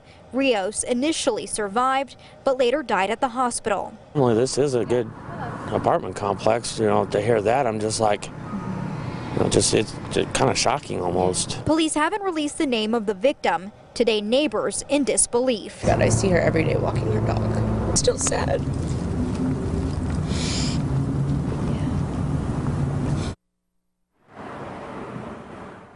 And I did speak to a spokesperson for the Arizona National Guard. They say they expect to release more information on Jose Rios tomorrow. Reporting live at Scottsdale, I'm Jessica Flores, Fox 10 News. Major road closure to tell you about, and it is coming soon, and it's going to make commute times longer in that part of the valley. A portion of Bell Road near Grand Avenue and Surprise about to shut down until November. ADOT's building a new overpass, which is going to be great when it's done, but in the meantime, traffic in that area. Nicole Garcia live with details on this. Nicole? Yeah, Troy, drivers are anticipating a commute nightmare. Here's a map. Let me show you exactly where this is going to take place. So Grand Avenue, that major thoroughfare, goes diagonal north and south, and Bell Road, the major thoroughfare, goes east and west. So it's that portion of Bell Road near Grand Avenue. It's going to be between West Point Parkway and 134th Drive. That's going to be shut down. Traffic will still flow on Grand Avenue north and south, but the lanes are going to be reduced. So major restrictions in that area. What ADOT is doing is they're going to take Bell Road over Grand Avenue instead of through it, and that closure on Bell Road starts Friday night. In the short term, there's going to be some pain. A pain for businesses who face lost revenue, and a pain for drivers who face longer commute times. About 80,000 vehicles pass through the Bell Grand intersection every day. Starting Friday night, 0 vehicles will be going across Bell. ADOT is building a new overpass that will take Bell Road over Grand Avenue and over the BNSF railroad tracks. You won't have that ground level conflict between Grand Avenue, Bell Road, and the railroad tracks. It's going to really save drivers some time, and we really have to look at it not just in terms of today's traffic, but even decades to come. The businesses here at this intersection are very concerned that the shutdown is going to translate into millions of dollars in losses during the construction. The city of Surprise is doing everything it can to mitigate that. That we would lose about $1 million in sales tax revenue. Shutting down Bell Road between West Point Parkway and 134th Drive will block the main entrances into the major shopping area. It's the smaller businesses that we're really concerned about. We want to make sure that they stay in business during this time. I think people are going to go where it's convenient and fast to go. Now, during the construction, traffic along Bell Road will be directed to a detour, and that's going to go along Dysart Road, Greenway Road, and Litchfield Road. The $42 million project is expected to be completed sometime this November before the holiday shopping season begins. Reporting live, I'm Nicole Garcia, Fox 10 News. Fox follow now to a story we brought to you last night as breaking news. Bullet holes on the side of a police car here after a shootout involving Phoenix police. Fortunately, no officers were hurt, but a suspect now is under arrest. Another man in the hospital. Andrew Hasman now live with more on what happened here. Andrew. Troy, this unfolded in a densely populated area. Some of the bullets actually hit a nearby home. Police say they pulled up to the suspect's car and soon after, gunshots. The police SUV riddled with bullet holes. The suspect's car took a barrage of gunfire too. This battle played out on a residential street in front of dozens of apartments and homes. All of a sudden I hear gunshots like doom, doom, doom. Kaylin Texeria was home with her family when the gunfight erupted around 8 last night. I just got out of the way and just let it diffuse. Phoenix police initially responded to 2 callers who reported a fight and someone being forced into a car at gunpoint. Police had a description of the car and tracked it down to an apartment complex near 67th Avenue and Bethany Home in Glendale. As soon as police pulled up to the car, gunfire. 3 of the 4 officers fired back. The victim was hit, but is expected to be okay.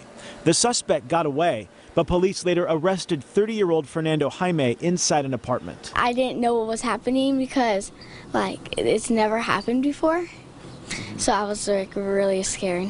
I thought someone was breaking into the house. It was a close call for the Texeria family. Their home was hit by 3 bullets. One hit a TV in one of their bedrooms. I'm just glad he wasn't in his room, because this is his room and his computer desk is right the other side of it. There's like a bullet hole 5 feet from it, and then it hit the TV right behind me too. So if you look at the whole trajectory of it, it was maybe give or take about 1.5 feet from missing me.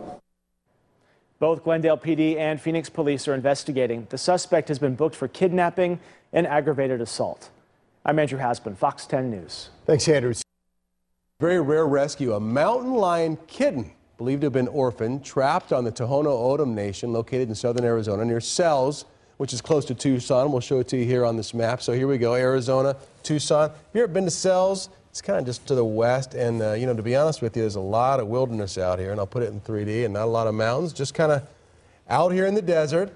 But that's where this whole thing happened. She was severely underweight and terrified. Today she's being nursed back to health here in Phoenix. And Anita Roman tells us more. That orphaned mountain lion kitten was brought here to the Adobe Mountain Wildlife Center, immediately examined by the vet. Yesterday when the vet brought her in, she was very lethargic, very thin. The mountain lion is about 5 to 6 months old, according to spokesperson for the center, Amy Burnett. But she weighs only 13 pounds. At this age, she should weigh 30. She's actually doing very nice. The vet at the Wildlife Center evaluated the kitten and gave the feline a clean bill of health for now. The next 48 hours are critical. The good news, however, today she's eating. Well, that's only a day. She was found on the Tohono O'odham Nation, and she was actually taken in by their animal control. They trapped her and were able to bring her to us. And now her sibling actually died. We are pretty sure that the mother was somehow killed. And the best way for us to take care of her is for her to see as little of us as possible. So we're just going to keep our eyes on her, but we're not going to handle her any more than we really have to. At this point, the plan is to take it day by day and hope for a full recovery. Anita Roman, Fox 10 News. The Adobe Mountain Wildlife Center Auxiliary, a nonprofit organization collecting donations to help care for that kitten. And we have a link on our website. Head over to fox10phoenix.com. Hundreds of people lining up in Scottsdale to reserve a brand new Tesla. And the starting price, $35,000. Won't be unveiled until tonight in Los Angeles. So people are putting down money.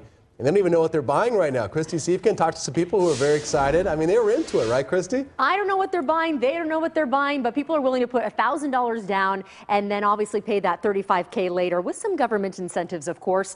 6 a.m. this morning, people started lining up outside the mall, and that line once we got inside was pretty incredible. Let me show you here. We're taking a look at Scottsdale Fashion Square, the Tesla store right about here, and that line snaking all the way down toward Nordstrom. The Nordstrom Cafe, I'll tell you, a lot of people stopped here to get a cup of coffee since it was such a long line, went all the way back up, and that flow was pretty continuous throughout the course of the day. Once they got inside, that line going back and forth, and when we left at about 11:30 this morning, already 500 people had gotten in line. And as Troy said, they haven't even seen this car, but a lot of people pretty excited to put $1,000 down on it and get on that wait list earlier today. Tesla fans arriving well prepared today to wait in one very long line. You guys brought out some folding chairs, crossbody bag, just some snacks in there? Yeah, some beef jerky, a little bit of soda that we brought with us. Some passed the time working on laptops, others reading books and taking off a load. All prepared to pay $1,000 to put their name on a wait list for Tesla's new Model 3. It's not every day that you get a chance to be a part of literally, this is a revolution, I think. This is as important as the Model T. With a starting price of $35K and 200 miles of drive time per charge, many in line are happy to wait. The idea of not having, expenses for gas and much maintenance is attractive. I love how Tesla is changing the world. Their idea is renewable energy for everyone, so we have a sustainable world. This couple already owns 2 other Teslas. Today's purchase is for their kids. They're great cars to drive, but they're also very, very safe, and you want your kids in the safest thing you can get for them. As Tesla makes its cars more available to the masses, it's even tapped into a surprising market, the pest control industry. We'll either have them for termite inspecting or potentially even use backpack sprayers out of them. So there you go, uses for Teslas you never even thought about. Tesla Motors will reveal the Model 3 tonight at 8:30 in Hawthorne, California. That event will be on a live stream, and that's also the time that Tesla will start accepting deposits online. Now, if you want to head to the Scottsdale store, it will still take deposits until 9 o'clock tonight. The Model 3S or Model 3 should start shipping in late 2017, and if you do reserve one, you put that $1,000 down and you decide you don't want it, as long as the car's not come off the line yet, you can still get your deposit back. I'm Christy Siefken, Fox 10 News. A rally at the Capitol Watch. Over 100 people rallied today at the state capitol opposed to gun bills that are winding their way through the state legislature. Steve Kraft joins us live from the state capitol tonight with the story. Steve, we kind of go through this every session. That's right. This is no exception this year. There are several gun bills right now in the state legislature. Some details. One of the bills would allow gun owners to carry guns in public buildings, for example, libraries or recreation centers. Another bill says no city or county can pass stricter gun control measures than the state of Arizona. As the bills make their way towards the governor's desk, opponents speak out. The people at this gun safety rally say the gun bills in the legislature go way too far, putting public safety at risk. Mary Reed was shot in the mass shooting in Tucson that killed 6 and gravely injured Congresswoman Gabby Giffords. What Arizona wants and needs to keep us safe for our children, for our state, for our country. We've had enough, and now we're going to go tell them that. But backers of the gun bills say there are already too many restrictions. I think the gun control movement is a movement because illegally the federal government has been trying to restrict the Second Amendment. It's such a heated issue that, that as soon as somebody brings it up or as soon as there's a tragic event somewhere, there's this knee-jerk reaction to rush and to say, well, it must be the gun's fault rather than the owner's fault. Emily Nottingham disagrees. Her son, Gabe Zimmerman, was killed in the Tucson massacre. As we continue to raise our voices, people do hear us, and other people will join us. And under pressure, legislators and the governor will at some point dust off their common sense and help us protect one another. Opponents of the gun bills talking to state legislators today. They say they're also going to try to talk to Governor Ducey to convince him not to sign these bills if they make it to his desk. Reporting live from the state capitol, Steve Kraft, Fox 10 News. Thank you, Steve. A Virginia State trooper and a gunman both. First Fridays in Phoenix just got a little more artsy. A fundraiser happening tomorrow night that will mix high heel fashion and fabulous art. These shoes and many more works of art up for auction. Liz Kotelik tonight shows us what you can get your hands on and your feet on. Dozens of uniquely and carefully decorated stilettos are all lined up inside of downtown's Warehouse 215. It's right here where for the 5th year the Inspired Souls fundraiser will kick off, all to support ArtLink, a nonprofit that promotes the Phoenix art scene. And we procure the artists. They're all volunteers that are given a stiletto as their blank canvas, and they're able to express themselves, use whatever art they would like to really make a statement or make whatever they want out of it. Some statements are political, like Donald Pump and Hillary Clinton. Others are more about the art, like this one called Stiletto and Mosaic. The bank shoe-bought heel could maybe double as a lamp, but there's one that perhaps women can relate to the most, and ironically, it's made by a man. I kind of wanted to take a little bit more of a negative slant on the idea and illustrate the struggle that women have in the workplace and in society, and kind of take the stiletto, the powerful stiletto, and pin it between the ceiling and floor, and spike it, and kind of put it off axis and off kilter, suspended in between the two. And of course, you can't escape this rivalry no matter where you go in this state, and this art show is no exception. For the first time, ASU and U of A are going to be going head-to-head, or maybe we should say toe-to-toe, in a competition to see which university can collect the most cash. Winner gets bragging rights and, of course, a fabulous heel. Liz Kotelik, Fox 10 News. And for the first time, you can place bids online. You can find it all on InspiredSoulsAZ.org. InspiredSoulsAZ.org. Your exclusive AccuWeather forecast with Dave Muncy on Fox 10 News.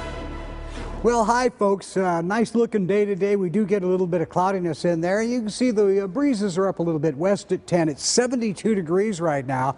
And as you can see, some nice looking temperatures here. 70 degrees up in Deer Valley, 73 degrees in Queen Creek right now. In Glendale, 73 degrees as well. High pressure moving back into place. Boy, you can see the southwest, a little bit of active weather around. But for the most part, we're clearing things out of here. We do have as we mentioned, a little bit of active weather here and there, and that will continue through the week. 73 degrees for the high today, and take a look at those temperatures around the valley. Goodyear pops up there a little bit at 79 degrees, but 72 degrees in Chandler. And you look at these nice temperatures around the state, 40s and 50s across the mountains, nice looking 70s, almost 80 degrees at Yuma today, not quite.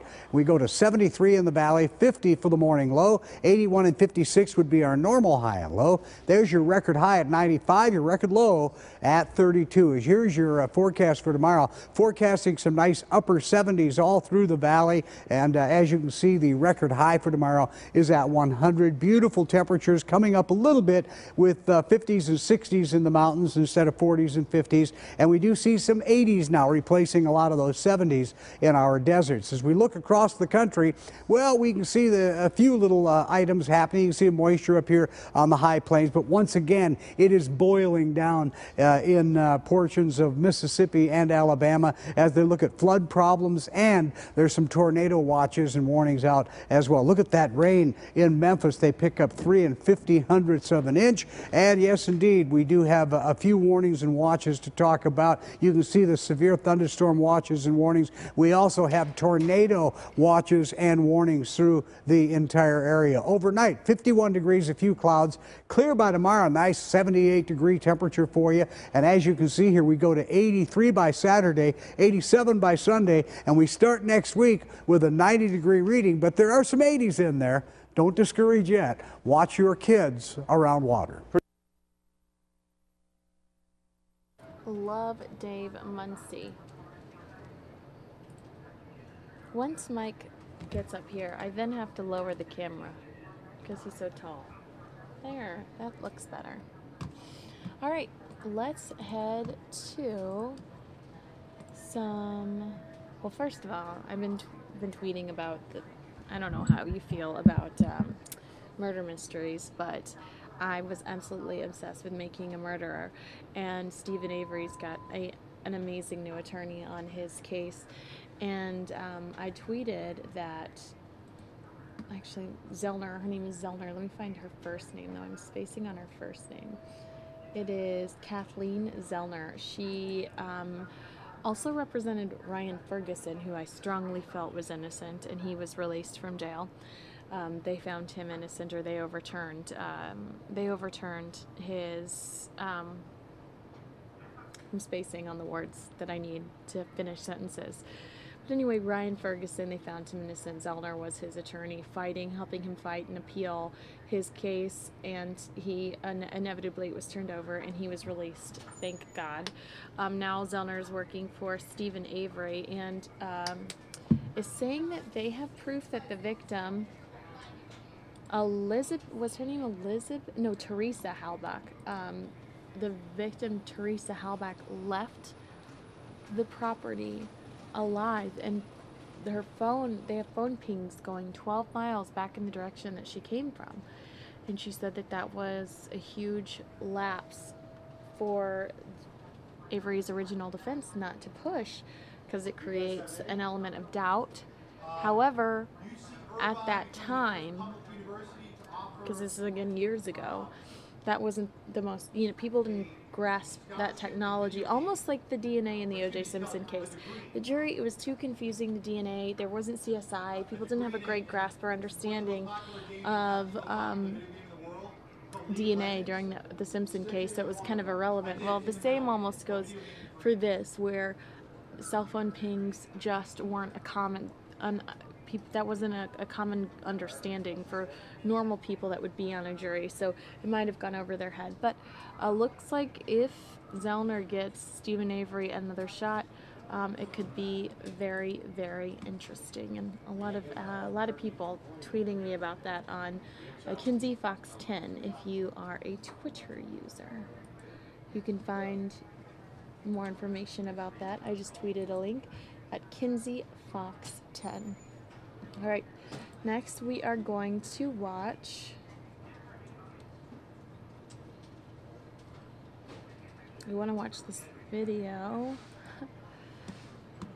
Samya keeps telling me I have to watch this speech from Trump, and apparently she said it's about success and business, and she said it's just very inspiring. I wasn't here yesterday, as a lot of you know.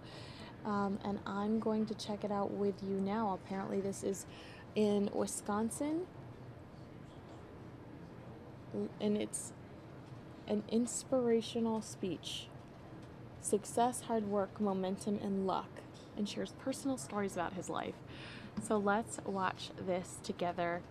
They are all jonesing for that Wisconsin vote, and we are seeing them a lot there this week, so let's check that out.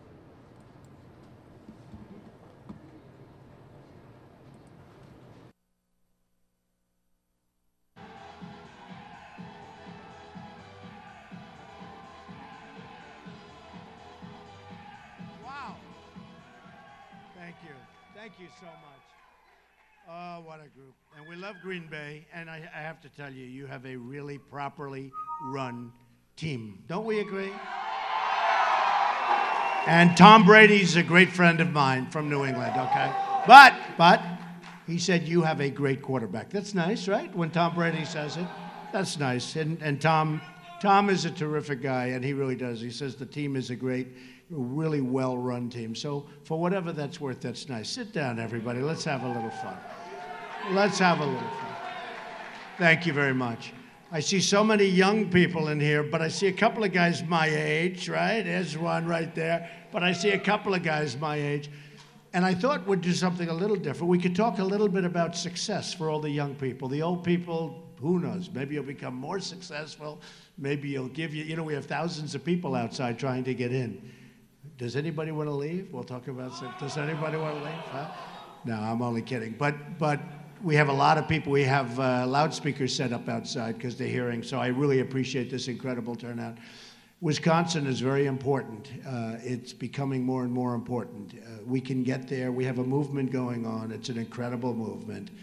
It's a movement like they haven't seen in this country maybe for a long, long time. It's been covered recently on the covers of Time magazine numerous times. It's been covered by everybody. Front page of the New York Times, front page of the Washington Post, front page of everything. And it's an amazing thing to see.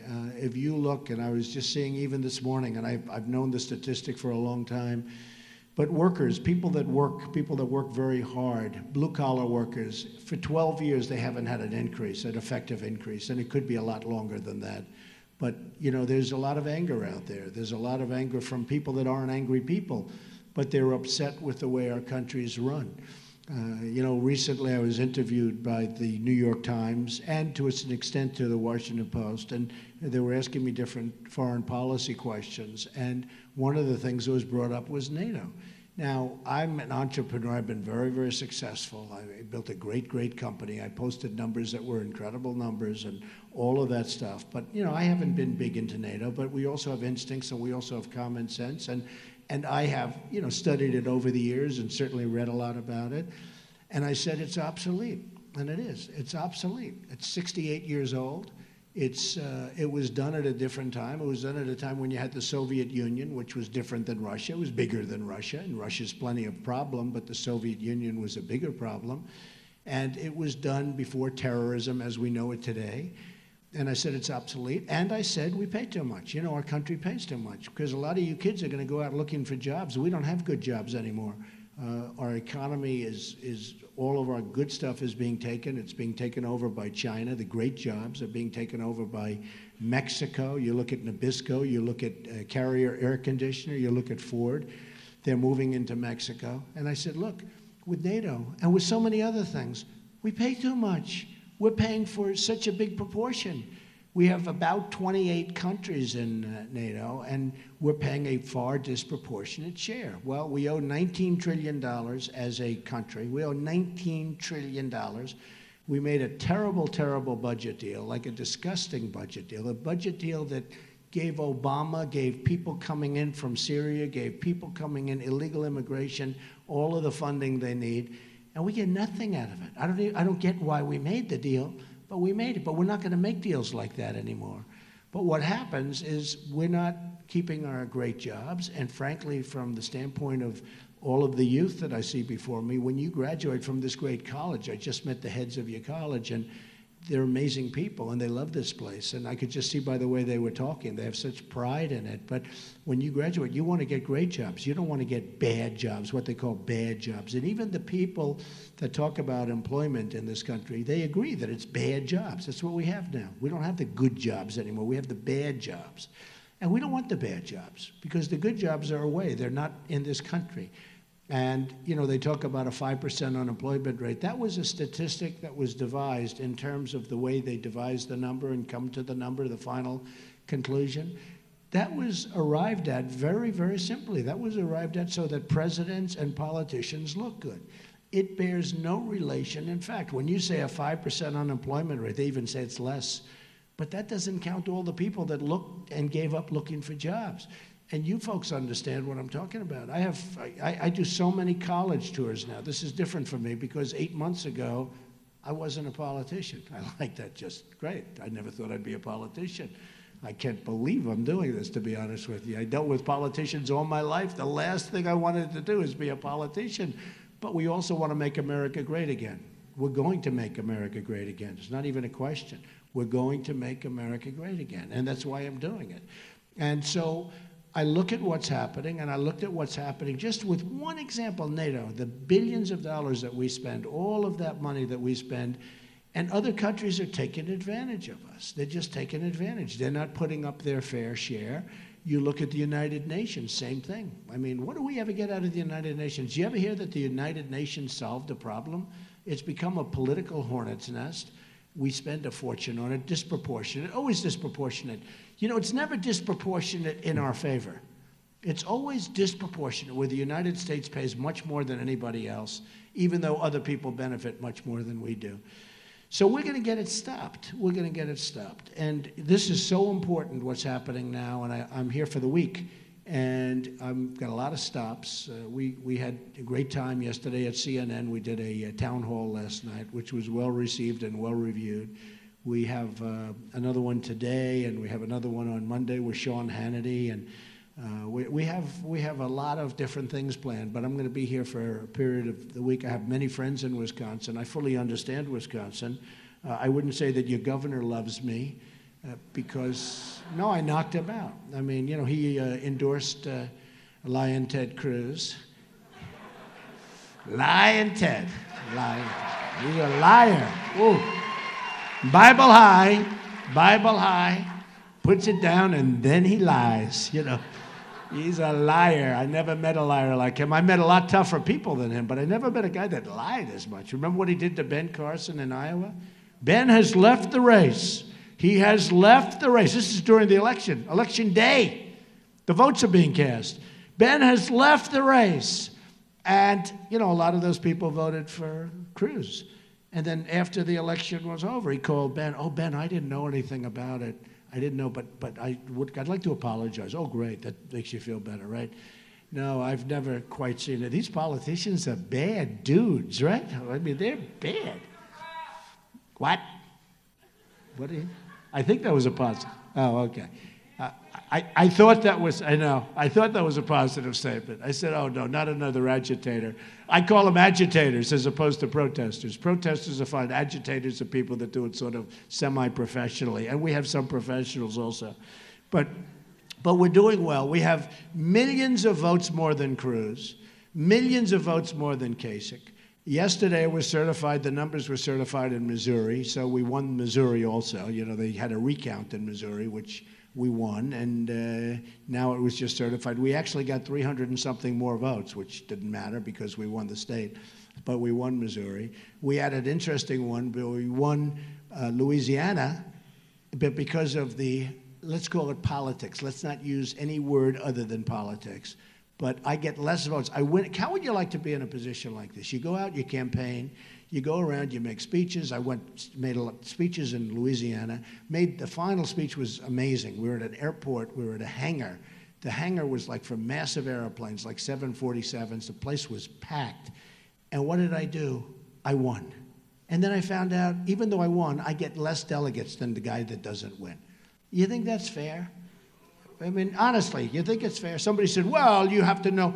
You don't have to know anything. I got the most votes. I should win. I mean, it's very simple. I got the most votes, and I didn't get the most delegates, right? So the Republican Party hasn't treated me properly, in my opinion, and they haven't treated me fairly. But I've got millions of more votes, and we have a movement going on. Millions of people are voting that didn't vote before in Republicans, and many of them are voting for me, in all fairness. And the people that are coming across are Republicans, but tremendous numbers of Democrats that like Trump, tremendous numbers of independents, and something that I love, people that have never voted before. People that have never voted before because they've never had anybody they wanted to vote for. We're getting tremendous numbers of, I didn't know there were so many people. But when I do handshaking and signings and things, I tell you what, every 20th person says to me, Mr. Trump, I've never voted before. And these are 30-year-old people, 40, 50, 60, 70, 80. In Tennessee, we had one that was 93 years old, a woman, so beautiful. She was an incredible woman, so beautifully dressed, everything. And she had a Trump sticker right on her dress. And I said, that's unbelievable. And she's 93, and everybody knew about it. It's actually a big story in Tennessee. And she said she's voting for the first time because she really believes in what I'm saying. And what I'm saying is borders, and I'm strengthening the military and taking care of our vets. Our vets are being treated horribly, folks. I mean, without our vets, we would be nowhere. They're being treated horribly. But all of these things, and millions and millions of people are coming in and voting in the Republican primaries. Some of the states are up 102 and 107%. I saw two of them. Massachusetts was up, way up, and that was, I got almost 50% of the vote. Remember, when I get 50% or 48%, but there are 7 or 8 or 10 people running, that's pretty amazing. You know, somebody said, he doesn't break. I watch some of these pundits on television. It's so sad to watch them, you know, because the hatred is just, I watch this guy Krauthammer. He doesn't get 50%. He doesn't break 50%. I watch Karl Rove. He always talks about he's not breaking 50%. Well, it's hard to break 50% when you have 17 people running, okay? I can't explain it to these people. You know, when you have 17 people, we started off with 17, actually, truly 18, but they were 17. And of the 17, I mean, you had senators, you had governors, you have guys like Ben Carson, who's a fantastic guy, who's a very accomplished guy, and he's running, and Carly is running, and you know, but you had 17 really accomplished people, and most of them politicians, most of them governors and senators, and they're going to have their 3%, their 4%. You had Lindsey Graham. You had all of these people, and they're taking votes. And then they say, Donald Trump has only hit 48%. I said, 48%? I mean, 48% is good if you have 3 people. But I don't like it if you have 2 people. But I like it if you have 3 people. So we're doing amazingly well. A good poll came out the other day from NBC, which was, we were at 48%, you know, and I think they had 3 or 4 people in the poll, but we were at 48%. So it's going really well. Wisconsin is really important because if we win Wisconsin, I think it's going to be very close. We're going to do really well in New York. We're going to do really well in New Jersey. I think we're going to do great in Pennsylvania. I went to school in Pennsylvania, the Wharton School of Finance, and I think we're going to do fantastically there. But I just want to tell you, because when I saw all this youth, this great-looking young people, okay, I just said, you know, I'm going to talk for a couple of minutes about success. Should I do that? I mean, should I do that? Or do you want to hear about this boring politics, right? Should I talk about a little bit? I'm given so much money to talk about success, and I give it to charities. But I love talking about success. Frankly, I like talking about success much more than politics, right? But there are a few things when you're talking about being successful. And I say it, and I say it, and it's never going to change. You have to love what you do. You're all young. Ideally, you'll love something that's a good business. For instance, some businesses aren't good business. I won't name them, but they're tough businesses. Other businesses historically have been good businesses. You have to absolutely love what you do. Ideally, love what you do in a good business, but you know what? If it's not necessarily that good, the loving is more important than having that good business. Some people want to be teachers. I mean, some of the happiest people and the most successful people that I know are people that aren't the richest at all. They don't make it all the most money. They're teachers, they're scientists. I know people that are scientists that are like, they can't wait to get to work. They can't wait. Policemen, you know, our police departments are, I think, terribly disrespected. I think they're not given the credit for the great job they do. I have to be honest with you.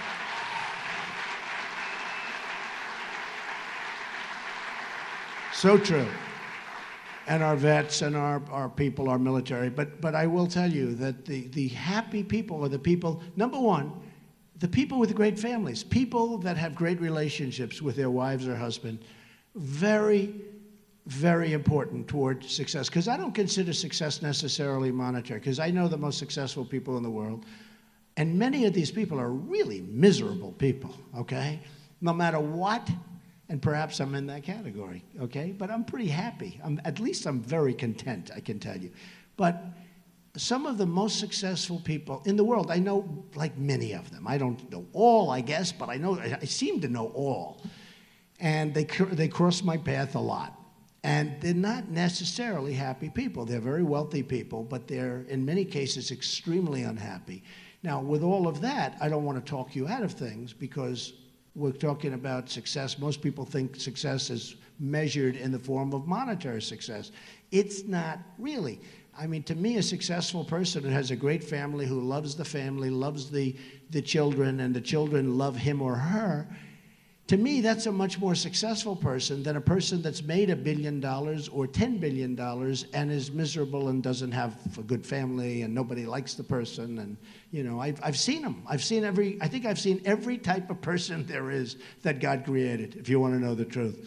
And the people are the happiest are not necessarily the people that are the wealthiest, okay? But in terms of monetary success, it does make life easier. You don't have to worry about food and housing and education and sickness. Your doctors, you go to the best doctors, and hopefully that solves the problems. But it does make life easier. And I tell so many stories about different types of people. For instance, you gotta love what you do. You're gonna never, ever quit or give up. Never quit. You're gonna be so close.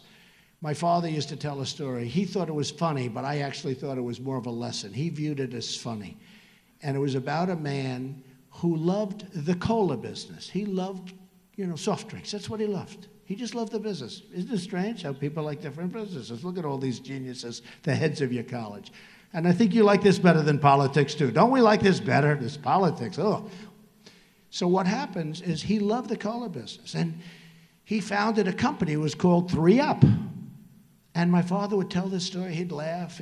But I'd listen, and I'd say, I don't want to laugh. It's a lesson. And he found his company, 3UP.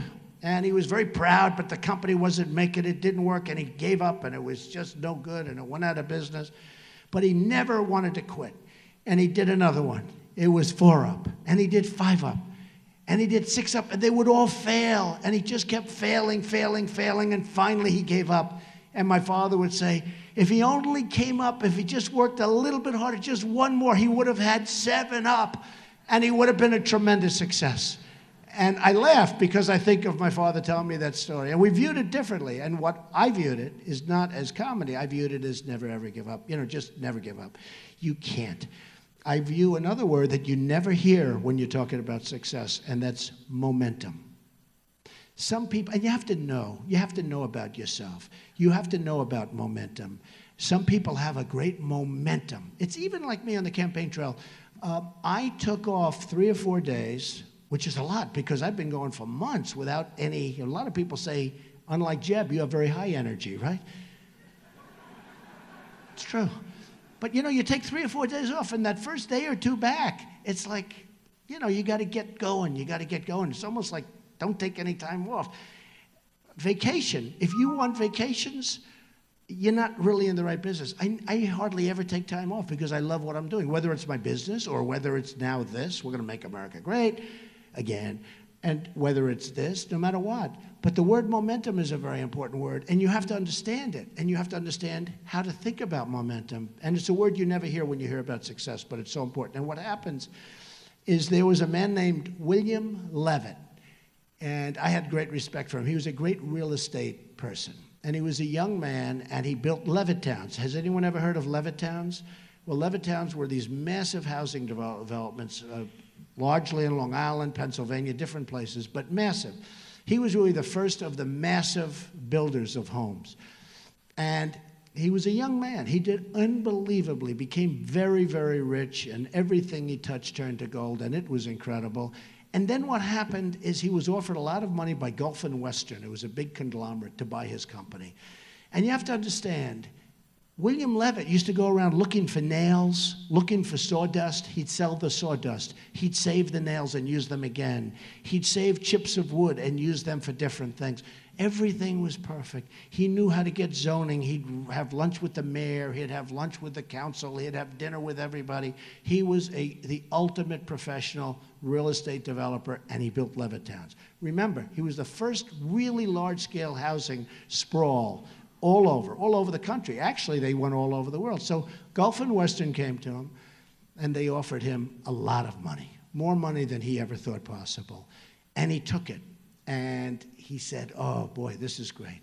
He then retired at a very young age, very, very young. But he was going crazy. He was so bored.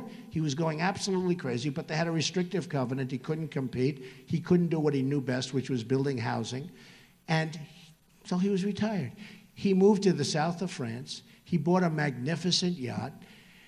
Unfortunately, he got divorced, and he did a trophy wife thing, and, one of those things. And terrible person to do that. But he did it. But he had a wife who was a good wife, La Belle. And he named the boat after her, the yacht. And he was riding high. Everything was good. Now he's getting a little older. He's still in retirement, lost his momentum, remember the word. And Gulf and Western comes back, and they're dying. This is a big company, but they're dying because they don't send people to pick up nails. They don't send people to sell the sawdust. They don't send people to take the little scraps of lumber and bring them down and sell them and get very small amounts of money, but it all adds up. And they're losing their shirt with this company they bought. They couldn't get zoning because they don't take the mayor out to dinner, and they don't do the things that you have to do. And they couldn't get zoning. They had all this land. They went crazy with buying land. And they couldn't sell the company because it was a mess. And they destroyed the company. And they went to William Levitt, and they said, we'd love to sell you the company back. And he said, oh, I think it was about 12 years. He was out, okay? Lost that whatever it is. And after 12 years, they came to him. They said, we'd love to sell you the company back. Would you have any interest? Yes, I would. I'd love to buy it back. So he bought this big company back, bigger than what he sold. He had all this land that was unzoned and all. And he worked like crazy. He worked 24 hours a day. Work. And he went bankrupt, out of business, totally bankrupt. The biggest, he went bankrupt. And by this time, he was an old guy, and I was at a party, and I was the new hot guy in New York. I was doing great with real estate, and I was on the covers of Business Week magazine and Fortune magazine. I was doing really well. And there was a man named Steve Ross that a lot of you folks would know from Warner Communications. And he was a hot guy in entertainment. He built Time Warner, and he was a great guy. Passed away from cancer, unfortunately, but he was an amazing guy, one of the great people in the history of the entertainment business. And he was giving a cocktail party. He had 50 people on his Fifth Avenue apartment. And I walk into the apartment. I was invited. And I see 50 people, and most of them are in the entertainment business. And I saw one person, pretty old guy, and he was sitting in the corner, and his name was William Levitt. And I went over to him because I was attracted to him because he was in my business. I didn't care about the entertainment people. I cared about him. And I said, Mr. Levitt, how are you doing? Donald Trump. He said, yes, I know. He said, I'm not doing well. I'm not doing well at all. I said, I read that, and it's too bad. What went wrong? And I'll never forget the expression of the statement. He said, Donald, I totally lost my momentum. It's a thing you probably never heard. He lost his momentum. He took that time off, he came back, and it was a different world, and he lost his momentum. Now, the real lesson there is you have to know if you've lost your momentum so that you don't get hurt. And it's just something that I talk about because it's so different. And I watched him sitting in this corner. I don't even know why he was there, because he was no longer successful. But I guess Steve knew him and respected him for what he had accomplished, because what he had accomplished was amazing. He was the forerunner to so many massive developments that you see all over. But he said, I lost my momentum, Donald. I lost my momentum. I've never, ever forgotten those words. And I've always remembered them. And what you want to do is you want to keep going, keep going, keep going. But if you think you lost your momentum, slow down and refocus on maybe something else, because it's so important to keep the momentum going, okay? So important. So that's one of the many, many elements or stories. And one quick one that we also talk about and that I talk about, there's a certain amount of luck. Does anybody believe in luck? Just raise your hand. Who believes that some people are luckier than others, right? So I have a friend who's just an unlucky guy. Just an unlucky guy. He's smart. He went to the Wharton School of Finance. He's a brilliant guy, but he's always been unlucky. And no matter what happens, it just works that way. And he never really succeeded. And you'll find when you become very successful, the people that you will like best are the people that are less successful than you. Because when you go to a table, you can tell them all these wonderful stories, and they'll sit back and listen. Does that make sense to you? Okay? Always be around unsuccessful people, because everybody will respect you. Do you understand that? Anyway, but this guy, he had a thing, and he was just like struck. He was unlucky. And no matter what he did, I call him injury bound, or he was just always something would happen. So he'd be injured. I say, what happened? I broke my shoulder. How do you break your shoulder? Are you a football player? He goes, no, I slipped, I went down the stairs. So he's in the hospital, and he's recovering in Long Island, And he comes back, and he's being driven back. And again, he's always injured. He's injury prone. You know the expression? Some people are injury prone. Is anybody in this room injury prone? Raise your, oh, don't raise your hand. I don't even want to see it. Don't do it, because you'll convince yourself. Stand up, stand up, stand up back there. Are you really injury prone? Well, you're a big, strong guy. Are you a football player or something? Huh? What, you are? Ah, come on. Okay, here's what you do. Tell yourself you're not injury prone. Sit down, okay? Look at the size of that guy. How can he be injury prone? Looks like he's on the Green Bay Packers. I mean, you know, give me a break. But this guy was totally injury prone. No matter what happened, totally injury prone. And he'd always be ill. I'd call his wife, and she'd say, oh, no, he's very sick. What's wrong with him? And he said, tell me something. I'd say, all right. So he had a broken shoulder, and now he's coming home. Think of this. He's coming home from the hospital, and he's riding on the Long Island Expressway, which is the longest parking lot in the world, by the way. He's riding on the, because it's so crowded.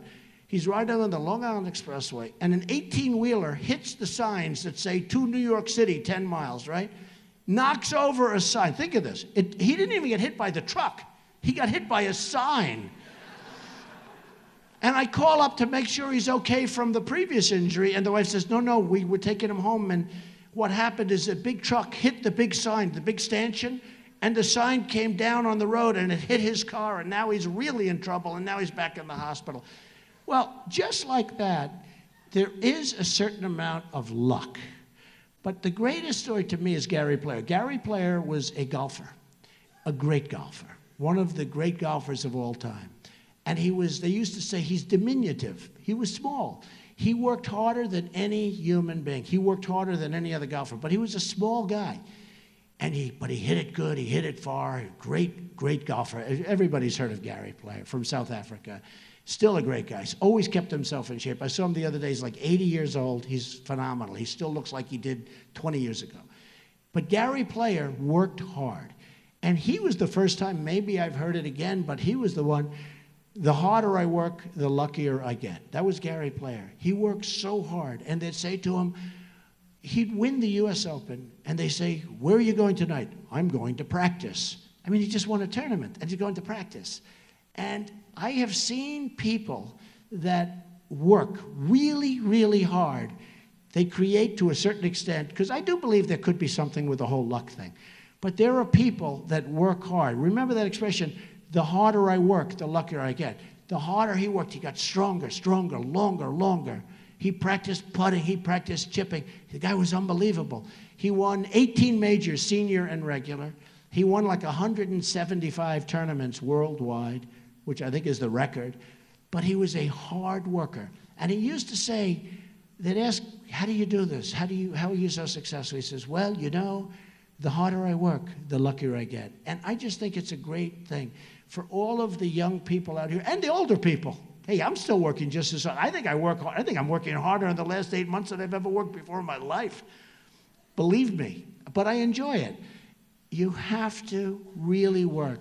The harder you work, remember, the harder you work, the luckier you get. So just remember those few little things. Momentum, love what you do, always love what you do, always. One final story on success, because I think it's a great thing. I have a friend who's a guy who was born to a very, very successful Wall Street baron. And the Wall Street baron is a vicious, ruthless, horrible human being, okay? You would not like him for dinner. You'd respect him, but you wouldn't like him. And most of the people in the room would know who he is. One of the big barons of Wall Street. Very, very smart, very vicious, very ruthless, more so than you'd ever see in a movie. You know, they can't make movies about guys like this. And he had a son who's a really nice guy. I have no idea how he produced this son. This son is the nicest human being. And the son was in the father's firm on Wall Street. And the firm is a massive firm. And he was unable to compete really with all the young guns in the firm. And the father sort of understood it, loved his son, but drove his son really terribly. And what happened is the son is at a club. He's a member of a country club out in Westchester. And they were doing a major, major renovation of the clubhouse and the greens and the golf course, a big, big renovation. And people sort of semi-felt sorry for him almost, and they put him in charge. And he was fantastic. He was there at 6 in the morning and 5 in the morning, and he wouldn't leave till 9 in the evening. And the job came in under budget, ahead of schedule. The job turned out to be 10 times better than anyone ever thought. And he was so happy. His wife called me. She said, he's like a new man. He's so, so happy. He's doing this, and he's so happy. But he doesn't want to leave the firm because he doesn't want to disappoint his father. I said, his father's already disappointed, just in case you have any questions. I said, he's got to get out of the firm. He's got to get out from those killers. And he wouldn't leave.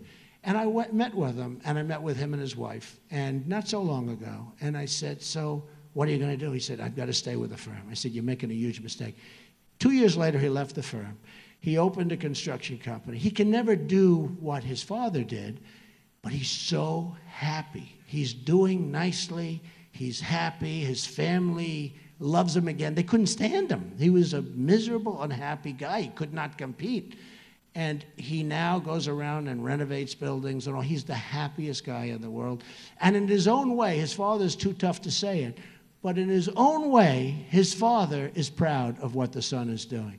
So I only say, really, love what you do and remember those other little things I told you, okay? So that's enough of success. Do we agree? Do we agree? Is that okay, Mr. Instructors? Okay? I really wanted to go into it. I don't think I've done that once. I love speeches on success. I mean, to me, they're great. And sometimes, but I think that might be the first time I've ever done it on the political scene. And a couple of the older guys sitting in front, they've already made their millions. They're so rich, they don't know, right? You with the red, stand up with the red cap. Look at that guy, handsome guy. You've made millions, right? Millions, or maybe less.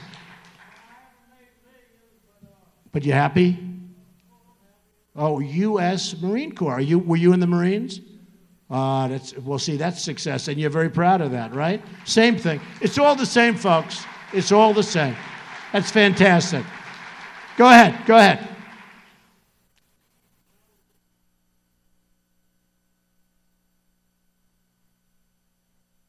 Right. Well, a lot of people are asking that question. A lot of people are asking that question. And he said something. He said when he was working and when he was not working, he had to go and work, no matter what. Even if it was part-time, you had to supplement your income. Now you have people that aren't working. Look, it's all about incentive. People have to want to go out. They have to want to. We have no incentive in our country anymore. We're losing in every way. We're losing in that way because we have so many people that don't want to work. We have so many people that, if given the right incentive, would love to work. They'd love to do it. We don't have incentives anymore. We don't have spirit anymore. Our country doesn't have spirit. We lose in so many ways. Sit down. Thank you very much. I'll give you an example. When Scott Walker came out and ran for president, he was expected to win. I mean, during the course of my term, Jeb Bush expected to win. Gone, right? Scott Walker expected to win. Gone. Rand Paul expected to win. Gone. They're all gone. I miss him. I'm like lonely. No, I'm lonely. And during debates, we had 11 or 12 debates, and during the debates, every single debate that I participated in, I've been at the center. The center means that you're number one. And I used to say to CNN and Fox and the people that would have the debates, I'd say, well, are you going to announce that center is number one? No, we don't do that. Why? Because nobody knows that, but some of them would do it. But I was at the center, and I debated these people, and I guess won the debates, because every single poll, they have debate polls. They have polls on everything. One thing, I think I've made polls hot, you know? I think I really have. Nobody used to talk about polls. Now everybody talks about polls. But every single online poll that they had, Drudge, who's a fantastic guy, by the way, Drudge. They have a Drudge poll. They have a Time Magazine poll. They had many, many polls. And they'd have who won the debate. And I won the debate. And I would win I think every single one of them I won, according to the online polls. And the last poll, my wife said to me, the last debate, she said, will you do me a favor? Be presidential. Don't be so vicious. Don't be so hard. Don't call him Little Marco. Don't call him low energy Jeb. Be nice. I said, but if I'm nice, I'll be presidential, but I'm going to lose, right? I mean, I'm going to lose. And they were hitting me with everything. And the bottom line is, the last debate I said, in fact, Ivanka called me and my wife called me. They said, be presidential. I said, so what happens when they come and they say really nasty things and they lie and we don't care, be presidential. So I was pretty presidential in the last debate. Now, I actually thought that the other debates were much better. Personally, I think they were much more interesting. But I was presidential, and I won that debate, too. So you can win them all different ways. But look, we have a country that is in a lot of trouble. We have people that are running that won't do a great job. I'm telling you, Hillary's a disaster. Hillary's a disaster. Hillary Clinton will be a disaster. A disaster as president, and I will beat Hillary. Ted cannot beat Hillary. He will not be able to beat, with his strident manner, he will not be able to beat Hillary. And believe me, the one person she doesn't want to run, and I know this for a fact, the one person she does not want to run against is Donald Trump. But the one person, you know, a little while ago, a couple of months ago, she hit me with something. Even today, she put an ad in. Did you see the ad? It's a New York City ad. It's talking about New York. Except for one problem. She used a sign that's on Pennsylvania Avenue. I'm building a big hotel on Pennsylvania Avenue, a big, beautiful hotel on Pennsylvania Avenue. You know why I'm building it? Because if for some reason this doesn't work out, I'm going to live in Pennsylvania Avenue no matter what happens. I don't care, okay? I don't care. No, I'm building a big, and she's got the sign. She's talking about New York, but she's got the sign on Pennsylvania Avenue, which is sort of an interesting thing. Hillary's not going to win. Hillary's got so many problems. And she's created so many problems. You look at Libya, you look at what's going on there. You know that ISIS, people don't talk about this. The press, I don't think they want to write again about it because it's so bad. In Libya, the oil is taken by ISIS. ISIS has the oil. So we had Gaddafi with the oil, and that was bad, but at least he killed terrorists, right? Now we have Libya taking the oil. We have Libya is massive amounts of oil is going out. Why are we stopping this? Why do we allow this to happen? So ISIS has the oil. ISIS has some of the Iraq oil. They have some of the Syria oil.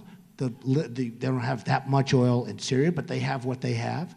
But you see what's going on, and you say, how is it possible that this isn't stopped? Can you imagine General Douglas MacArthur or General George Patton saying, we can't do anything about it?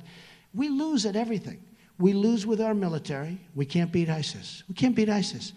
We lose on education. Common Core is a disaster, by the way. It's a disaster. We have to bring education locally. We lose with health care. Obamacare is horrendous. Premiums are up 35, 45, 55%. The deductibles are so high you'll never get to use it. We lose with everything. Our Second Amendment is totally under siege, which we're not going to allow to happen. We lose with everything. And when I watched Scott Walker endorse yesterday, although a lot of people didn't hear too much about his endorsement because of my manager, and I looked at the clips, I say, I don't know, am I wrong? I looked at, raise your hand, did anything look very, strident? Did anything look, did everybody see that tape? Raise your hand if you saw that tape yesterday. Well, that's not that many people because it's a big story. How many thought it looked terrible, what he did? I mean, to me, he was breaking up. She's grabbing me. Did anybody think it was really terrible? Where he should be fired, lose his job? No, you know what I mean, right? They wanted me to fire him and destroy him and lose his job. Does anybody, okay, so a lot of people saw the tape. Who thought that it was terrible what he did? It's lucky I had the tape. That was my tape. It's one of my places. I have cameras all over the place. It wasn't meant for this stuff. It was meant for other things, security. But we have great cameras. Okay, so a lot of you saw the tape. Did anybody think it was a horrible thing what happened? I don't get it. We have people whose heads are being chopped off because they're Christian and for other reasons in Syria, all over the Middle East. We have people that are being drowned in cages, 50 at a time, in big steel cages. They're being dropped into the waters and lifted up an hour later. And I'm trying to figure out. And then you have Ted Cruz. He should be fired. I say, why?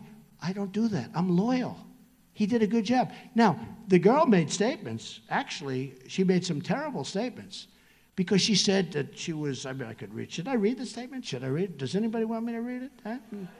Yes? I'll just read it quickly. Listen to this. This young woman, reporter, who shouldn't have been where she was, and she grabbed me twice. She said, I was jolted backwards. She wasn't, right? Did anyone disagree? Someone had grabbed me tightly by the arm and yanked me down. Did she go down? Did she even go a little down, like a couple of inches? Did she have any facial expression? If I bring one of these big, strong guys up here, of which we have a lot in this room, that's called Wisconsin, right? Strong. Hey, if I bring a Green Bay Packer up here, and if I give him a whack, he's going to go, and then he'll knock the hell out of you, right? After he recovers from shock. But you know, you have there's no facial expression, no nothing. So she said, this is the exact quote. I was jolted backwards. Someone had grabbed me tightly by the arm and yanked me down. She didn't go down. I almost fell to the ground. She didn't almost fall to the ground, but was able to maintain my balance nonetheless. But I was shaken. Then she goes, campaign managers aren't supposed to try to forcefully throw reporters to the ground. He didn't do that. And they put out a warrant. I mean, what kind of a country are we in to destroy somebody? And what kind of a country are we in when they go to Kasich? What would you do? I would fire him. They go to Ted Cruz. I would fire him. Folks, as your president, you need somebody that's going to be loyal to the country and to yourselves. You need somebody that's going to fight you. Now, if she really did go down, if he did something like that, he would have been fired before she ever got up. Okay? That I can tell you. If she were, if this stuff were so, I would have, but I looked at the tape, and I'm trying to figure it out. So all of the people that saw the tape, do we agree with this? Does anybody disagree? Could you stand up if you disagree with me? Because most of you saw it. Not one person in the room. It's a very, very, and that's risky for me to do. You know, when I do that and the whole room stands up, believe me, that's going to be the #1 story on television. Here's the bad news. Because I have a room loaded with people and nobody stood up, it won't even be on television, right, folks? They won't even talk about it. They won't even talk about it. So I want to tell you a little bit about Wisconsin because people don't understand, and I wouldn't have done this except Scott. I've done it twice now. I did it when he got out of the race because, you know, everyone thought he was doing a good job as governor, and then what happened is didn't work out to be so good. And when I gave the numbers, he went from 22 or 24% down to 0, and he quit the race. He was one of the first people to quit. And I wouldn't do this except that he endorsed this guy, Cruz, and Cruz would be a terrible president. Okay, so, but he endorsed Cruz. So let me give you the story on Wisconsin. And by the way, Scott Walker was up to my office about a year ago, handing me a plaque. He regrets that because I actually supported him. I gave him a lot of money, like $50,000 or $100,000 for his campaign or something. I gave him a lot. I don't know what it was, but it was a lot in that vicinity. And he came up to my office, gave me a flat pack. We're trying to find it. It's on the bottom of a pile of plaques. I'm pretty sure I can find it. Actually, I got word that they found it. I'll have to show you. But look, I wrote these stats down. I just wrote them down. And these are stats. This is not Donald Trump doing numbers or anything. This is a straight, you know, right out of the book. By the summer of 2015, remember, this is your state that you love, that I love too. I have a lot of friends in Wisconsin. It's an amazing place. By the summer of 2015, Wisconsin was facing a $2.2 billion 2-year budget deficit. Okay, that's bad. That's bad. Total state debt is $45 billion. Went up a lot. That's bad. That's a lot. That's at the higher end. That's really up there. I don't know if you folks know that. 20,000 fewer people in the labor force in Wisconsin than 7 years ago, even though population has grown by 100,000. So you have 20,000 fewer people working, even though population growth has been increased by 100,000. Now, you know, I see this guy in his Harley. He's always on a Harley. I love the bikers. You know the bikers love me? I was saying it. Do you know that? Do we have any bikers in this room? The bikers, right? The bikers love Trump. I went to Hilton Head and a couple of other, there were hundreds and hundreds of bikers. And the Secret Service says, stay away. I said, don't stay away. These are the greatest people. These people are amazing. For some reason, the bikers love me. I'm not a huge biker. I have to be honest with you, okay? I always like the limo better, right? The limo. But the bikers love me. You know why they love me? And I asked a couple of them, why? They say security, military, borders. You're the only guy that's going to do it. Sheriff Joe Arpaio, from, as you know, from Arizona, the toughest. He endorsed me. Nobody tougher on the borders than Sheriff Joe. He endorsed me. So many people endorsed me, such great endorsement. Okay, 800,000 food stamp recipients. Middle class hit hard due to job loss of manufacturing, the job loss. Now, both Ted Cruz and your governor and Kasich are trying to approve TPP. Kasich approved NAFTA. He was a congressman. He raised his hand. NAFTA has been a disaster for Wisconsin. It's been a disaster for the whole United States. We have lost so many companies and so many jobs. Wisconsin has lost 15,000 net jobs to Mexico. You know about that, right? Do you feel that? Can you feel it? Right? When I say that, that's a hell of a number. Since NAFTA, 15,000 jobs. 70,000 jobs you've lost to China. 100,000 illegal immigrants living in Wisconsin costing taxpayers $883 million a year. Now, this is out of the books. I mean, you know, $883 million per year. Now, what happened is everybody thought Scott Walker was tough and doing a good job, and, you know, he was fighting people and always fighting. It's better if you can do it without the fighting so much. You know, it's wonderful to fight. Let's fight. But, you know, how many times can you fight? I looked at your Capitol. Every time they're throwing, they're going crazy. It'd be cooler if you could get better results. How about getting a better result without the fighting? Wouldn't that be nice? It's like in New Hampshire. I spent $2 million and won. Jeb Bush spent $48 million and got beaten badly. Don't you want me as your president? Isn't that true? You know, I mean, I think, right? But Scott Walker was doing really well. He was leading the pack, and I couldn't hit him because I'm a counterpuncher. I cannot do it because I'm actually a nice person. I cannot hit a person first. I've got to let them hit me first. So I was going along, and I was really nice to Scott Walker. And then one of his people, they had a fundraiser, and he was calling me names. Come on to the Scott Walker fundraiser. And I was so happy to hear it. And he called me a really terrible name, said horrible things about me, and they had a fundraiser. And I said, Scott, your people shouldn't say that. They just shouldn't say it. And I did my number. I did basically what I'm doing now, except with much more vigor, okay? And within a matter of weeks, he was gone, because nobody knew that. I'm sure a lot of the people in the audience didn't know these statistics, okay? But they're no good. They're no good.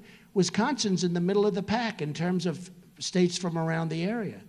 Wisconsin's not doing well. So he would have been better off if he didn't endorse Ted Cruz, because now I'm just letting out facts that nobody would have even known. I'm telling you, nobody even knows these facts, folks.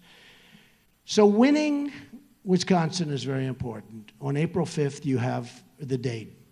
I hope you'll understand that this is a very important thing, because I have far more delegates than anybody else. Do you ever hear Cruz get up and say, I'm the only one that's proven that I can beat Donald Trump. I beat him here. I won last night on the town hall. He said, we won the state of Utah in a tremendous victory. He didn't say that the same night I won the state of Arizona and got many, many more delegates, right? He didn't say it. He said, I'm the only one. So I think I have 21 or 22 states, and he has, what, 7? But he'll say, I'm the only one. I've proven, and he uses this expression, I've proven time and time again that I can beat Donald Trump. I've killed this guy. I've killed him. I mean, it's really incredible. So, Lion Ted, he's Lion Ted. But here's the thing. It's a very unfair situation, though, because as I said before, getting to the 1237 delegates is, and by the way, Missouri just came in and it was certified I won Missouri. That happened yesterday, Salford. They were actually going over the numbers. He was supposed to win Missouri, so probably they went over the numbers. But he was supposed to win Missouri, so probably when I went, they said, oh, we want a recount. So they had a recount. You know what happened? They found more than 300 more votes for me. So anyway, so I won the state of Missouri, so that's good. And we picked up, I think, an extra 12 or so delegates, which is great. And they're great people. And I thought I'd win there. You know, I was told that I was going to lose there. I was told I was going to lose South Carolina. I won in a landslide. I was told that I wouldn't win in New Hampshire. We won in a landslide. I was told that Nevada would be very, very difficult for me to win. I won in a landslide. And by the way, in the polls, I won all of the Hispanic. I won the Hispanic by a lot, you know, because the Hispanics, they want jobs. They want jobs to come into our country. They're smart. And one poll had me 25% with African Americans, and one of the announcers said, if Trump got 25% with African Americans, this election is over. You might as well not even have it. He wins. And I think I'll do great with African Americans. So we're going to have something special. But really important is next week on Tuesday, the 5th, to get out and to vote. Because a movement is only a movement if the movement ends in greatness, meaning ends in making sure that our country really becomes great again. And we have so much room. When I told you about NATO, when I told you about the United Nations, when I tell you about the waste, fraud, and abuse all over the place, when I tell you these other candidates, they want to knock out your Social Security, they want to knock out your Medicare. You know, Medicare is a program that works. There's a lot of waste, fraud, and abuse, but it's a program that works. These people want to knock it out. I want to make our country rich again so that we can have it without knocking it out and without doing anything to it other than running it better. So I just want to say that it's an honor to be here. I love the school. The school is beautiful, and I want to thank you. I want to thank everybody for allowing us to use the auditorium. I wish you had a much bigger auditorium so we could take care of all the thousands of people outside, but that'll be next time, right? But go out, do a fantastic job for yourselves, especially the young folks. And just remember this, we have a country that doesn't win anymore. If I'm elected president, we're going to win, win, win. We're going to win so much. I jokingly say, we're going to win so much you're going to get absolutely sick and tired of it. You're going to say, please, please, Mr. President, we can't stand it. We're winning too much. And I'm going to say, sorry, folks, we're going to keep winning because we're going to make America great again, okay? So I love you all, and go out and do a great job, and good luck with your lives. Good luck with your lives. Thank you. Great school. Thank you. Thank you very much, fellas. All right, and that was Donald Trump. Samya was telling me I needed to watch that video, that it was a really good, inspiring speech, and I did. I also saw Ale tweeting me. I'm sorry, he goes by Kevin now. He likes to switch it up. Ale tweeting me, Trump is really calm in this speech, decent words from him on success and momentum. So I do think that a lot of people liked the change in tone.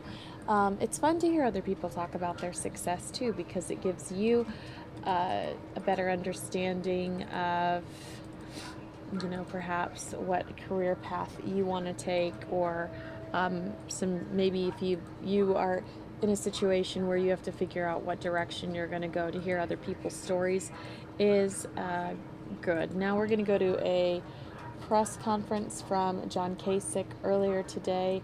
And don't get me started on the way he eats pizza, because that's what the internet's talking about today. Comments on abortion, which have put women in a very difficult position, and we know that he has since moved to correct those in one way or another.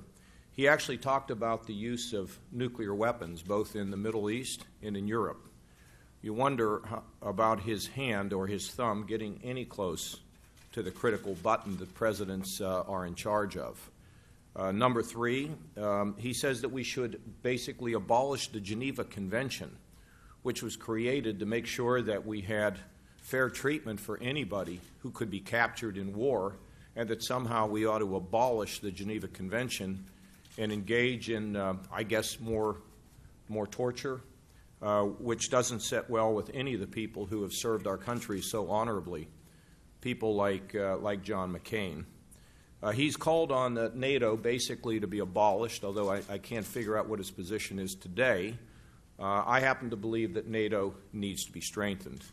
NATO needs to be strengthened and turned from basically solely a military organization into an intelligence and policing organization that can work across borders to make sure that we can begin to create safe areas in Europe, forcing people to work together to gather intelligence and also to learn how to properly police.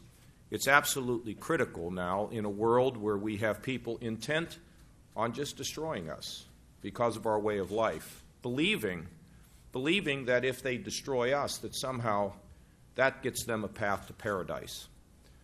This morning I had a long conversation with my former colleague Chris Shays, who has spent a lot of time over in the Middle East, particularly working with the Kurds.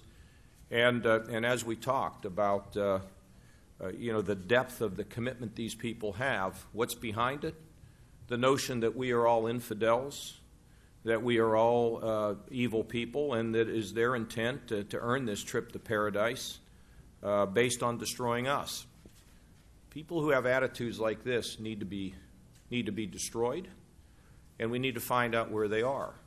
And we cannot get this done unless we're able to have the effective intelligence gathered all across the globe from people who are of all faiths.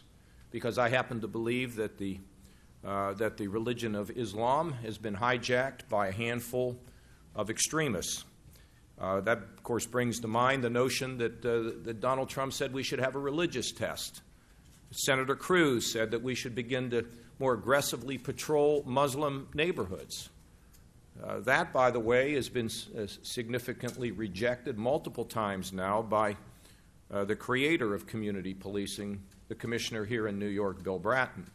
I have not spoken to him, but I'm aware of the fact that he believes that the short-term political gain is outweighed by the ability to gather intelligence.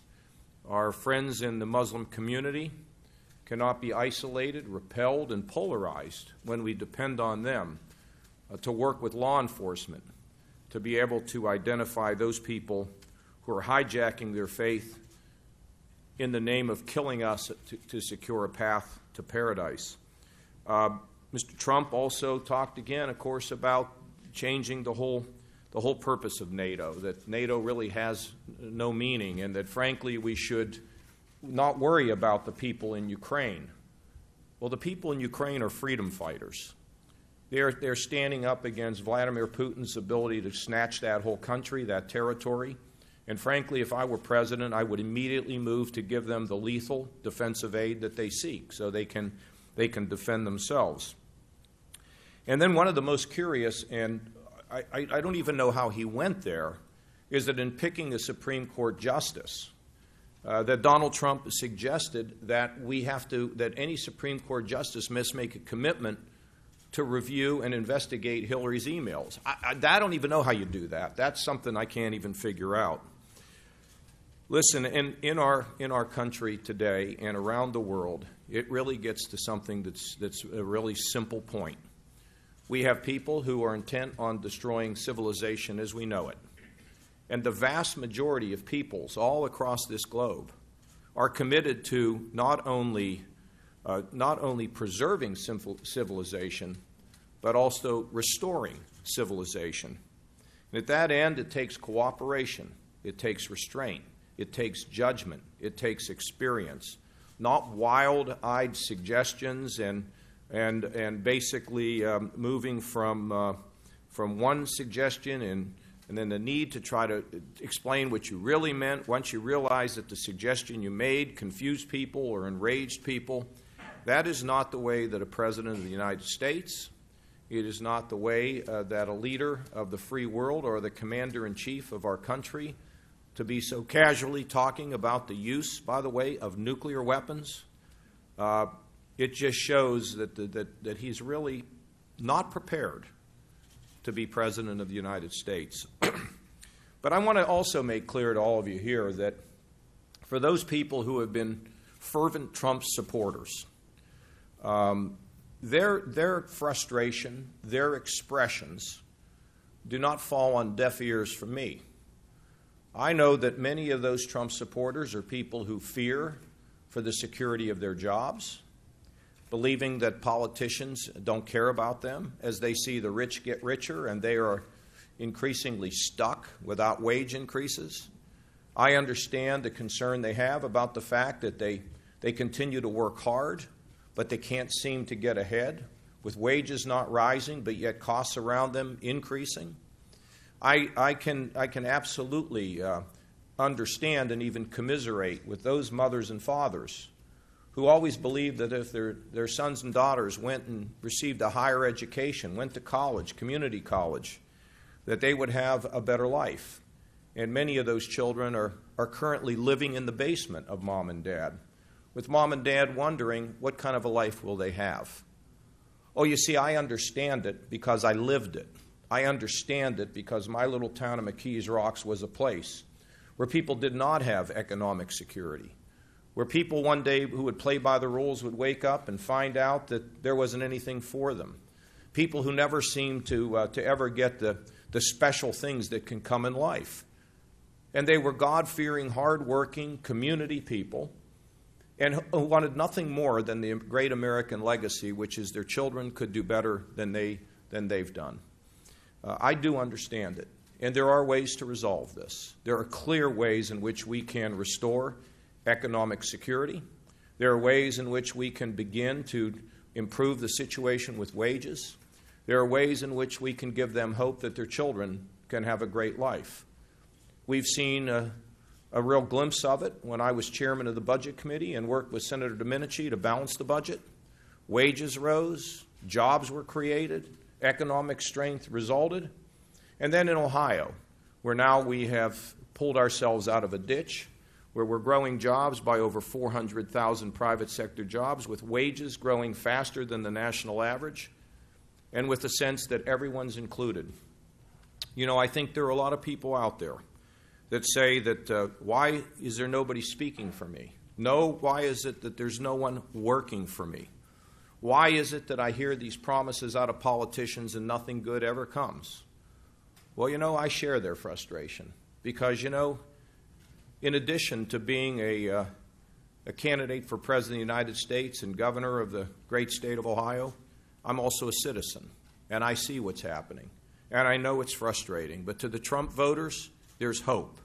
We've done it before, putting a team together to improve people's situation, including those who have lived in the shadows. And secondly, we can do it again.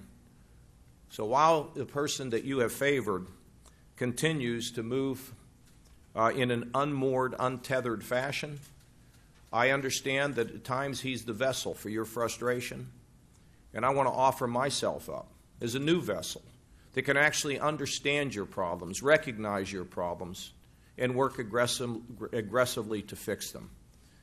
I take orders from no one other than my wife. I fought the establishment all of my career and been able to beat them. And I'm willing to fight, and I will beat them again. Let me take a few questions. Yes? Much has been made about this pledge for the Republican nominee. Is that an important pledge, or at this point is it meaningless? Well, you know, actually, let's go back. That was asked in the very first debate, and that was 12 debates ago.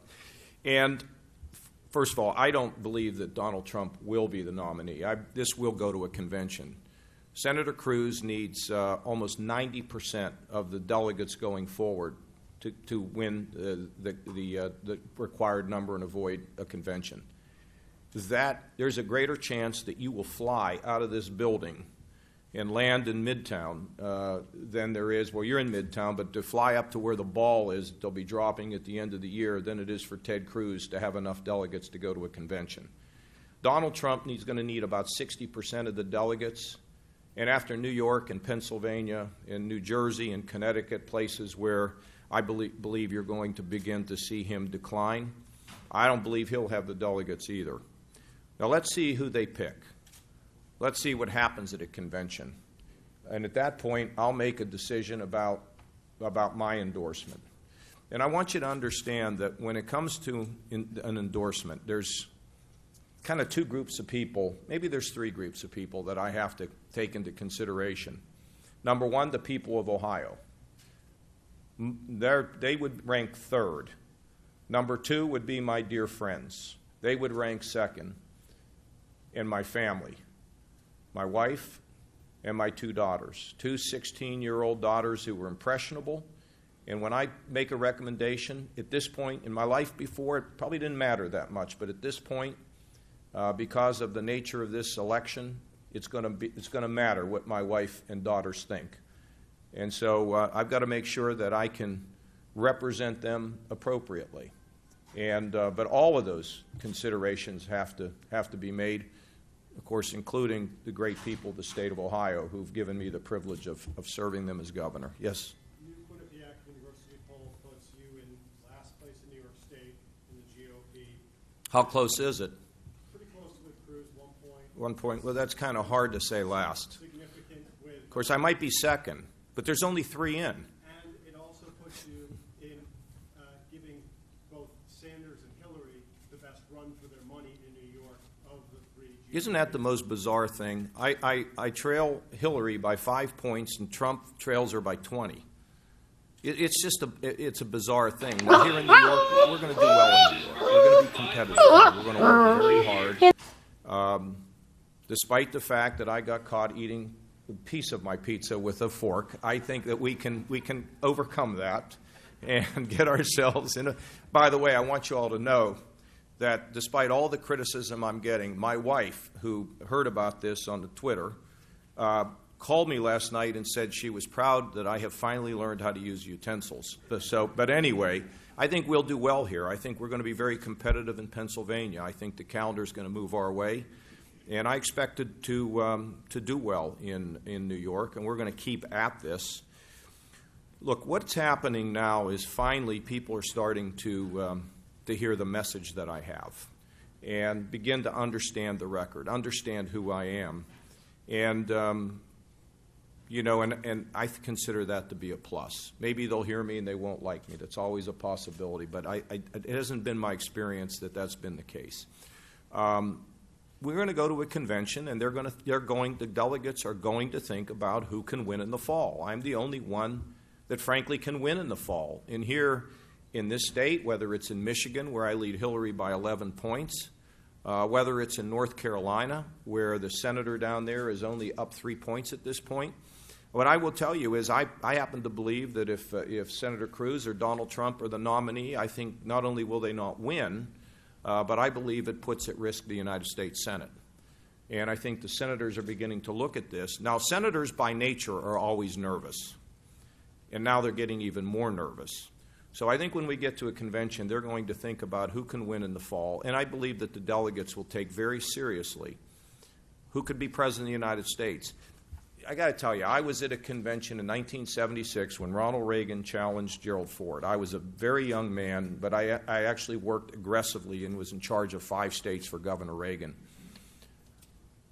The delegates really take this seriously. They begin to feel the weight on he or she's shoulder. They begin to realize that they're making a choice that can affect the United States of America and, frankly, the world. So when people talk about these, the disruptions at conventions and people are going to walk out, I really don't believe that. Would some people walk out if they got mad? Well, of course, some people walk out of everything. But I believe that the overwhelming majority of the delegates at the convention will take this responsibility very seriously. And I think that's where we're going. And I think it's going to be fantastic. Probably be less Kardashians, more who's going to be president. That's where I think this is all headed. Not that I have anything against the Kardashians. Let them know. Yes? Governor, Donald Trump's comments about abortion are just the latest thing that he said that's caused what you might call a media sensation. And every time he's done this, and there's been a lot of incidents in the last several months, it causes a kerfuffle, and then it fades.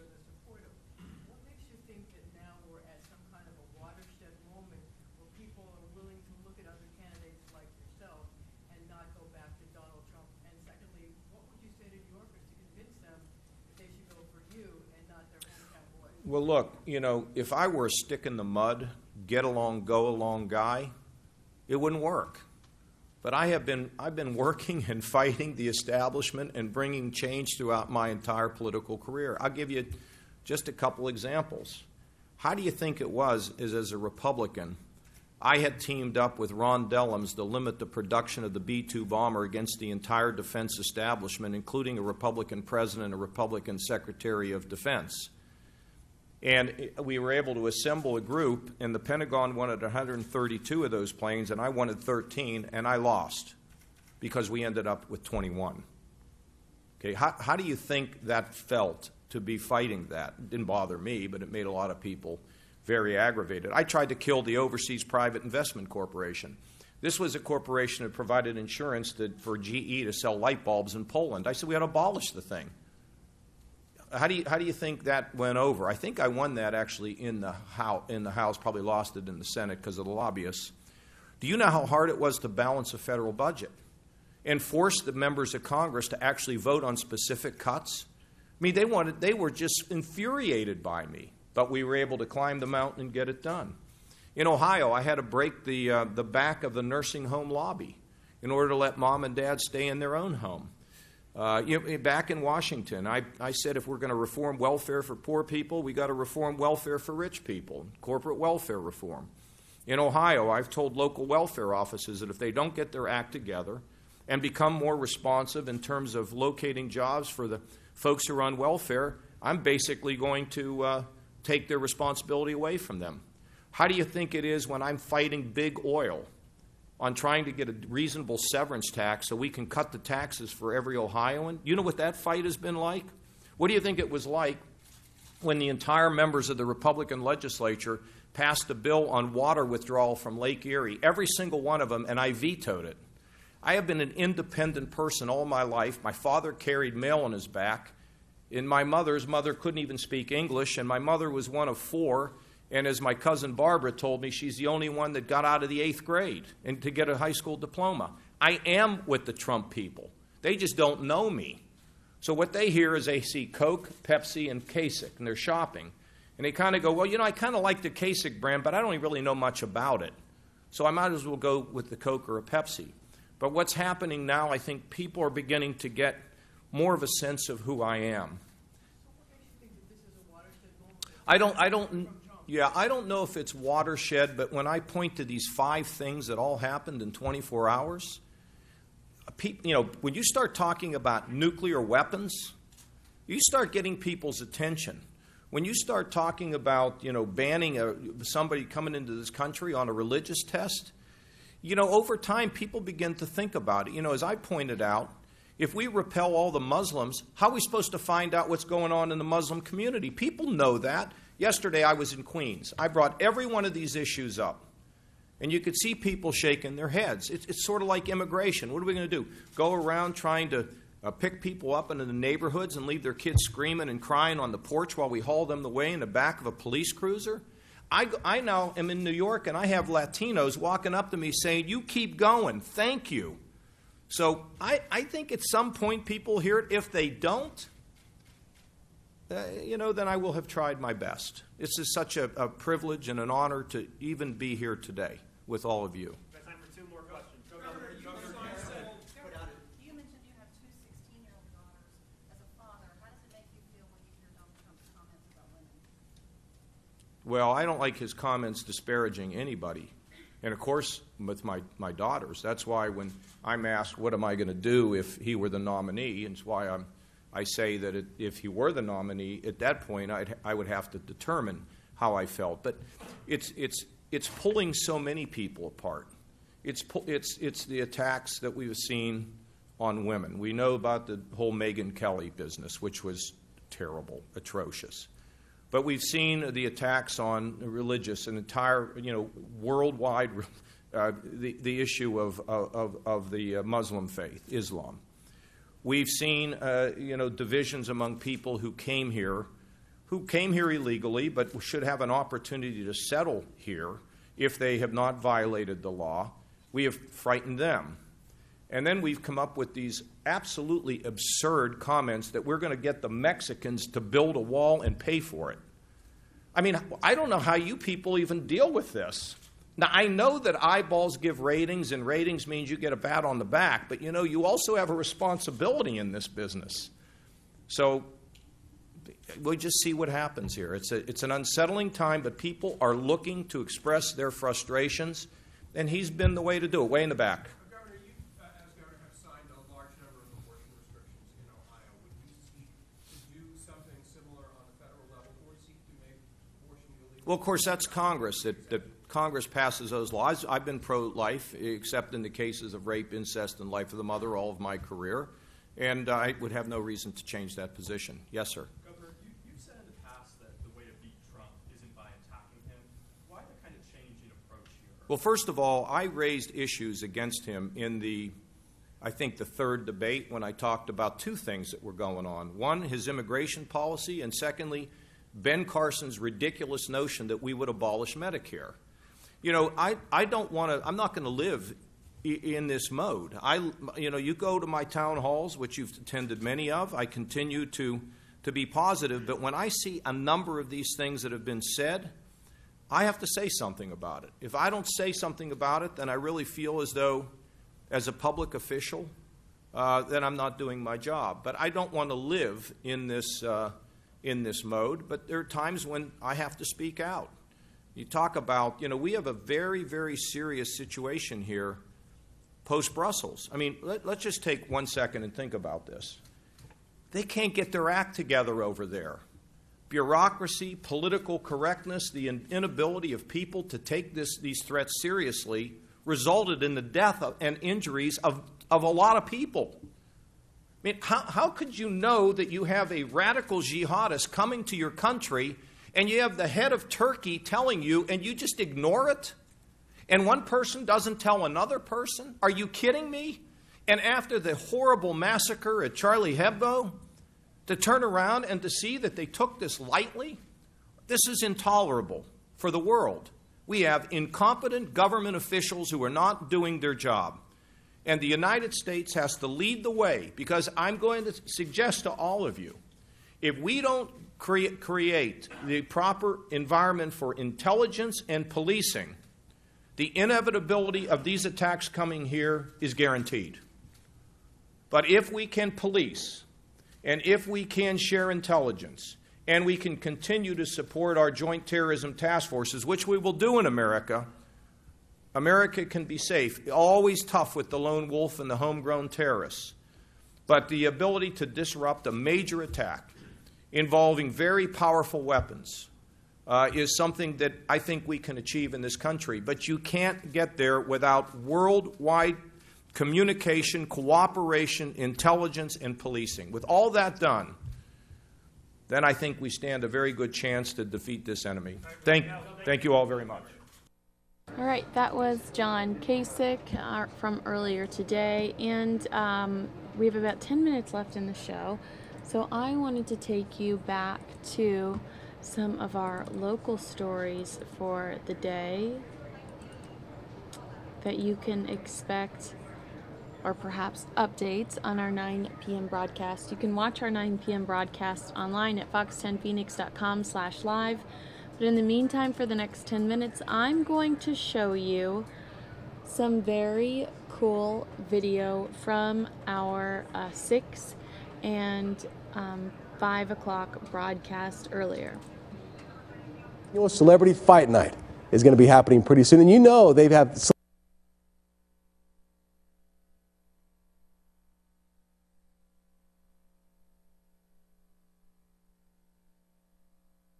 police in Scottsdale investigating a murder-suicide. They say a man shot and killed his girlfriend and then shot himself.